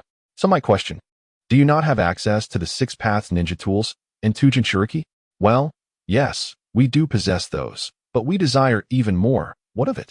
Uchiha Chiyue harbored no affection for the Hidden Cloud village, bordering on disdain. Their habitual acts of plunder and greed were well known, and the fact that Orochimaru nearly brought ruin to Barubi only underscored their villainy. The Third Raikage's bravery in facing countless foes was commendable, yet it did not alter the truth of their thievery. While standing firm in their respective positions was understandable, from Konoha's viewpoint, it was wholly unacceptable. In essence, they were akin to the most sought-after commodities of the last century. I understand. Uchiha Chiyue nodded, then picked up a hair tie to secure her hair. Uncle, do you still have any clothes from when you were a child? Uchiha Shana's eyes lit up, and he hurriedly dashed out of the Chiyue household. Chiyue, what is that hairstyle? Minato Namikaze scratched his head, feeling an inexplicable sense of fear. Oh, this? Uchiha Chiyue beamed. This is the hairstyle of that esteemed individual. That esteemed individual? Who might that be? Minato inquired, puzzled. You'll find out soon enough. Half an hour later, Uchiha Chiyue emerged transformed, adorned in an attire reminiscent of the legendary Madara Uchiha, a quintessential ensemble of the Warring States period. Despite his modest height of just over 1.30 meters, he exuded an intimidating presence, particularly accentuated by the deliberately cold and detached gaze he adopted. This gaze epitomized not mere indifference, but an air of haughty superiority, one that conveyed a sense of dismissiveness toward all that surrounded him. His hair obscured half of his face, lending him an avant-garde flair that, while somewhat eccentric, undeniably contributed to his charm. Minato Namikaze gazed upon him with wide eyes, utterly captivated by his striking appearance. With a short blade slung across his back and arms crossed defiantly over his chest, Uchiha Chiyue cast a languid glance around, sending a shiver down Minato's spine.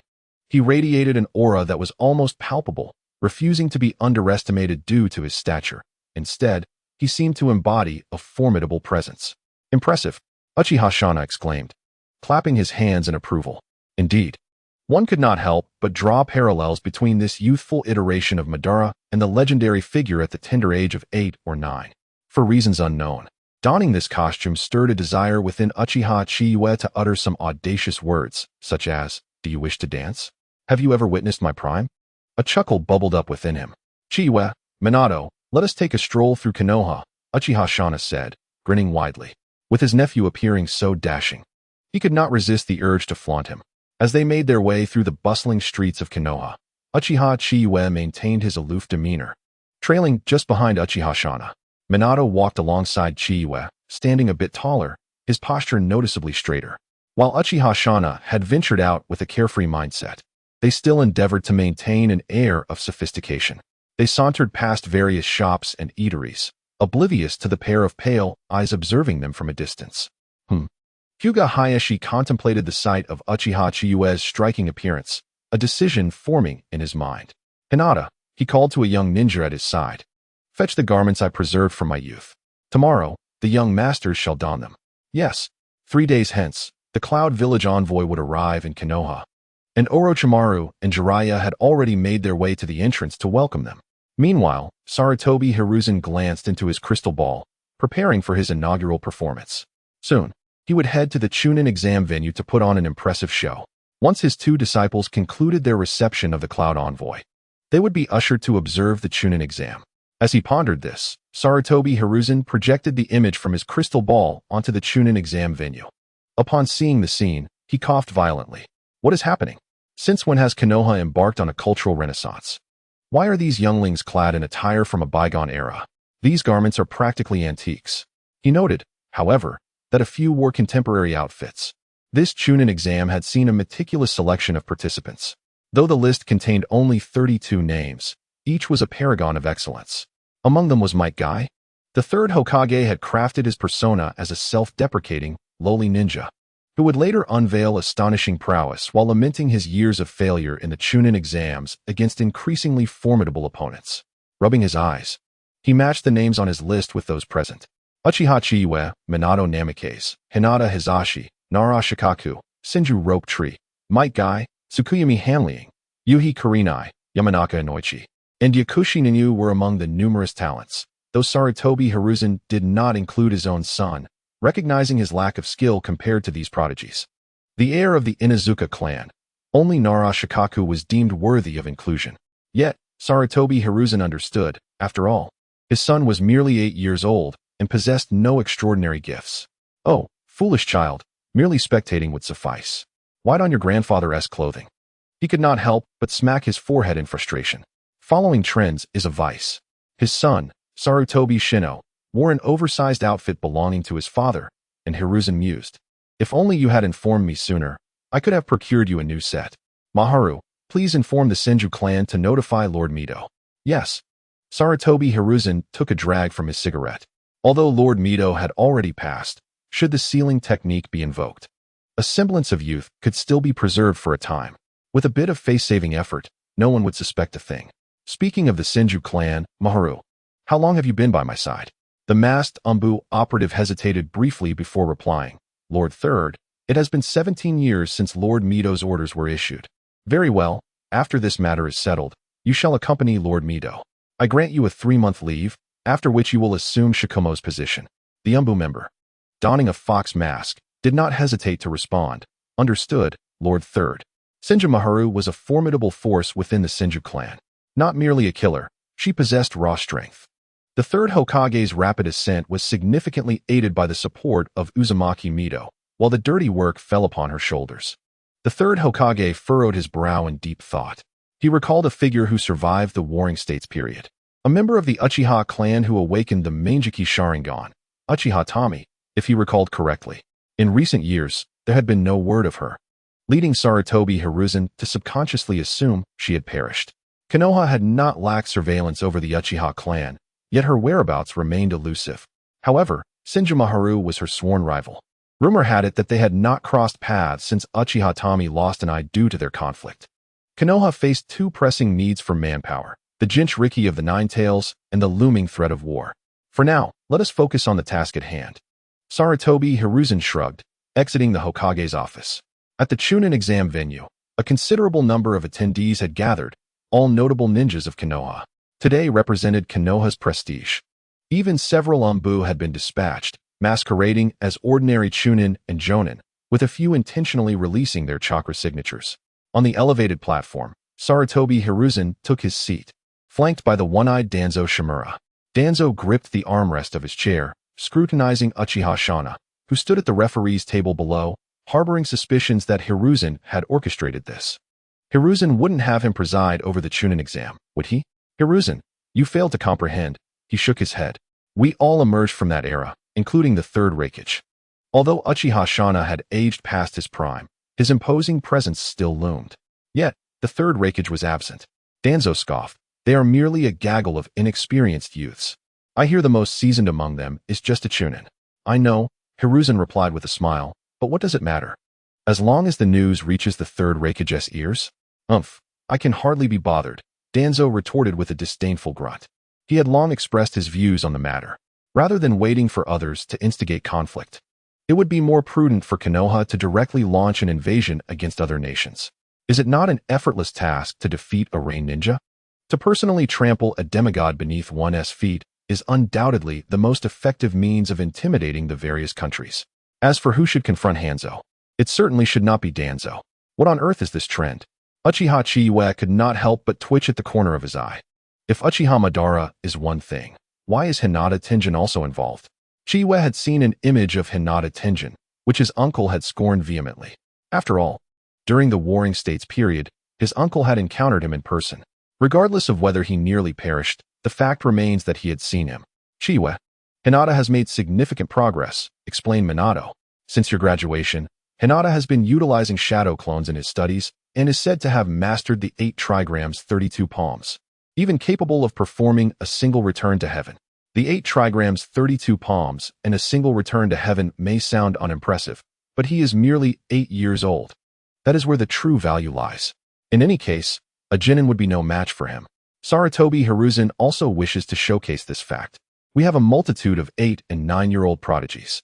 Minato, there's no need to feel envious, Chiyue reassured as he patted Minato's shoulder. I will teach you a new jutsu when the time comes. At this, Minato shivered involuntarily. Chiyue, I'm not envious, he protested. I'll learn. Minato scratched his head. If it's a jutsu taught by Chiyue, I cannot refuse. Now that's more like it, Chiyue grinned. This time, he genuinely had no intention of leading Minato astray. What Chiyue aimed to develop was the Resembling. Indeed, it was the very ninjutsu that originally belonged to Minato.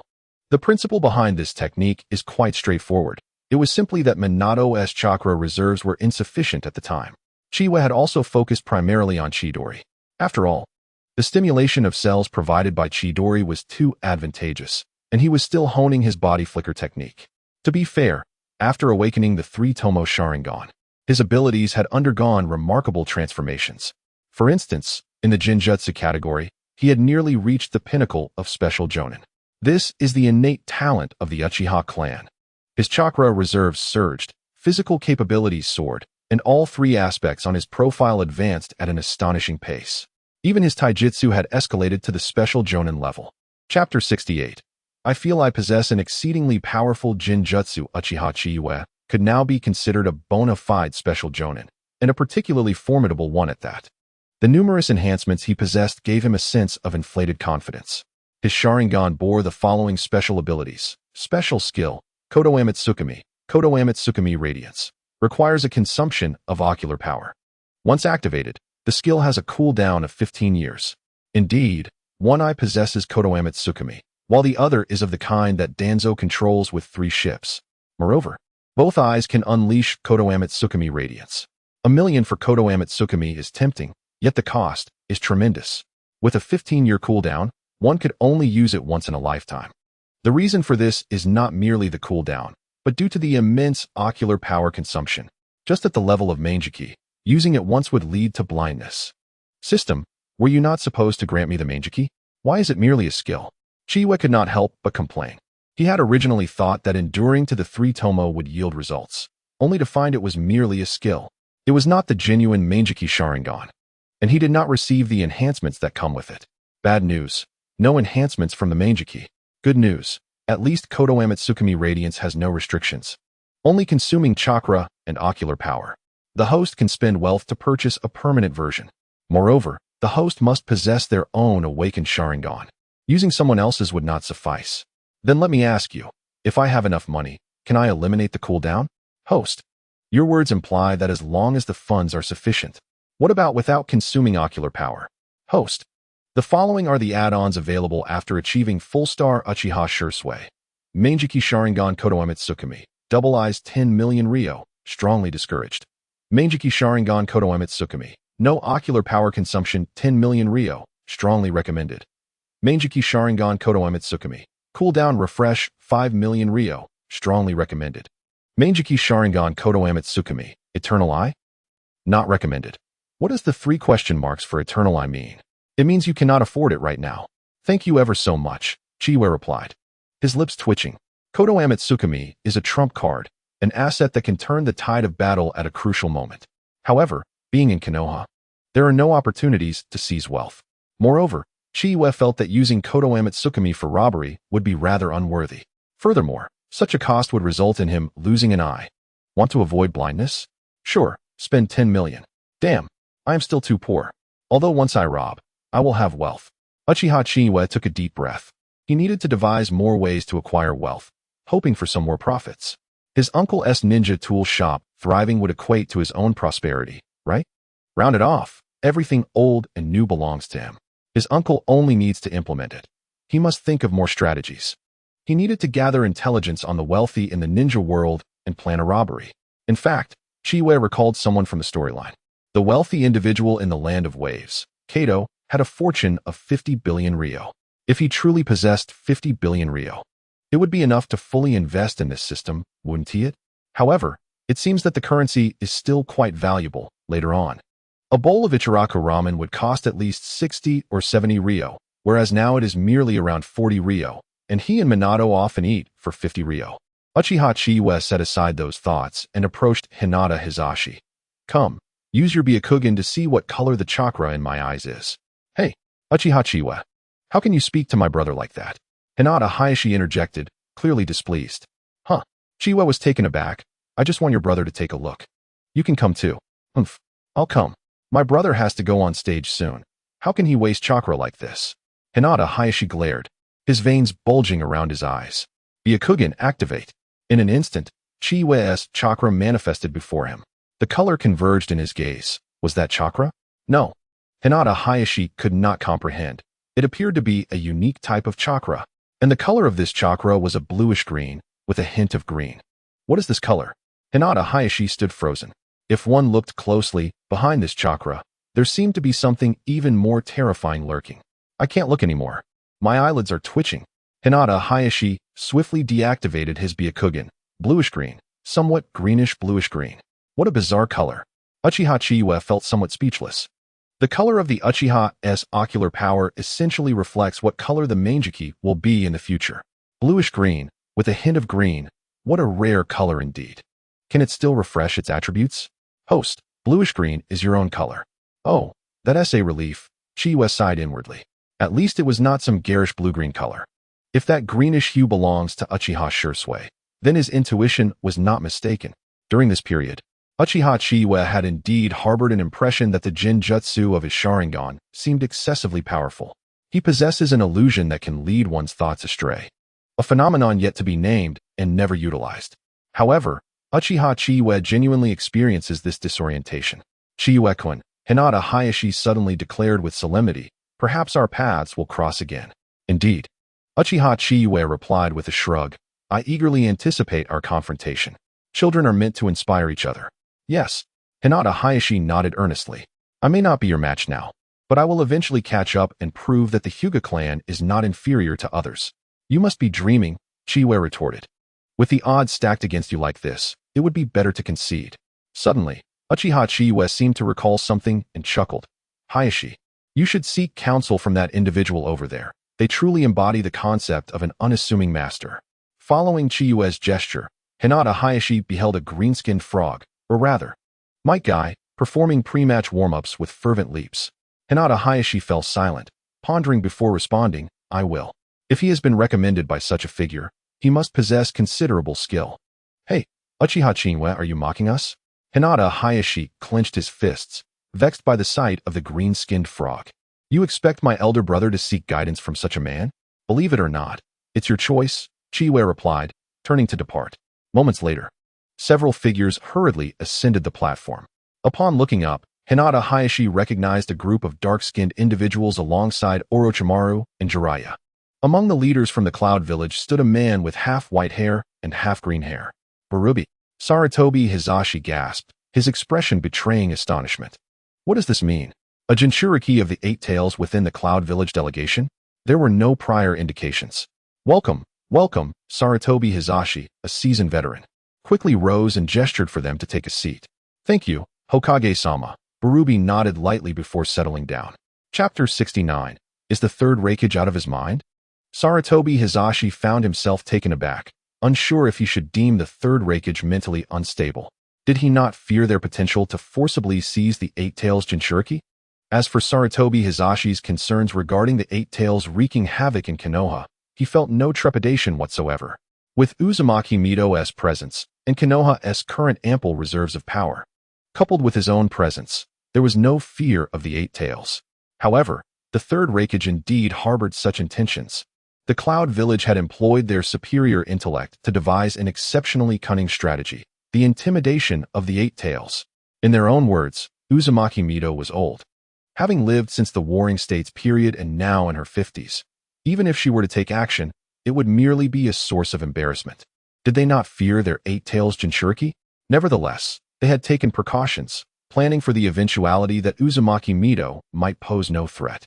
Thus, they sought to recruit ninjas with bloodline limits, be it Sharingan, be it Kugen, or the Senju lineage. Regardless, any would suffice.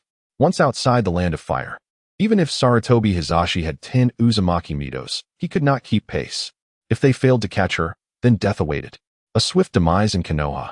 This would allow the Eight Tails Jinchuriki to reclaim the upper hand in negotiations, compelling Sarutobi Hizashi to concede.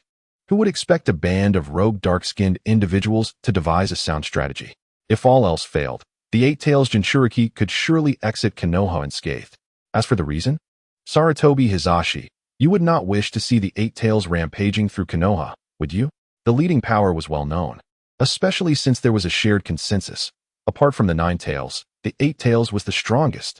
Although this was indeed the case, Barubi was momentarily stunned upon sitting down. Why did that silhouette of Uchiha resemble his elder brother so closely? Wait, what was this outdated attire doing in present-day Konoha? While it is true that strength speaks volumes among ninjas, Uchiha Madara was a different story. If someone bore 3 similarities to him, it would easily unsettle others. After a few moments of contemplation, Barubi determined that there was no relation to Uchiha Madara. Perhaps they were simply from the Uchiha clan. Haha. I never expected to encounter the renowned Barubi of the Cloud Village, Sarutobi Hizashi remarked, initially intending to mention the Eight Tails Jinchuriki, but reconsidered and abandoned the thought. Ah, Hokage-sama. You flatter me, Barubi replied, subdued. Not due to the third Hokage's presence, but rather because he had spotted a beautiful woman, one with red hair tied into 2 buns and a diamond-shaped mark on her forehead. Beside her stood a little girl with red hair. Is she the Nine Tails Jinchuriki of Konoha? How could this be? Wasn't she supposed to be on the verge of death? She appears to be of similar age to me. Sarutobi Hizashi chuckled softly, relishing the outcome. After all, who would not be taken aback at the sight of Uzumaki Mito? That is our Konoha's first Hokage's wife, Uzumaki Mito. The child beside her is of the Uzumaki bloodline, named Uzumaki Kushina. It is fortuitous that our friends from the delegation are here today, as it coincides with Konoha's biannual Chunin exams. I took the liberty of inviting you all to witness this event. Sarutobi Hizashi feigned exasperation. You see, the newly graduated ninjas are often the future of the village, embodying Konoha's will of fire. This time, Sarutobi Hizashi refrained from lengthy proclamations about the will of fire. With this, he hoped not to be dismissed. Barubi, evidently, was quite appreciative. Haha, with the Nine Tails Jinchuriki present and the third Hokage seated here, all my carefully prepared words were swallowed back. How vexing. My brother's initial intention was merely to observe Uzumaki Mito's condition and see if there was an opportunity to acquire the Uzumaki bloodline. In the ninja world, who was unaware that the Uzumaki clan excelled in sealing techniques and were exceptionally suited to becoming Jinchuriki. Securing an Uzumaki bloodline would allow them to bring it to the Cloud Village, ensuring the birth of several offspring. After that, the Cloud Village would no longer need to worry about Jinchuriki. Thank you, Hokage-sama, for clarifying. Barubi forced a smile. The new ninjas of Konoha are indeed youthful and vibrant. However, your title of messenger is too much. Simply call me Barubi. Ha ha. Very well, but I hope Barubi can forgive the third Raikage aging visage, which has blossomed into a flower of laughter.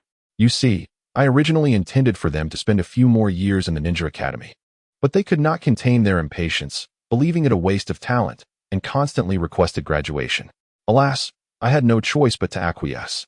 Who would have known that merely 6 months later, they would be participating in the Chunin exams?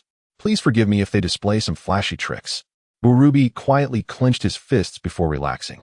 He could easily discern that the third Hokage was merely boasting. A group of young children. And he was puffing up with pride over a few compliments. Barubi felt disdain in his heart, but did not show it. Redirecting his gaze to the striking figure resembling the one he had previously described. It was indeed Uchiha Chiyue. Coincidentally, Uchiha Chiyue turned and met Barubi's gaze, their eyes locking in a moment that sent chills down Barubi's spine. How could this be? The pair of eyes. Uncle Air was present in the village, and Uchiha Chiyue had no hidden intentions whatsoever. The three tomoe Sharingan was on full display, leaving even Sarutobi Hiruzen utterly astonished as he glanced towards Orochimaru. Orochimaru shrugged, indicating his own ignorance, while Jiraiya exclaimed, "What the hell, three tomoe?" At that moment, Kakashi Hatake, clad in a J-nin vest, approached and whispered into the third Hokage's ear. Sarutobi Hiruzen, upon hearing this, found himself both amused and bewildered. It turned out that it was Uchiha Shana's doing. He really was generous to allow his precious nephew to reveal such power. However, a sudden realization struck him. What if all Uchiha were capable of such feats? The awakening of the Sharingan was not a secret to the upper echelon, and it was certainly no secret among the Uchiha themselves. Yet, Sarutobi Hiruzen had no time to ponder such matters. The immediate concern was not to be frightened, but rather to intimidate Barubi. "Barubi, are you intrigued by him?" "Ah, indeed." Barubi stiffly replied, "But who is this child?" In a small skit, Uchiha Chiyue exclaimed, "Haki Hai, what have you done? How am I supposed to confront my enemies without the Mangeki Sharingan?" Yunjong Songhai responded, "It's quite simple. I am here, am I not?" With that, Haki Hai's aura became unmasked, revealing none other than Uchiha Madara. "Young one, click use love to generate power to help me restore my chakra, and I shall teach you the secrets of the heavens once my task is complete. Please, a small gift would be appreciated. A few trifles would be splendid." Chapter 70, Namikaze Minato and Hyuga Hisashi. Sarutobi Hiruzen chuckled. "He is the nephew of Uchiha Shana, my deputy in the Konoha Guard. This child is a prodigy, ranking among the top 5 geniuses of Konoha. Well, he could very well be the first," he mused, feeling a sense of elation. As Hokage, was there a more satisfying moment than showcasing one's prowess to other nations? Comparing one's strength was trivial, everyone was a Kage. But we could certainly compare the geniuses within our village. With this, I find myself no longer weary, especially in this era brimming with talent in Konoha. Although Uchiha Chiyue's displayed abilities had already dominated this generation. Top 5. Barubi thought in shock. How could Konoha be so terrifying? The Uchiha clan had awakened the three tomoe Sharingan, and judging by appearance and height, he could be no older than 10. How could this be considered top 5? At that moment, Uchiha Chiyue glanced at Barubi on the stage before returning his gaze. It was shocking that the Jinchuriki had been cast aside. Suddenly, Uchiha Chiyue felt a wave of amusement. "Aren't you concerned that the Jinchuriki might return? Konoha possesses Uchiha. If they happen to awaken a Mangeki, wouldn't you be in peril?" When Madara captured the Nine Tails, who did not know it was accomplished with the Sharingan, with a mere glare. What beast did not succumb to become a mount beneath Uchiha Madara? "Chiyue-kun, what are you looking at?" A little blonde boy approached, inquiring excitedly. Why was this little blonde suddenly so exuberant? Uchiha Chiyue paused, glancing at the red-haired boy across the stage. "Ah, Minato, what can I say about you?" "Nothing much." Uchiha Chiyue replied with a grin. "I was merely observing the abundant chakra of that dark fellow." Dark fellow? Upon hearing this term, Namikaze Minato was taken aback. Indeed, dark fellow, Uchiha Chiyue clarified. After all, Yunin is notorious for its penchant for theft, resembling a specter, and he is quite dark in complexion. Ha ha ha, Minato chuckled. Though it should be a rather intimidating title, for some reason, I find dark fellow quite fitting with the farm. Uchiha Chiyue was struck by Minato's remark. Minato, you have a way with words. Afterward, Uchiha Chiyue lifted his gaze once more.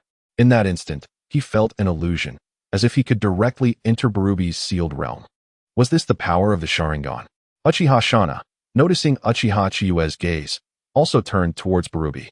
The two pairs of 3 tomoe Sharingan spun before Barubi, sending a chill down his spine. Why did it feel as if both were intensely interested in him? Damn it! I am the 8 Tails Jinchuriki. I am a weapon of war. Is this how you perceive a weapon of war? Suddenly, Barubi recalled that during his time in the village, the gazes directed at him had been considerably more pleasant, at least more so than this. Those were merely odd looks. Here, these 2 Sharingan users seemed to regard him as some kind of exquisite beauty. Jiraiya, Sarutobi Hiruzen called out. Jiraiya immediately approached, adopting a serious demeanor for the occasion. Master, it has been years since I have been called that. Sarutobi Hiruzen nodded. Inform Uchiha Shana that he may commence the drawing of lots. Understood. Jiraiya swiftly appeared beside Uchiha Shana and said, Senior Shana, you may begin. All right. Uchiha Shana nodded, producing a scroll, and with a gentle tap, a large box for drawing lots appeared. Konoha still employed a manual drawing method. Of course, this was merely a rehearsal. Everyone, you may begin drawing lots now. Moments later, everyone had drawn their lots. The first match was Namikaze Minato versus Hyuga Hisashi. Feminine, go for it. Defeat that white-eyed one. Kushina shouted loudly from the stage. Namikaze Minato scratched his head, glancing at Hyuga Hisashi. Sorry, Hisashi. No worries, Hisashi shrugged. I'm used to it. She usually calls Chiyue that pompous red-eyed one. Just when Uchiha Chiyue was still laughing, he suddenly found himself unable to smile. Chiyue-kun. At that moment, 3 figures arrived at the examination venue. Uchiha Mikoto, Uchiha Fugaku, and an unfamiliar Uchiha girl. The tall girl approached with enthusiasm. Chiyue-kun, it has been a while. Indeed. Uchiha Chiyue nodded. I wonder what you've been busy with all day. Aren't you the busy one? The tall girl blinked, puzzled. Dad said Chiyue is very busy, so I shouldn't disturb you. Did Uncle really say that? Uchiha Chiyue's mouth twitched. Yes. Uchiha Mikoto nodded vigorously. Dad said not to disturb Chiyue-kun so that you can focus on training. Uncle Ning is quite the character. Uchiha Chiyue didn't have many memories of his Uncle San. His only impression was of someone rather honest, even a bit self-effacing, a bit of an oddity among the Uchiha. From what his second uncle indicated, it had something to do with Uchiha Mikoto's mother, who had passed away early, leaving Uncle San in a state of decline ever since. Oh, and by the way, this Aunt San was not even from the Uchiha clan. Well, today, Chiyue is not busy. Uchiha Fugaku approached with another girl in tow, ruffling Uchiha Mikoto's hair. Then said, Chiyue, this is Uchiha weaving dance. Hello, Chiyue-kun. Looking at the 13 or 14-year-old girl, she had a quite standard Uchiha face, with bright, lively features. Hello, sister-in-law. Uchiha Chiyue smiled broadly. Although he had no idea why, seeing the two holding hands, Uchiha Chiyue chose to remain silent, wishing for their happiness. Uchiha Chiyue had no intention of altering the plot or allowing it to develop freely. His only thought was, what does it matter to me? The plot could unfold as it wished. Uchiha Fugaku and the others turned red-faced, and Uchiha Fugaku couldn't help but scratch his head. Uchiha Shima felt a mix of embarrassment and indignation as she turned her hand away. Uchiha Chiyuki, the messenger of madness, was vivid in her expression. Fortunately, the elder with fish-like eyes was not one to lack appreciation for the nuances of affection. He firmly grasped Uchiha Shima's hand and said, Well, Shima, Chiyuki has already bestowed her blessings. Uchiha Shima's complexion flushed with embarrassment as she looked towards Uchiha Chiyuki and said, Then let us thank little Chiyuki. Oh, such is the essence of youth. Uchiha Chiyuki found herself at a loss for words and ultimately opted to simply give a thumbs up.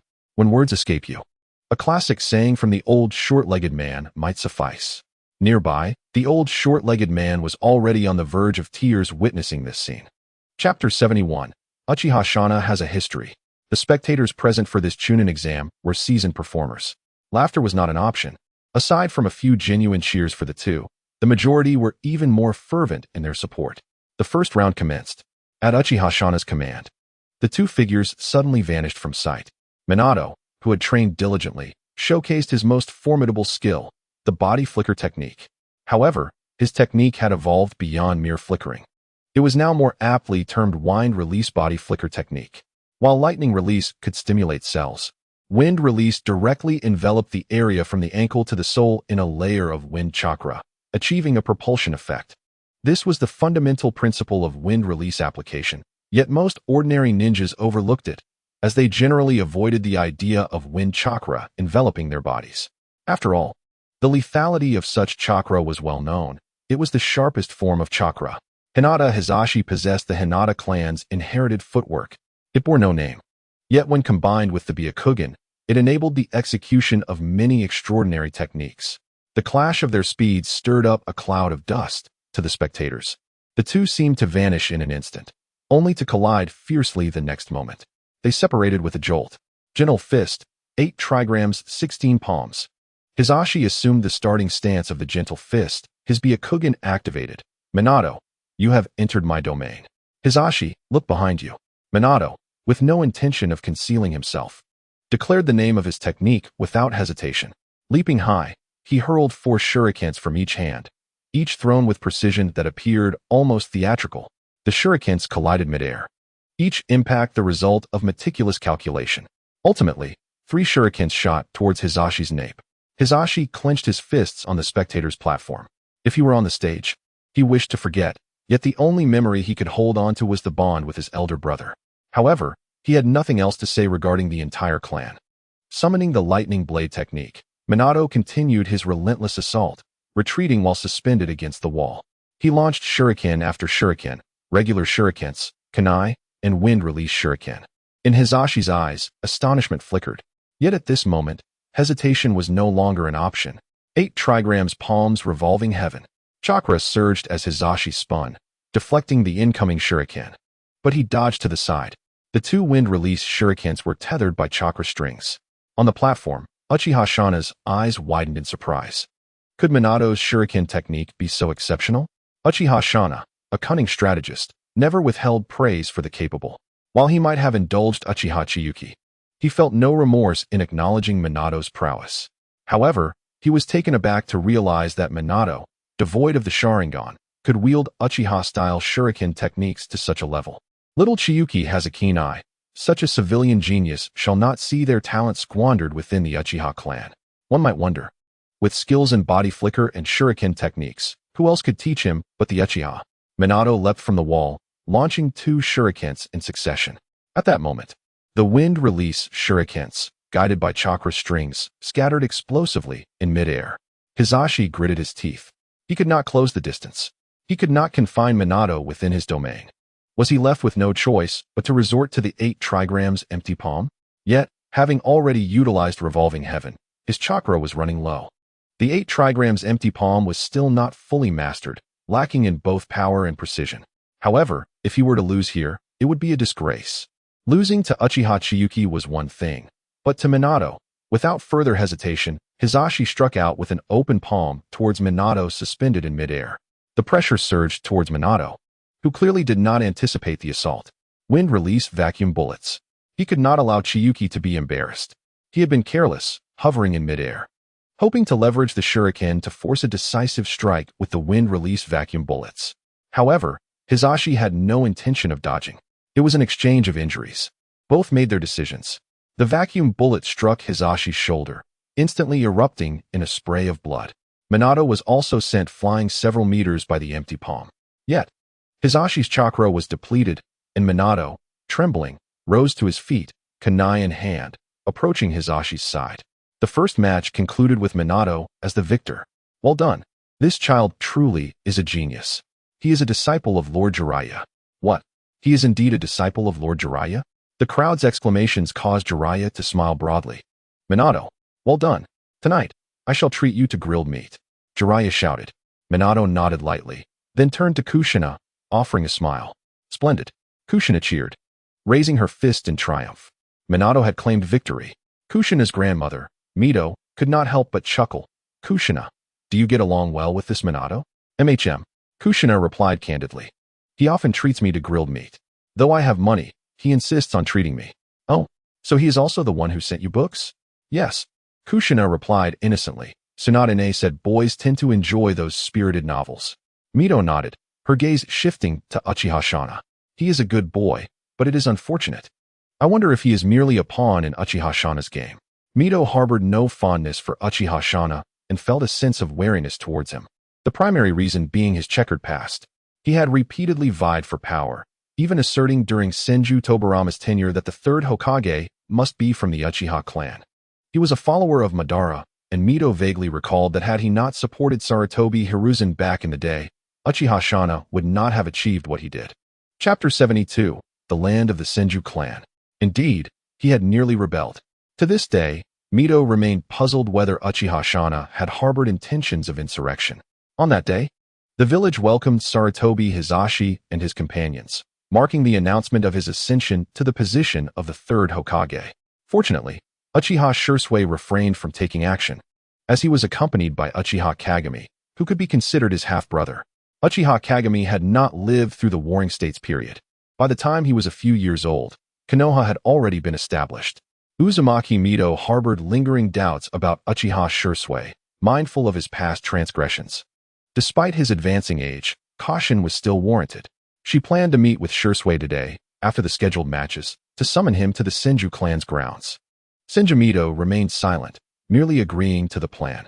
Standing on the platform, Uchiha Chiyue proclaimed loudly, "In the second match, Might Guy faces off against Yuhi Kurenai."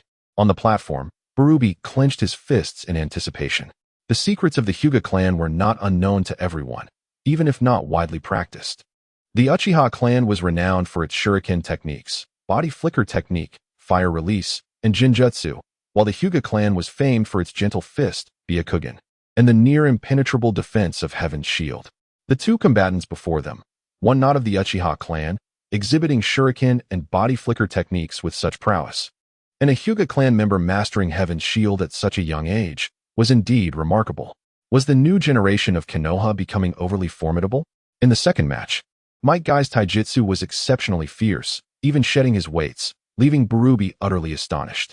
You mean to tell me he has only been a genin for over a decade? The weight he bears is truly formidable. And that Yuhi Kurenai, appearing merely 13 or 14, wielded a jinjutsu that was equally troublesome. It seemed that Might Guy struggled against illusion techniques, ultimately leading to his defeat, tears streaming down his face. Barubi couldn't help but ponder his misfortune. Could this happen every year? In the third match, Yamanaka Ino performed admirably, demonstrating exceptional skills and deftness with her mind-body switch technique. In the fourth match, Moonlight Hanley finally revealed his transparent technique. Each battle was thrilling, further igniting Barubi's curiosity about that young boy who bore a striking resemblance to Uchiha Madara. Was he on standby? Barubi was momentarily taken aback. Sarutobi Hizashi chuckled, explaining, these children are all exceptional, but I must admit, Uchiha Chiyue is particularly outstanding. Though I may have orchestrated a few things, it is indeed because this child is ill-suited for battles of this caliber. Lord Hokage, Barubi ventured. May I inquire if we might participate in the Chunin exams? What do you mean, envoy? Oh, nothing much, but you see these eager youngsters behind me? They are quite keen to engage. As you know, our village of Kumogakure has a penchant for battle. I propose that for the next round of the Chunin exams, we allow these few from our village to join as well. Sarutobi Hizashi appeared hesitant. That seems somewhat against protocol. Envoy, your companions behind you are surely beyond mere Chunin status, no? Barubi suddenly laughed. Perhaps Lord Hokage has misunderstood us. Tomita, step forward and tell Lord Hokage who you are. Greetings, Lord Hokage. My name is Tomita Murabu, and I am a genin. Is this truly a genin? Jiraiya's mouth twitched. He looks nearly on par with Might Guy. Yes, I am a genin, Tomita Murabu, the dark-skinned boy, stated without flinching. Sarutobi Hizashi remained indecisive, though internally he was overjoyed. Since you are a genin, why not face Uchiha Chiyue? If Lord Hokage finds it improper, let him challenge Uchiha Chiyue, who is currently on standby. This way, the remaining participants can draw lots for their next match. Very well. Sarutobi Hizashi appeared conflicted. Friendship first, competition second. Kumogakure and Konoha have always maintained good relations. This exchange will foster our friendship. Barubi nodded in agreement, fully intent on probing Konoha's depths. He had no doubt about the authenticity of the Chunin exams, for the strength of these individuals was evident. Thus, he surmised that Sarutobi Hizashi was concealing something. He aimed to hide Uchiha Chiyue from combat. I shall precisely test the strength of this Uchiha Chiyue. Let us see what this elusive prodigy truly possesses. Sarutobi Hizashi chuckled inwardly. Regardless of whether Tomita Murabu was a Genin or a Jounin, what chance did he have against someone with the 3 tomoe of the Sharingan? Good luck to him. The notion that there were no hidden agendas was something Uchiha Chiyue could not believe. After all, how fortuitous could it be for him to be on standby? All participants in this Chunin exam were seasoned veterans. As the first day's examinations concluded, the next round was set for 2 days later. Yet, this was merely a performance. The true concern lay in the potential abduction of Kushina. The Kumogakure ninjas had come to the village, and that was the only conclusion Uchiha Chiyue could draw. Little Chiyue, come with your second uncle. That afternoon, at the Senju ancestral grounds, Uchiha Chiyue remarked, Uncle, are we perhaps in the wrong place? The corner of Uchiha Chiyuki's eyes twitched. I can understand my presence, but why do you dare come here? Is this where you should be? Uchiha Chiyue struggled to maintain composure. Although his uncle appeared gentle, he was once a rebel leader, stubborn and unyielding. Now, he stood at the doorstep of the Senju clan? We are not in the wrong place. Uchiha Chiyue sneered. Uzumaki Mito's time is running short, little Chiyue. This is politics. They wish to ascertain my stance. Is this something you can openly discuss? A sudden rustle interrupted their conversation as a figure descended from the trees, brandishing a long blade and wearing an ANBU mask. Uchiha Chiyue, what is this? Did you not invite me here? Mito, let them in, an aged voice commanded. Uchiha Chiyue turned to see an elderly woman with auburn hair standing at the entrance. Is this truly the same Uzumaki Mito from midday? Humph. Senju Mito sheathed her blade and vanished in an instant. Uchiha Chiyue guided Uchiha Chiyue into the Senju clan's grounds. I suddenly feel an urge to flee, Uchiha Chiyue thought, his eyes twitching. I have come to pay my respects to Lady Mito. Uchiha Chiyue raised his hand in greeting, and Uchiha Chiyue hurriedly followed suit. Uzumaki Mito appeared momentarily taken aback, her eyes reflecting surprise, clearly unprepared for Uchiha Chiyue's deference. No need for formality. She then led the way deeper inside. Chapter 73, Nine Tails. To be fair, the Senju clan grounds appeared desolate, unlike the bustling Uchiha clan. In fact, the entire Senju clan seemed to have dwindled to near extinction. However, Uchiha Chiyue understood that, under normal circumstances, the Senju clan had seemingly integrated into Konoha. The vast Senju grounds now housed only a handful of residents. Furthermore, the clan leader, Uzumaki Mito, was on the verge of passing away. Thus, the Senju clan's lineage now rested solely upon the last male descendant, Senju Rope Tree. In the courtyard, on either side of a stone table, Uchiha Chiyue took a seat, while Uzumaki Mito brought forth a boy and a girl, familiar faces, Senju Rope Tree and Uzumaki Kushina. Hey, Chiyue! Senju Rope Tree exclaimed, breaking free from Uzumaki Mito's grasp and running over. What brings you to my home, Chiyue? Senju Rope Tree was visibly elated. I came with my second uncle. Uchiha Chiyue gestured toward Uchiha Chiyue seated beside him. Uchiha Chiyue turned his head, displaying a smile he deemed amicable. Upon seeing this, Senju Rope Tree shivered. What a frightening uncle. Uchiha Shana, please do not frighten the child. Uzumaki Mito spoke, gently guiding Kushina to a seat across from her. The young Uzumaki Kushina waved hello to Uchiha Chiyue. What brings you to summon me, Lord Mito? Uchiha Shana, disliking idle chatter, cut straight to the point. I share your aversion to circumlocution, Uzumaki Mito candidly replied. My time is short. I sought you out merely to inquire about your perspective on Konoha. With a chuckle, Uchiha Shana responded, what opinion could I possibly hold? I have grown old, nearing 50, and my sole desire now is to secure a prosperous future for my nephew. Are you concerned that I might bring harm to Konoha?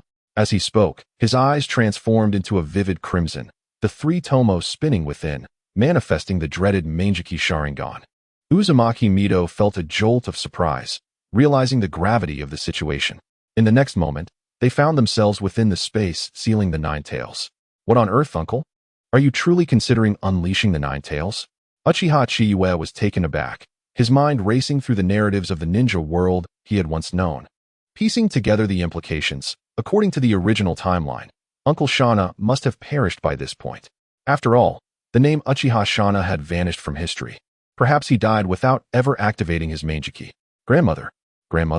Uzumaki Kushina and Senju Rope Tree exchanged anxious glances at Uzumaki Mito.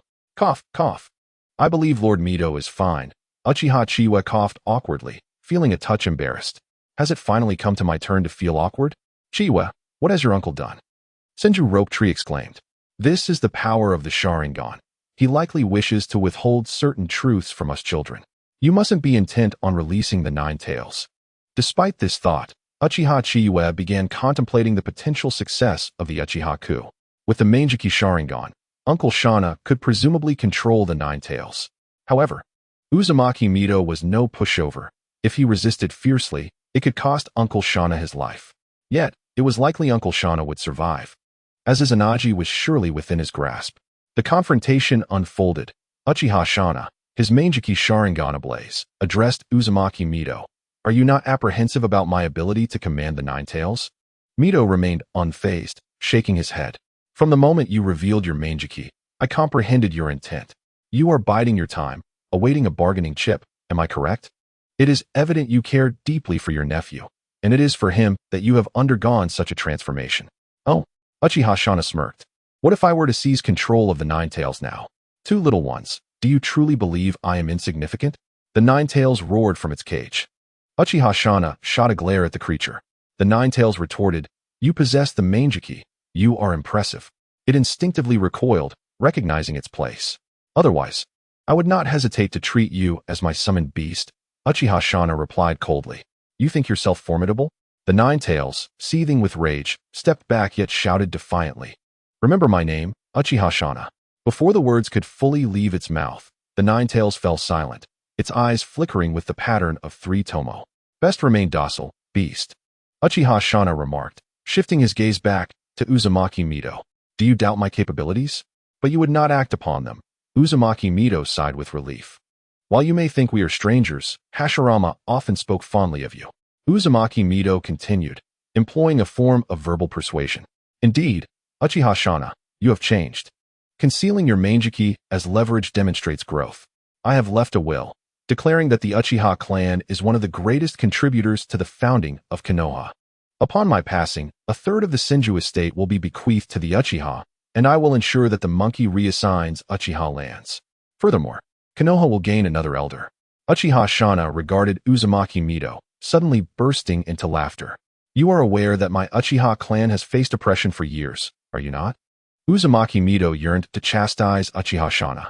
Do you not realize the reason behind the Uchiha's suppression lies in your own past transgressions? You are nearing the end of your days. What assurance do you have that these promises can be fulfilled? Upon your return, you might inquire with that brat, Fyama.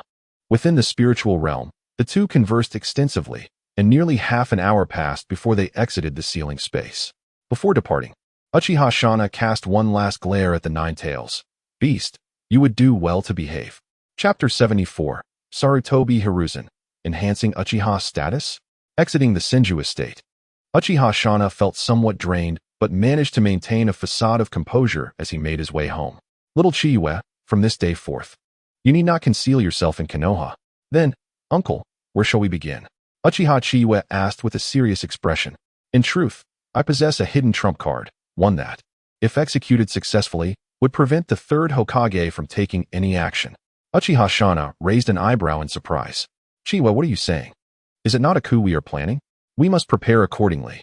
No, little Chiyue, I believe you are being somewhat extreme, Uchiha Shana remarked, his lips curling slightly.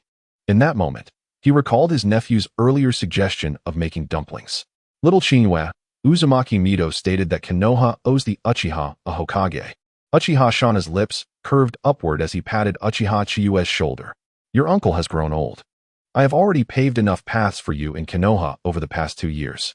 But, uncle, were you not the one spearheading the rebellion? Cough, cough. That is merely ancient history.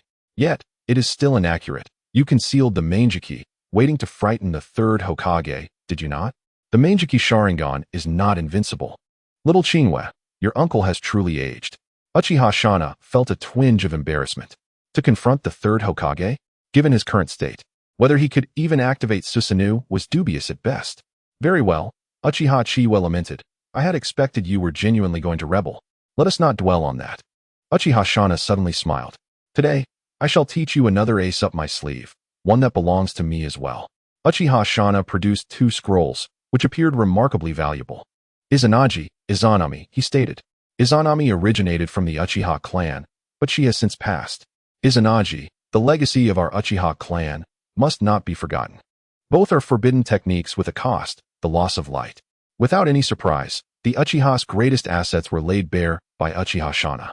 The following morning, Uchiha Chiyue found herself still in disbelief. Had her staunchly hawkish uncle truly changed? Last night, the two had engaged in extensive conversation, and Uchiha Shana had made it clear that he would inform her of developments in due time. Meanwhile, Sarutobi Hiruzen, situated in the Hokage's office, found himself in a predicament. Should he elevate the Uchiha status? Treat them kindly? Furthermore, should Uchiha Fyama be inducted into the Hokage Elder Council, alongside a contingent of 10 Umbu teams? Should the Uchiha be allowed entry into the core power circle of Konoha? Was Lord Uzumaki Mito truly losing his senses? Sarutobi Hiruzen conceded that the Uchiha had indeed improved significantly, with Uchiha Shana even beginning to foster closer ties with Konoha. Yet, was this not a step too far? Bestowing power directly upon the Uchiha, surely this would not leave him vulnerable to threats? Was he not being coerced by the Uchiha? Hiruzen resolved to deliberate further after the delegation from Kumogakure had departed. At the CH Nin exam venue, Uchiha Chiyue was set to be the grand finale. The CH Nin exam consisted of only 2 matches, as it was not a promotion tournament, but merely an examination. Near the arena, a group of Kumogakure ninjas huddled together. Barubi signaled, and one of the dark-skinned ninjas whispered, "Lord Bai, we have already located the residences of Konoha's various bloodline clans." "Silence," Barubi replied coldly. "We shall discuss this upon our return. For now, let us assess the abilities of that young boy whom Sarutobi Hiruzen has concealed." "Understood, Lord Bai." "Lord Bai, I have been eagerly awaiting this moment," came the response. Sarutobi Hiruzen glanced over. "Ha ha ha, my apologies, Hokage-sama. The charm of Konoha's customs is simply irresistible. I am late." "Forgive me. It is of no consequence," Hiruzen replied. "We are down to this final match. After it concludes, I shall present them with their CH Nin certificates." "Yes." Barubi nodded, and then turned to Utake from Kumogakure. "You may proceed." "Understood, Lord Bai." Uchiha Shana cast a glance this way and proclaimed loudly, in the final match, "Uchiha Chiyue shall face Utake from Kumogakure." At this announcement, the crowd erupted in astonishment. "What? There's a Kumogakure participant? What is happening? Isn't this our CH Nin exam?" Utake paid no heed to the commotion and leaped into the arena. "Is this truly a CH Nin exam?" one spectator exclaimed. "Indeed. This guy looks older than that green-skinned frog from yesterday." Another protested. "Hokage-sama, I object." Voices of discontent filled the stands. "Calm down," Sarutobi Hiruzen interjected. "Kumogakure's ninjas are straightforward, and their participation only adds fervor to our CH Nin exam." He continued, "Thus, this envoy has requested to fulfill a long-held wish to engage our Konoha ninjas in friendly combat. This match shall solely test skill, with no intent to harm." "Oh, typical of Kumogakure," some murmured, a backwater place giving rise to oddities. "Those muscle-bound brutes. Grandmother, they are going too far." Kushina Uzumaki frowned. "That man looks to be over 30. How can he possibly be a genin?" Senju Rope nodded in agreement, but then smiled. "Well, it's clear he underestimates Chiyue's strength. Truly, they are seasoned actors." At that moment, Uchiha Chiyue leaped down from the platform, landing gracefully. "Show me your strength."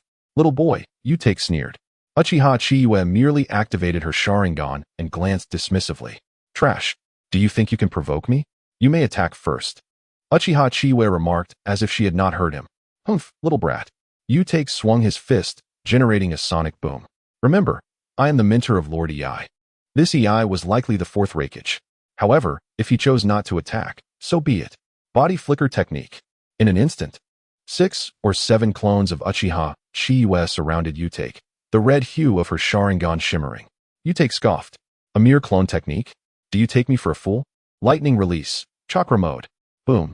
Chakra erupted, enveloping him in a crackling aura, causing the ground beneath him to fracture. "What? Is this truly a genin? This is outrageous." Uchiha Shana's brows furrowed, not out of doubt in his nephew's capabilities, but because, even if he had anticipated this, Kumogakure was pushing the boundaries too far. Lightning release. Chakra mode. "Are you planning to use the 8 gates next?" He cast a sideways glance at Barubi, who broke into a cold sweat. For reasons he could not comprehend, He sensed the eight tails stirring restlessly. "Hey, little brat, who have you offended?" The voice of the eight tails echoed in Barubi's mind, tinged with a hint of fear. "I am in Konoha. That guy is still alive." "Which guy?" Barubi was taken aback. The eight tails sounded terrified. "Wait. The eight tails can talk." "Humph. I advise you to leave Konoha if you wish to live. Of course, if you stay, it suits me just fine. I will be revived after my death." "What? You will revive after dying?" "Uninformed little brat. Your ignorance is amusing. Stay and give me freedom. Explain this to me clearly." Barubi's mind raced, anxiously communicating with the eight tails, yet received no reply. At that moment, Sarutobi Hiruzen's expression grew serious. He was about to interrupt the match when he noticed Uchiha Shana looking over, his gaze unmistakably conveying a message. There was no need to intervene. "Go, Chiyue-kun," cried Minato Namikaze, raising a fist in support.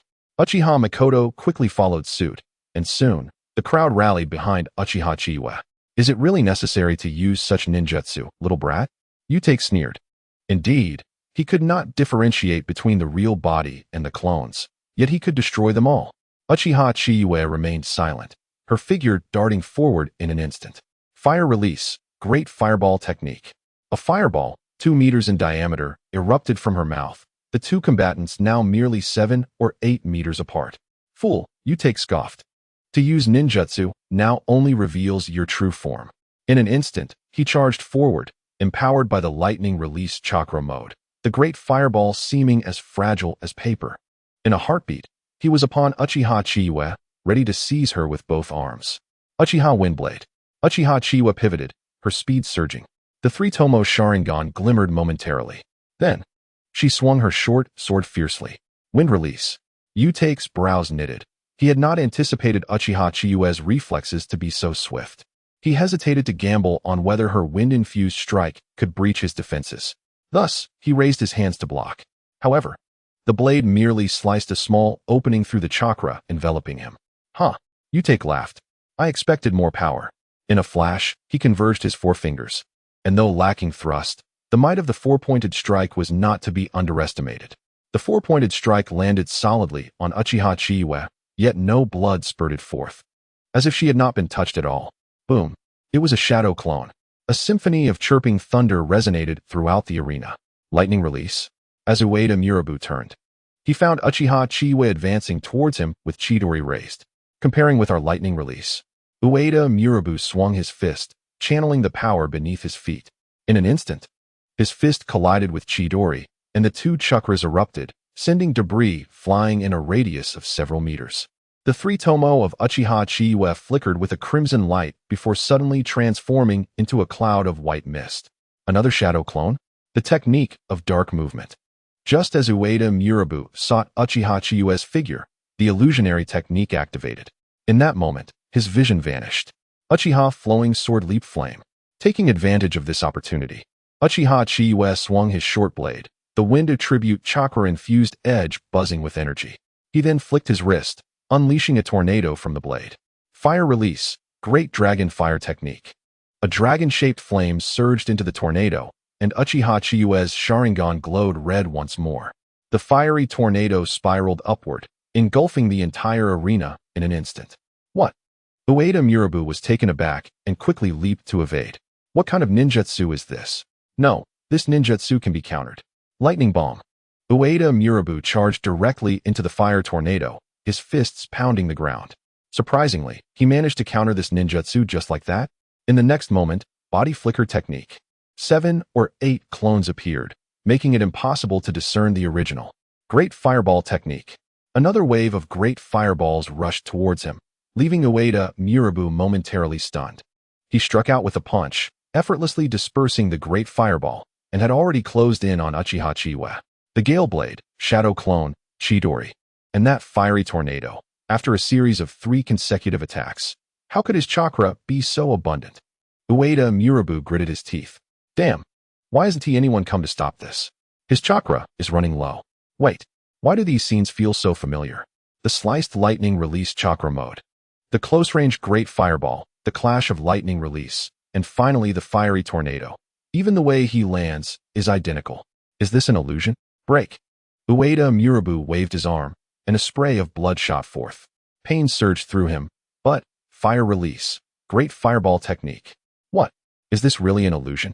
A wave of panic washed over him, and he smashed another shadow clone with his fist. The chorus of Chidori rang out. Uchiha flowing sword leap flame. Outside. Can I consider myself victorious? He has already fallen into the illusion. Uchiha Chiyue shrugged. As expected, just as he had surmised. This ocular power of his is a unique chakra.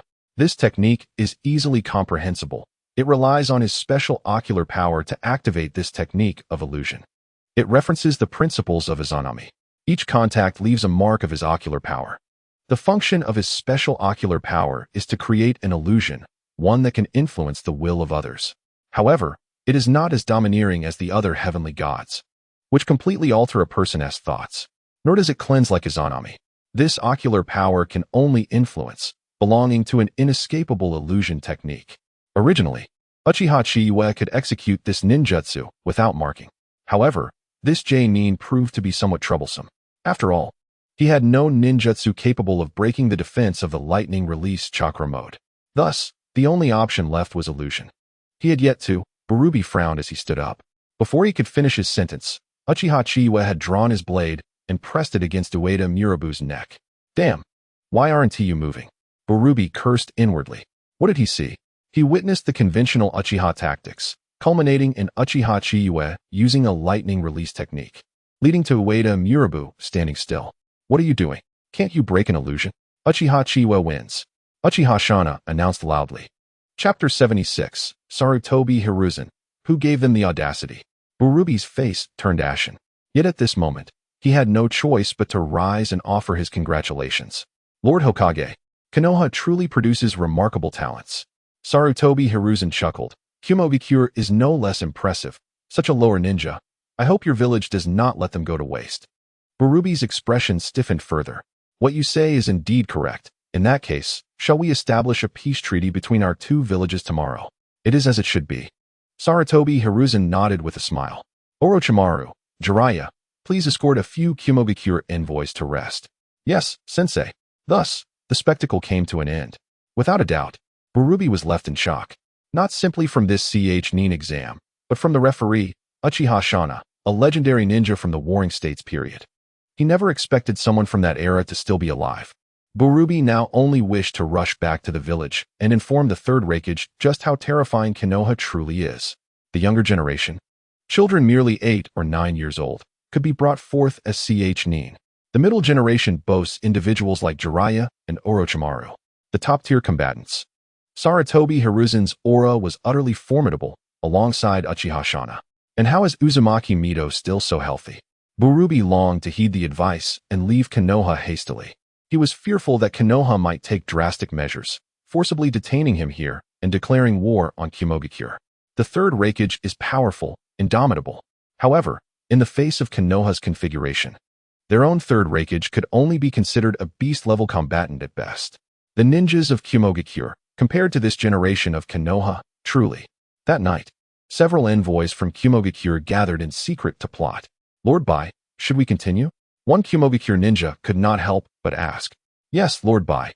This is the third Raikage's plan. Burubi took a deep breath. He indeed wished to proceed. However, if they failed, if they could not escape the land of fire, they would all be trapped here. Only 7 had come in total. Could this configuration truly manage to take away those bloodline ninjas under Konoha's multiple layers of protection? After pondering for a moment, Burubi made his decision. It must be done. To refrain would be to have come in vain. Fortune favors the bold, and the third Raikage's mission must be accomplished. However, he could not be the one to go. He is the Eight Tails Jinchuriki, a primary combat force of the village. Originally, he had come to intimidate Konoha, but now he had become a liability, an easy target for capture. Therefore, you 6 will split into 3 teams, 2 by 2. Burubi stated. After the treaty is signed tomorrow, I will remain a few more days under the pretext of wanting to appreciate the culture and customs of Konoha. After that, I will make a swift exit from the land of fire. 3 days later, it will be your time to act. Uchiha Chiyue, Hyuga Hayashi, Uzumaki, Kushina. As long as you secure those 3, immediately retreat. They had not been idle these past few days, gathering intelligence. For instance, those children had just applied for early graduation and were about to participate in the Nin exam. Moreover, there were 2 young masters from the Hyuga clan, But Hyuga Hizashi was from the branch family and had already been cursed. Additionally, Uchiha Chiyue is the strongest genius of this generation in Konoha. I will handle Uchiha Chiyue. Ueda Murabu said solemnly. Leave Uchiha Chiyue to me. Understood, Barubi nodded. You are familiar with his techniques. That is reasonable. Originally, we intended to capture a single bloodline ninja. But we can no longer allow this situation to persist. If we cannot take these three with us, we must eliminate them immediately. The villagers at the border of the Fire Country are ready to assist us. Remember, we are warriors prepared for death. If we cannot take them and cannot kill them, we must be prepared to perish here. Yes. What are your thoughts on this plan? It is naturally more comprehensive than that of the adults. Suddenly, everyone froze. Who is speaking? Indeed, that is exceedingly thorough. 2 crimson flashes darted past. Barubi's pupils constricted, and the next moment, he was met with a pair of scarlet eyes. This is bad. An enemy attack. Damn those leaf ninjas. We are here to forge a peace treaty. Why can't I move? Gentlemen, please accompany us willingly. A white-haired figure, masked as an umbu, hung from the ceiling, a short blade poised against the entranced Barubi's neck. Buzz. The sound of chirping thunder resonated as Uchiha Chiyue brandished his sword, pressing it against Barubi's chest. Sparks flew as arcs of electricity surged into Barubi, crimson seeping out. Gentlemen, it would be wise to cooperate, or I shall find it quite troublesome. As he spoke, Uchiha Chiyue waved his hand. Halt. Ueda Murabu quickly interjected. We will go with you. Just do not harm Lord Bai. Moments later, several cloud ninjas were bound tightly, their mouths gagged. Chiyue, I owe you one. Hataki Sakumo patted Uchiha Chiyue on the shoulder, to which Chiyue nodded with a smile. It has nothing to do with me. They were merely acting on their own. Uchiha Chiyue shrugged, shifting all blame to the confrontation with Ueda Murabu that morning. It was because he fell under a genjutsu that he witnessed this. The Cloud Village's actions could not be overlooked, regardless of whom they intended to abduct. Could we possibly wait until they initiated their plan to apprehend them? The current leaf is not the leaf of the future. Our leaf is in its prime. We shall not be bullied. Moreover, even if you are blind to the consequences, how dare you attempt to abduct one of our own? We cannot indulge this behavior. Thus, tonight's lightning operation was initiated. There was no time to waste. We must capture them first. As for the Eight-Tails Jinchuriki rampaging in the leaf, with Hataki Sakumo present, he was already taken away before he could unleash his fury. In the dead of night, the Hokage Tower was filled with 2 or 3 dozen individuals. Led by Sarutobi Hiruzen, the heads of various clans and the Elder Council, even Uzumaki Mido was sent by Tsunade. This matter is of great significance. At this moment, in the Hokage's office, Sarutobi Hiruzen gazed at the captured cloud ninjas kneeling before him, perplexed. Who gave you the audacity to attempt to abduct a leaf ninja? Moreover, you struck at the heirs of the 3 most prominent clans of the leaf. Uchiha Chiyue, Hyuga Hayashi, Uzumaki Kushina. Why is Senju Hashirama not on that list? Do you deem the Senju heir unworthy? Hokage-sama, this matter must not be overlooked. The elder of the Hyuga clan glared with his Byakugan activated, itching to unleash a barrage of strikes. Who gave them the courage to abduct his precious grandson? Chapter 77. Sarutobi Hiruzen. Enough talk. Let us go to war. Agreed. I, Uchiha, shall not show mercy in this matter. Uchiha Fyama stepped forward. Though his Sharingan was not activated, his anger was evident. How dare they abduct one of the Uchiha? In any case, he, Uchiha Fyama, shall not tolerate any affront to his clan. Just then, the office door was kicked open. Tsunade stormed in, radiating fury. Upon seeing her, everyone instinctively parted to make way. True to form, Tsunade marched directly toward Barubi. Bam! Smash! Bang! With each punch and kick, Barubi was left bloodied and battered in mere moments. Stop! Release Lord Bai. Ueda Murabu broke free from his gag and glared at Tsunade. I almost forgot about you. Smash! Tsunade seized Ueda Murabu by the hair and slammed him to the ground. Crash! A massive hole was created in the Hokage's office. Hiss!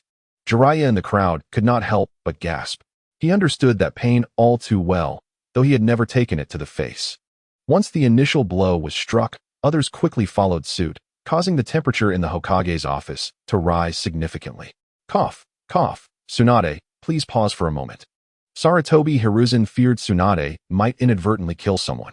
Furthermore, the Eight-Tails Jinchuriki had evidently been mentally shattered by the Genjutsu. He appeared to be on the brink of death. This genjutsu was likely the work of Uchiha Shana. Fyama, can you dispel it? Sarutobi Hiruzen inquired. Sorry, Hokage-sama. Uchiha Fyama replied calmly. This is the genjutsu of the Great Elder, and I cannot dispel it either. Moreover, given his current state, the genjutsu has likely been lifted, but his psyche has suffered severe damage. Sarutobi Hiruzen pondered, eyeing the remaining cloud ninjas. Is there anyone among you with authority? Humph. Ueda Murabu, blood streaming from his nostrils. Nelt, I am the future Reikage teacher. Very well, let us go to war.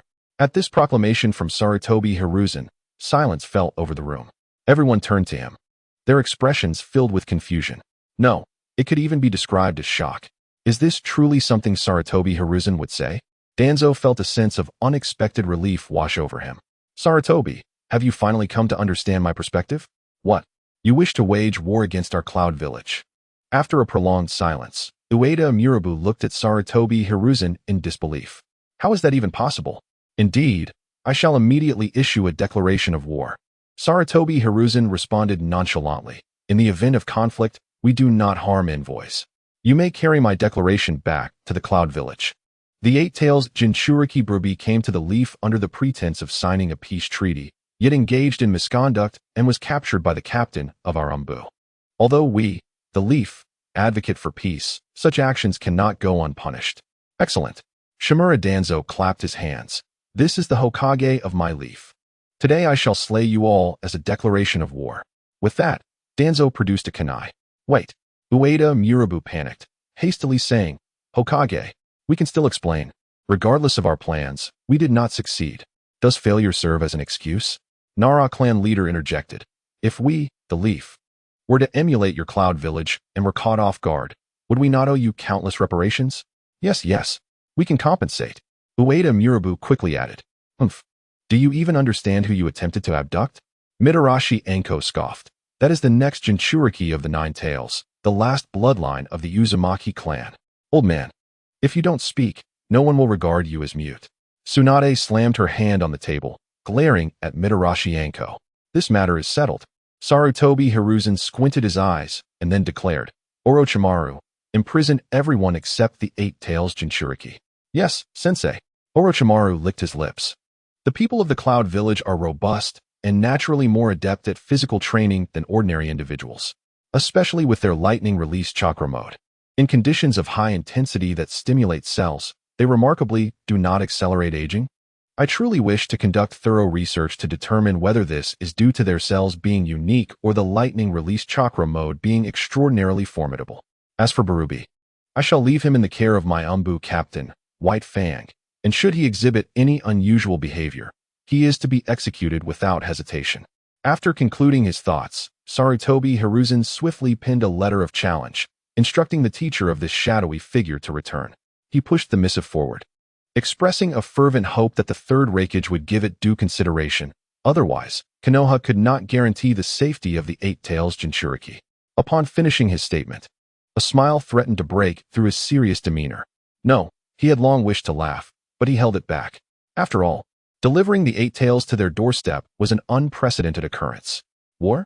Sarutobi Hiruzen had no desire for conflict.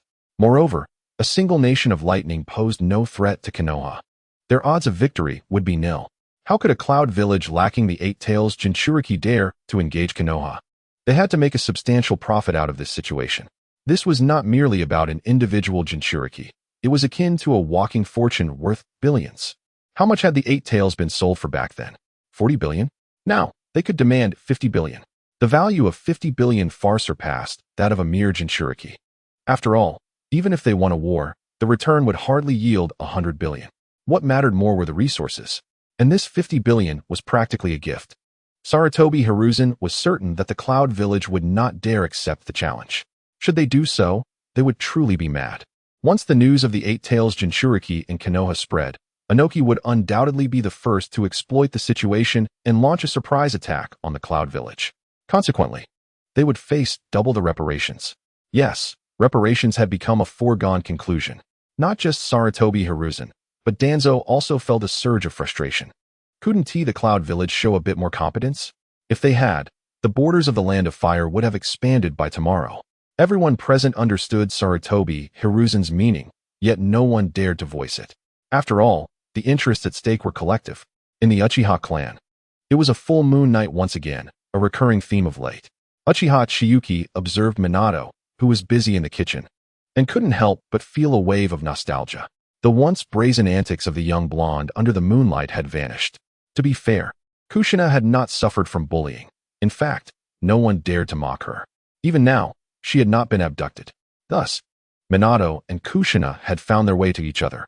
At such a tender age, they were already on the brink of youthful romance. Truly the legacy of a Hokage. Chiyuki-kun. The food is ready. Uchiha Chiyue devoured the meal with gusto, casually remarking, Minato, if you marry Kushina in the future, you won't be the one cooking, right? Chiyuki-kun. What are you talking about? Chapter 78. Rounding up to Asuma's head, a night passed in silence. Today, normalcy returned. Danzo, being the good-natured individual he was, had cleared a space in the route specifically for Kakashi to oversee the Eight Tails Jinchuriki. He had even assigned a special AMBU team of 50 elite shinobi for this task. All of this was to keep a close watch on Barubi. However, one truth remained. If Barubi truly dared to rampage in Konoha, Kakashi's blade would surely strike faster than Barubi's fury. Yet, even if he awakened, explaining the circumstances would prevent Barubi from losing control. After all, once the Eight Tails was gone, it was truly gone. Kakashi's life was inconsequential, but should he perish, the Eight Tails would vanish with him, causing a significant decline in the Cloud Village's combat strength. Senpai, Kakashi removed his mask and bowed. Such formality, Uchiha Shina smirked slightly. He was in a good mood today. Yesterday, he had inquired about matters from Fuya, and she confirmed that long before Uchiha Shina embarked on his mission, the third Hokage had settled the owed wages to the Uchiha clan, even adding an additional 10% as a bonus. This indicated that Uzumaki Mido had not deceived him. Today, Uchiha Shina's purpose was within Barubi's mental space. Kid, what have you done to him? Be calm, beast. Uchiha Shina glared fiercely, and the Eight Tails immediately complied. Tailed beasts were indeed susceptible to the gaze of the Sharingan. Your cursed eyes. I demand your chakra. You want my chakra? The Eight Tails stared at Uchiha Shina in astonishment.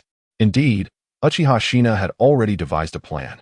Perhaps he could persuade the third Hokage, or, should that fail, consider the Eight Tails as a weapon of war. 50 billion was substantial, but seizing the Eight Tails outright was also a worthy option. Meanwhile, at the 7th training ground of Konoha, wow, it's been days since I had Yano-S rice balls. I think I might just perish. Senju Ju munched on a rice ball, a look of pure contentment on his face. Eat slowly, no one is competing with you. Uchiha Chiyue remarked, savoring the lunch prepared by Minato. Minato brand home automation robot. He can do anything. Whatever he doesn't know, just teach him, and he'll master it. Yet, why did it feel like Minato was increasingly resembling a dog, bringing food to Kushina every day? Chiyuki-kun, do you remember our previous agreement? Of course. Uchiha Chiyue replied. What's up, Orochimaru-sensei? Have you already completed it ahead of schedule?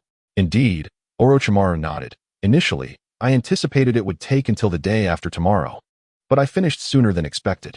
It's of little consequence. The principles behind it are quite profound, yet the exploration process has been immensely fascinating. Chiyuki-kun, I actually have another idea. Since solar energy can be harnessed and converted into kinetic energy, as he spoke, Orochimaru noticed the peculiar gazes of his other two disciples and abruptly halted, clearing his throat.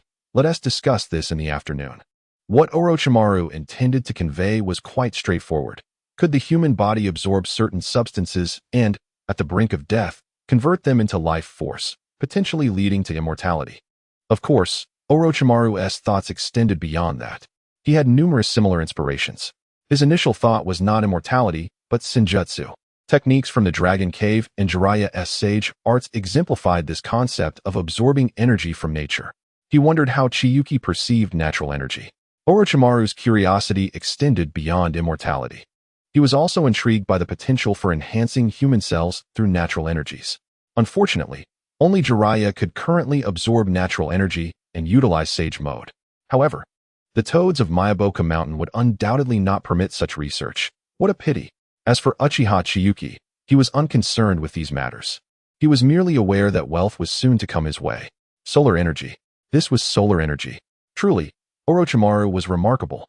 Uchiha Chiyue harbored yet another idea. scientific ninja tools. If he could develop such an invention, even the third Hokage would personally visit to shower him with riches. After all, in times of war, such tools would be game changers. Even a lowly genin could potentially defeat a nin with them. For those lacking high-end combat power, the enhancement they provided was tremendous. Let us call it a day. Orochimaru pondered for a moment before declaring, "Wow, Orochimaru-sensei. You clearly want to go do something else with Chiyuki." Senju Ju complained. Indeed, Orochimaru openly acknowledged. Thus, we shall conclude early today. All right, Orochimaru-sensei, Yano said with a smile. After dispersing, Orochimaru hurriedly led Uchiha Chiyuki to the laboratory. In the center of the lab stood a solar panel on the table. Wow! Uchiha Chiyuki was momentarily taken aback. Was this truly the work of Orochimaru? He had actually produced it. Orochimaru gazed at the solar panel with a gentle expression, clearly pleased. "Chiyuki-kun, I can only allow you to take a brief look," Orochimaru lamented. "This item has been decided to be sent to the capital of the Land of Fire, to be researched by a team there, including various electrical appliances. As compensation, the daimyo's office will pay 35 million ryo to Konoha for technical support and expenses." 35 million? That's comparable to a Suma's bounty. Rest assured, Lord Chiyue, the final sum that lands in my hands will be divided equally between us. Orochimaru chuckled and then gazed at the solar panel. However, I wish to inquire, Lord Chiyue, what is it like to witness fantastical things materialize before your eyes? Feelings? Uchiha Chiyue pondered for a moment. Having traversed into this world, what more could he feel? Could there be anything more surreal than this? In comparison to the solar panel, the presence of Orochimaru before him elicited a far greater sense of reality for Uchiha Chiyue. It was an extraordinary sensation. Nevertheless, Uchiha Chiyue feigned a response. "I had thought such contrivances existed solely in dreams. I did not expect that nothing is confined to mere imagination." Orochimaru's gaze suddenly ignited with fervor. "Lord Chiyue, I wish to take you to a particular place." Teacher Orochimaru, you aren't planning to abduct a child, are you?" No. I wish to introduce you to some delightful creatures." "You mean to sell me to others?" "Your second uncle would likely flay me alive." "Fear not. I merely believe that if it were you, there may be a latent talent for this." Orochimaru's intent was precisely the mastery of sage techniques. He lacked the innate talent for such arts, unlike Jiraiya. Thus, even with the contract of the Dragon Cave, he remained unable to practice sage techniques. However, Uchiha Chiyue could, and natural energy was the next frontier Orochimaru sought to explore. Uchiha Chiyue's expression turned peculiar. If he were to comprehend Orochimaru's thoughts, he would likely be astounded. "You've forsaken soul transference to pursue cultivation?" Initially, it seemed that Orochimaru had dabbled in sage mode. Yet, it could only be described as a pseudo-sage mode, derived from the innate sage body of Yugo through cursed seals. Uchiha Chiyue mused. The allure of mastering sage techniques was indeed tempting. If one disregarded the increasing resemblance to a serpent, the later abilities of Kabuto Yakushi, embodying a nearly flawless sage mode that could be maintained indefinitely, were extraordinary. Moreover, there was the white snake technique and the rebirth of the inorganic. What effects would the use of the white snake technique in darkness yield? "Lord Chiyue, this is the summoning contract with the beasts of the Dragon Cave." Orochimaru expelled a scroll from his mouth. Uchiha Chiyue instinctively retreated a couple of steps. "I apologize for the saliva." Orochimaru looked apologetically at Uchiha Chiyue. "I will adopt a different method next time." With that, Orochimaru unfurled the scroll. Although the exterior was covered in saliva, thankfully, the interior was unblemished. By pressing his handprint, Lord Chiyue would be able to summon the serpents of the Dragon Cave henceforth. Very well. Uchiha Chiyue did not hesitate, using a kunai to pierce his palm and pressed it down. Instantly, a peculiar sensation compelled him to form hand seals. "Perhaps, Lord Chiyue, we should change locations?" Orochimaru suggested. The two moved to the Konoha training grounds, this time to the first training area, which was somewhat larger. Uchiha Chiyue bit his fingertip and rapidly formed hand seals. In mere moments, the 5 seals were completed, and he struck the ground with force. Summoning technique. Boom. A vast cloud of smoke erupted. Before them appeared a colossal purple serpent, several dozen meters long. Orochimaru's eyes widened in astonishment. "Is that the great serpent?" He abruptly turned to Uchiha Chiyue. "Is your chakra not depleted? This is the great serpent." But in the next moment, Orochimaru realized something was amiss. Indeed, he had summoned the great serpent. However, great serpent, You are summoned without prior notice. Prepare 50 sacrifices. Great Serpent. Orochimaru's face turned awkward, and before he could finish, Uchiha Chiyue interrupted. Old worm, I summoned you. The Great Serpent twisted its form, finally turning to look at him. A little brat? Ha. You, a mere child, summoned me? Are you really that impressive, old worm? Faced with the Great Serpent, Uchiha Chiyue felt no fear. To be honest, these summoned beasts posed far less pressure than Orochimaru. He narrowed his eyes, and the three tomoe Sharingan emerged. The Great Serpent, still laughing, suddenly fell silent, its expression frozen in disbelief. Lord Chiyue? Orochimaru's lips parted slightly. The Great Serpent's pupils transformed into the three tomoe pattern. Was the Great Serpent ensnared in a genjutsu? It was too loud, he remarked. Lord Chiyue, perhaps you should dispel the genjutsu? Very well. Uchiha Chiyue swept his gaze over the Great Serpent, dispelling the genjutsu of the three tomoe. You audacious little brat. How dare you? Uchiha Chiyue's eyes turned cold as he directed the three tomoe toward the Great Serpent. Who are you demanding sacrifices from? If you ask for sacrifices again, you'll be the first to be slain. Impudent. You dare. See, Teacher Orochimaru, I told you it was too noisy. The Great Serpent's pupils once again morphed into the crimson three tomoe. Orochimaru stood frozen, dumbfounded. Lord Chiyue, please dismiss the summoning technique. We can discuss sage techniques another day.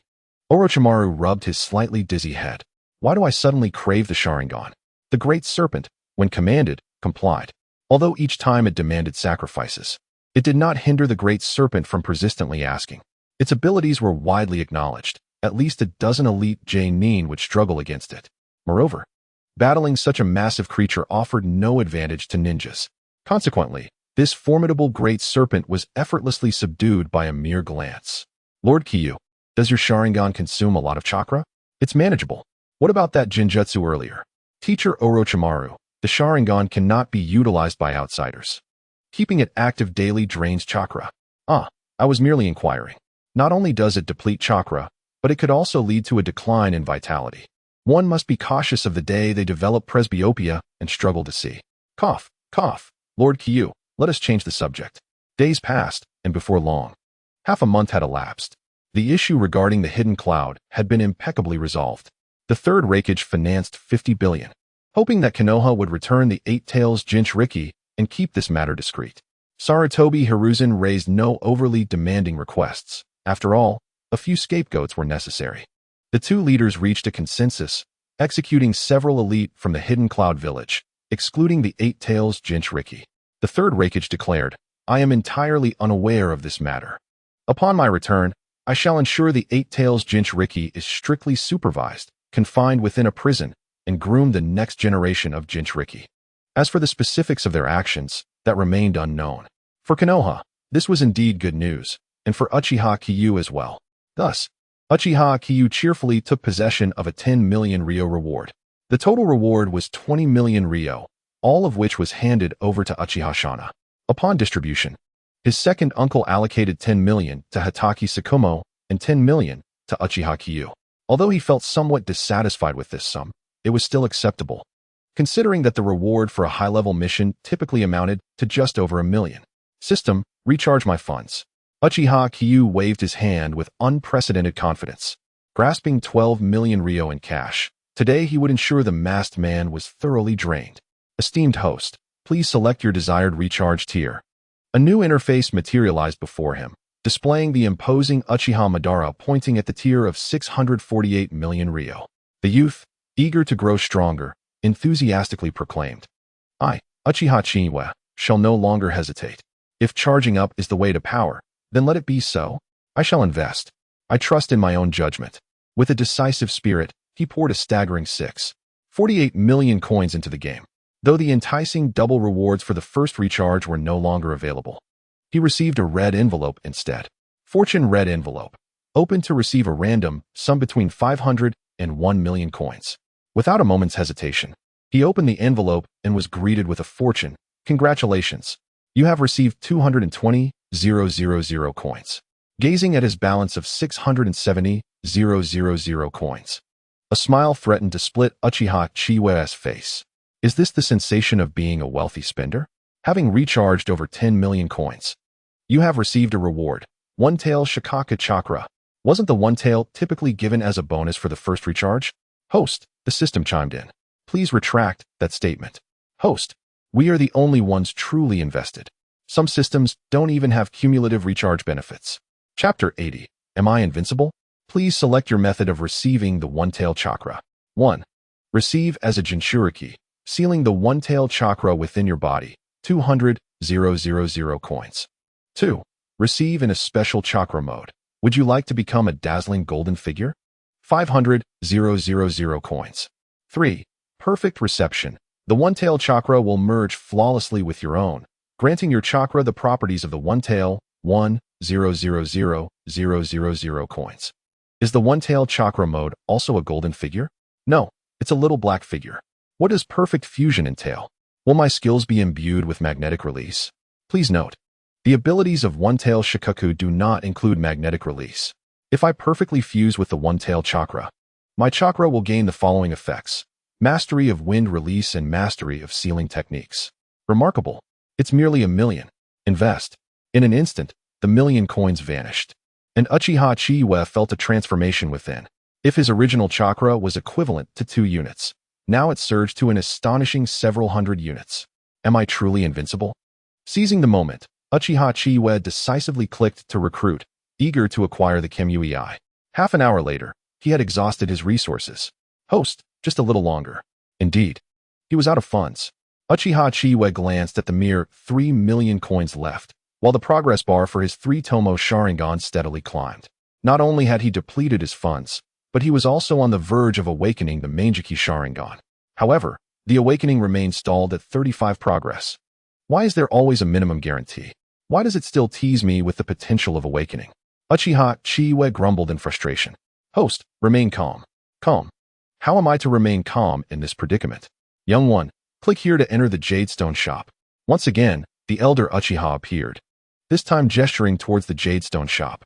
Taking a deep breath to steady himself, Uchiha Chiyue ventured inside. The masked man had appeared, and in his wake, a set of 4 additional fragments emerged, while all remaining fragments had been converted into jade stones.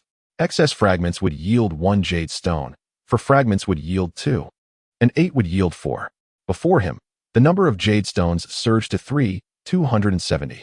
Jade stone shop refreshed. 8 boxes appeared before him. The top 4 contained ninja fragments, while the bottom displayed various secret techniques and elemental fragments. Intermediate ninja masked man, 25 jade stone fragments.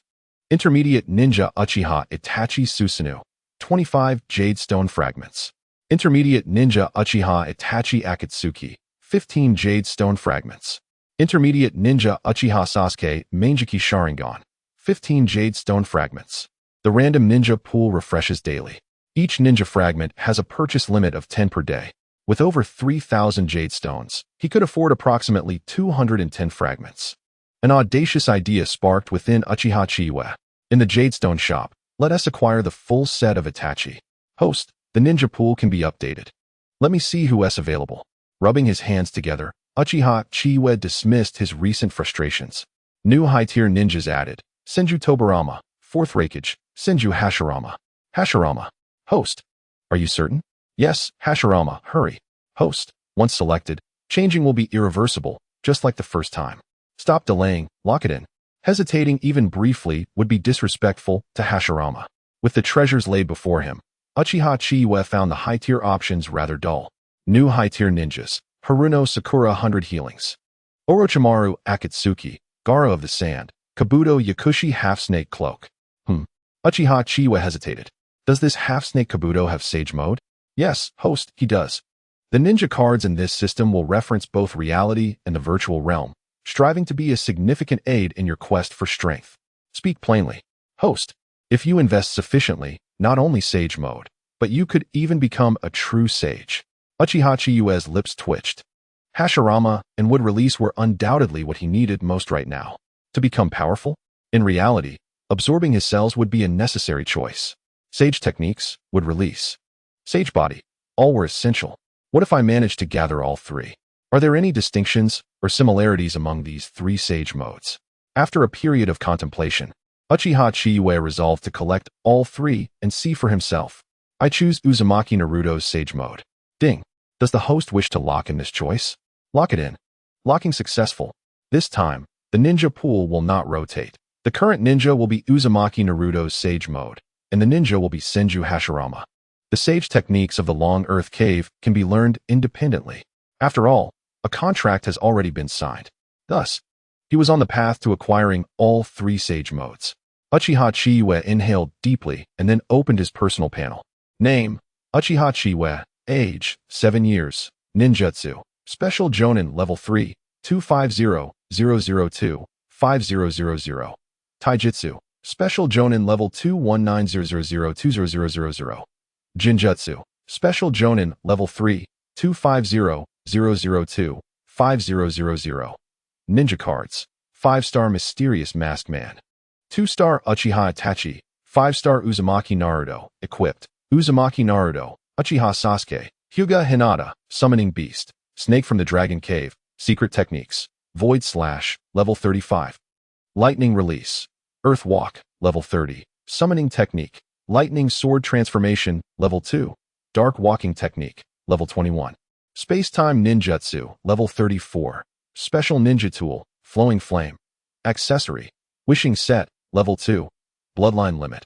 Uchiha Clan's 3 tomoe Sharingan, Level 35, Chakra Attribute Development. Fire, Level 70. Wind, Level 170. Lightning, Level 60. Special Talent: Meticulous, Mastery of Fire Release, Mastery of Wind Release, Super, Mastery of Sealing Techniques, Super. Jinjutsu Master, Note 5. Due to obtaining a full-star ninja card of Uchiha Chiyue and 2-star Uchiha Itachi, the level of Jinjutsu has received additional enhancement. Jinjutsu Master. Note 6. Due to special chakra, the host has mastered wind release and sealing techniques. And certain ninjutsu will carry sealing characteristics. Uchiha Sasuke, 5 stars. Uzumaki Naruto, 5 stars. Uchiha Chiyue, 5 stars. Hyuga Hinata, 5 stars. Mysterious Masked Man, 5 stars. Uchiha Chiyue, 5 stars. Uchiha Itachi, 2 stars. 060. Pain Deva Path, 25,100. Gasp. Uchiha Chiyue inhaled sharply. His panel seemed truly invincible. Suddenly, an influx of resources appeared, leading to a dilemma. Chapter 81. Choice? No, I want it all. The ninja cards in his possession could serve as a warehouse technique. However, aside from Itachi, there were no unfilled star ninja cards equipped. Furthermore, he lacked the funds to purchase the intangibility after acquiring the Masked Man. Host, please consider reality. Although you have lost the ability to summon the Nine Tails, you have gained the intangibility I. You are correct. Uchiha Chiyue immediately ceased his complaints. Summoning the Nine Tails? Apologies, but I am not familiar with that. It is the intangibility that holds my true affection. 5 minutes of invincible intangibility. The sole regret is that I currently lack 5 million. Yet, reflecting back, acquiring 5 million before the Second World War should be effortless, right? Thus, Uchiha Chiyue turned his gaze to the amplification interface. Never mind, I am feeling emboldened. A cursory glance at the amplification revealed little of interest regarding his training. He believed his cultivation should not be defined. Wasn't this merely a matter of burning through money? The true amplification lies in battle. Current host total combat amplification. Fire release ninjutsu power increased by 260, wind release by 40, body flicker technique by 50, jinjutsu by 100. Sharingan consumption reduced by 40. An overwhelming sense of expansion surged within him. Hence, Uchiha Chiyue sought out Uncle Luo. Uncle, grant me 10 levels of fire release ninjutsu. Little Chiyue, stop messing around. I am not joking. I could scare you with a ninjutsu. Here are the Great Fire Annihilation and Great Fire Arrow. Go play with them. Got it. Acquiring 2 levels of fire release ninjutsu. Honestly, Uchiha Chiyue was eager to test how many water release jonin he could produce with his Great Fire Annihilation. A 260 amplification is no joke. Great Fire Annihilation. Uchiha Chiyue formed hand seals, and as the final seal fell, the chakra gathered in his throat erupted violently. Over the pool, a vast ocean of red and orange surged forth. The diameter on both sides exceeded 100 meters, forming a firewall 3 to 4 meters high that pressed forward. The pool emitted sizzling sounds. A single Great Fire Annihilation instantly evaporated a significant portion. It felt unnecessary to form so many seals. Uchiha Chiyue frowned slightly. This sensation was not unfamiliar. Hand seals were merely a means to mobilize chakra. Ultimately, it depended on the control of chakra. In simple terms, with good chakra control, one need not form seals at all. For instance, Orochimaru could unleash high-level wind release techniques with just 2 seals. Initially, the wind cutter technique was merely a demonstration. In reality, it required far fewer. At most 2 seals, or even a clap of the hands would suffice. Uchiha Chiyue pondered for a moment. The last 2 seals for the Great Fireball were formed, under deliberate control. The chakra still followed the path of the Great Fireball to his throat. Whoosh! A 6-meter diameter fireball instantly evaporated a large area of the lake. At that moment, Uchiha Chiyue felt as if he had discovered a new continent. One-handed seals, foot seals, or even seals with his Sharingan. As long as chakra was utilized, it primarily depended on the control of chakra. This revelation led Uchiha Chiyue to conclude that forming one-handed seals was entirely sufficient to control the flow of chakra for all levels of ninjutsu. The power was approximately 70% of the original. Realizing this, Uchiha Chiyue could not help but inhale sharply.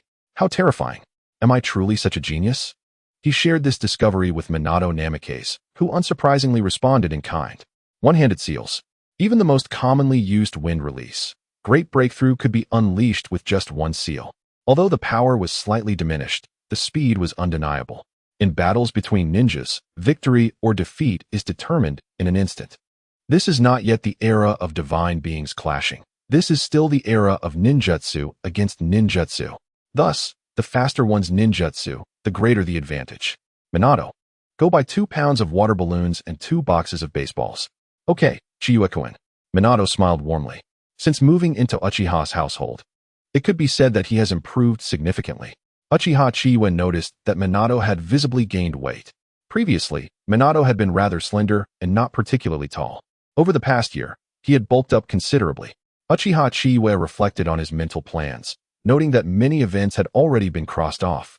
Orochimaru's solar energy should allocate some funds to him. This money would be just enough to activate the intangibility eye. Next was training in sage arts at the Dragon Cave. He absolutely had to test his abilities. And of course, spending resources. At this moment, Uchiha Chiyue seemed to see task prompts before him. His external advantages were not of the supernaturally overwhelming variety, yet they were not weak either. Moreover, he was involved throughout the process. Simply spending resources would not make one stronger. Diligent effort was required. Daily tasks for upgrading secret techniques, completing ninjutsu missions, and advancing in training must all be pursued. He considered himself a bit of a prodigy. Uchiha Chiyue could not help but touch his nose, feeling an unexplainable sense of luck. Unfortunately, no one was present to witness his display of talent. The next day, Uchiha Chiyue set out early. At the 3rd training ground of Konoha, the daily gathering commenced. Suk, Yaoyu, and Chiyue. Orochimaru's tone was somewhat heavy. From today onward, Orochimaru's class will be disbanded. Huh? Teacher Orochimaru? Senju Suk and Medicine Master Yaoyu were momentarily stunned, looking at him in confusion. Meanwhile, Uchiha Chiyue silently thought to himself, as expected. After a moment's contemplation, Orochimaru decided it was not a big deal to inform them. After all, not every child hailed from Konoha's prominent families. Being Tsunade's disciple was nothing to be ashamed of. Due to the imminent threat of war within the past year, many critical missions must be executed, leading to the temporary dissolution of Orochimaru's class. Orochimaru feels a twinge of regret. Embarking on these missions means sacrificing precious time for research. They had only just begun preparations to explore Senjutsu with Chiyue. Chiyue, I shall take you to the Dragon Cave shortly. All right, Orochimaru-sensei. No, Orochimaru brother. Where will I go now that it's disbanded? Even if war is upon us. Cannot I accompany you? This is the order from the Hokage. Orochimaru replied calmly. Chunin Senju Rope Tree is to join a ninja team for missions. Chunin Yakushina no Yu is to proceed to the Konoha Hospital to learn medical ninjutsu under Tsunade and cultivate other medical ninjas. Chunin Uchiha Chiyue. Orochimaru turned his gaze towards Uchiha Chiyue. The Hokage has presented you with 2 choices. What are they? Uchiha Chiyue inquired with curiosity. First, join the Umbu and enter the White Fang team. Second, accompany me to the Dragon Cave to train in Senjutsu. May I choose both? Choosing the first option would lead to numerous missions and substantial rewards, while the second would allow for the study of Senjutsu. Chapter 82. The Dragon Cave. Reverse Summoning Technique. With a burst of white smoke, Uchiha Chiyue and Orochimaru vanished from their location. In an instant, they found themselves before a massive castle. Orochimaru paused momentarily, then smiled wryly. Chiyue, it seems that the trials of the Tenshin Shinki have commenced. However, Uchiha Chiyue grimaced slightly. He had previously pondered whether the Dragon Cave trial during the Boruto era truly existed in this time. Are you certain such trivial matters are deemed worthy of a test? How does Orochimaru manage to suppress his laughter? Uchiha Chiyue entered the hall, casually grabbing a bun to stuff into his mouth. Magical mirror, world turn. Cough, cough. A woman with green hair clad in white appeared before them. After a fit of violent coughing, scales emerged on her face, transforming into a vicious serpent head. Little brat. What have you done? Nothing much, just a mere illusion rebounded. Uchiha Chiyue shrugged, closing his Sharingan and rubbing his neck. Lady Shinki. Orochimaru nodded gently. So it's Orochimaru. This little brat is the genius you mentioned? Tenshin Shinki flicked her tongue with a peculiar expression, leaning closer to Uchiha Chiyue, her drooling tongue poised to lick him. You broke my illusion. You are quite impressive. Heh, would I really eat it if I didn't break it? Uchiha Chiyue rolled his eyes. Such tricks would hardly fool the children of Boruto. With this mere ruse, even Minato wouldn't fall for it. You possess a pair of very beautiful eyes. Tenshin Shinki gazed into Uchiha Chiyue's eyes, her pupils transforming into serpent-like slits, glimmering with avarice. Let us proceed to the next challenge. Is there a quicker way? Uchiha Chiyue asked.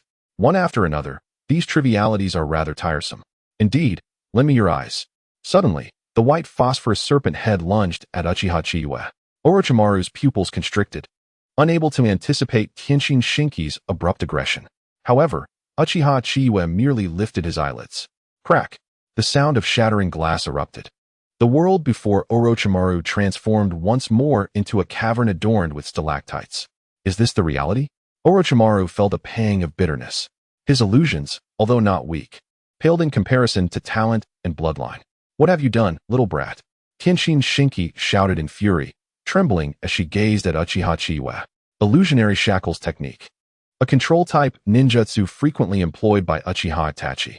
Since acquiring the title of Illusion Master, Uchiha Chiyue had thoroughly studied the Uchiha clan's illusions. When did you activate the illusion? There was clearly no opportunity. Tenshin Shinki stared in astonishment at Uchiha Chiyue. This is the illusionary shackles technique. But when did you cast it? Lady Shinki, when did you gain the illusion that I hadn't activated the illusion?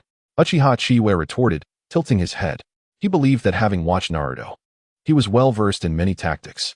For instance, Uchiha Itachi's illusion initiation, a suggestive type illusion. Upon first encountering Tenshin Shinki, his Sharingan had not actually closed. Instead, he had cast a suggestive type illusion. Moreover, thanks to his ocular prowess, who said it had to be a direct gaze. Once enmity was detected, the illusion would activate, giving the opponent the false impression that he had closed his Sharingan. For Uchiha Chiyue, this was exceedingly simple. Well done, little brat, you have passed. Orochimaru, take him directly to meet the White Snake Sage. Tenshin Shinki unleashed her Senjutsu chakra, transforming into a white phosphorus serpent, breaking free from the illusion. Uchiha Chiyue's eyes sparkled. Indeed, this was the essence of Senjutsu chakra. Tenshin Shinki felt a flicker of apprehension. In the face of the Sharingan, was their talent in the Dragon Cave merely this? Without employing Senjutsu chakra, however, Tenshin Shinki misunderstood the situation. The illusion cast by Uchiha Chiyue had nothing to do with vision. It directly induced misconceptions on a mental level. Yes, Lady Shinki.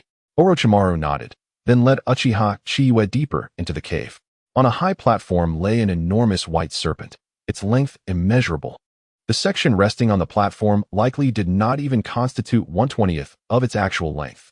This was a true Leviathan. Sage. Orochimaru bowed respectfully, with Uchiha Chiyue following suit. A wave of searing breath escaped from the nostrils of the white serpent. Its voice resonated with the grandeur of ancient bells. Young one, you possess the talent for training in Senjutsu. My Senjutsu differs from that of the toads. Once mastered, The tone of the White Snake Sage was decidedly dismissive. Compared to Myaboka Mountain, the Senjutsu of the White Snake Sage indeed exhibited superior prowess. Sage, when may I commence my training? Uchiha Chiyue inquired, raising his gaze. Your training shall be guided by Orochimaru and the myriad snakes. With that, the White Snake Sage opened its mouth, expelling a purplish-black orb. The orb instantly shrank to thumb size and was promptly placed into Uchiha Chiyue's mouth. This is my inner Dan, and within your body. It will accelerate your connection with natural energy. As for the rest, let them explain. Though Orochimaru could not cultivate Senjutsu, he was well aware of its procedures. Inside the cavern, the myriad snakes glared fiercely at Uchiha Chiyue. Yet, Uchiha Chiyue was wholly engrossed in perceiving the changes within his body. The inner Dan continuously absorbed natural energy, flowing through Uchiha Chiyue's being. No wonder it facilitates a superior understanding of natural energy. Orochimaru-sensei, will prolonged training in the Dragon Cave lead to any changes? Uchiha Chiyue could not resist asking, as he certainly did not wish to transform into something akin to Yakushi Kabuto, neither human nor snake. Little brat. Our Senjutsu in the Dragon Cave is not comparable to those foul toads. The myriad snakes proudly lifted their heads. Our Senjutsu is the transformation into dragon technique. Must you shed your serpentine skin and ascend to dragonhood? I shall surely transform into a dragon sooner or later. The myriad snakes snorted disdainfully. Uchiha Chiyue did not refute this point. Had he not been summoned by Sasuke to become a mere pawn, it is indeed possible that he would have already reached the dragon transformation stage. However, the definition of such a dragon is somewhat abstract, at least in appearance. It merely entails the growth of horns and feet, the ability to fly, and the capacity to assume a human form. Chapter 83. I think you've gone a bit mad. Orochimaru, why do you always look so fatigued lately? Is something wrong with your health? Jiraiya inquired, observing Orochimaru's darkened eyes and even paler complexion than usual. Well, I've been particularly busy lately, Orochimaru replied, rubbing his slightly dazed head. For the past few days, he had been summoning Uchiha Chiyue to the Dragon Cave in the morning and returning at night, followed by an incessant series of experiments. He was utterly overwhelmed, staying up late while continuously depleting his chakra and witnessing Uchiha Chiyue's rapid progress. What could be more cruel than this? A talent he possessed not even a fraction of was being mastered effortlessly by another. In merely 2 months, Uchiha Chiyue had already learned to absorb natural energy without relying on the White Snake Sage's inner core and had entered Sage mode. It's quite simple, really. First this, then that. He recalled Chinyue's words, prompting a wry smile from Orochimaru. If only it were truly that simple. Jiraiya, how long did it take you to learn Sage techniques? Me? Jiraiya stroked his chin, pondering for a moment. I think it took about 5. Before he could finish, he quickly shifted his response. 5 weeks. Understood, 5 years. Orochimaru retorted. Damn it, Orochimaru, that's slander. How could it possibly take me 5 years? It was clearly 5 weeks. It was 5 years. You're full of it. If you don't believe me, I'll take you to Myaboku Mountain to ask the 2 sages. Sure. Wait, don't go. Jiraiya exclaimed, staring incredulously at Orochimaru's half-smirk. You really want to go? Yes, just to verify. Orochimaru nodded. About that. Jiraiya scratched his face awkwardly. The sages at Myaboku Mountain don't particularly like you. Oh, I know. Let Tsunade go instead. Surely you jest, Orochimaru. Indeed, you wouldn't. Orochimaru squinted and smiled before patting Jiraiya on the shoulder. Uchiha Chiyue has completely mastered the sage techniques of the Dragon Cave in just 2 months and is now learning special sage techniques. What? Jiraiya exclaimed in astonishment, unable to believe his ears. 2 months? Learning sage techniques? Impossible. Absolutely impossible. There is nothing impossible, Orochimaru said pensively. Such matters appear different in the eyes of those endowed with talent, lineage, and bloodline. His gaze shifted, revealing an inscrutable contemplation. After a moment of silence, he patted Jiraiya's shoulder. Let us go. We have a mission to undertake tomorrow. That evening, at Orochimaru's residence. Chiyue, I wish to experiment with something I shouldn't tea. Orochimaru's eyes glinted with a fierce intensity as he stared at the small white mouse on the table. Uchiha Chiyue, still infusing the mouse with sage chakra, paused momentarily. Indeed, Orochimaru was collaborating with him on sage techniques. Natural energy, a powerful force fused within. However, the experiment had hit a snag. No small animal could withstand natural energy. Not even the sage chakra after integration. Orochimaru-sensei, are you planning to experiment on Konoha's protected animals? Uchiha Chiyue asked knowingly. Was Orochimaru already considering human experiments this early? Orochimaru chuckled at the interruption. Chiyue, do you think I shouldn't? Orochimaru-sensei, I actually feel. Before he could finish, Orochimaru produced a scroll from his mouth. Impure world reincarnation. I do not wish to experiment with that technique, Orochimaru remarked coolly. Life is fragile. Humans are frail. I have studied many electrical devices and machines, only to find this path unfeasible. I simply wish to realize that dream. Uchiha Chiyue's lips twitched. Orochimaru sought immortality. Flesh was weak. Machines could ascend. He had failed. But the red-haired boy from the neighboring village, who loved figurines, had succeeded. Yet, he had transformed himself into something neither human nor ghost, relying solely on a core to operate as a puppet. Now, I wish to delve into natural energy, Orochimaru continued. However, these living beings cannot endure natural energy. My progress. His expression darkened. Orochimaru-sensei, why not study those individuals near the Dragon Cave? Orochimaru's eyes brightened. Chiyue, do you also believe in human experimentation? No, I don't. Don't misinterpret my words. Uchiha Chiyue quickly replied. I merely think that the boy with yellow hair also possesses sage chakra, and it appears to be innate. He referred to none other than the relative of Chonwu. I am uncertain, but I have encountered him at the Dragon Cave, and he indeed possesses sage chakra. However, it is quite volatile and affects his mind. He worries about this power spiraling out of control, thus isolating himself in a cave. Orochimaru-sensei, bringing that technique out is not right. Uchiha Chiyue protested, suppressing his disgust as he pushed the drool-covered scroll of impure world reincarnation away. Orochimaru paused. Chiyue, do you know what this technique is? I know, Uchiha Chiyue shrugged. It's right there on the scroll, impure world reincarnation. No, I mean, do you understand how to use this technique? I do. My uncle studied it over a decade ago. Is that so? Orochimaru did not press further. Retracting the scroll. Chiyue, what do you think our research direction should be? Orochimaru-sensei, the prerequisite is that you must learn sage techniques first. Uchiha Chiyue replied, raising his hands. Yes. Orochimaru's eyes lit up. Chiyue, directly infuse me with sage chakra. A hint of madness sparkled in Orochimaru's gaze, brimming with excitement. Uchiha Chiyue instinctively took 2 steps back.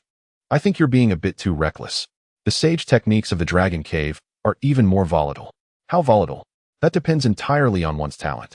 Absorbing natural energy can easily lead to petrification if one is not careful. Orochimaru seemed to have experienced this himself, but it was evident he lacked the talent. Let us wait until we are at the Dragon Cave to try, Uchiha Chiyue suggested. Agreed, Orochimaru nodded. After all, if they caused problems themselves, it would truly be the end. In the Dragon Cave, at least, there would be some assurance of safety. The study of sage techniques would have to be temporarily shelved, as everyone had a mission to undertake the following day. The next morning, atop the Hokage rock in Konoha, 2 figures clad in umbu attire, one with white hair and the other with black, awaited. Chiyue, you've arrived. Kakashi Hitaki turned, glancing at the approaching Uchiha Chiyue in his umbu garb. Please give me a free gift. I'm watching you, Lord Madara. Chapter 84. The Master of Water Carriers, Sarutobi Hiruzen. White Fang, Red Flower. Chiyue, these were the 3 members of the White Fang umbu team. Since Uchiha Chiyue's induction, this was only his second mission.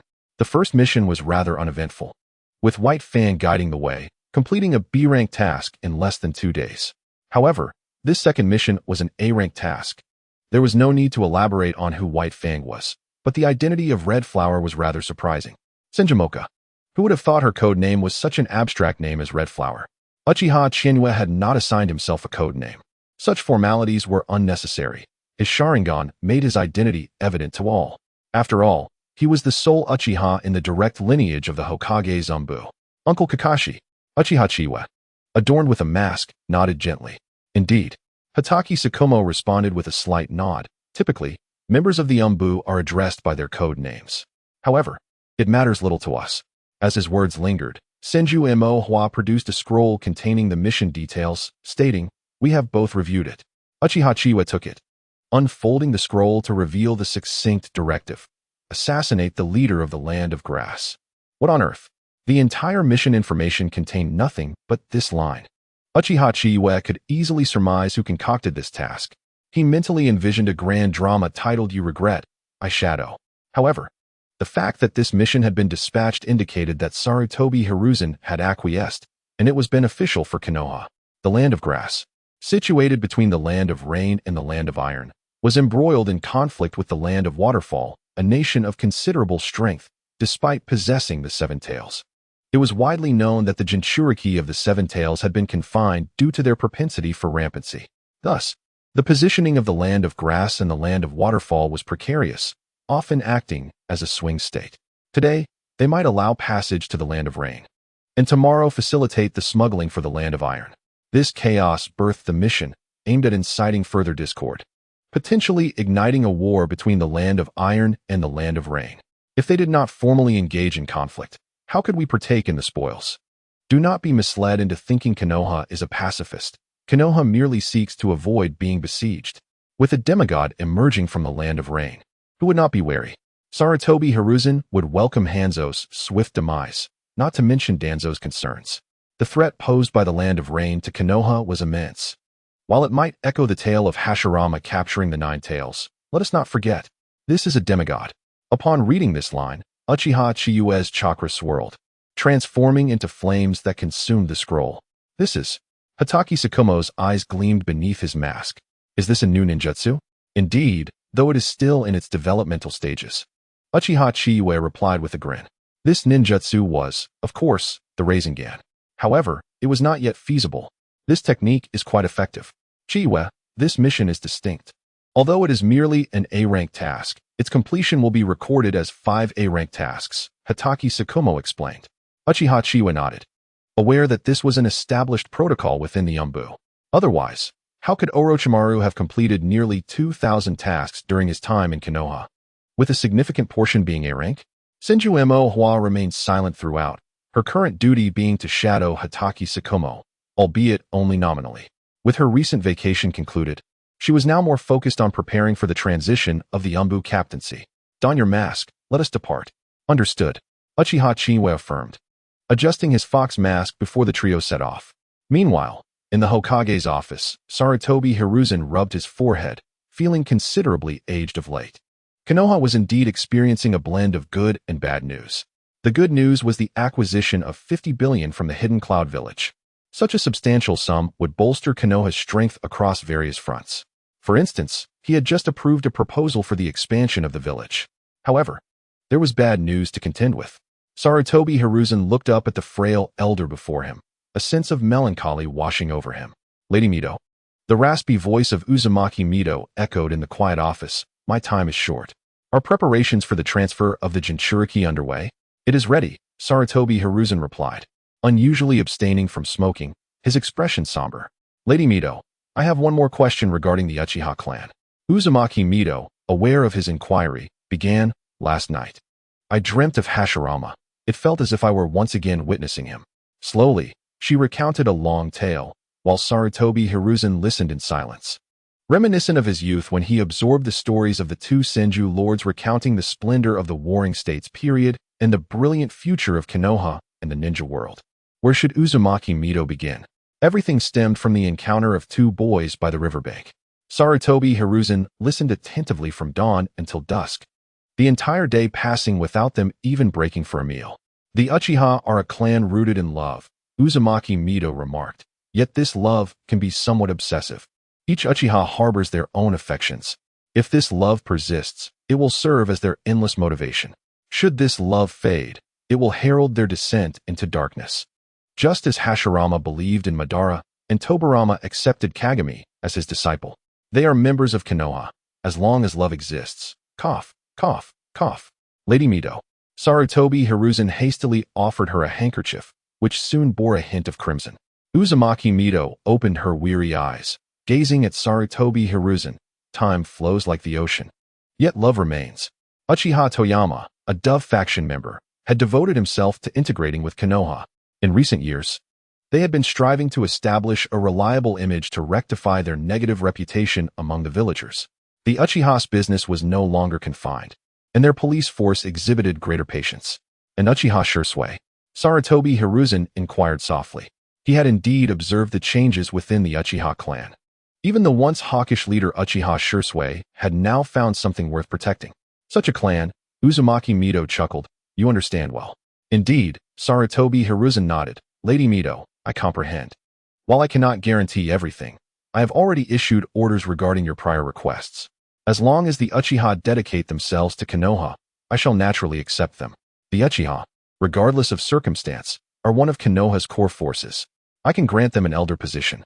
Although this decision might incite discontent among other clans, particularly the Hyuga, Sarutobi Hiruzen had already devised a strategy for maintaining balance among them. An elder position for the Uchiha? Then the Hyuga could also be accommodated. Chapter 85. The transfer of the Nine-Tails Jinchuriki approaches. Sarutobi Hiruzen contemplated for a moment about the distribution of power. The Uchiha already possessed a police force, placing them among the more influential factions. Now, with the introduction of an elder, a balance was necessary. The equilibrium between clans was the most rational approach. Thus, Sarutobi Hiruzen issued orders not only for the Uchiha, but also for the Hyuga. This move fulfilled Uzumaki Mito's wishes while ensuring mutual restraint between the Uchiha and Hyuga. Additionally, he decided to extend some privileges to the Hyuga at the borders. Although this responsibility had traditionally fallen to them, enhancing their benefits was feasible, especially since funds were plentiful. As for the justification, it would be framed as a temporary enhancement of benefits during special circumstances, providing resources rather than monetary compensation, such as shuriken, kunai, and explosive tags. This would avert dissatisfaction from the Hyuga in the aftermath of the conflict, preventing complaints about reduced welfare. Sarutobi Hiruzen had become quite adept at navigating matters of power. The two continued their conversation for a while longer, eventually reminiscing. Under the moonlight, through the office's glass, one could clearly see two streams of tears cascading down Sarutobi Hiruzen's face. The final rays of the Warring States era had dimmed. Oh, I nearly forgot about Uchiha Chiyue. That is of no concern. However, as the closest ally to Sarutobi Hiruzen, who had cleared all obstacles for him to ascend to the position of Hokage, it was impossible for him not to feel sorrow in his heart. Eagle, Hokage-sama, I am here. Secretly relay orders to Danzo, Tsunade, Jiraiya, Orochimaru, the Uchiha elder, and the head of the Hyuga clan, as well as the head of the Inuzuka clan. Sarutobi Hiruzen recited a long list of names.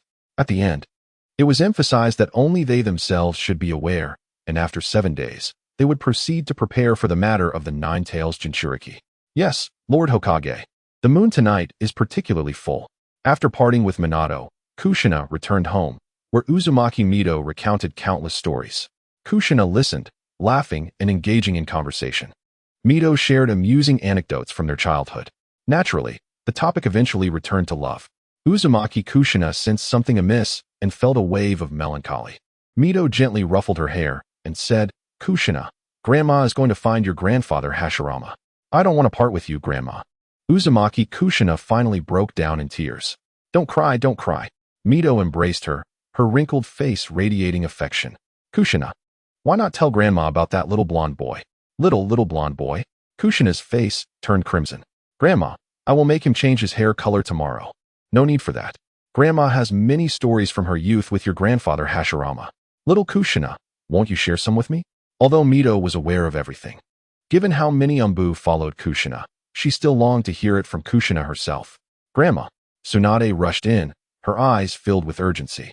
As she pushed open the door, she threw herself into Mito's embrace. All right, Tsunade, you're not a child anymore. You mustn't be so reckless. Mito comforted her as Tsunade sobbed, tears streaming down her cheeks. Now, you two little ones, listen to Grandma's stories together. That night, the higher-ups of Konoha received news that the transfer of the Nine-Tails Jinchuriki was imminent. Each face was solemn, including Uchiha Chiyue. However, Chiyue's concern was somewhat different. Where has that brat Chiyuki stashed his money? Uchiha Chiyue pondered. He must have over 10 million in his hands by now, yet not a trace can be found. What are you looking for, uncle? Minato asked curiously. Minato, Uchiha Chiyue quickly cleared his throat. I was just taking a casual look. Chiyuki has been getting close to Orochimaru lately, even learning senjutsu. Indeed. Minato nodded enthusiastically. Chiyuki-kun is remarkable. That senjutsu chakra thing is impressive. Yes, Chiyue diverted the conversation. Did Jiraiya teach you? Minato was taken aback, scratching his head. Lord Jiraiya can also use senjutsu? Yes, Chiyue nodded with a smile. Little Minato, if you trust me, the next time you see him, ask him to teach you the summoning technique. Wouldn't that be a bit inappropriate, uncle? Minato seemed conflicted. Shouldn't a disciple learn what the teacher teaches? Chiyue scoffed. That white-haired lecturer wouldn't teach his students anything. If you want to learn from him, you'll have to rely on self-study. Trust me, ask him to teach you summoning. Okay, Uncle, Minato chuckled awkwardly. By the way, in the coming week, go seek out Uchiha Akira. His wind release is quite good and should be able to guide you. After saying that, Uchiha Chiyue turned to leave. Uncle, I still have class tomorrow. No need. I've already arranged for you to take a leave. All right, Uncle. Minato's eyes sparkled with excitement. Uchiha Akira's wind release. Akira is renowned for his swordsmanship and wind release. Previously, Chiyuki learned swordsmanship from him. 7 days later, at the border of the grass country, racing at full speed, Uchiha Chiyuki and his companions had already entered the territory of the grass country. Before them stood a watchtower, and Chiyuki activated his Sharingan to survey the area, spotting a total of 8 ninjas. Their mission was to bypass the guards and infiltrate. From here on, proceed with utmost caution, Hatake Tsukumo advised as he turned to the others. However, upon turning back, he found that no one was there. Hatake Tsukumo was perplexed. As he glanced forward again, Senjumoka had already stormed the watchtower, dispatching enemies with swift precision. Uchiha Chiyuki, with his Sharingan activated, stood over 2 unconscious grass ninjas. Tsukumo's lips twitched. These 2. Enemy attack. Quick, signal for help. Right, where are the signal flares? For more grass ninjas in the watchtower looked on in terror. Chiyuki turned to see the mesmerizing 3 tomoe Sharingan gleaming under the moonlight. The grass ninja holding the signal flare collapsed to the ground, rolling his eyes back. The remaining 3 tried to seize the signal flare, but a flash of white light cut through the air. Blood splattered. Chapter 86. The mission abroad in less than a minute. The 8-man border watch had been neutralized by the 3. Such watchtowers were not uncommon, but typically, there were only 3 or 4 along a single path. Looking at the 5 corpses and 3 unconscious grass ninjas, Hatake Tsukumo sighed. These 2 could have infiltrated. Chiyuki Moka, why did you choose to engage? Tsukumo asked sternly. They were an obstacle, Moka replied succinctly, arms crossed. No argument there. They were indeed an impediment to our mission. Chiyuki added, Uncle Tsukumo, we could have infiltrated, but doing so carries the risk of exposure. Moreover, if we went deeper along this path and were discovered, we would face not just 8 guards, but a coordinated assault from multiple watchtowers, potentially 40 to 50 ninjas. Tsukumo fell silent. While that may be true, how do we proceed after killing them? They will inevitably be replaced within 12 hours, and when their bodies are discovered or if the area is found deserted, the grass village will be on high alert. We cannot complete our mission within 12 hours. That won't be a problem, Chiyuki said with a smile. He approached one of the unconscious grass ninjas and peeled back his eyelids. With a glare from his Sharingan, he gleaned a wealth of information. The grass village was merely a small nation with limited ninja resources, and he knew they were currently under Hanzo's watch. He lowered the grass ninja and stated, the leader of the grass village is not within the village but on the battlefield. Within 12 hours, I already know the exact location of the grass village leader. We can certainly accomplish the mission. Complete a mission to assassinate the leader of a ninja village within 12 hours? Previously, Tsukumo would have deemed that impossible. Whether it was extracting information or executing the mission, both required substantial time. However, looking into Chiyuki's crimson eyes, Tsukumo relented. If the Umbu had an Uchiha, then extracting information would indeed be significantly easier. Uncle Tsukumo, they don't even have cursed seals, Chiyuki remarked, having assessed the situation thoroughly. The 8 ninjas present were all upper ninjas of the grass country, yet in terms of skill, they were merely a slightly more experienced batch among Konoha's chunin, not even qualifying as special jonin. Furthermore, the entire grass country had just over 2,000 ninjas, with the majority being lower ninjas. They lack any real capability. This was Chiyuki's evaluation. Tsukumo was left speechless. Cursed seals? Indeed, the last encounter was somewhat taxing for Uchiha Shana due to the cursed mark, even compelling him to reveal his eyes. However, the few grass shinobi before them were no match. As the words left his lips, Uchiha Chiyue had yet to make a move, but Senjumoka had already dispatched the 3 unconscious individuals with a swift strike. Immediately after, she pressed her hands to the ground, and a pit several meters deep emerged, into which the bodies were unceremoniously kicked. Uchiha Chiyue blinked, then retrieved a vial of poison, pouring it into the pit. This toxin was provided by Uchiha Shana, seemingly acquired during their last mission alongside Hatake Tsukumo. It was likely sourced from the Land of Wind. Once the poison was entirely poured in, Uchiha Chiyue produced another vial and sprinkled a bit around the vicinity. Although he could summon the Great Serpent to spray poison, he chose this method instead. Meanwhile, Senjumoka quietly filled in the pit. After spreading the toxin, Uchiha Chiyue took advantage of Moka's work to sketch a rough map, outlining the route to the grass shinobi village leader. Hatake Tsukumo examined the map and concluded that the distance was not far. If they traveled at full speed, they would arrive in about 3 to 4 hours.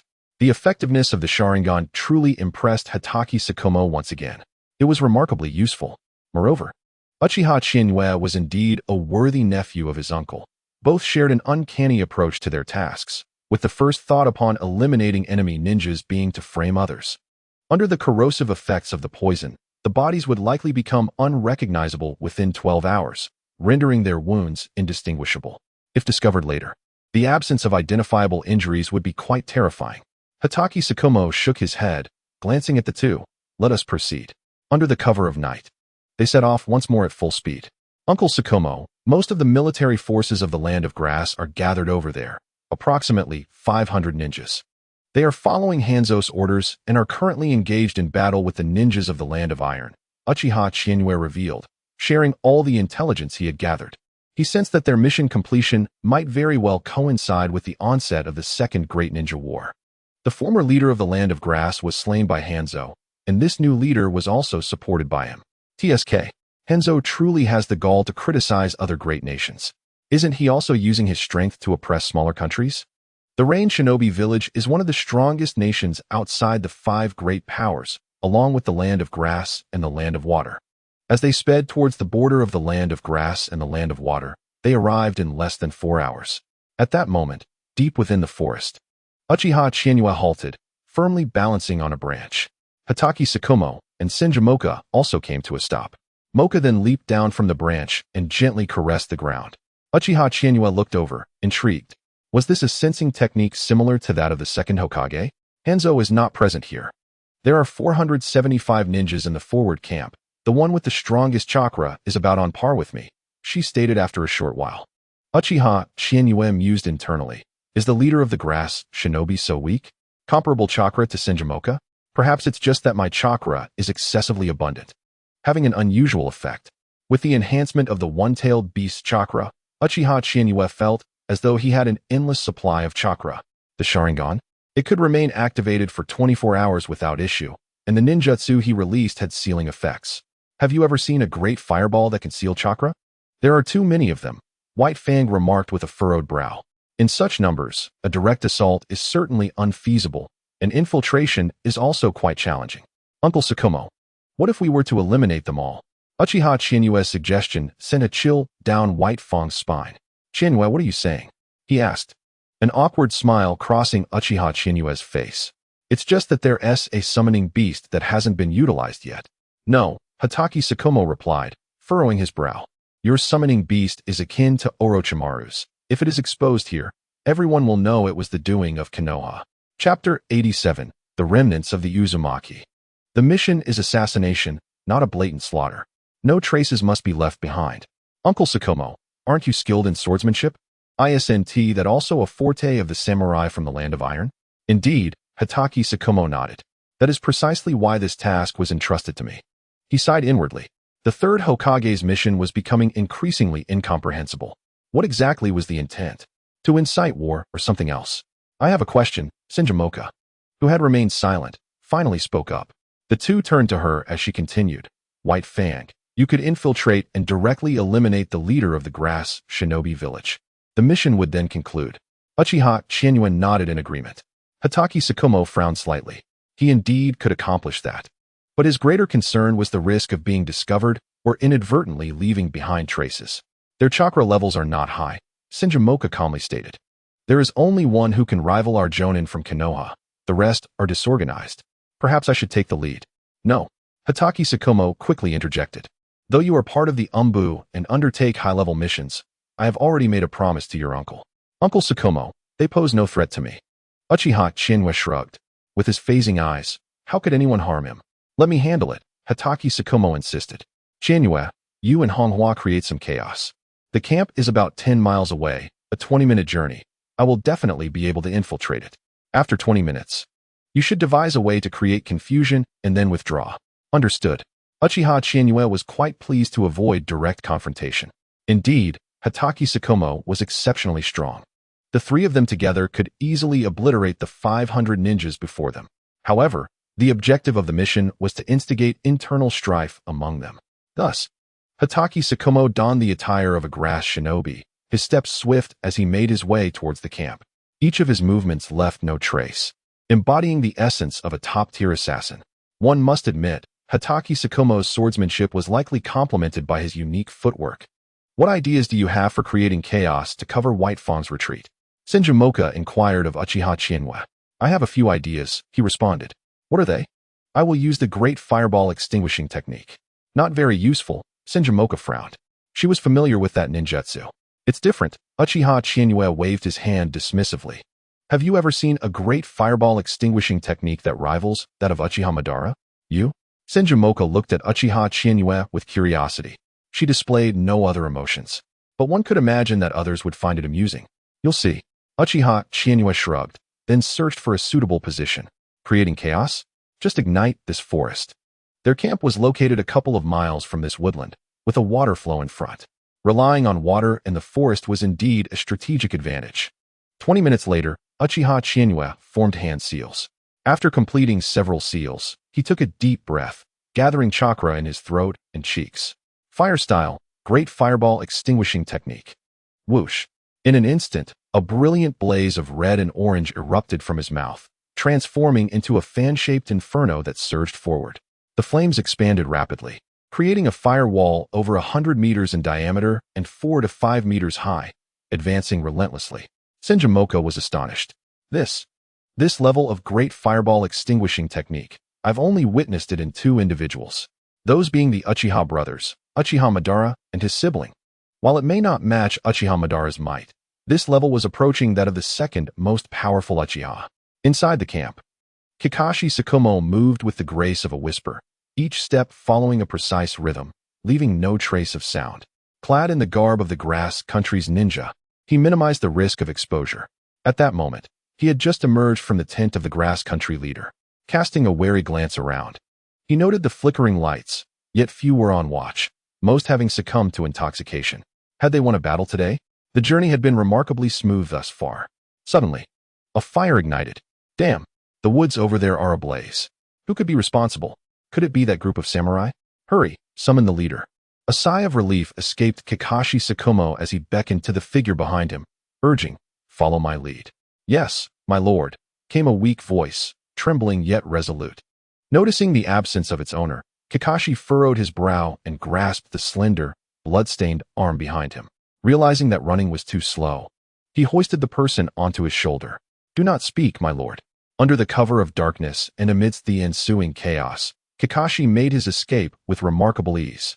A day later, at the border of the fire country, he finally exhaled in relief, gently placing the unconscious woman from his shoulders onto the ground. Uchiha Chiyue frowned as she recognized the woman, an individual from the Uzumaki clan. Senjumoka gazed intently at the seemingly lifeless figure, her brow furrowing in concern. The fate of the Uzumaki clan was of little consequence to her. She simply knew that had this woman been discovered sooner, the transfer of the Nine Tails to Kushina would not have been necessary. The thought that this woman could be less manageable than Kushina did not even cross her mind. Instead, her concern lay with the youth of Kushina, who, if faced with peril, could easily provoke the tailed beast's rampage. Well, this place is not close to the land of whirlpools. She must have been captured by the grass ninja village while fleeing, Kakashi mused, retrieving a soldier's food pill from his ninja pouch. To be honest, the grass ninja village is rather cruel. Uchiha Chiyue, furrowing her brow, rolled up the woman's sleeve to reveal a myriad of bite marks. Indeed, Kakashi nodded, but fortunately, she has likely not been here long. I've examined her and found bite marks only on her arms, hands, legs, and feet. His voice trailed off. Well, that's still quite a lot, Chiyue remarked. The unique vitality of the Uzumaki clan was something the three of them were well aware of. Uncle, we should hasten back to the village, Uchiha Chiyue proposed. This vital intelligence amidst the war should be conveyed promptly. Indeed, Senjumoka agreed. She, too, is of the Uzumaki clan. If possible, I know, Kakashi interjected earnestly. and none of us are proficient in medical ninjutsu.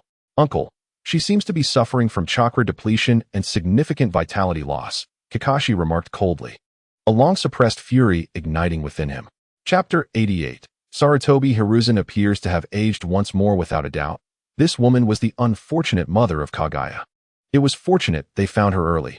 Had she remained in the grass ninja village for all those years, she would have truly endured great hardships. Senjumoka, a veritable machine of destruction, seemed to exist solely to execute the commands of the Senju and the Hokage. To expect her to possess any semblance of compassion would be folly. However, Kakashi felt a surge of anger. Uchiha Chiyue shook her head, lamenting. Saving one person cannot change the predatory nature of this world. Small nations feel the sting of unequal distribution of resources, while the powerful nations indulge themselves in excess. Above, a nation's capital festers with decadence, while below, countless refugees turn to banditry. Enough of these thoughts, Uchiha Chiyue admonished herself, recognizing the danger in such musings. Kaguya's mother was merely one among countless tragic figures, and the ramifications of the events in the land of whirlpools were far-reaching. Should war truly break out, Uchiha Chiyue reflected, the likes of Yahiko and Nagato would hardly be the worst off. After all, the Rain country was a major player in this conflict. What of the smaller nations? Orochimaru had spoken truthfully. Refugees and war orphans would find release only through death. Let us proceed. Senjumoka hoisted the red-haired woman onto her back. Uchiha Chiyue and Kakashi Tsukumo forged ahead, clearing the path. The trio sped towards Konoha. Hey, Minato, come with me. Uchiha Shana called as she arrived at the home of Uchiha Chiyue. Before even entering, she shouted from outside. Minato, still kneading dough within the house, promptly exited, flour dusting his face. I'm here, Shana. He removed his apron. Yes, Uchiha Shana responded with a smile, tossing him a bottle of water. While we walk, wash your hands and face with this. Of course, Aunt. Minato replied with a warm smile, twisting the cap off the bottle. As they walked along Uchiha Street, exiting the clan grounds towards the other side of the village, Uchiha Shana's demeanor turned slightly awkward. Minato, I brought you here because there's something important to discuss. What is it, Aunt? You must accompany me for a moment. You wish to see that girl with red hair? Yes? She is available now. As they made their way towards the Senju clan's territory, Uchiha Shana sighed inwardly. The transfer of the Nine Tails had been completed, yet Kushina remained isolated in her room. Even the third Hokage was at a loss, having to call upon Minato.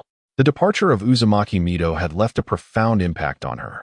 Hiruzen Sarutobi, puffing on his pipe, wore a troubled expression. Thankfully, while within Konoha, the Nine Tails posed no threat, for Uzumaki Mito had reinforced the village's barriers before her departure. Nevertheless, Kushina's state filled Hiruzen with concern.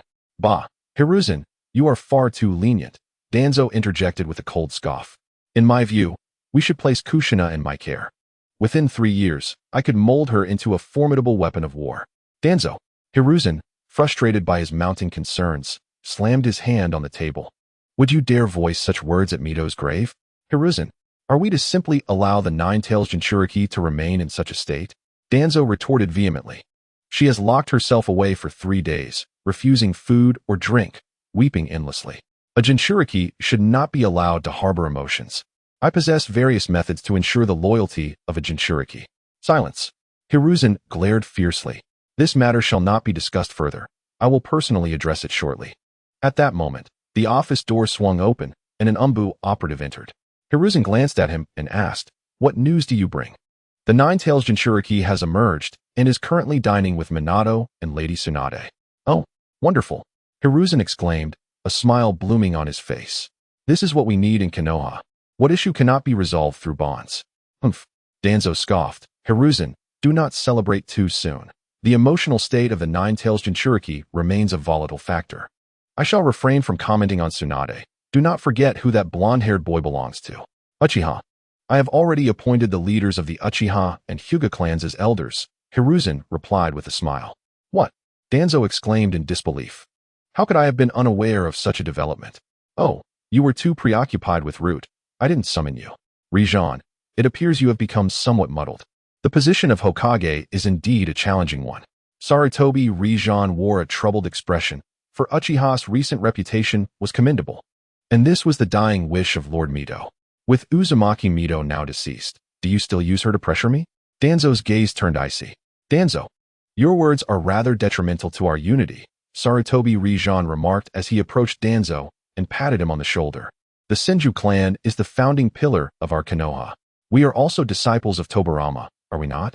Very well, Danzo retorted with a bitter smile. Rijan, you have allowed me to establish the root organization, and now you feign reluctance. Toying with me? Not at all, Sarutobi Rijan replied, his countenance now calm. Some matters are naturally yours to handle. However, certain individuals should not be under your purview. I am far more aware of Konoha's circumstances than you. Danzo, I am also aware that the development of Root has not been easy for you. Recently, a few prodigies from the Hyuga clan have joined the Umbu. Before he could finish his sentence, Danzo understood. Moreover, the Yamanaka clan has recently produced several notable elite jonin. Humph. Danzo snorted coldly and proceeded towards the door. Danzo, there are individuals awaiting you en route, Sarutobi Rijan called after his retreating figure. It was rare for Danzo not to slam the door behind him. The Root organization, as Sarutobi Rijan envisioned, was primarily tasked with undertaking unsavory jobs and functioning as spies. These individuals were evidently more suited for Danzo's tutelage. For he was indeed the esteemed Hokage. Shortly after Danzo's departure, Kakashi and a few others arrived at the Hokage's office. Kakashi, Mocha, Chiyuki? Sarutobi Rijan exclaimed with delight upon seeing the returning trio. The White Fang of Konoha has never failed a mission. Hokage-sama, we have fulfilled our duty, Kakashi replied, bowing with his companions. Please sit. You have worked hard. Sarutobi Rijan gestured for them to take their seats. Uchiha Chiyuki observed Sarutobi Rijan closely, her only impression being that the old man seemed even older. In the Hokage's office, the matters concerning Chiyuki and Shinjimoko were largely overlooked. Thus, the two departed the office early. As for the mother of Sarada, she had already been taken to Konoha Hospital for treatment. Following her transfer, the three made their way to the Hokage's office. The first thing Uchiha Chiyuki did upon exiting the office was to head home. However, Minato was not there. Uncle, where's Minato? Uchiha Chiyuki inquired, feeling restless, as she could not fulfill her daily tasks outside. She was eager to find Namikaze Minato for a fair sparring match. Oh, he is likely at the ramen shop, Uchiha Shinai pondered before laughing lightly. Little Chiyuki, is Minato on good terms with the Kyuubi, or rather, with Uzumaki Kushina? What Kyuubi? What are you talking about? Uchiha Chiyuki was taken aback. Goodness, have they moved the Kyuubi's residence while we were out of the village? Does that mean Uzumaki Mito has passed? Alas, Uchiha Shinai feigned sorrow, yet a smile lingered at the corners of his mouth. Uncle, why are you smiling? Cough, Chiyuki. I am truly saddened, he replied, struggling to suppress his grin. But uncle, your smile betrays you. I am indeed very sad. Uchiha Chiyuki suddenly perceived her uncle as resembling a wilting chrysanthemum. The sorrow in his eyes was genuine, yet the upward curve of his lips was uncontrollable. Uzumaki Mito's death was undoubtedly a sorrowful affair. It is a matter worthy of grief. So very sad. Uchiha Shinai attempted to evoke sorrow within himself. However, the Senju had offered too much. Over 30% of Senju's inheritance was bestowed upon the Uchiha, and with Fujiyama promoted to elder, the Uchiha could also interact with the Umbu, most notably gaining the freedom to command 3 Umbu squads. Uncle, do we have a significant grievance with her? Uchiha Chiyuki could not refrain from smirking. No. Uchiha Shinai shook his head repeatedly. It is merely that Fujiyama is now an elder of Konoha. Mito did perform a commendable deed before her departure. What? Did I hear you correctly? Uchiha has become an elder? Uchiha Chiyuki was incredulous. Surely, I have not traversed into a false Hokage. Nevertheless, Uchiha Shinai's assertions were undoubtedly truthful. Cough. The benefits of this situation are immeasurable. You will understand in due time. Uchiha Shinai chuckled. Little Chiyuki, they should be at the ramen shop with Uzumaki Kushina. Very well, Uchiha Chiyuki shrugged, deciding it best to keep her distance from them to avoid drawing suspicion from Sarutobi Rijan. Little Chiyuki, do make an effort to bond with them, Uchiha Shinai remarked, perusing a newspaper with a serious demeanor. Also, I have heard that your former classmates have been graduating in succession. Uncle, how can there be graduation in succession? They graduated early. What prompted their early graduation? Uchiha Chiyuki suddenly found herself perplexed. Is it not due to your own actions? After the last Chunin exam performance, 2 youngsters from the Hyuga clan graduated. By now, there should be hardly any left in your class who have not graduated, correct? Oh, very well. Uncle, Uchiha Chiyue acquiesced. But, should not Uchiha Fugaka be the one to handle such matters? As the clan heir, why must I take on this responsibility? Ah, uncle. Are you attempting a power grab? Very well, then you may proceed, Uchiha Shinai replied. Proceed to the ramen shop and request your share of the profits. Now that you mention it, I am rather eager, Uchiha Chiyue grinned as she exited Uchiha Shinai's courtyard. Had I known there was money to be made, I would have acted sooner.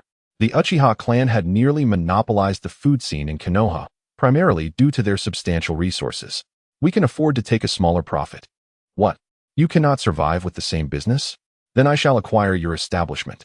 We will simply rebrand it under the Uchiha name, along with Uchiha Chiyue's various snacks and home-cooked dishes. Although many villagers were unaware that home-cooked dishes were not those typically prepared at home, their deliciousness was undeniable. Thus, the Uchiha brand became quite renowned, generating a considerable daily revenue. Naturally, this was only the beginning of profit distribution. This was Chiyue's first time receiving dividends. She held a modest stake, accounting for 40% of the net profit, while Minato's share was reduced to 5%. Though Minato felt somewhat uneasy about the arrangement, he complied when the term family was mentioned. Indeed, Chiyue is family. Hey, Kushina, why aren't you sitting with your sister? Tsunade, slightly inebriated, looked upon Kushina's arrival with delight. No, your scent is far too unpleasant.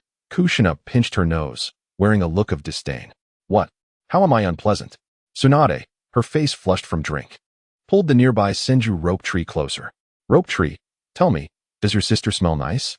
Uchiha Chiyue, witnessing the scene, couldn't help but smirk. You've really put him in a difficult position, haven't you?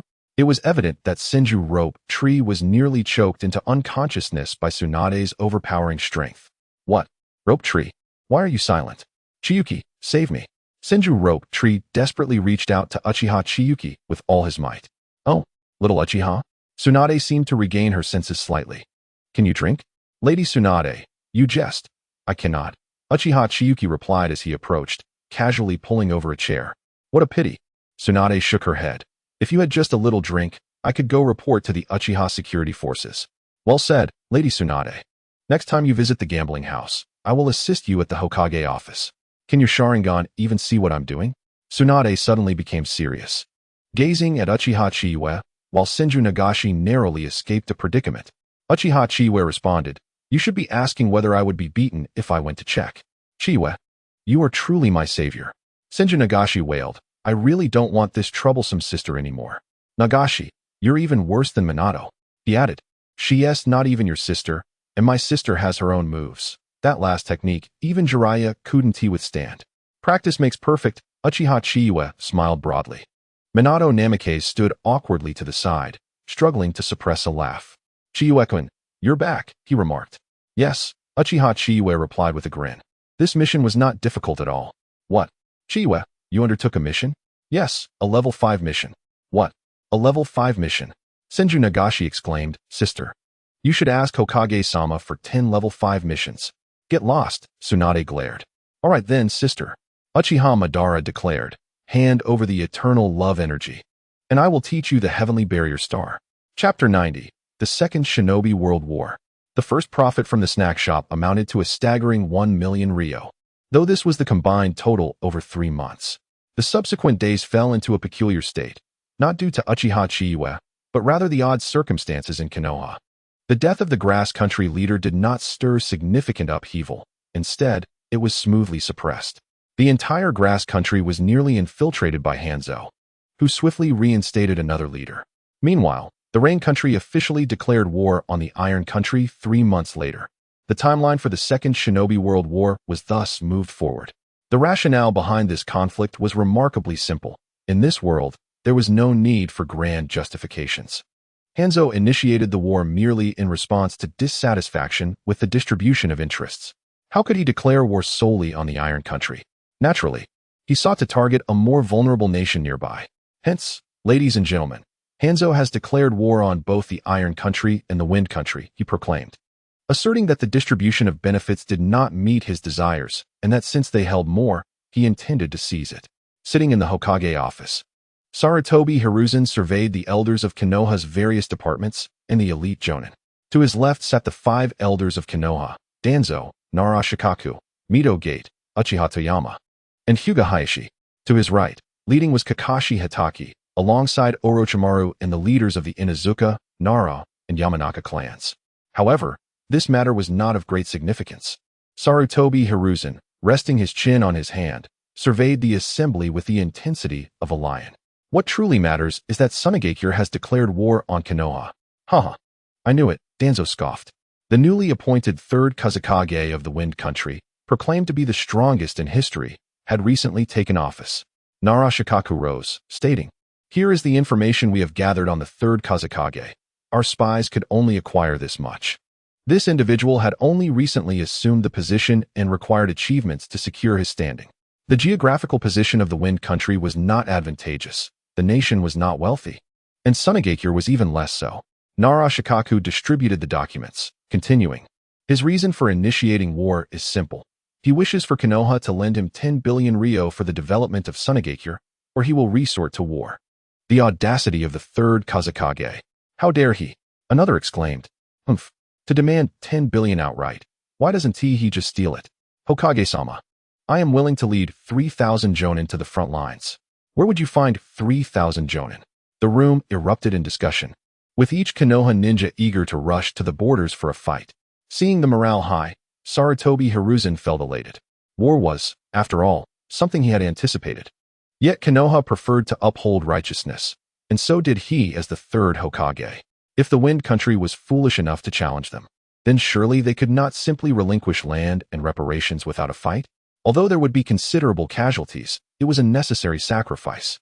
I am truly gratified by your resolve, Sarutobi Hiruzen declared, seizing the opportunity to invoke the will of fire. This strategy never failed. The Sannin offered no objections, for they fought for Konoha and were not the instigators of war. Kakashi Hitaki remained silent, inwardly resigned. The inevitable had come to pass. Reports from the border guards indicated that Tsunagakure had dispatched 3,000 shinobi to attack the borders of the Fire Country.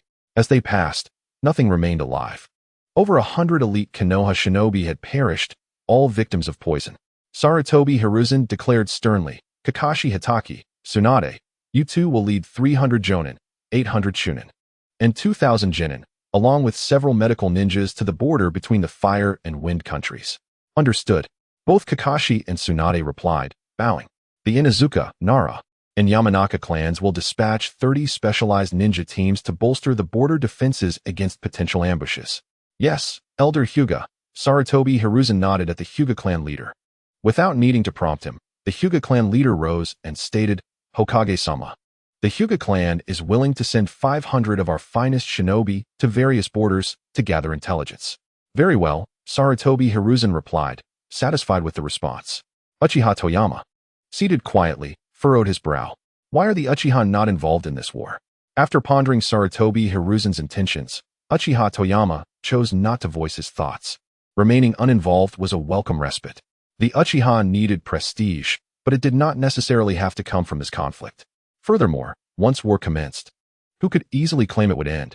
The Uchiha would undoubtedly emerge as a pivotal force in Konoha's defense.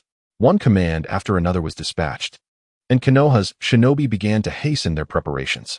That afternoon, Kakashi Hitaki and Tsunade had already led their forces to the front lines. Meanwhile, Sarutobi Hiruzen gathered another group in the Hokage office, including Orochimaru, Jiraiya, Uchiha Chiyue, Senjamoka, and a jonin from the Suki clan. "Ladies and gentlemen, we are short on personnel," Sarutobi Hiruzen said, a frown on his face. The Rain Country is eyeing Konoha warily, while they have not officially declared war. It would be prudent to prepare for the worst. We need to bolster the border defenses and require numerous ninjas to maintain our internal operations. "Wait, old man," Jiraiya interjected. Dissatisfied. "We have over 11,000 registered ninjas. Even after sending 3,000 this morning, we can't possibly send children to the battlefield." "Fool," Orochimaru scoffed. "Were there not already ninjas on border duty? Strengthening the border defenses requires shinobi, does it not? Konoha's various missions also demand at least 3,000 to 4,000 ninjas to function." Orochimaru is correct, Sarutobi Hiruzen nodded. As he stated, Konoha currently has only around 2,000 ninjas available for deployment. If the Rain Country declares war at this moment, thus, I need you to lead teams of shinobi to expedite the training of this year's graduates and undertake some special missions. Just then, Uchiha Chiyue raised her hand. Chiyue? Sarutobi Hiruzen glanced over. What is it? Hokage-sama. I am a chunin, she replied. Oh, not anymore, Sarutobi Hiruzen smiled, brandishing a document and stamping it. From now on, you are Konoha's youngest jonin. What? You can't be serious. Uchiha Chiyue exclaimed, her lips twitching.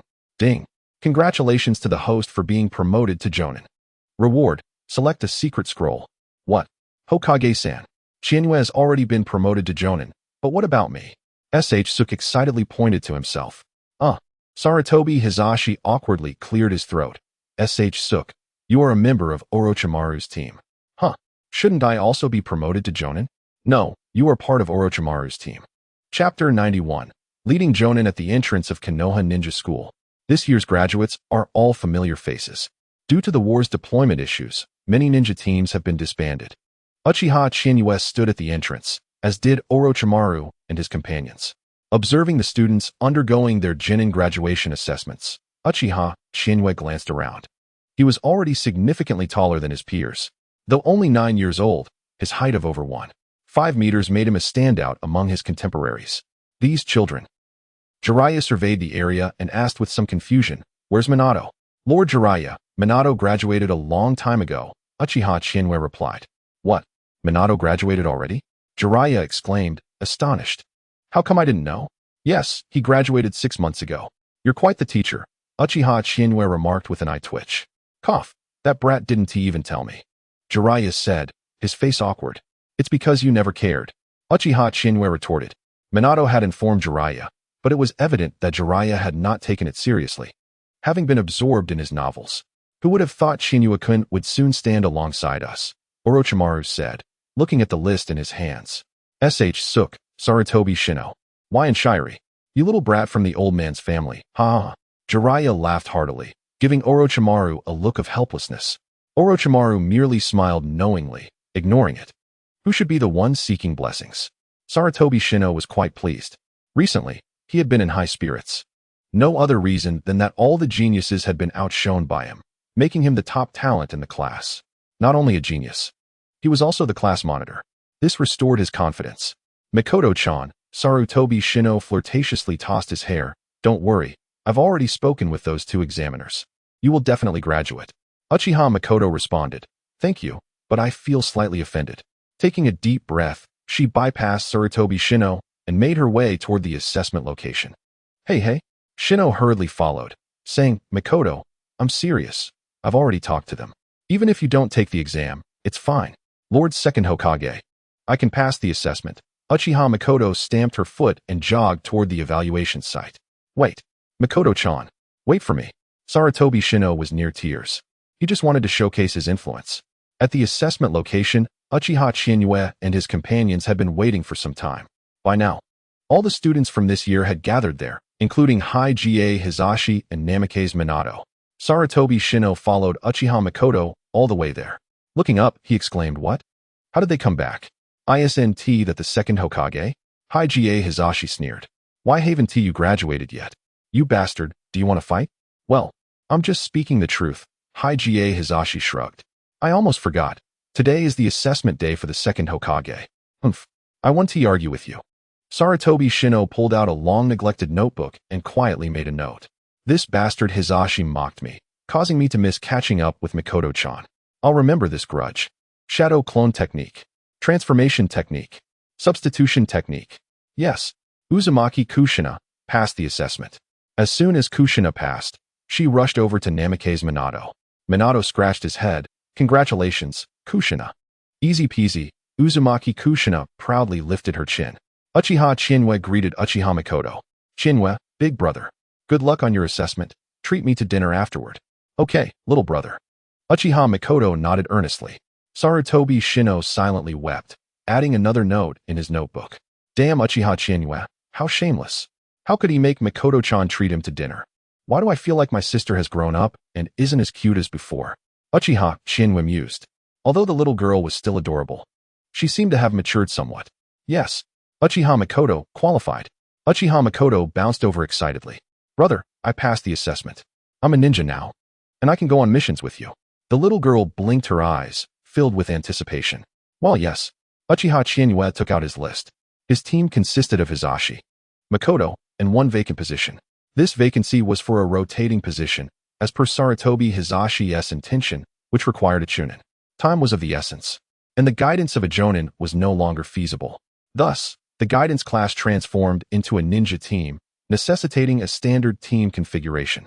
This position would be filled by a chunin, similar to the original team setup with Minato, Kakashi, and 2 genin. The slightly more elite teams would consist of 3 chunin and 1 jonin, while the most elite team would be akin to Chinyue's previous Umbu squad, though it had only lasted a few months. Nevertheless, their trio could be deemed the most elite team in Konoha, surpassing even the 3 ninja teams. Uchiha Chiyue, do you dare to stay away from your sister? Sarutobi Shino approached Chiyue. Uchiha Chiyue rolled his eyes, regarding Sarutobi Shino with a look of disdain. I say, class monitor. Don't embarrass the 3rd Hokage. Makoto is a member of my team. What team member? Oh, a member of Chinyue's team. Uchiha Chiyue directly tossed a stamped document from the Hokage. What? You're already a jonin? Yes, approved by your father. Damn it. Shino bit his lip. All his resentment erupted into tears at that moment. You wait for me. I will definitely come back. With that, Sarutobi Shino dashed home. Is Chinyue-kun going to be okay? Chiyue, you're amazing. Uchiha Makoto clapped her hands, her eyes sparkling. That annoying guy has finally left. As for Namikaze Minato's inquiry, it's fine. He'll practice more and eventually wise up. Uchiha Chiyue said nonchalantly. Minato, Kushina, and Hisashi, follow me. Jiraiya was overjoyed. Orochimaru sighed softly. That child has run off without even participating in the assessment. Children, would you like to see a side story about Uchiha Shana? If so, I'll write a tale of the Warring States period later. Chapter 92. The Short-Legged One is full of spirit. Nara Shikaku, Akimichi Chg, and Yamanaka Ino, follow me. The jonin from the Moonlight clan greeted them. The trio, known for skipping class, approached reluctantly. Didn't he expect it to be you, uncle? Nara Shikaku said somewhat speechless. Haha. The jonin from the Moonlight clan chuckled. I just had drinks with your father yesterday, and today I'm your leading jonin. Uchiha Makoto, Hisashi, come with me. I can't believe you've become my leading jonin. Hinata Nichi felt a sense of reluctance, yet remained silent. You simply lack the skill. Uchiha Chiyue remarked with a grin. I have already registered you for the CH Nin exams. Do you truly believe I can become a CH Nin? Hinata Nichi asked. Slightly surprised. No, I merely wish for you to receive a few kicks to humble you, Chiyue retorted. You rascal. Uchiha Makoto chimed in, following closely behind with a joyful laugh. The 3rd training ground of Konoha was a frequently assembled location, chosen deliberately by Uchiha Chiyue. The CH Nin that Sarutobi Hisashi had arranged had been awaiting their arrival for quite some time. I'll outsmart you, monkey, Chiyue exclaimed, observing a green-skinned frog performing frog leaps, causing the corners of her mouth to twitch.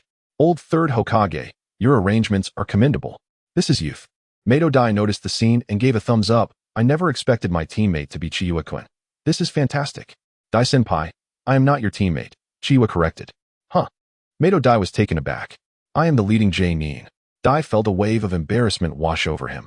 After all, he was thrilled to finally form a ninja team, but having Uchiha Chiyue as the leading J-nin made him self-conscious. Chiyue-kun is impressive, Dai shouted exuberantly. Since Chiyue-kun is already a leading J-nin, I must strive even harder. I must leap 1,000 times today. Can I please have a different teammate? Hello everyone.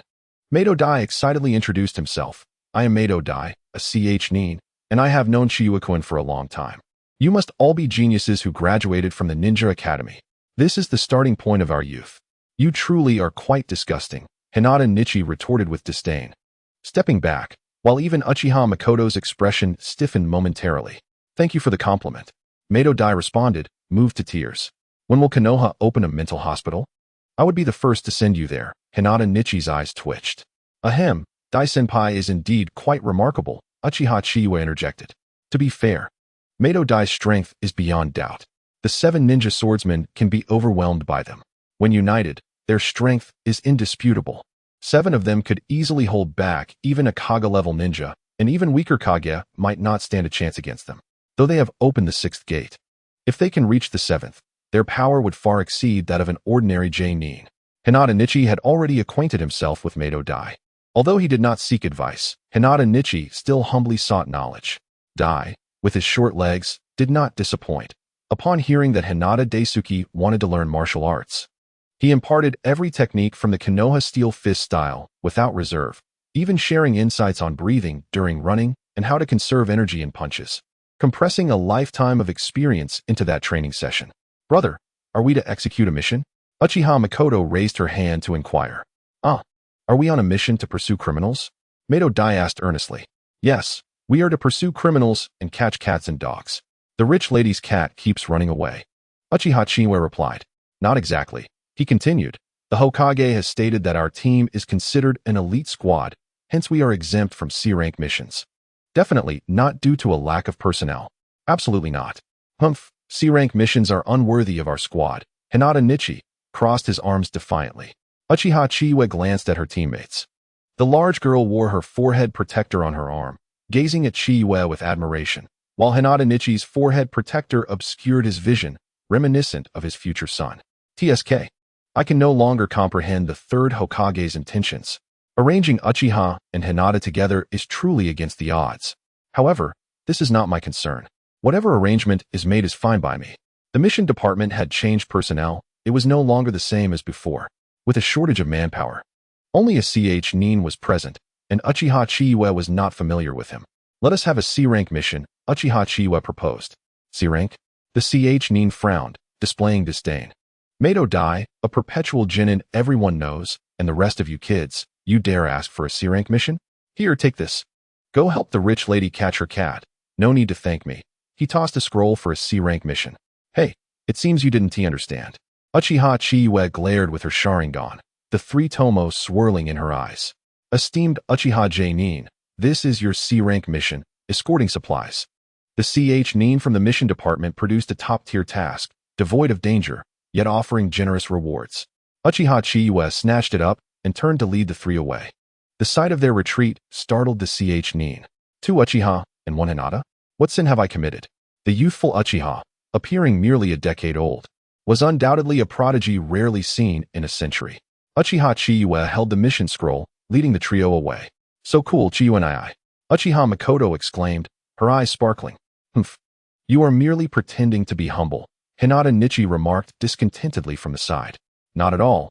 He looks down on others. Uchiha Chiyue shrugged, then opened the mission scroll. The C-rank mission involved transporting 2 carts of supplies to the front line of the Wind Country. Naturally, drivers were not needed, as the ninja primarily served as escorts. Before long, the 4 arrived at the gates of Konoha, where 2 drivers donned in conical hats approached. Greetings, esteemed ninja, the drivers bowed. No need for formalities, Uchiha Chiyue casually replied. Then turned to the carts. Brother, where are your horses? She inquired, pointing at a cart without a horse. Esteemed ninja, I have no horse, one driver answered. How can you transport supplies without a horse? Esteemed ninja, I do have a horse, the other driver interjected.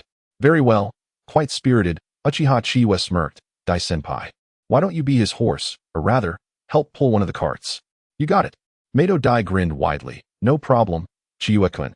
This is youth. Executing missions doesn't hinder training.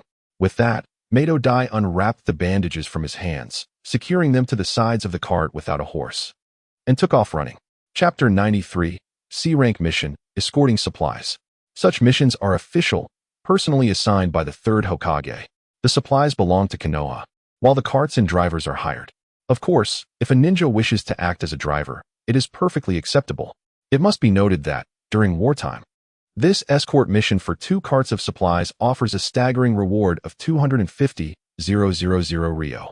Averaging this out, the supplies are indeed quite valuable. Uchiha Chiyue inspected the contents, finding them filled with rice. With these 2 carts, they could likely prepare rice balls sufficient for 3,000 people for 2 to 3 days. The quality of the front line's meals leaves much to be desired. With Mato Dai pulling 1 cart, and Uchiha Makoto and Hinata Nichi seated atop the other. The driver without a horse was sent back by Uchiha Chiyue, as he was merely a burden. At this moment, Uchiha Chiyue kept a watchful eye near the carts. The speed of the carts was not comparable to a ninja's agility. Relying solely on the carts, it would take 5 to 6 days to reach the front line. The phrase "the troops move, while supplies precede" does not apply here. For instance, the ninja army is likely already nearing the front line. Given the surprise attack from the Wind Country, Konoha's borders have been breached, and the ninja from Sunagakure have already entered the land of fire. Therefore, this mission is not without its dangers. However, since the ninja army has already approached, it is expected that this journey will be relatively peaceful. For days swiftly passed. Uchiha Chiyue remained vigilant. Is a C-rank mission truly this mundane? Hinata Nichi lay languidly atop the carriage, boredom enveloping him. This is quite safe, he remarked. On another carriage. Uchiha Makoto knelt, chuckling softly. Might Guy remained silent, merely exerting himself to pull the carriage, his stamina rendering the task trivial. The absence of Senju Moka left a palpable discomfort within Uchiha Chiyue. Moka possessed formidable sensory capabilities, which made missions for Team White Fang notably easier. Her perception extended over several kilometers, impressively powerful, though still a far cry from that of the second Hokage. Nevertheless, for standard mission execution, her abilities sufficed. Remarkably, even Hinata Nichi's Byakugan fell short of her prowess. Nichi, keep your Byakugan active and observe closely. The ninjas from the Land of Wind have infiltrated the Land of Fire 6 days ago, Chiyue urged. Understood, Nichi replied, sitting upright and activating his Byakugan. Instantly, his vision expanded, revealing everything except for blind spots. At the 8 o'clock position, there are individuals. He shouted. In the next moment, Uchiha Chiyue smacked him on the head, exclaiming, "What are you shouting for? Hey, Uchiha Chiyue, why did you hit me?" Nichi retorted. Let me impart a lesson. When your sensory abilities surpass those of the enemy, prepare in advance rather than shouting and alarming them, Chiyue replied, rolling her eyes before activating her Sharingan for a better look. Guy and the driver halted their movements. After a brief pause, Chiyue declared, let's call it a day. We'll light a fire and rest. At the 8 o'clock position, there are 12 ninjas, all garbed in the attire of Sunagakure.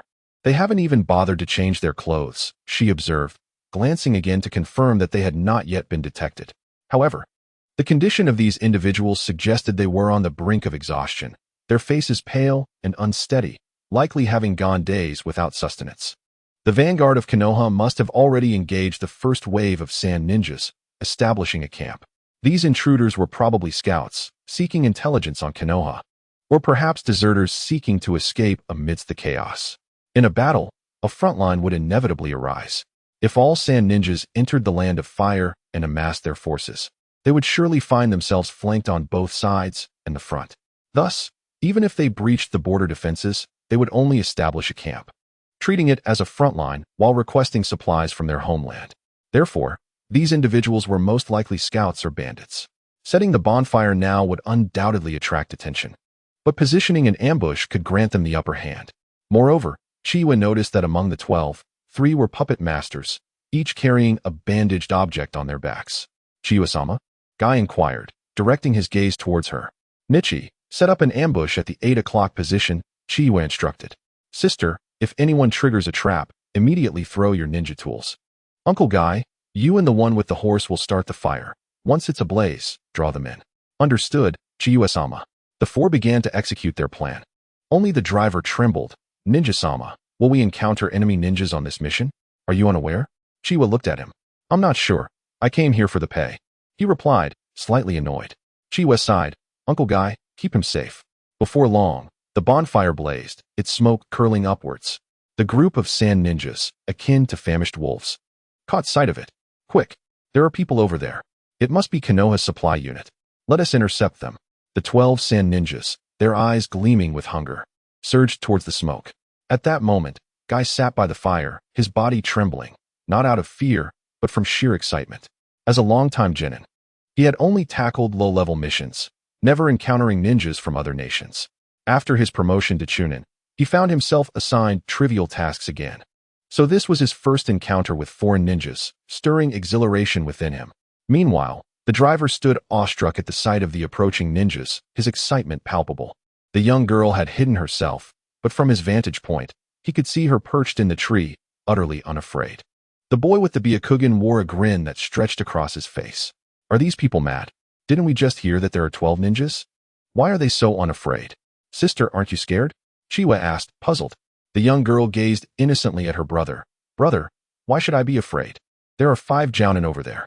Not afraid, not afraid, Mikoto added with a smile. Father said you are very capable and will take care of them all. Chiyue was left speechless. Yet, 5 Jounin and 7 Chunin constituted a formidable elite squad from Sunigakure. While they may not match the legendary prowess of Minato Namikaze, this squad strength was still formidable. Of course, this assessment was only relevant to the few present. The night deepened as the 3 tomoe Sharingan glimmered ominously, casting an enchanting glow under the moonlight. The ninjas were not far off, merely 3 miles away. Soon, 3 of them arrived first. Trouble. It's an ambush. One exclaimed. Damn it. This stuff seems to be toxic. Though the traps were relatively simple, Nichi had scattered a handful of nails. While there was no poison, the pain of stepping on them was all too real. Swish, swish, swish. The sounds of shurikens slicing through the air filled the atmosphere. The ability to discern sounds was a fundamental skill for ninjas. In an instant, the 3 ninjas spotted Mikoto's presence. Up in the trees. It's a kid. Boom. A loud explosion erupted as 2 shuriken laced with explosive tags detonated. Among the 3, only 1 Chunin was caught off guard, while the 2 Jounin swiftly evaded. In a sudden strike, Mikoto single-handedly dispatched the Chunin. Who said explosive tags can't kill? She mused. 2 tags to take out a Chunin is a piece of cake. The 2 fleeing Jounin immediately fired a signal flare, summoning the remaining sand ninjas towards their location. The 3 puppet master ninjas were ready, with 2 crow puppets lunging at Mikoto. The most effective method to counter these puppets was through skilled swordsmanship, a domain where Chiyue excelled. With a flash, her blade cleaved through the 2 oncoming puppets, shattering them into a cascade of fragments. Nichi, protect my sister. Uncle Guy, charge them. Understood, Chiyue-sama. With the command, Guy activated the 3rd gate. Leaf hurricane. Damn it. That green-skinned frog. Chiyue grumbled as she shattered the puppets. Guy surged forth like lightning, delivering a crushing kick that obliterated the sand ninja's head as if he were nothing more than a puppet. In a mere 10 exchanges, Guy, having opened the 4th gate, swiftly subdued the other puppet master. This is terrifying, the driver murmured, utterly astonished. Did they really just eliminate 3 ninjas in under a minute? Charge. Take down that green-skinned frog. Wind release, gale palm. Wind release, wind blade. Wind release, great breakthrough. Swoosh. The forest, spanning 100 meters, was utterly ravaged by fierce winds. The 2 sides faced each other, a tense standoff ensued. Hand over your supplies, and I will grant you a swift end, declared the leading Jounin. With 9 adversaries remaining, Uchiha Chiyue pondered the situation, 3 Jounin and 6 Chunin. The wind release ninjutsu posed a formidable threat against fire release techniques. Uchiha Chiyue clasped his hands together, forming the H seal. Fire release, great fire destruction. In an instant, a wall of red-orange flames surged forth like a tidal wave, spanning a diameter of nearly 100 meters, rivaling the prowess of Uchiha Madara. What kind of ninjutsu is this? A sense of despair took root in the hearts of the sand shinobi. Even the 3 Jounin were drenched in cold sweat. How could this ninjutsu be so terrifying? Is this truly fire release? Quickly, take cover. Damn it, who is this? Wind release. Uchiha Chiyue formed the necessary seals, harnessing the wind to amplify his flames. This unnamed wind release was specifically designed to complement the great fire destruction. In an instant, the 100-meter wall of fire expanded once more, forcing the dodging ninjas to retreat further. The Jounin had sufficient speed, but what of the Chunin? Water release, water barrier. A Chunin unleashed a column of water. Yet, against the overwhelming might of the fire release, the water barrier appeared utterly insignificant. Quickly, inform Lord Chio. Retreat. Retreat. Originally, there were 9 of them. Now, merely 3 Jounin managed to escape the flame's reach. Do you believe you still have a chance? The already tree-leaning Jounin were startled, glancing back only to see 7 or 8 Uchiha Chiyue approaching with blinding speed, mere afterimages left in their wake. The instantaneous water technique was mastered by Uchiha Chiyue long ago. Chidori blade. The sound of 1,000 birds echoed in the forest, an explosive cacophony. In an instant, arcs of lightning erupted, and the 3 Jounin fell to his blade. Incredible. Uchiha Mikoto's eyes sparkled with admiration, just as father described. How is this possible? Is Uchiha Chiyue a monster? How could he be this powerful? It's infuriating. How can I possibly catch up to him? Indeed, it could be said that without those few individuals, Uchiha Chiyue would have still managed to prevail. Of course, they were oblivious to the true value of their contributions. Among them, the most pivotal was the seamless transition from fire release to wind release. The effortless interchange of techniques, devoid of any gaps. formed a composite ninjutsu, an unparalleled skill of the third Hokage. Our leaf ninjas are truly remarkable. The stunned carriage driver could hardly articulate his astonishment. What do you mean, your leaf ninjas? Uchiha Chiyue suddenly appeared before the driver, his Sharingan piercing through him. The driver shivered involuntarily. Ceiling. Uchiha Chiyue struck the driver, his chakra enveloping him, rendering him immobile. Chiyue-kun, brother? 3 individuals hurried over. This man is a spy from another nation, though I cannot discern which one. How could this be? Uchiha Chiyue glared with his Sharingan, preparing to probe the man's mind when, in the distance, 2 Senbon darts flew through the air. Swish. The man met his demise in an instant. Leave him to me. A ninja clad in umbu attire materialized before them. Uchiha Chiyue, swift and decisive. Pried open the driver's mouth. Indeed. What if I refuse? Uchiha Chiyue confronted the umbu. This spy must be brought back to Konoha for interrogation. I can interrogate him too. I am also umbu. No, he must be handed over to Lord Danzo personally. The umbu insisted with unwavering firmness. Uchiha Chiyue smirked coldly. You dare challenge me? Swish. He drew a kunai and swiftly silenced the driver. Take him back. You've killed him. How will we extract information now? Inform Lord Danzo that he knows whether this information is worth interrogating. Uchiha Chiyue discarded the corpse. That cursed seal is undoubtedly Danzo's handiwork. It seems trouble is on the horizon. Not a chance. Uchiha Chiyue was certain that if he did not expose this spy now, Root might initiate further complications. Yet he remained puzzled. What was this spy's objective? Having left the village with several burdens, now he had turned his gaze upon him? Chapter 95. The front lines of the Land of Wind. How was this driver discovered? Uchiha Chiyue could only attribute it to initial speculation. What kind of cursed seal could erase a person's memory? Uchiha Chiyue was confident that this man was unaware he was a pawn of Danzo. The revelation lay in the man's chakra. In a state of extreme tension, his chakra had autonomously activated. Though meager, it was sufficient for him to perform ninjutsu. Brother, you are so impressive. Uchiha Makoto crouched beside Uchiha Chiyue. How did you notice? He was too incompetent to conceal himself properly. Uchiha Chiyue mounted his steed. Let us move on. We shall travel through the night. Tomorrow, we shall likely reach the front lines. Understood. Though Might Guy was somewhat fatigued, he remained resolute. Hyuga Hayashi climbed aboard Might Guy's cart, and the 4 set forth into the night once more. By dawn, the distant camp began to materialize in the hazy light. Chiyue-kun? The one to greet them was the medical ninja, Yakushi Nanoyu. It had been over 6 months since their last encounter. Nanoyu had grown taller and donned a Leaf Village Chunin vest. She gazed at Might Guy and Uchiha Chiyue with a hint of surprise. Have you already seen battle? Uchiha Chiyue inquired. Yakushi Nanoyu appeared weary, her dark-framed glasses failing to conceal the exhaustion in her eyes. Her chakra reserves were nearly depleted. Yes, she nodded. I am a medical ninja accompanying the team. Be sure to rest well, Uchiha Chiyue advised. Thank you. Chiyue-kun, she managed to smile. This must be the supplies. She glanced at the 2 carts behind them. Please wait a moment. I will summon assistance. With that, she hurried toward the camp. Brother, who is she? Uchiha Makoto asked.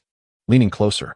She was a teammate from Orochimaru's group. Uchiha Chiyue stretched, his expression contemplative. Is the front lines particularly tense? The Leaf's medical team consisted of 30 members. If Yakushi Nanoyu appeared this fatigued, there must be dire circumstances. Uchiha Chiyue reflected deeply. The complexities of the Second Shinobi World War seemed to stem from Chiyo's poison. Until an antidote could be manufactured, the Leaf's ordinary ninjas remained at a disadvantage. On this front, Tsunade faced Chiyo without gaining any upper hand, as one had yet to fully mature while the other wielded the white secret techniques, commanding 10 puppets. Having delivered the supplies, Uchiha Chiyue sought out Kakashi Hitaki to glean the current situation. Might Guy and the others stayed behind with the medical team to assist with minor tasks. The situation was indeed grim, as Chiyo's poison was formidable and Sunagakure was adept in its use. Chiyue, these supplies have come at a crucial time. Kakashi smiled warmly. Kakashi-san, we encountered a 12-man squad of Sand Shinobi on our way. Quite a few spies have likely infiltrated already. I see, Kakashi nodded gravely. I will relay this information back using my summoning beast. Chiyue, is your mission solely to escort the supplies this time? If possible. Kakashi Hitaki found himself somewhat inclined to keep Uchiha Chiyue on the battlefield. After all, they were old comrades, and Uchiha Chiyue possessed remarkable strength. Indeed, Uchiha Chiyue replied somewhat helplessly. The village is shorthanded, and both Orochimaru-sensei and Jiraiya have already led a team to the border of the Rain Country for defense. Has the Rain Country declared war as well? Kakashi frowned. Not yet, but it is wise to prepare for any eventuality. True enough, Kakashi nodded. It is only a matter of time before the Rain Country declares war on Konoha. What is the situation with Tsunagekire's forces? Uchiha Chiyue inquired. Chiyo's son and daughter-in-law are quite formidable, along with Chiyo's younger brother. I am uncertain who truly leads Tsunagekure. Everyone I have encountered has been related to Chiyo.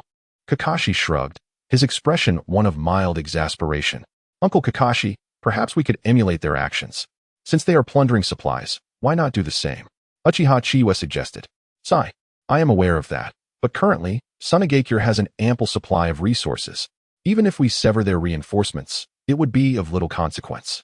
Engaging in direct combat against those puppet masters who utilize toxins is quite challenging. The combination of toxic mist and wind techniques is notably effective. In a fair duel, none would stand a chance against me. Yet, alas, they employ poison. As the battle commenced, the toxic mist combined with wind techniques had already placed them at a disadvantage before the engagement even began. Uchiha Chiyue furrowed his brow. The wars in the world of Naruto are neither insignificant nor grand. In smaller skirmishes, only a few thousand combatants clash, while in larger confrontations, all participants wield ninjutsu and various techniques. Are the strategies from historical battles applicable? They are, yet they pale in comparison to sheer strength. Uchiha Chiyue contemplated. What if he summoned the 10,000 snakes at the local encampment? That would likely lead to an immediate encounter with the giant raccoon. As for who is stronger, the 10,000 snakes or the raccoon, that need not be stated. Uncle Kakashi, perhaps you could specifically target Chunin and Jinin during the next battle? Kakashi hesitated. They spread their poison over a wide area. Why should you hesitate? That is indeed a viable strategy. Kakashi inhaled deeply. If I were to capture those Chunin and Jinin, the number I could eliminate in a single day is unfathomable. Uchiha Chiyue began to understand. In this world of war, it is fundamentally a battle of individuals. Even the mighty Uchiha Madara would find himself at a disadvantage against over 3,000 sand ninja. Observing the situation at the front lines, Uchiha Chiyue felt a surge of eagerness. This conflict was trivial. It lacked the grandeur of a siege or the roar of 100,000 warriors. It was merely a scuffle at the village gate, with naught but an array of ninjutsu on display. Uncle Kakashi, could you deliver a few words when you send back information? What would you like me to convey? Kakashi inquired. I wish to remain here a few more days. Uchiha Chiyue grinned. Very well, Kakashi nodded with a smile. Just then, a woman clad in Uchiha attire entered. Lord Kakashi, the woman appeared to be in her early 20s, with long black hair cascading down and her forehead protector hanging around her neck. Is that you, Lord Chiyue? Upon entering, the woman spotted Uchiha Chiyue and exclaimed in surprise, What brings you to the front lines? And you are? Uchiha Chiyue stared blankly at the woman, struggling to recall her. I am Uchiha Ame. She introduced herself with a gentle smile. After a brief introduction, Uchiha Chiyue finally recognized her. A special jonin skilled in Jinjutsu. She possessed a tomoe Sharingan, and her father was a veteran ninja who followed his uncle. I never expected to encounter you here, Lord Chiyue. Uchiha Ame chuckled softly. Indeed, I too have a mission to carry out, Uchiha Chiyue replied. Ah, I see. Uchiha Ame nodded with a smile before turning to Kakashi. Lord Kakashi, Lady Tsunade inquired whether you have been poisoned. She has already devised an initial antidote for the common sand ninja. Understood, Kakashi said with a warm smile. I have not been poisoned. Please inform her to administer the antidote to the Jinin first, as the Chunin and Jonin may withstand the poison for longer. The toxins used by ordinary sand ninja are not particularly lethal. Very well, my lord. Uchiha Ame's cheeks flushed slightly as she gazed at Kakashi. Do you have time this evening? I need to study tactics for the next few days and currently lack the time. What is it? And nothing, Lord Kakashi. Please let me know when you are free, she stammered.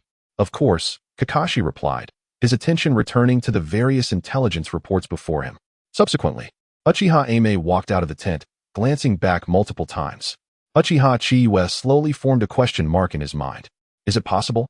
Kakashi, this old uncle possesses such charm? And she is one of our Uchiha clan. Chiyue? Kakashi felt a prickling sensation from Uchiha Chiyue's gaze.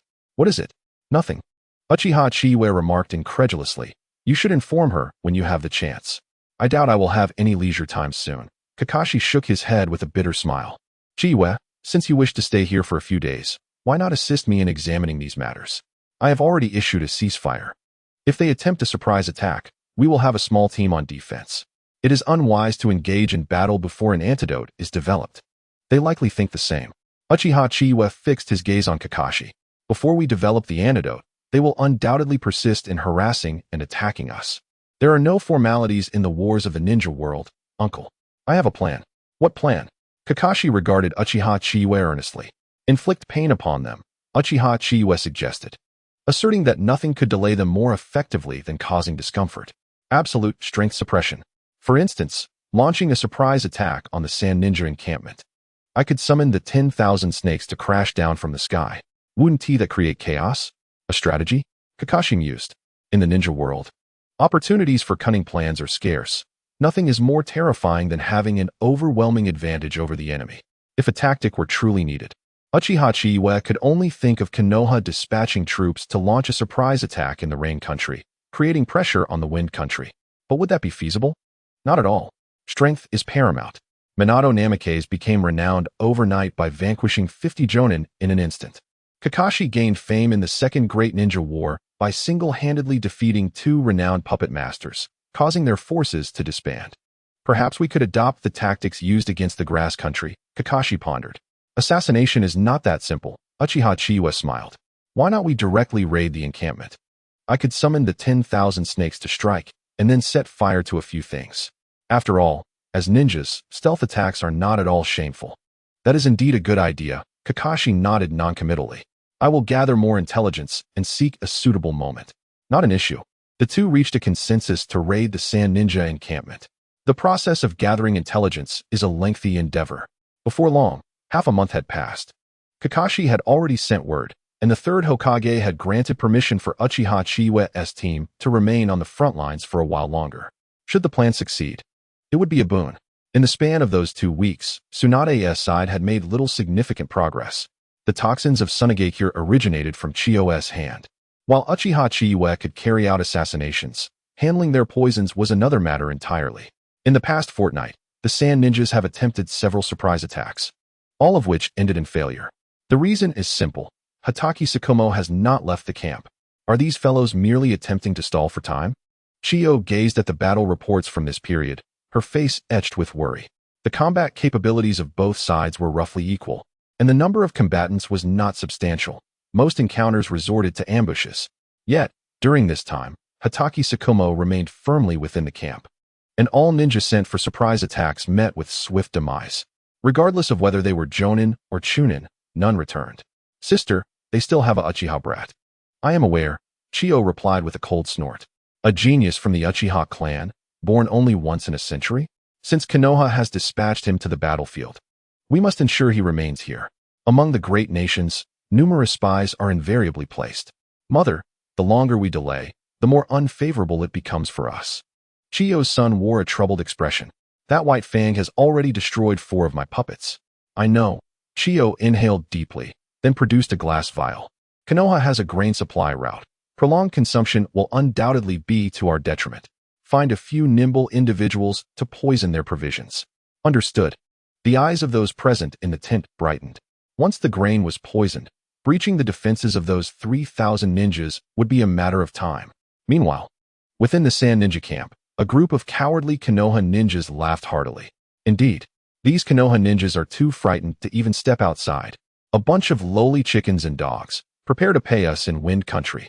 Gathered together in the deep night, the Sand Ninjas were not on duty, and the monotony of frontline life made drinking together a common pastime.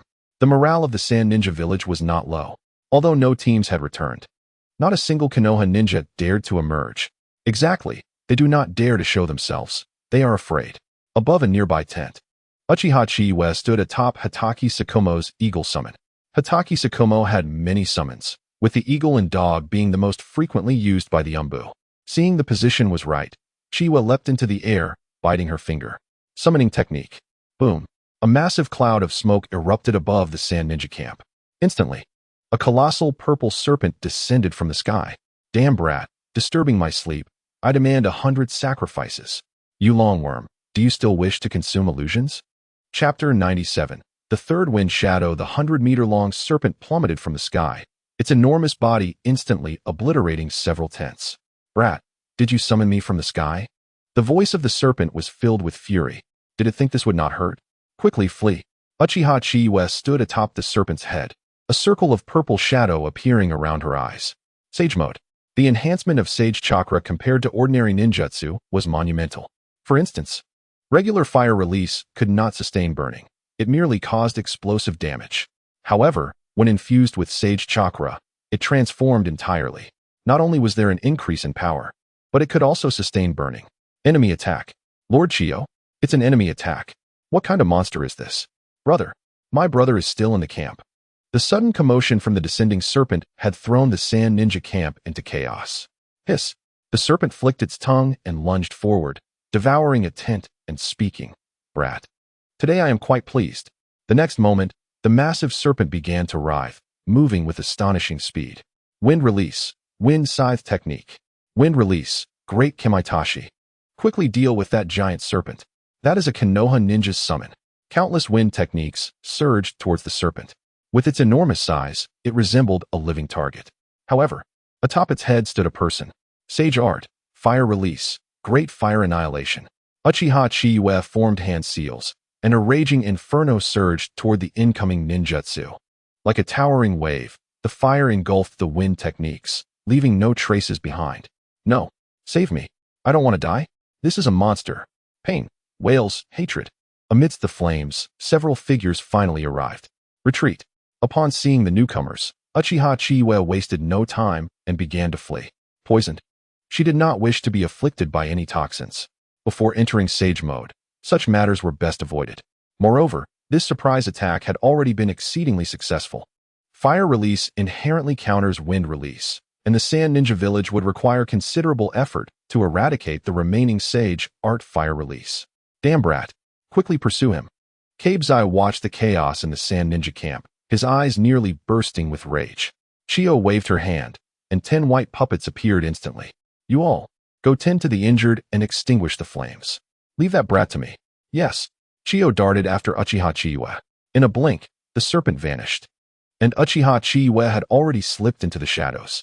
The flames within the Sand Ninja camp contrasted sharply with the surrounding dense forest. Brat, if you have the skill, don't run. Chio pursued relentlessly, her eyes filled with fury. Roughly estimating, they had lost at least 100 Sand Ninjas. After ambushing a camp of over 2,000, killing over 100, could she allow him to escape? Old hag, don't you want to take a look behind you? Damn brat. Whoosh. A flash of blade light erupted, instantly shattering a white puppet into fragments. Chio was taken aback and leapt upward, glancing behind. Uchiha Chiyue also turned abruptly, drawing her Chidori blade to slice through another puppet. Konoha's white fang? By a stream, 3 figures stood in confrontation. Chio felt her heart tighten as she found herself sandwiched between the two. Konoha's white fang. And this Uchiha genius. Was she to perish here today? Uchiha Chiyue flicked her Chidori blade, and Hatake Sakumo unsheathed his short blade. The two fixed their gazes upon Chio. Hand over the antidote, and we may allow you to return. Hatake Sakumo spoke first. Of course, we seek the antidote for all your poison. Humph. I have no habit of producing antidotes. Chio scoffed. If fate has led us to this narrow path, what harm is there in battling it out? In the next instant, 8 puppets surged forward, charging at Uchiha Chiyue. What is this old hag really looking at? Uchiha Chiyue and Hatake Sakumo positioned themselves before Chio, who was ensnared in an illusion. I do not know, Hatake Sakumo smirked slightly. But Chiyue, you have done a great service. This is a high-ranking captive. I never imagined this old hag would dare to pursue us. Uchiha Chiyue grinned widely, directly rewarding Chio with a dose of his Izanami. Just as the two prepared to depart, a sudden commotion arose. The two reacted swiftly, evading in an instant. The next moment, a massive hammer composed of iron sand, towering 10 feet high, plummeted down. The third wind shadow? Uchiha Chiyue looked up to see the third wind shadow, with deep blue hair, suspended in midair. Sandiron wings unfurled behind him. Konoha ninjas, hand over Chio, and I may allow you to leave. The third wind shadow looked down from above, seemingly regarding the two with disdain. In your dreams, Uchiha Chiyue was unfazed. Why don't I throw another 200 at you? Chiyue, Do not act rashly. Hatake Sakumo's expression turned grave. The third wind shadow was reputed to be the strongest wind shadow in history, wielding the magnetic release Kekkei Genkai, capable of controlling sand and iron. Upon observing his appearance, he appeared to be no more than 30 years old, in the prime of his life. Possibly only a few years older than Kakashi Hatake. The third Kazekage let out a cold chuckle, remarking, "You two audacious fellows dared to launch a nighttime assault on my sand ninja camp with such petty tricks. To be frank, I have already dispatched a small team to escort Chiyue to the Konoha camp. If you know what's good for you, release her, and I will allow them to depart." How cunning of you. Uchiha Chiyue thought to himself, wondering if this man truly met his demise at the hands of a boy fond of figurines. How can we trust you? Kakashi remained remarkably calm, even placing his short blade against Chiyue's throat. Indeed, we require the Jinchuriki of One Tail to be presented before us to release her. Uchiha Chiyue interjected, adding, moreover, Chiyue is of great significance, being the frontline commander we have painstakingly captured. Child, are you attempting to negotiate with me? The third Kazekage sneered. No, I am merely presenting a fact, Uchiha Chiyue replied, fixing his gaze on the third Kazekage. Even if Shikaku rampages within our camp, Lady Tsunade is still present, and with the presence of the slug, Konoha may not suffer substantial casualties. However, if Chiyue is killed, it would undoubtedly tip the scales in our favor. With that, Uchiha Chiyue positioned his blade against Chiyue's back, asserting, "Old man, do you truly believe that losing your only commander is a fair trade for a handful of Konoha ninjas?" You. The third Kazekage glared furiously. If Chiyue dies, I will ensure that all Konoha ninjas at the front line pay the price. First, we demand the immediate withdrawal of the One-Tail Jinchuriki. Second, Chapter 98, 1,000 draws. I require 50 billion. At this, Kakashi's eyes widened in disbelief as he stared at Uchiha Chiyue. Had he misheard? 50 billion? 50 billion? Impossible. The third Kazekage's expression darkened. No, I meant 50 billion ryo, Uchiha Chiyue clarified, contemplating whether this figure was reasonable, given that the Sand Village had always been impoverished and their lord was notoriously stingy with funds. 50 billion ryo? The third Kazekage's face grew even darker. You may kill her. We will fight to the death. Cough. 50 billion is not unfeasible, Uchiha Chiyue quickly amended. He needed to extort some funds, or they would soon find themselves in dire straits. Then let it be 1 billion ryo, Uchiha Chiyue asserted, rationalizing that Chiyue must be worth at least that much. Considering Asuma's bounty was only 35 million despite being the son of the third Hokage, surely, someone as pivotal as Chiyue was worth 1 billion. Even if she paled in comparison to the value of the Eight Tails. The Eight Tails was immensely valuable. Uchiha Chiyue even entertained the notion of infiltrating the Land of Lightning to seize it. How about 30 billion instead? The third Kazekage pondered. 1 billion ryo was within the realm of possibility. But why was he contemplating giving this boy money? Yet, Chiyue's life was non-negotiable. The third Kazekage mentally berated Chiyue for putting him in this position. Could you not have stayed put? Child, I can agree to your terms. But this matter must remain confidential. Uchiha Chiyue grinned broadly. Of course, it must remain a secret. Otherwise, this affair will be compromised. Kakashi glanced between the third Kazekage and Uchiha Chiyue, feeling somewhat overlooked. However, it was a relief that the third Kazekage had acquiesced. The prospect of the One-Tail rampaging within Konoha's camp was terrifying, and it would be challenging for Tsunade alone to manage the situation. Once the third Kazekage agreed, both parties found themselves at an impasse until a team of sand ninjas escorted an elder to their location. Lord Kazekage, here is the funding you requested. A black-skinned, one-eyed jonin knelt before the Kazekage, presenting a scroll. Without hesitation, the Kazekage tossed it to Uchiha Chiyue. After inspecting it, Uchiha Chiyue stowed it away. Release her. The third Kazekage spoke coldly. Uchiha Chiyue and Kakashi exchanged glances before replying in unison. We shall release her once we arrive at the Konoha camp. Child, are you not trustworthy? Suddenly, two massive iron sands coalesced in the sky within a 100-meter radius. Hundreds of sand ninjas prepared for battle simultaneously. Lord Kazekage, we are currently within your encirclement, Uchiha Chiyue stated. Our safety also requires protection, does it not? The third Kazekage gritted his teeth. You lot, take Chiyue and retreat. Lord Kazekage, we cannot abandon you. These two are indeed infuriating. Indeed. Lord Kazekage, lead the charge. We shall slay these two here. Enough. The third Kazekage shouted angrily. Is Chiyo's life not worth saving? Return to the camp immediately. But leave now. Understood. The sand ninjas, seething with rage, desired to devour Uchiha Chiyue and Kakashi alive. Yet, under the Kazekage's orders, they dared not disobey. Once the sand forces retreated, Uchiha Chiyue and Kakashi abandoned Chiyo and made their escape. Chiyue, what kind of jinjutsu has Chiyo fallen under? Kakashi asked with concern, not for any other reason but the fear that Uchiha Chiyue might unleash a deadly jinjutsu. The Uchiha clan's jinjutsu was notoriously unpredictable, and if Chiyo were to perish on the way back, the sand village might charge recklessly into battle. Oh, it's not a fatal jinjutsu. Under favorable circumstances, she might be incapacitated for half a month, or in adverse conditions, up to 6 months. What kind of jinjutsu? Naturally, it was the power of Konoha Tsukumi. Only a divine being could resist such a technique. Initially, it was a minor Izanami, but with the third Kazekage's appearance, it transformed into Konoha Tsukumi. Given Chiyo's mental fortitude, it should not last particularly long, but she would likely be incapacitated for a month or two. At this moment, Uchiha Chiyue, clutching the 1 billion ryo, felt emboldened. With sufficient funds, he could confidently activate Konoha Tsukumi. Upon returning to the Konoha camp, Uchiha Chiyue was invigorated, leading his team back with haste. They had been away for over 20 days, and he was eager to have his uncle compile a list of wealthy individuals. As for using Konoha Tsukumi on certain affluent individuals, Uchiha Chiyue felt no moral qualms. He was merely a boy who enjoyed playing with the world of Naruto. Where was the wrongdoing in that? On the road, a Might Della carriage remained, while another had been replaced by Hinata's carriage. Uchiha Chiyue and Uchiha Makoto were seated inside. Come on, system, let us add some funds. This was the most extravagant moment yet. Host, please select the recharge amount. Forget that. Just convert everything into full sets of Hashirama, Senjutsu, Ninja Scrolls, and the gem store. The previous gems had already been mostly used up. And after this full set of Hashirama, it seemed there would be a substantial surplus of gems. Let us draw. Uchiha Chiyue directly accessed the recruitment interface. He was determined to have both the yellow-haired one and Hashirama. Young man, the 1,000-draw recruitment has begun.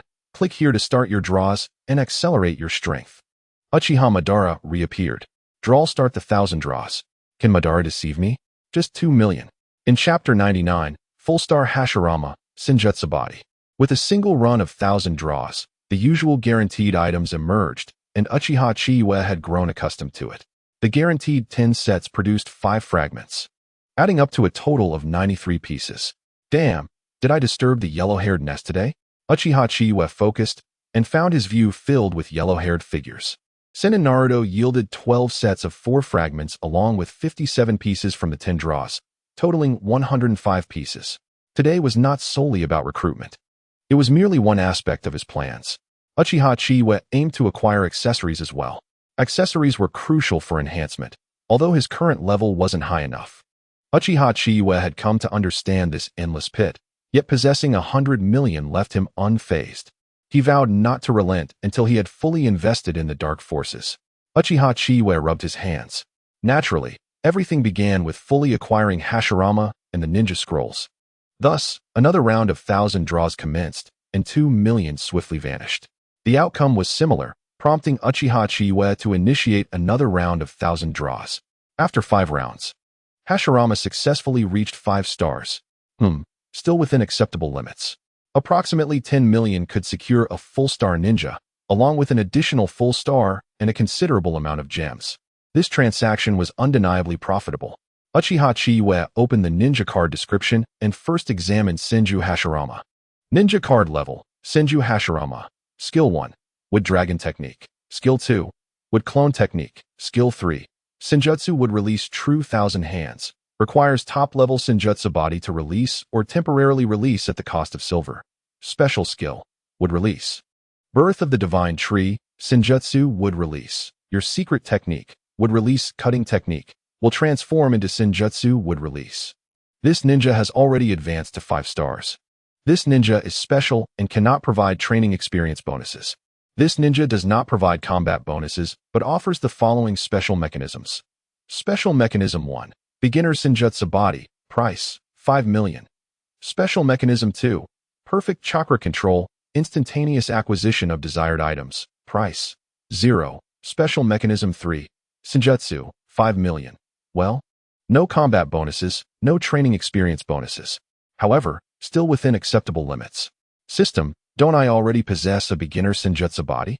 Host, your Senjutsu body is a bonus from the ninja card entry, not a true Senjutsu body. The Senjutsu body provided by this ninja is a genuine Senjutsu body.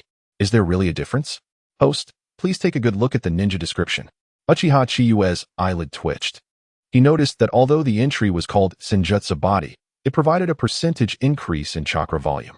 TSK by? Without hesitation, just 5 million, having already spent 10 million. Did he really lack this 5 million? Uchiha Chiyue also purchased the Senjutsu.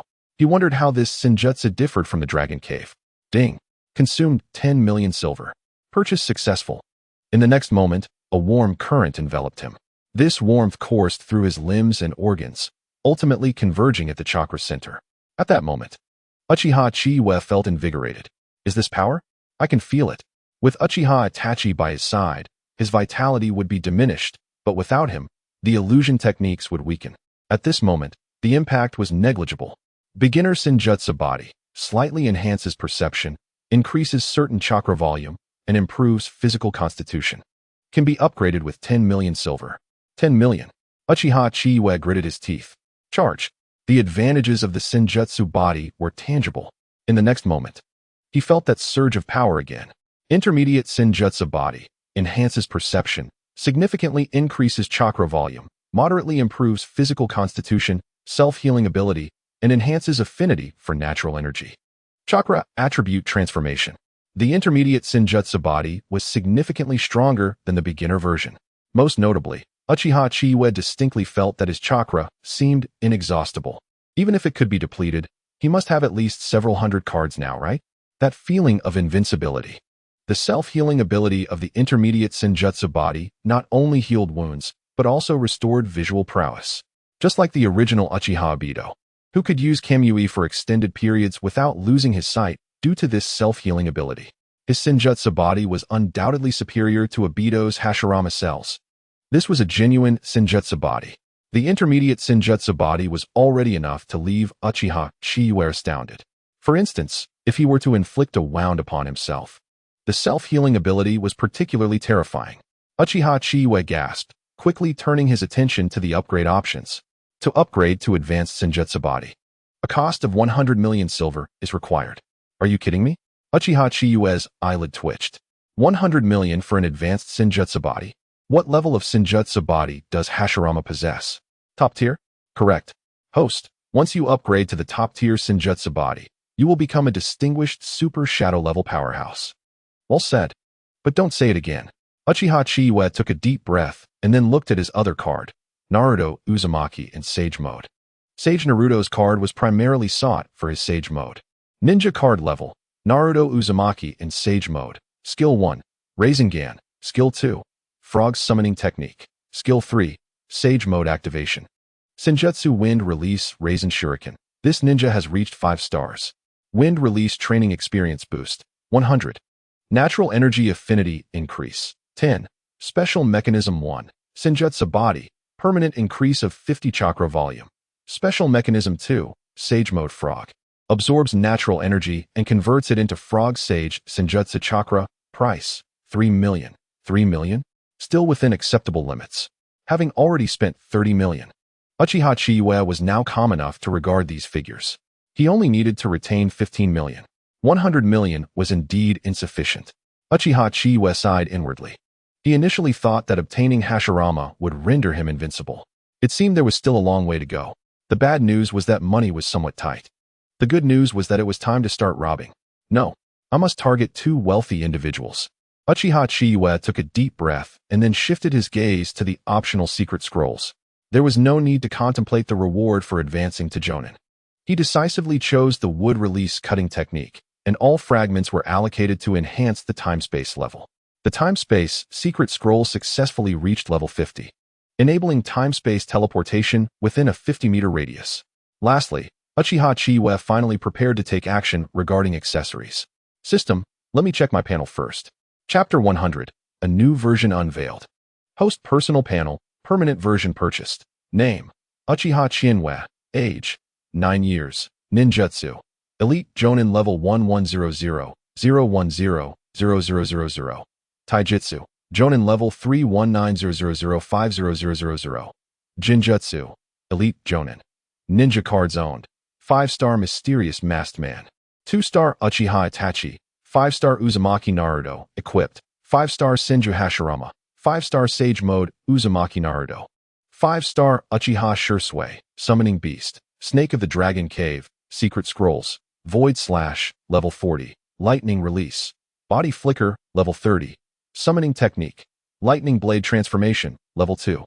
Dark Walking Technique. Level 25. Spacetime Ninjutsu. Level 50. Wood Release. Cutting Technique. Level 1. Special Ninja Tool. Flowing Flame. Accessories. Wish Set. Level 2. Bloodline Limit. Uchiha Clan 3 Tomoe Sharingan. Level 40. Intermediate Sage Body. Chakra Attribute Development. Fire. Level 120. Wind. Level 170. Lightning. Level 60. Wood. Level 1. Special Talent. Meticulous. Mastery of Fire Release. Mastery of Wind Release. Super. Mastery of Sealing Techniques. Super. Master Jinjutsu Master. Note 5. Due to obtaining a full-star ninja card of Uchiha Chiyue, the level of Jinjutsu has received an additional enhancement, Jinjutsu Master. Note 6. Due to the special nature of chakra, the host's mastery of wind release and sealing techniques means certain ninjutsu will possess sealing characteristics. Note 7. Due to the peculiarities of the host's bloodline limit, the specific experience in Jinjutsu cannot be assessed. Uchiha Sasuke, 5-star. Uzumaki Naruto, 5-star. Mysterious Masked Man, 5-star. Senju Hashirama, 5-star. Uchiha Chiyue, 5-star. Sage Mode Uzumaki Naruto, 5-star. Uchiha Itachi, 2-star 2560. Senju Tobarama, 31100. Uchiha Madara, 28,100. Pain, 50,100. Uchiha Chiyue glanced at the panel and promptly opened the recharge interface for the ninja scroll. At last, has the moment arrived? The promotional experience points worth 1,980,000 Rio. Without batting an eye, Uchiha Chiyue made the purchase. After all, having already spent tens of millions, what's another 4 million? The ninja scroll provided numerous fragments of secret techniques and universal scrolls. Nevertheless, what captivated Uchiha Chiyue the most was Tendo. Brother Chow? Recruitment. A thrilling cutscene ensued. Current equipped ninja cards. Pain Tendo, 3-star. Uchiha Itachi Akatsuki, 2-star. Senju Hashirama, 5-star. Ninja card. Pain Tendo. Skill 1. Universal Pull. Skill 2. Almighty Push. Skill 3. Almighty Push. Releasing these 3 skills requires the special bloodline limit. Rinnegan. Detection reveals the host does not possess Rinnegan. Hence, a special promotional offer is introduced. Silver can be consumed to release 3 skills. Damn it. Uchiha Chiyue's lips twitched. I knew it. Can I just buy this pair of Rinnegan directly? Yes, host indeed. It only requires 10 billion. You can acquire Uchiha Madara's Rinnegan. TSK, forget it. 10 billion sounds reasonable at first, but in the end, it still requires acquiring Uchiha Madara's eyes. Currently, I already possess the Sharingan and Sage Body. Surely, Rinnegan cannot be out of reach. Worst case, I can purchase a pair of Eternal Eyes from the system and fully invest in the Sage Body. Wouldn't Rinnegan then be within grasp? Wait, doesn't he that make this ninja scroll a worthless purchase? Host, one cannot speak in such a manner. You have acquired space-time scrolls, an accessory set, and the qualification to purchase the next ninja scroll. Then tell me, when will the next ninja scroll arrive? Uchiha Chiyue felt the allure of the ninja scroll. The ninjas within need not aim for 5 stars. A mere 2-star base is sufficient. The scrolls and accessories provide tangible boosts. Please anticipate, host. Uchiha Chiyue paid no further heed and directly focused on the accessories section. Since their arrival, the accessories had never been enhanced or evolved. After all, it is a vast pit that demands a hefty investment. Current equipped accessories. Wish Set, Level 2. Current Secret Technique Dust, 125,000. 125,000 is all that the Ninja Scroll provided. Upgrading from Level 1 to 2 requires 1,000 Secret Technique Dust per component. I used 6,000 to level up once. From Level 2 to 3, the requirement doubles, needing 2,000 per component. Leveling up to Level 10 enables evolution, demanding both secret technique dust and silver. This is a blatant money pit. Upgrade. Although it's a ripoff, the enhancements are undeniably real. With 12,000 secret technique dust expended, the accessories level ascended to level 3. The next level increased by 1,000. Continue. 18,000, 24,000, 30,000, 36,000. Insufficient secret technique dust. Do you wish to consume silver to compensate? 1,000 silver exchanges for 100 secret technique dust. And reaching level 8 requires a staggering 42,000 secret technique dust. 370,000 Rio. Uchiha Chiyue's eyes twitched. Indeed, this is burning money. Charge. Another million was injected, successfully elevating the accessories level to 10. Legendary Wish Earrings, level 10. All ninjutsu power increased by 100. Legendary Wish Necklace, level 10. Jinjutsu power increased by 100. Legendary Wish Bracelet, level 10. Taijutsu power increased by 100. Legendary Wish Ring, level 10. Total chakra increased by 100. Legendary Wish Badge, level 10. Mental power increased by 10. Legendary Wish Belt, level 10. Physical strength increased by 10. Reviewing these 6 aspects, they are paramount for any ninja. The level 10 wish set now rivals the level 1 sky set. Uchiha Chiyue stroked his chin, then turned his gaze to the evolution. Evolution is a blatant monetary demand. To upgrade all 6 pieces to the Dawn set while maintaining levels requires 12 million Rio. In a moment of contemplation, Uchiha Chiyue recognized that accessories serve as an additional means to enhance combat capabilities. Particularly, the boosts to mental power and physical strength are truly essential. Upgrade. Let us try to elevate 1 tier first. Uchiha Chiyue clicked to evolve, and Uchiha Madara's portrait reappeared. Congratulations, young one, for unlocking the Legendary Dawn set. Accessories, Legendary Dawn set. Set effect. Additional 10 increase in mental power. A refreshing sensation coursed through Uchiha Chiyue's mind, causing a slight itch around his eyes. Am I about to awaken the Manjiki Sharingan? A surge of excitement filled Uchiha Chiyue's heart. However, 3 tomoe Sharingan progress. 55. Alright. There remains a distance before attaining the Manjiki. Chapter 101. Return to Konoha compared to the Wish set. All boosts have increased by 20, and both are at level 10. Moreover, an additional set effect is present. Mental power is closely tied to my Sharingan. Uchiha Chiyue pondered before ultimately deciding against enhancing all accessories. This is currently beyond my financial capacity. Half of the billion at hand has already been spent, leaving only 15 million, with a mere 30 million available for use. After some contemplation, Uchiha Chiyue set his sights on the badge. Full upgrade. Legendary Dawn Badge, level 19. Mental power increased by 24. No, I must stop. Uchiha Chiyue restrained the urge to continue. I cannot go on any longer. Continuing would lead to ruin.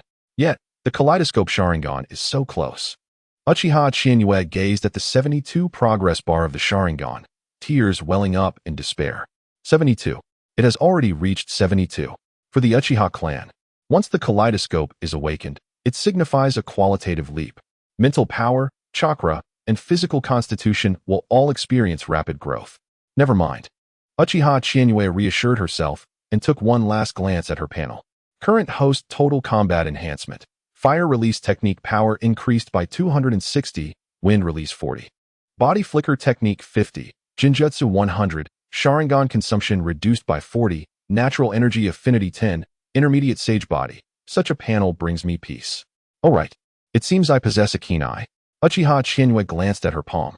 Name, Uchiha Chiyue. Age, 9, Ninjutsu. Umbu, Taijutsu. Umbu, Jinjutsu Umbu. Evaluation. You call this a 9-year-old? Huh? Uchiha Chiyue furrowed her brows. Why is my evaluation classified as Umbu, yet my panel still shows me as an elite J-nin? Is the system playing tricks on me? Host, you must strive to be an undefined host. Undefined, huh? Uchiha Chiyue's eyes twitched. The journey back was quite smooth, taking a carriage that traversed the border back to Konoha in just 5 days. Finally home, Hinata and Ichiji looked at the gates of the village, eager to rush inside.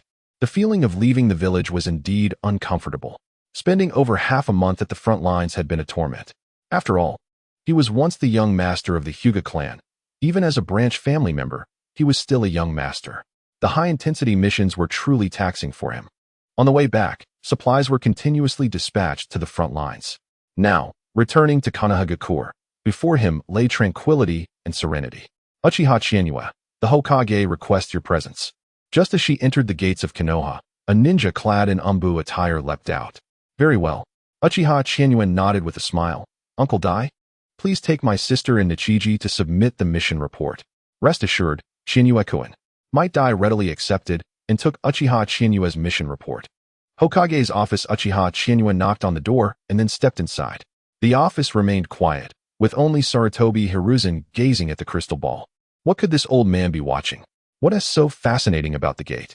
It looks like he just switched screens. Chiyue, Sarutobi Hiruzen coughed lightly. How did this mission feel? It was all right, she replied. How does it compare to being in Umbu? Hokage-sama, you say that as if our little team holds any significance. Uchiha Chiyue shrugged. Compared to her days in Umbu, teaming up with Shinjumoka and Hatake Tsukumo, this team felt utterly incompetent. Ha ha ha, that is to be expected. Sarutobi Hiruzen chuckled kindly. Tsukumo's summon arrived a few days earlier. You and Tsukumo played a crucial role in delaying the Wind Country's offensive. Sarutobi Hiruzen stood up and walked beside Uchiha Chiyue. Alas, I feel ashamed. If I had heeded Tsunade's advice sooner and formed a medical ninja team, we wouldn't be in this predicament. Gazing at the frontline reports, he felt increasingly troubled. It wasn't until 3 days ago when Hatake Tsukumo's report arrived that his spirits lifted slightly. Chiyo of Sunagakure was indeed a formidable figure. The poison she crafted was quite troublesome. Hokage-sama, you are being too modest. I believe Lady Tsunade will soon devise an antidote. Let us hope so, Sarutobi Hiruzen smiled. Then turned to Uchiha Chiyue. Chiyue, you may need to assist with more internal tasks in Konoha moving forward. After spending nearly half an hour in the Hokage's office, Uchiha Chiyue finally emerged. Overall, there was little substance to the conversation. The usual platitudes about being the future of Konoha had become tiresome. To be frank, I'd rather you just hand me 2 million instead. Exiting the Hokage building, Uchiha Chiyue made her way home. Along the way, she spotted 2 familiar figures. I feel it kicking me. What should I do? It hurts. I should ask my second uncle about this. No way. My grandmother said he is too fierce and likes to eat children. What? No, he wouldn't eat people. I don't know. Grandma says he is like a mad dog. Uchiha Chiyue glanced at the tomato scrambled eggs ahead, her mouth twitching. So my second uncle is really that scary? Although he is indeed a bit intimidating. Of course. That was in the past. Looking at my second uncle now, setting aside his appearance, who would think he is a mad dog? Kushina, wait for me. I'll learn sealing techniques when I return. Really? Yes. I will definitely master the sealing technique you gave me, and then I'll help seal the 9 tails. All right. Uchiha Chiyue twitched her eyes as she was stuffed with puppy food. Minato, you truly are a nuisance. Minato, Chiyue-kun.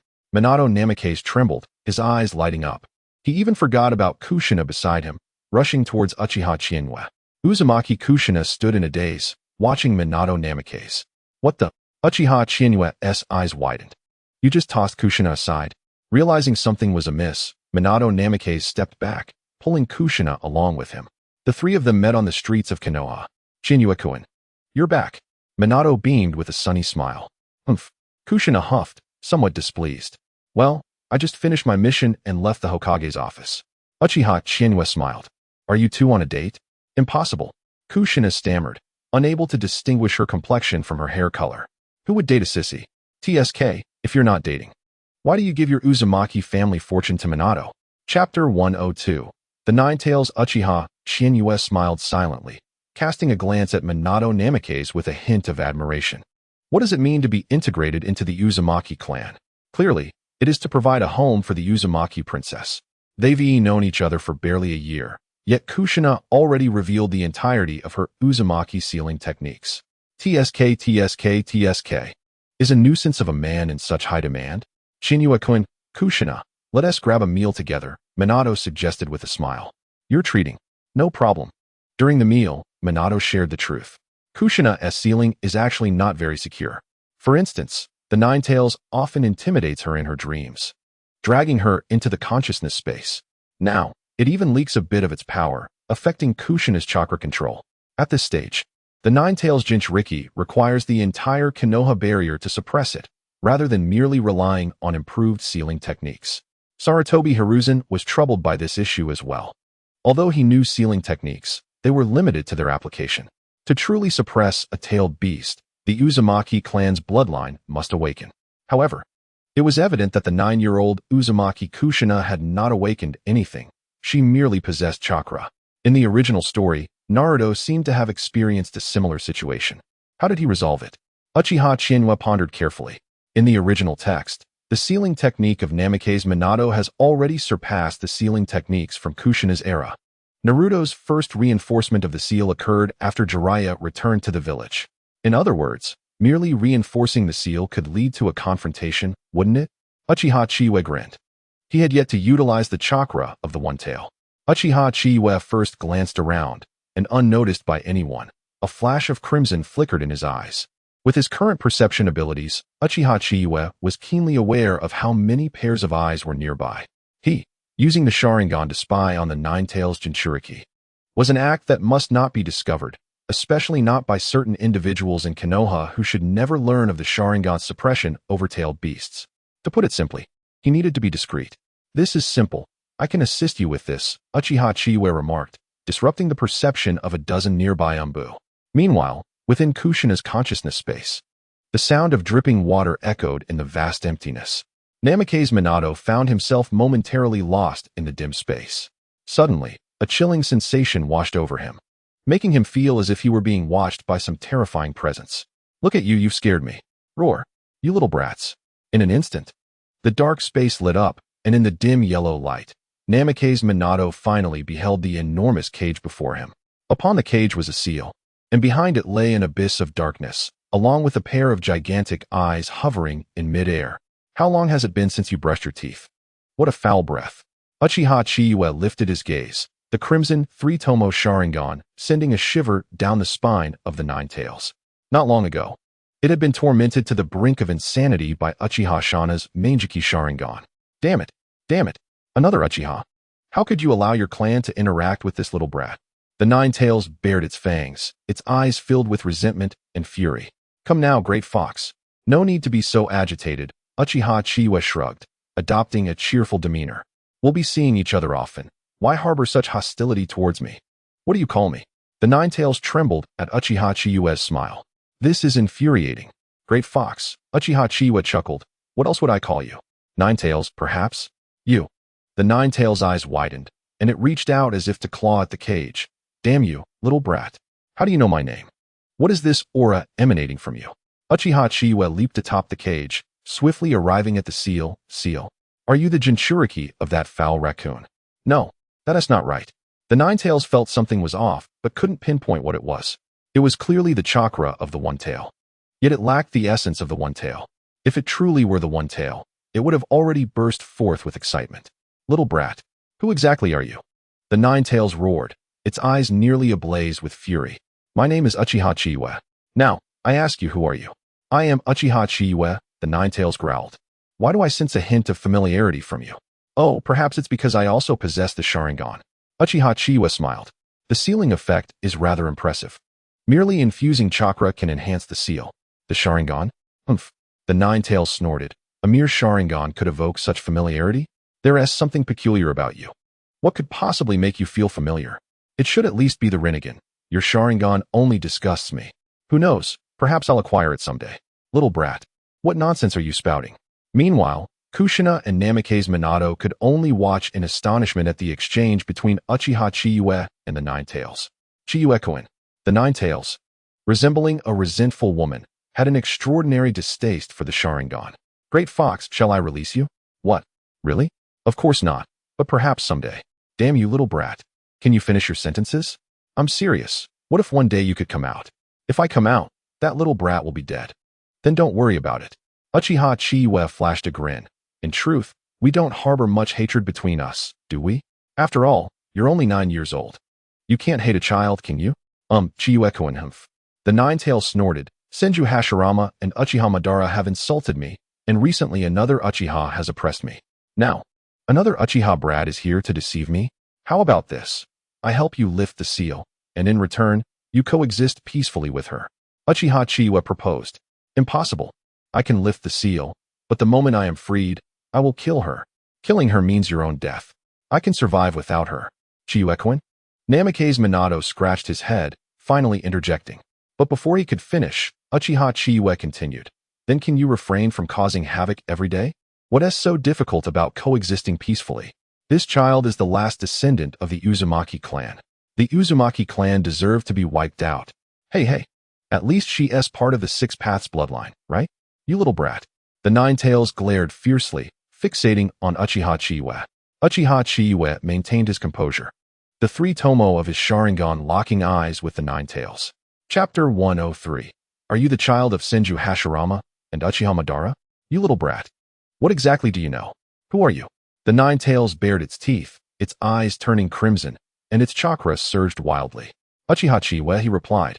How about we strike a deal? For instance, you and she coexist peacefully. No, you better explain yourself clearly.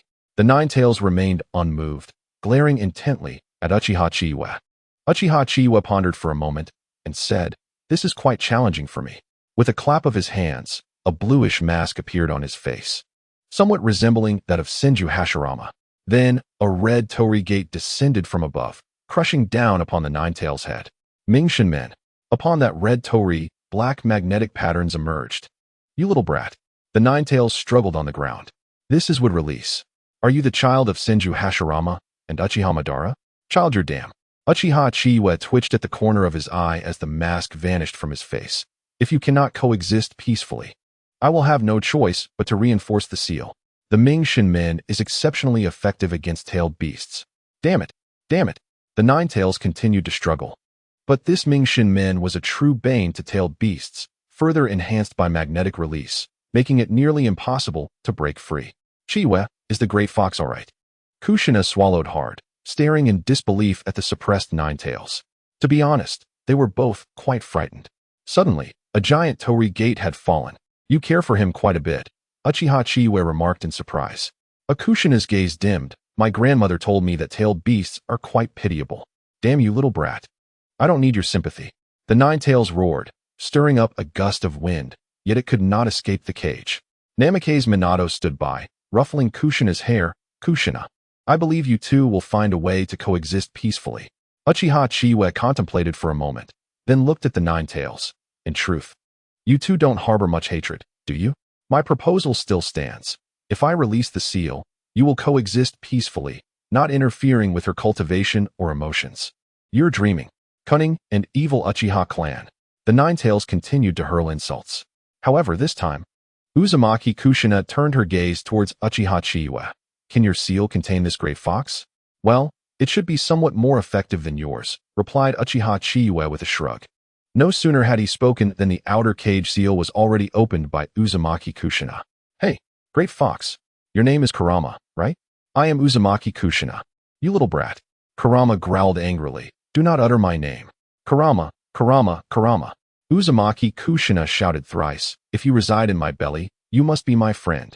Uchiha Chiyue, witnessing this, wisely chose to exit the sealing space. Let them handle the banter. As for this seal, the My Gene Gate suppression ensured that the Nine Tails could never break free. Although it only sealed the head, it was enough.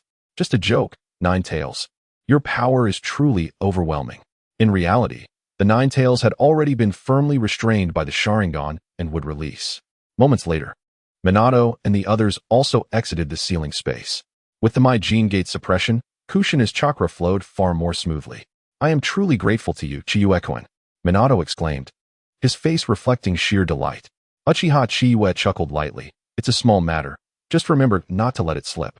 Suddenly recalling something, Uchiha Chiyue inquired, by the way, what about the Uzumaki survivor I brought back with Uncle Kakashi more than half a year ago? Sister Kinko is also in our clan's territory. Uzumaki Kushina smiled, her eyes narrowing. Compared to when she had only Minato, she now had several trustworthy friends, like Uchiha Chiyue and this Uzumaki Kinko. Of course, she also got along well with her classmates from the same period. Uzumaki Kinko, 12 years old, was about 3 years older than Kushina, but she had left the Uzumaki clan much earlier. Uchiha Chiyue was not knowledgeable about the rest. He had been too engrossed in Senjutsu at that time. It seems the Uzumaki clan still has another family, Uchiha Chiyue pondered. Nagato of the Uzumaki. He and his mother should still be alive now. But finding them will not be easy, and locating them could lead to even more complications. For instance, Uchiha Obito, who is still alive and well.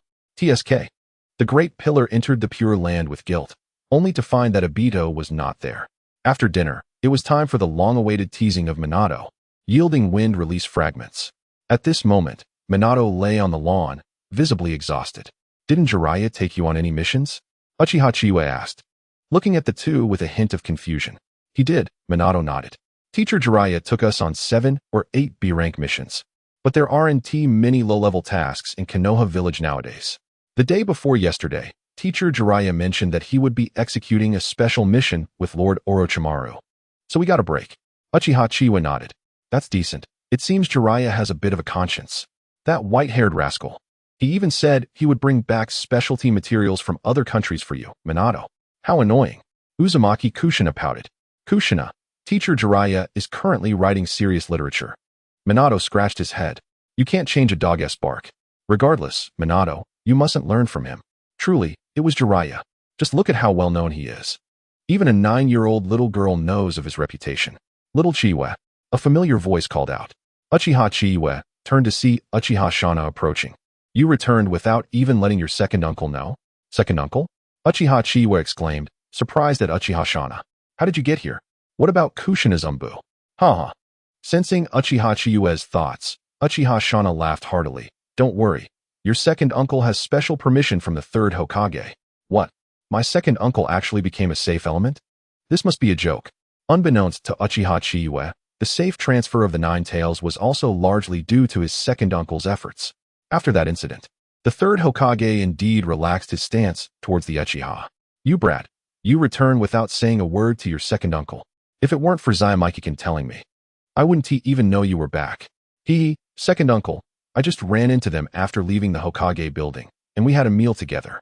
Well, you kids should avoid this area for now. There are too few people around. In the evening, after Uchiha Shana's lengthy admonitions, everyone finally returned to their respective homes. That night, at Uchiha Chiyue's residence, second uncle, could you do me a favor? You little rascal, what do you need from your second uncle this time? Well, it's nothing much. I just wanted to inquire if there are any wealthy individuals around. Uchiha Shana was clearly taken aback. Why do you ask that? Is money tight? Indeed, Uchiha Chiyue said helplessly. Ever since I met the snake sage of the Dragon Cave, the places where I need money have increased significantly. You wouldn't believe it. Those slippery snakes. Uchiha Chiyue didn't care about the consequences and placed the blame squarely on the Dragon Cave. After all, his second uncle wouldn't be going to the Dragon Cave, so he might as well consider it as using the money to honor the snake sage. Uchiha Shana pondered for a moment. It seems Orochimaru has also been short on funds. What could the snake sages of the Dragon Cave want with so much mundane wealth? Could it be that they can transform into humans? Well, Chiyue, the Uchiha, should still be able to manage, Uchiha Shana replied. Just tell me who has money. I will go borrow some. Cough, cough. It's not necessary, Chiyue. How much do you need? Your second uncle will give it to you. Really, second uncle? Of course. My Uchiha family is prosperous. Although it's a family business, I still have some authority. I want 2 billion. The farming family of the Land of Fire, the Kira family, and the Akashi family. Uchiha Shana's expression changed in an instant. These are the 3 wealthiest samurai families within the Land of Fire. Thank you, uncle. Uchiha Chiyue grinned. Samurai. Samurai, how wonderful. Uchiha Shana cautioned. However, Chiyue, do not underestimate the strength of these families. Despite the current chaos, they still maintain a firm grip on their military power. That statement holds significant truth. It's as if the dynasty is changing rather than the families themselves. The old aristocrats within these capitals are all individuals of wealth, power, and influence. It seems I need to plan carefully and secure a couple of missions heading to the capital of the Land of Fire. Uchiha Chiyue mused to himself.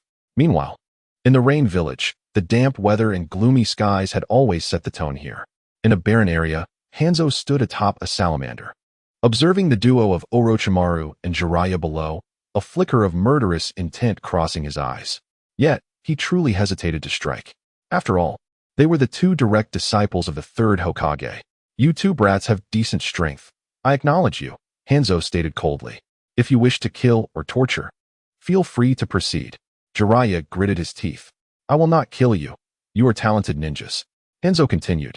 Konoha has sent you here to interfere with my grievances with the land of iron and the land of wind. Haven't they?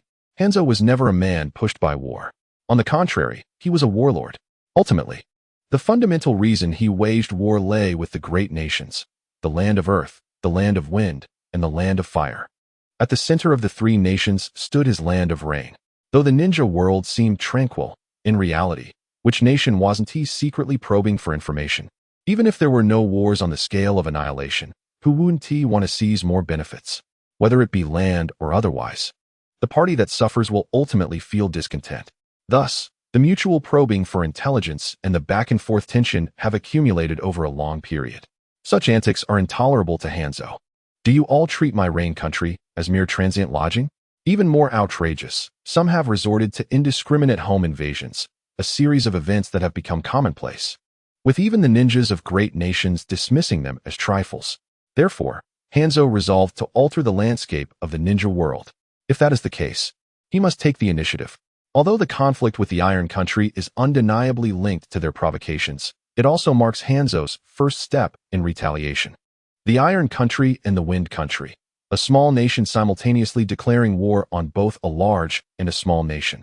Such audacity is not typically found in ordinary individuals. Moreover, since you choose not to speak, I implore you to relay a message to your third Hokage. Standing atop the mountain, Hanzo declared, the Rain Country formally declares war on Konoha. The inequitable distribution of interests among great nations, their incessant malevolence, has long caused suffering across the land. I, Hanzo, vow to shatter the status quo. From this day forth, the war begins. Having uttered these words, Hanzo dismissed his summoned beast, leaving the two with a parting silhouette. I hope to see you both amidst the chaos of war. Hanzo was acutely aware that the true battles he must confront would never solely involve the Iron and Wind countries. The Earth Country is a stubborn old coin, and so too is the Fire Country. They wish to grant me a taste of victory while ensuring I do not live too comfortably. Eager to witness my triumph over neighboring smaller nations, yet determined not to allow me to truly annex them. A glimmer of cold light flickered in Hanzo's eyes. They have lingered in their positions for far too long. If they wish to see me leap into action, then I shall oblige. Meanwhile, what is your stance, Shana? Uchiha Fyama inquired, gazing at Uchiha Shana across from him. What do you mean by my stance? Uchiha Shana replied with a chilling scoff. Well, I too hail from that era. The current situation is sufficiently clear. Thus, I wish to inquire about your perspective. Uchiha Fyama's expression turned grave. However, we gain nothing from this. Uchiha Shana too became serious. Since I undertook the mission in the Rain Country, I have understood that war is inevitable. The three great nations have never afforded the Rain Country much leeway. Its geographical position offers no respite. The probing and testing over the years have left nerves frayed to the breaking point. Hanzo, with his wolfish ambitions, will not be content to remain a mere pawn. He is bound to emerge. Should I take a look? Uchiha Shana's gaze turned icy. Within 3 months, the Iron Country will face defeat, forging an alliance with the Rain Country. Consequently, the Wind Country will intensify its efforts, tilting its focus toward the Rain Country. The Rain Country will undoubtedly declare war on Konoha, for it has no choice but to do so. Why? Uchiha Fyama furrowed his brow. Because I have seen everything. A flicker of crimson glinted in Uchiha Shana's gaze. The Lightning Country, having suffered losses against Konoha, has seen its long-standing frictions with the Earth Country dissipate. With the Earth Country unencumbered, the Wind Country now takes the vanguard. The third Wind Shadow is but a child, needing achievements to secure his position. Declaring war on Konoha would be either foolish or reckless. If my assumptions hold true, the young Anoki will have two choices: to join the fray and declare war on Konoha, or to profit from the chaos of war. Uchiha Fyama was left speechless. Uchiha Shana's analysis was astute. He indeed lacked in the realm of politics. The state of the ninja world is such, rife with mutual aggression. Profiting amidst war? How does one achieve that? The answer is simple. If you lack weaponry, I shall provide it. If you lack manpower, I shall lend you mine. He cannot allow the tide of war to tilt too heavily in one direction, nor can he permit the conflict to conclude prematurely. Clearly, Anoki is the sort to engage in such dealings.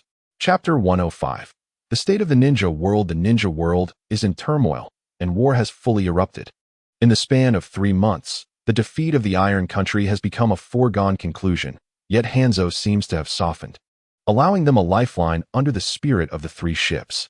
Consequently, the Iron Country has withdrawn its forces and formed an alliance with the Rain Country, paying a hefty sum in reparations.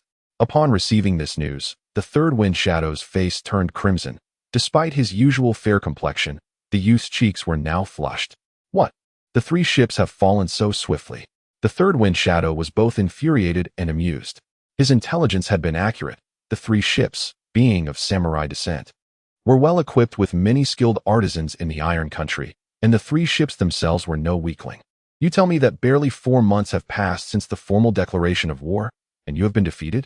Not only defeated, but have also lost your equipment? Now, this band of lunatics from the Rain Country is clad in the Iron Country's fine gear, launching a brazen assault on the Wind Country? Who has truly lost their mind here? Over the past 3 months, Chiyue has remained in a comatose state, and the Fire Country has had to increase personnel to engage with Konoha. The bad news is that their poison has become ineffective, allowing Konoha to recover. However, the good news is that Chiyue's son and daughter-in-law have also succumbed to Chiyue's poison. The two managed to hold back Tsukumo Hatake, resulting in relatively minor casualties during this period. Yet death is inevitable, so he has continually bolstered their ranks. The Iron Country has faltered, the Rain Country has grown stronger, and these individuals hailing from Hanzo's ranks are impervious to ordinary poisons. This has allowed the Rain Ninjas, whose true strength is not particularly impressive, to contend with a significant portion of the Sand Ninja's power. Why only a portion? Naturally, because the majority are with Konoha. Is Chiyue still not awake? Not yet. Lord Wind Shadow. Damn those Konoha brats. Damn those Uchiha. The Third Wind Shadow cursed once more. Just as his words fell, another figure burst in. Lord Wind Shadow. This is intelligence sent by someone. Bring it here. Yes. The Third Wind Shadow unrolled the scroll, momentarily stunned upon seeing the signature, before reading the contents with a series of cold smirks. Where is the individual who delivered this intelligence? Still outside. Let him in. Yes, my lord. Just as a historic meeting was about to occur in the Wind Country, in the Fire Country, Uchiha Chiyue strolled through the streets of the Fire Country's capital. It appeared as though this place had remained untouched by the ravages of war, still exuding an air of prosperity. Is this truly the capital of the Fire Country? Mike Guy's face lit up with excitement. This was his first visit.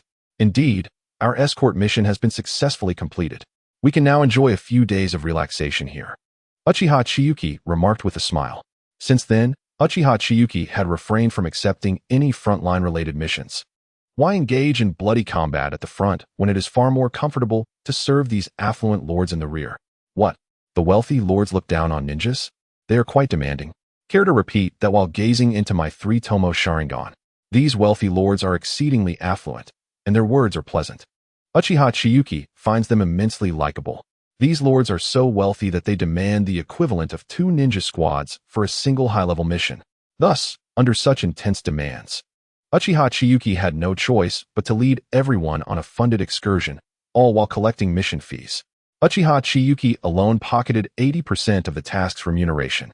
If one were to inquire why, it is simply because he was the sole leader, accompanied by 4 genin and 1 chunin. Who else could he share with? Chiyue, have we bought enough? The blonde-haired youth, accustomed to acting as the pack-bearer, was laden with bags filled with hot pot ingredients. That's plenty. Minato. If you can't carry it, just hand it over to Uncle Guy? Absolutely. Mike Guy lunged forward, though he too was burdened.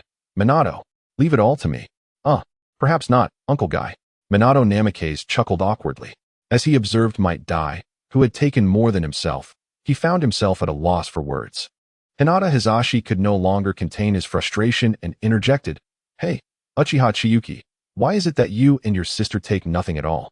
Who said that? We have taken our share, Uchiha Chiyue retorted, gesturing towards the vase in Mikoto's hands while brandishing the short blade in her grasp. See, I am holding this. You. Hizashi's temper flared, veins popping on his forehead. I really want to give you a good beating.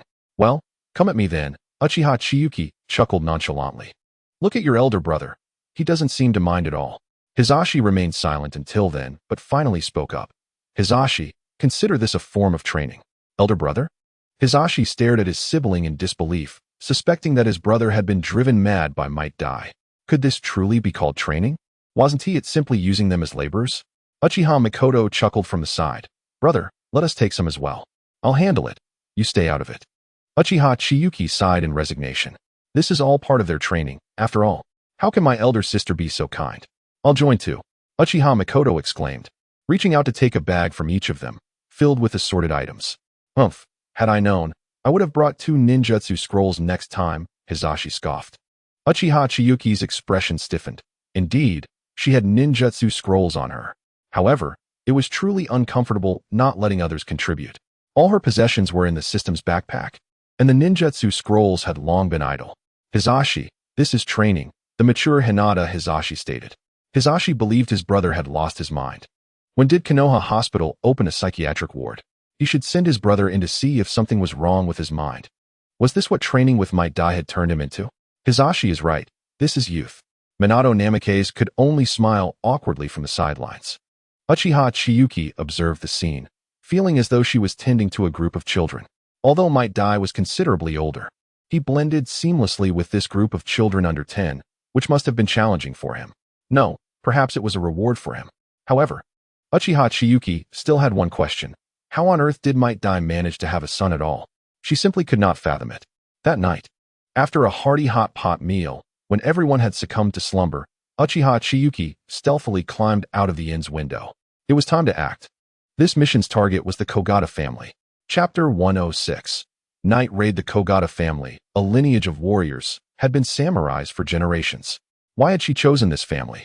The reason was straightforward. They were the wealthiest among the 3 families and were the foremost anti-ninja faction within the Land of Fire. It was rather amusing. They deemed Konoha ninjas as parasites, perpetually reliant on the country for funding. The Kogata family's assets totaled over 600 million, though cash on hand might not be substantial. However, utilizing the previous use of the Kotoame Tsukumi would surely yield profit. The Kogata family maintained 500 warriors, though they should more accurately be termed ninja warriors, as they possessed chakra and required it to master their swordsmanship. Nevertheless, in the eyes of most samurai, the term ninja was a disgrace. Yet, if samurai were truly superior to ninjas, there wouldn't be so many wandering samurai. This world could just as easily be renamed Hokage Samurai. Returning to the Kogata family. The head of the family, Kogata Daro, wielded considerable influence within the Land of Fire. Though the daimyo was the leader, power could never reside solely in one person. With high status, immense wealth, and an anti-ninja stance, he frequently called for cuts to funding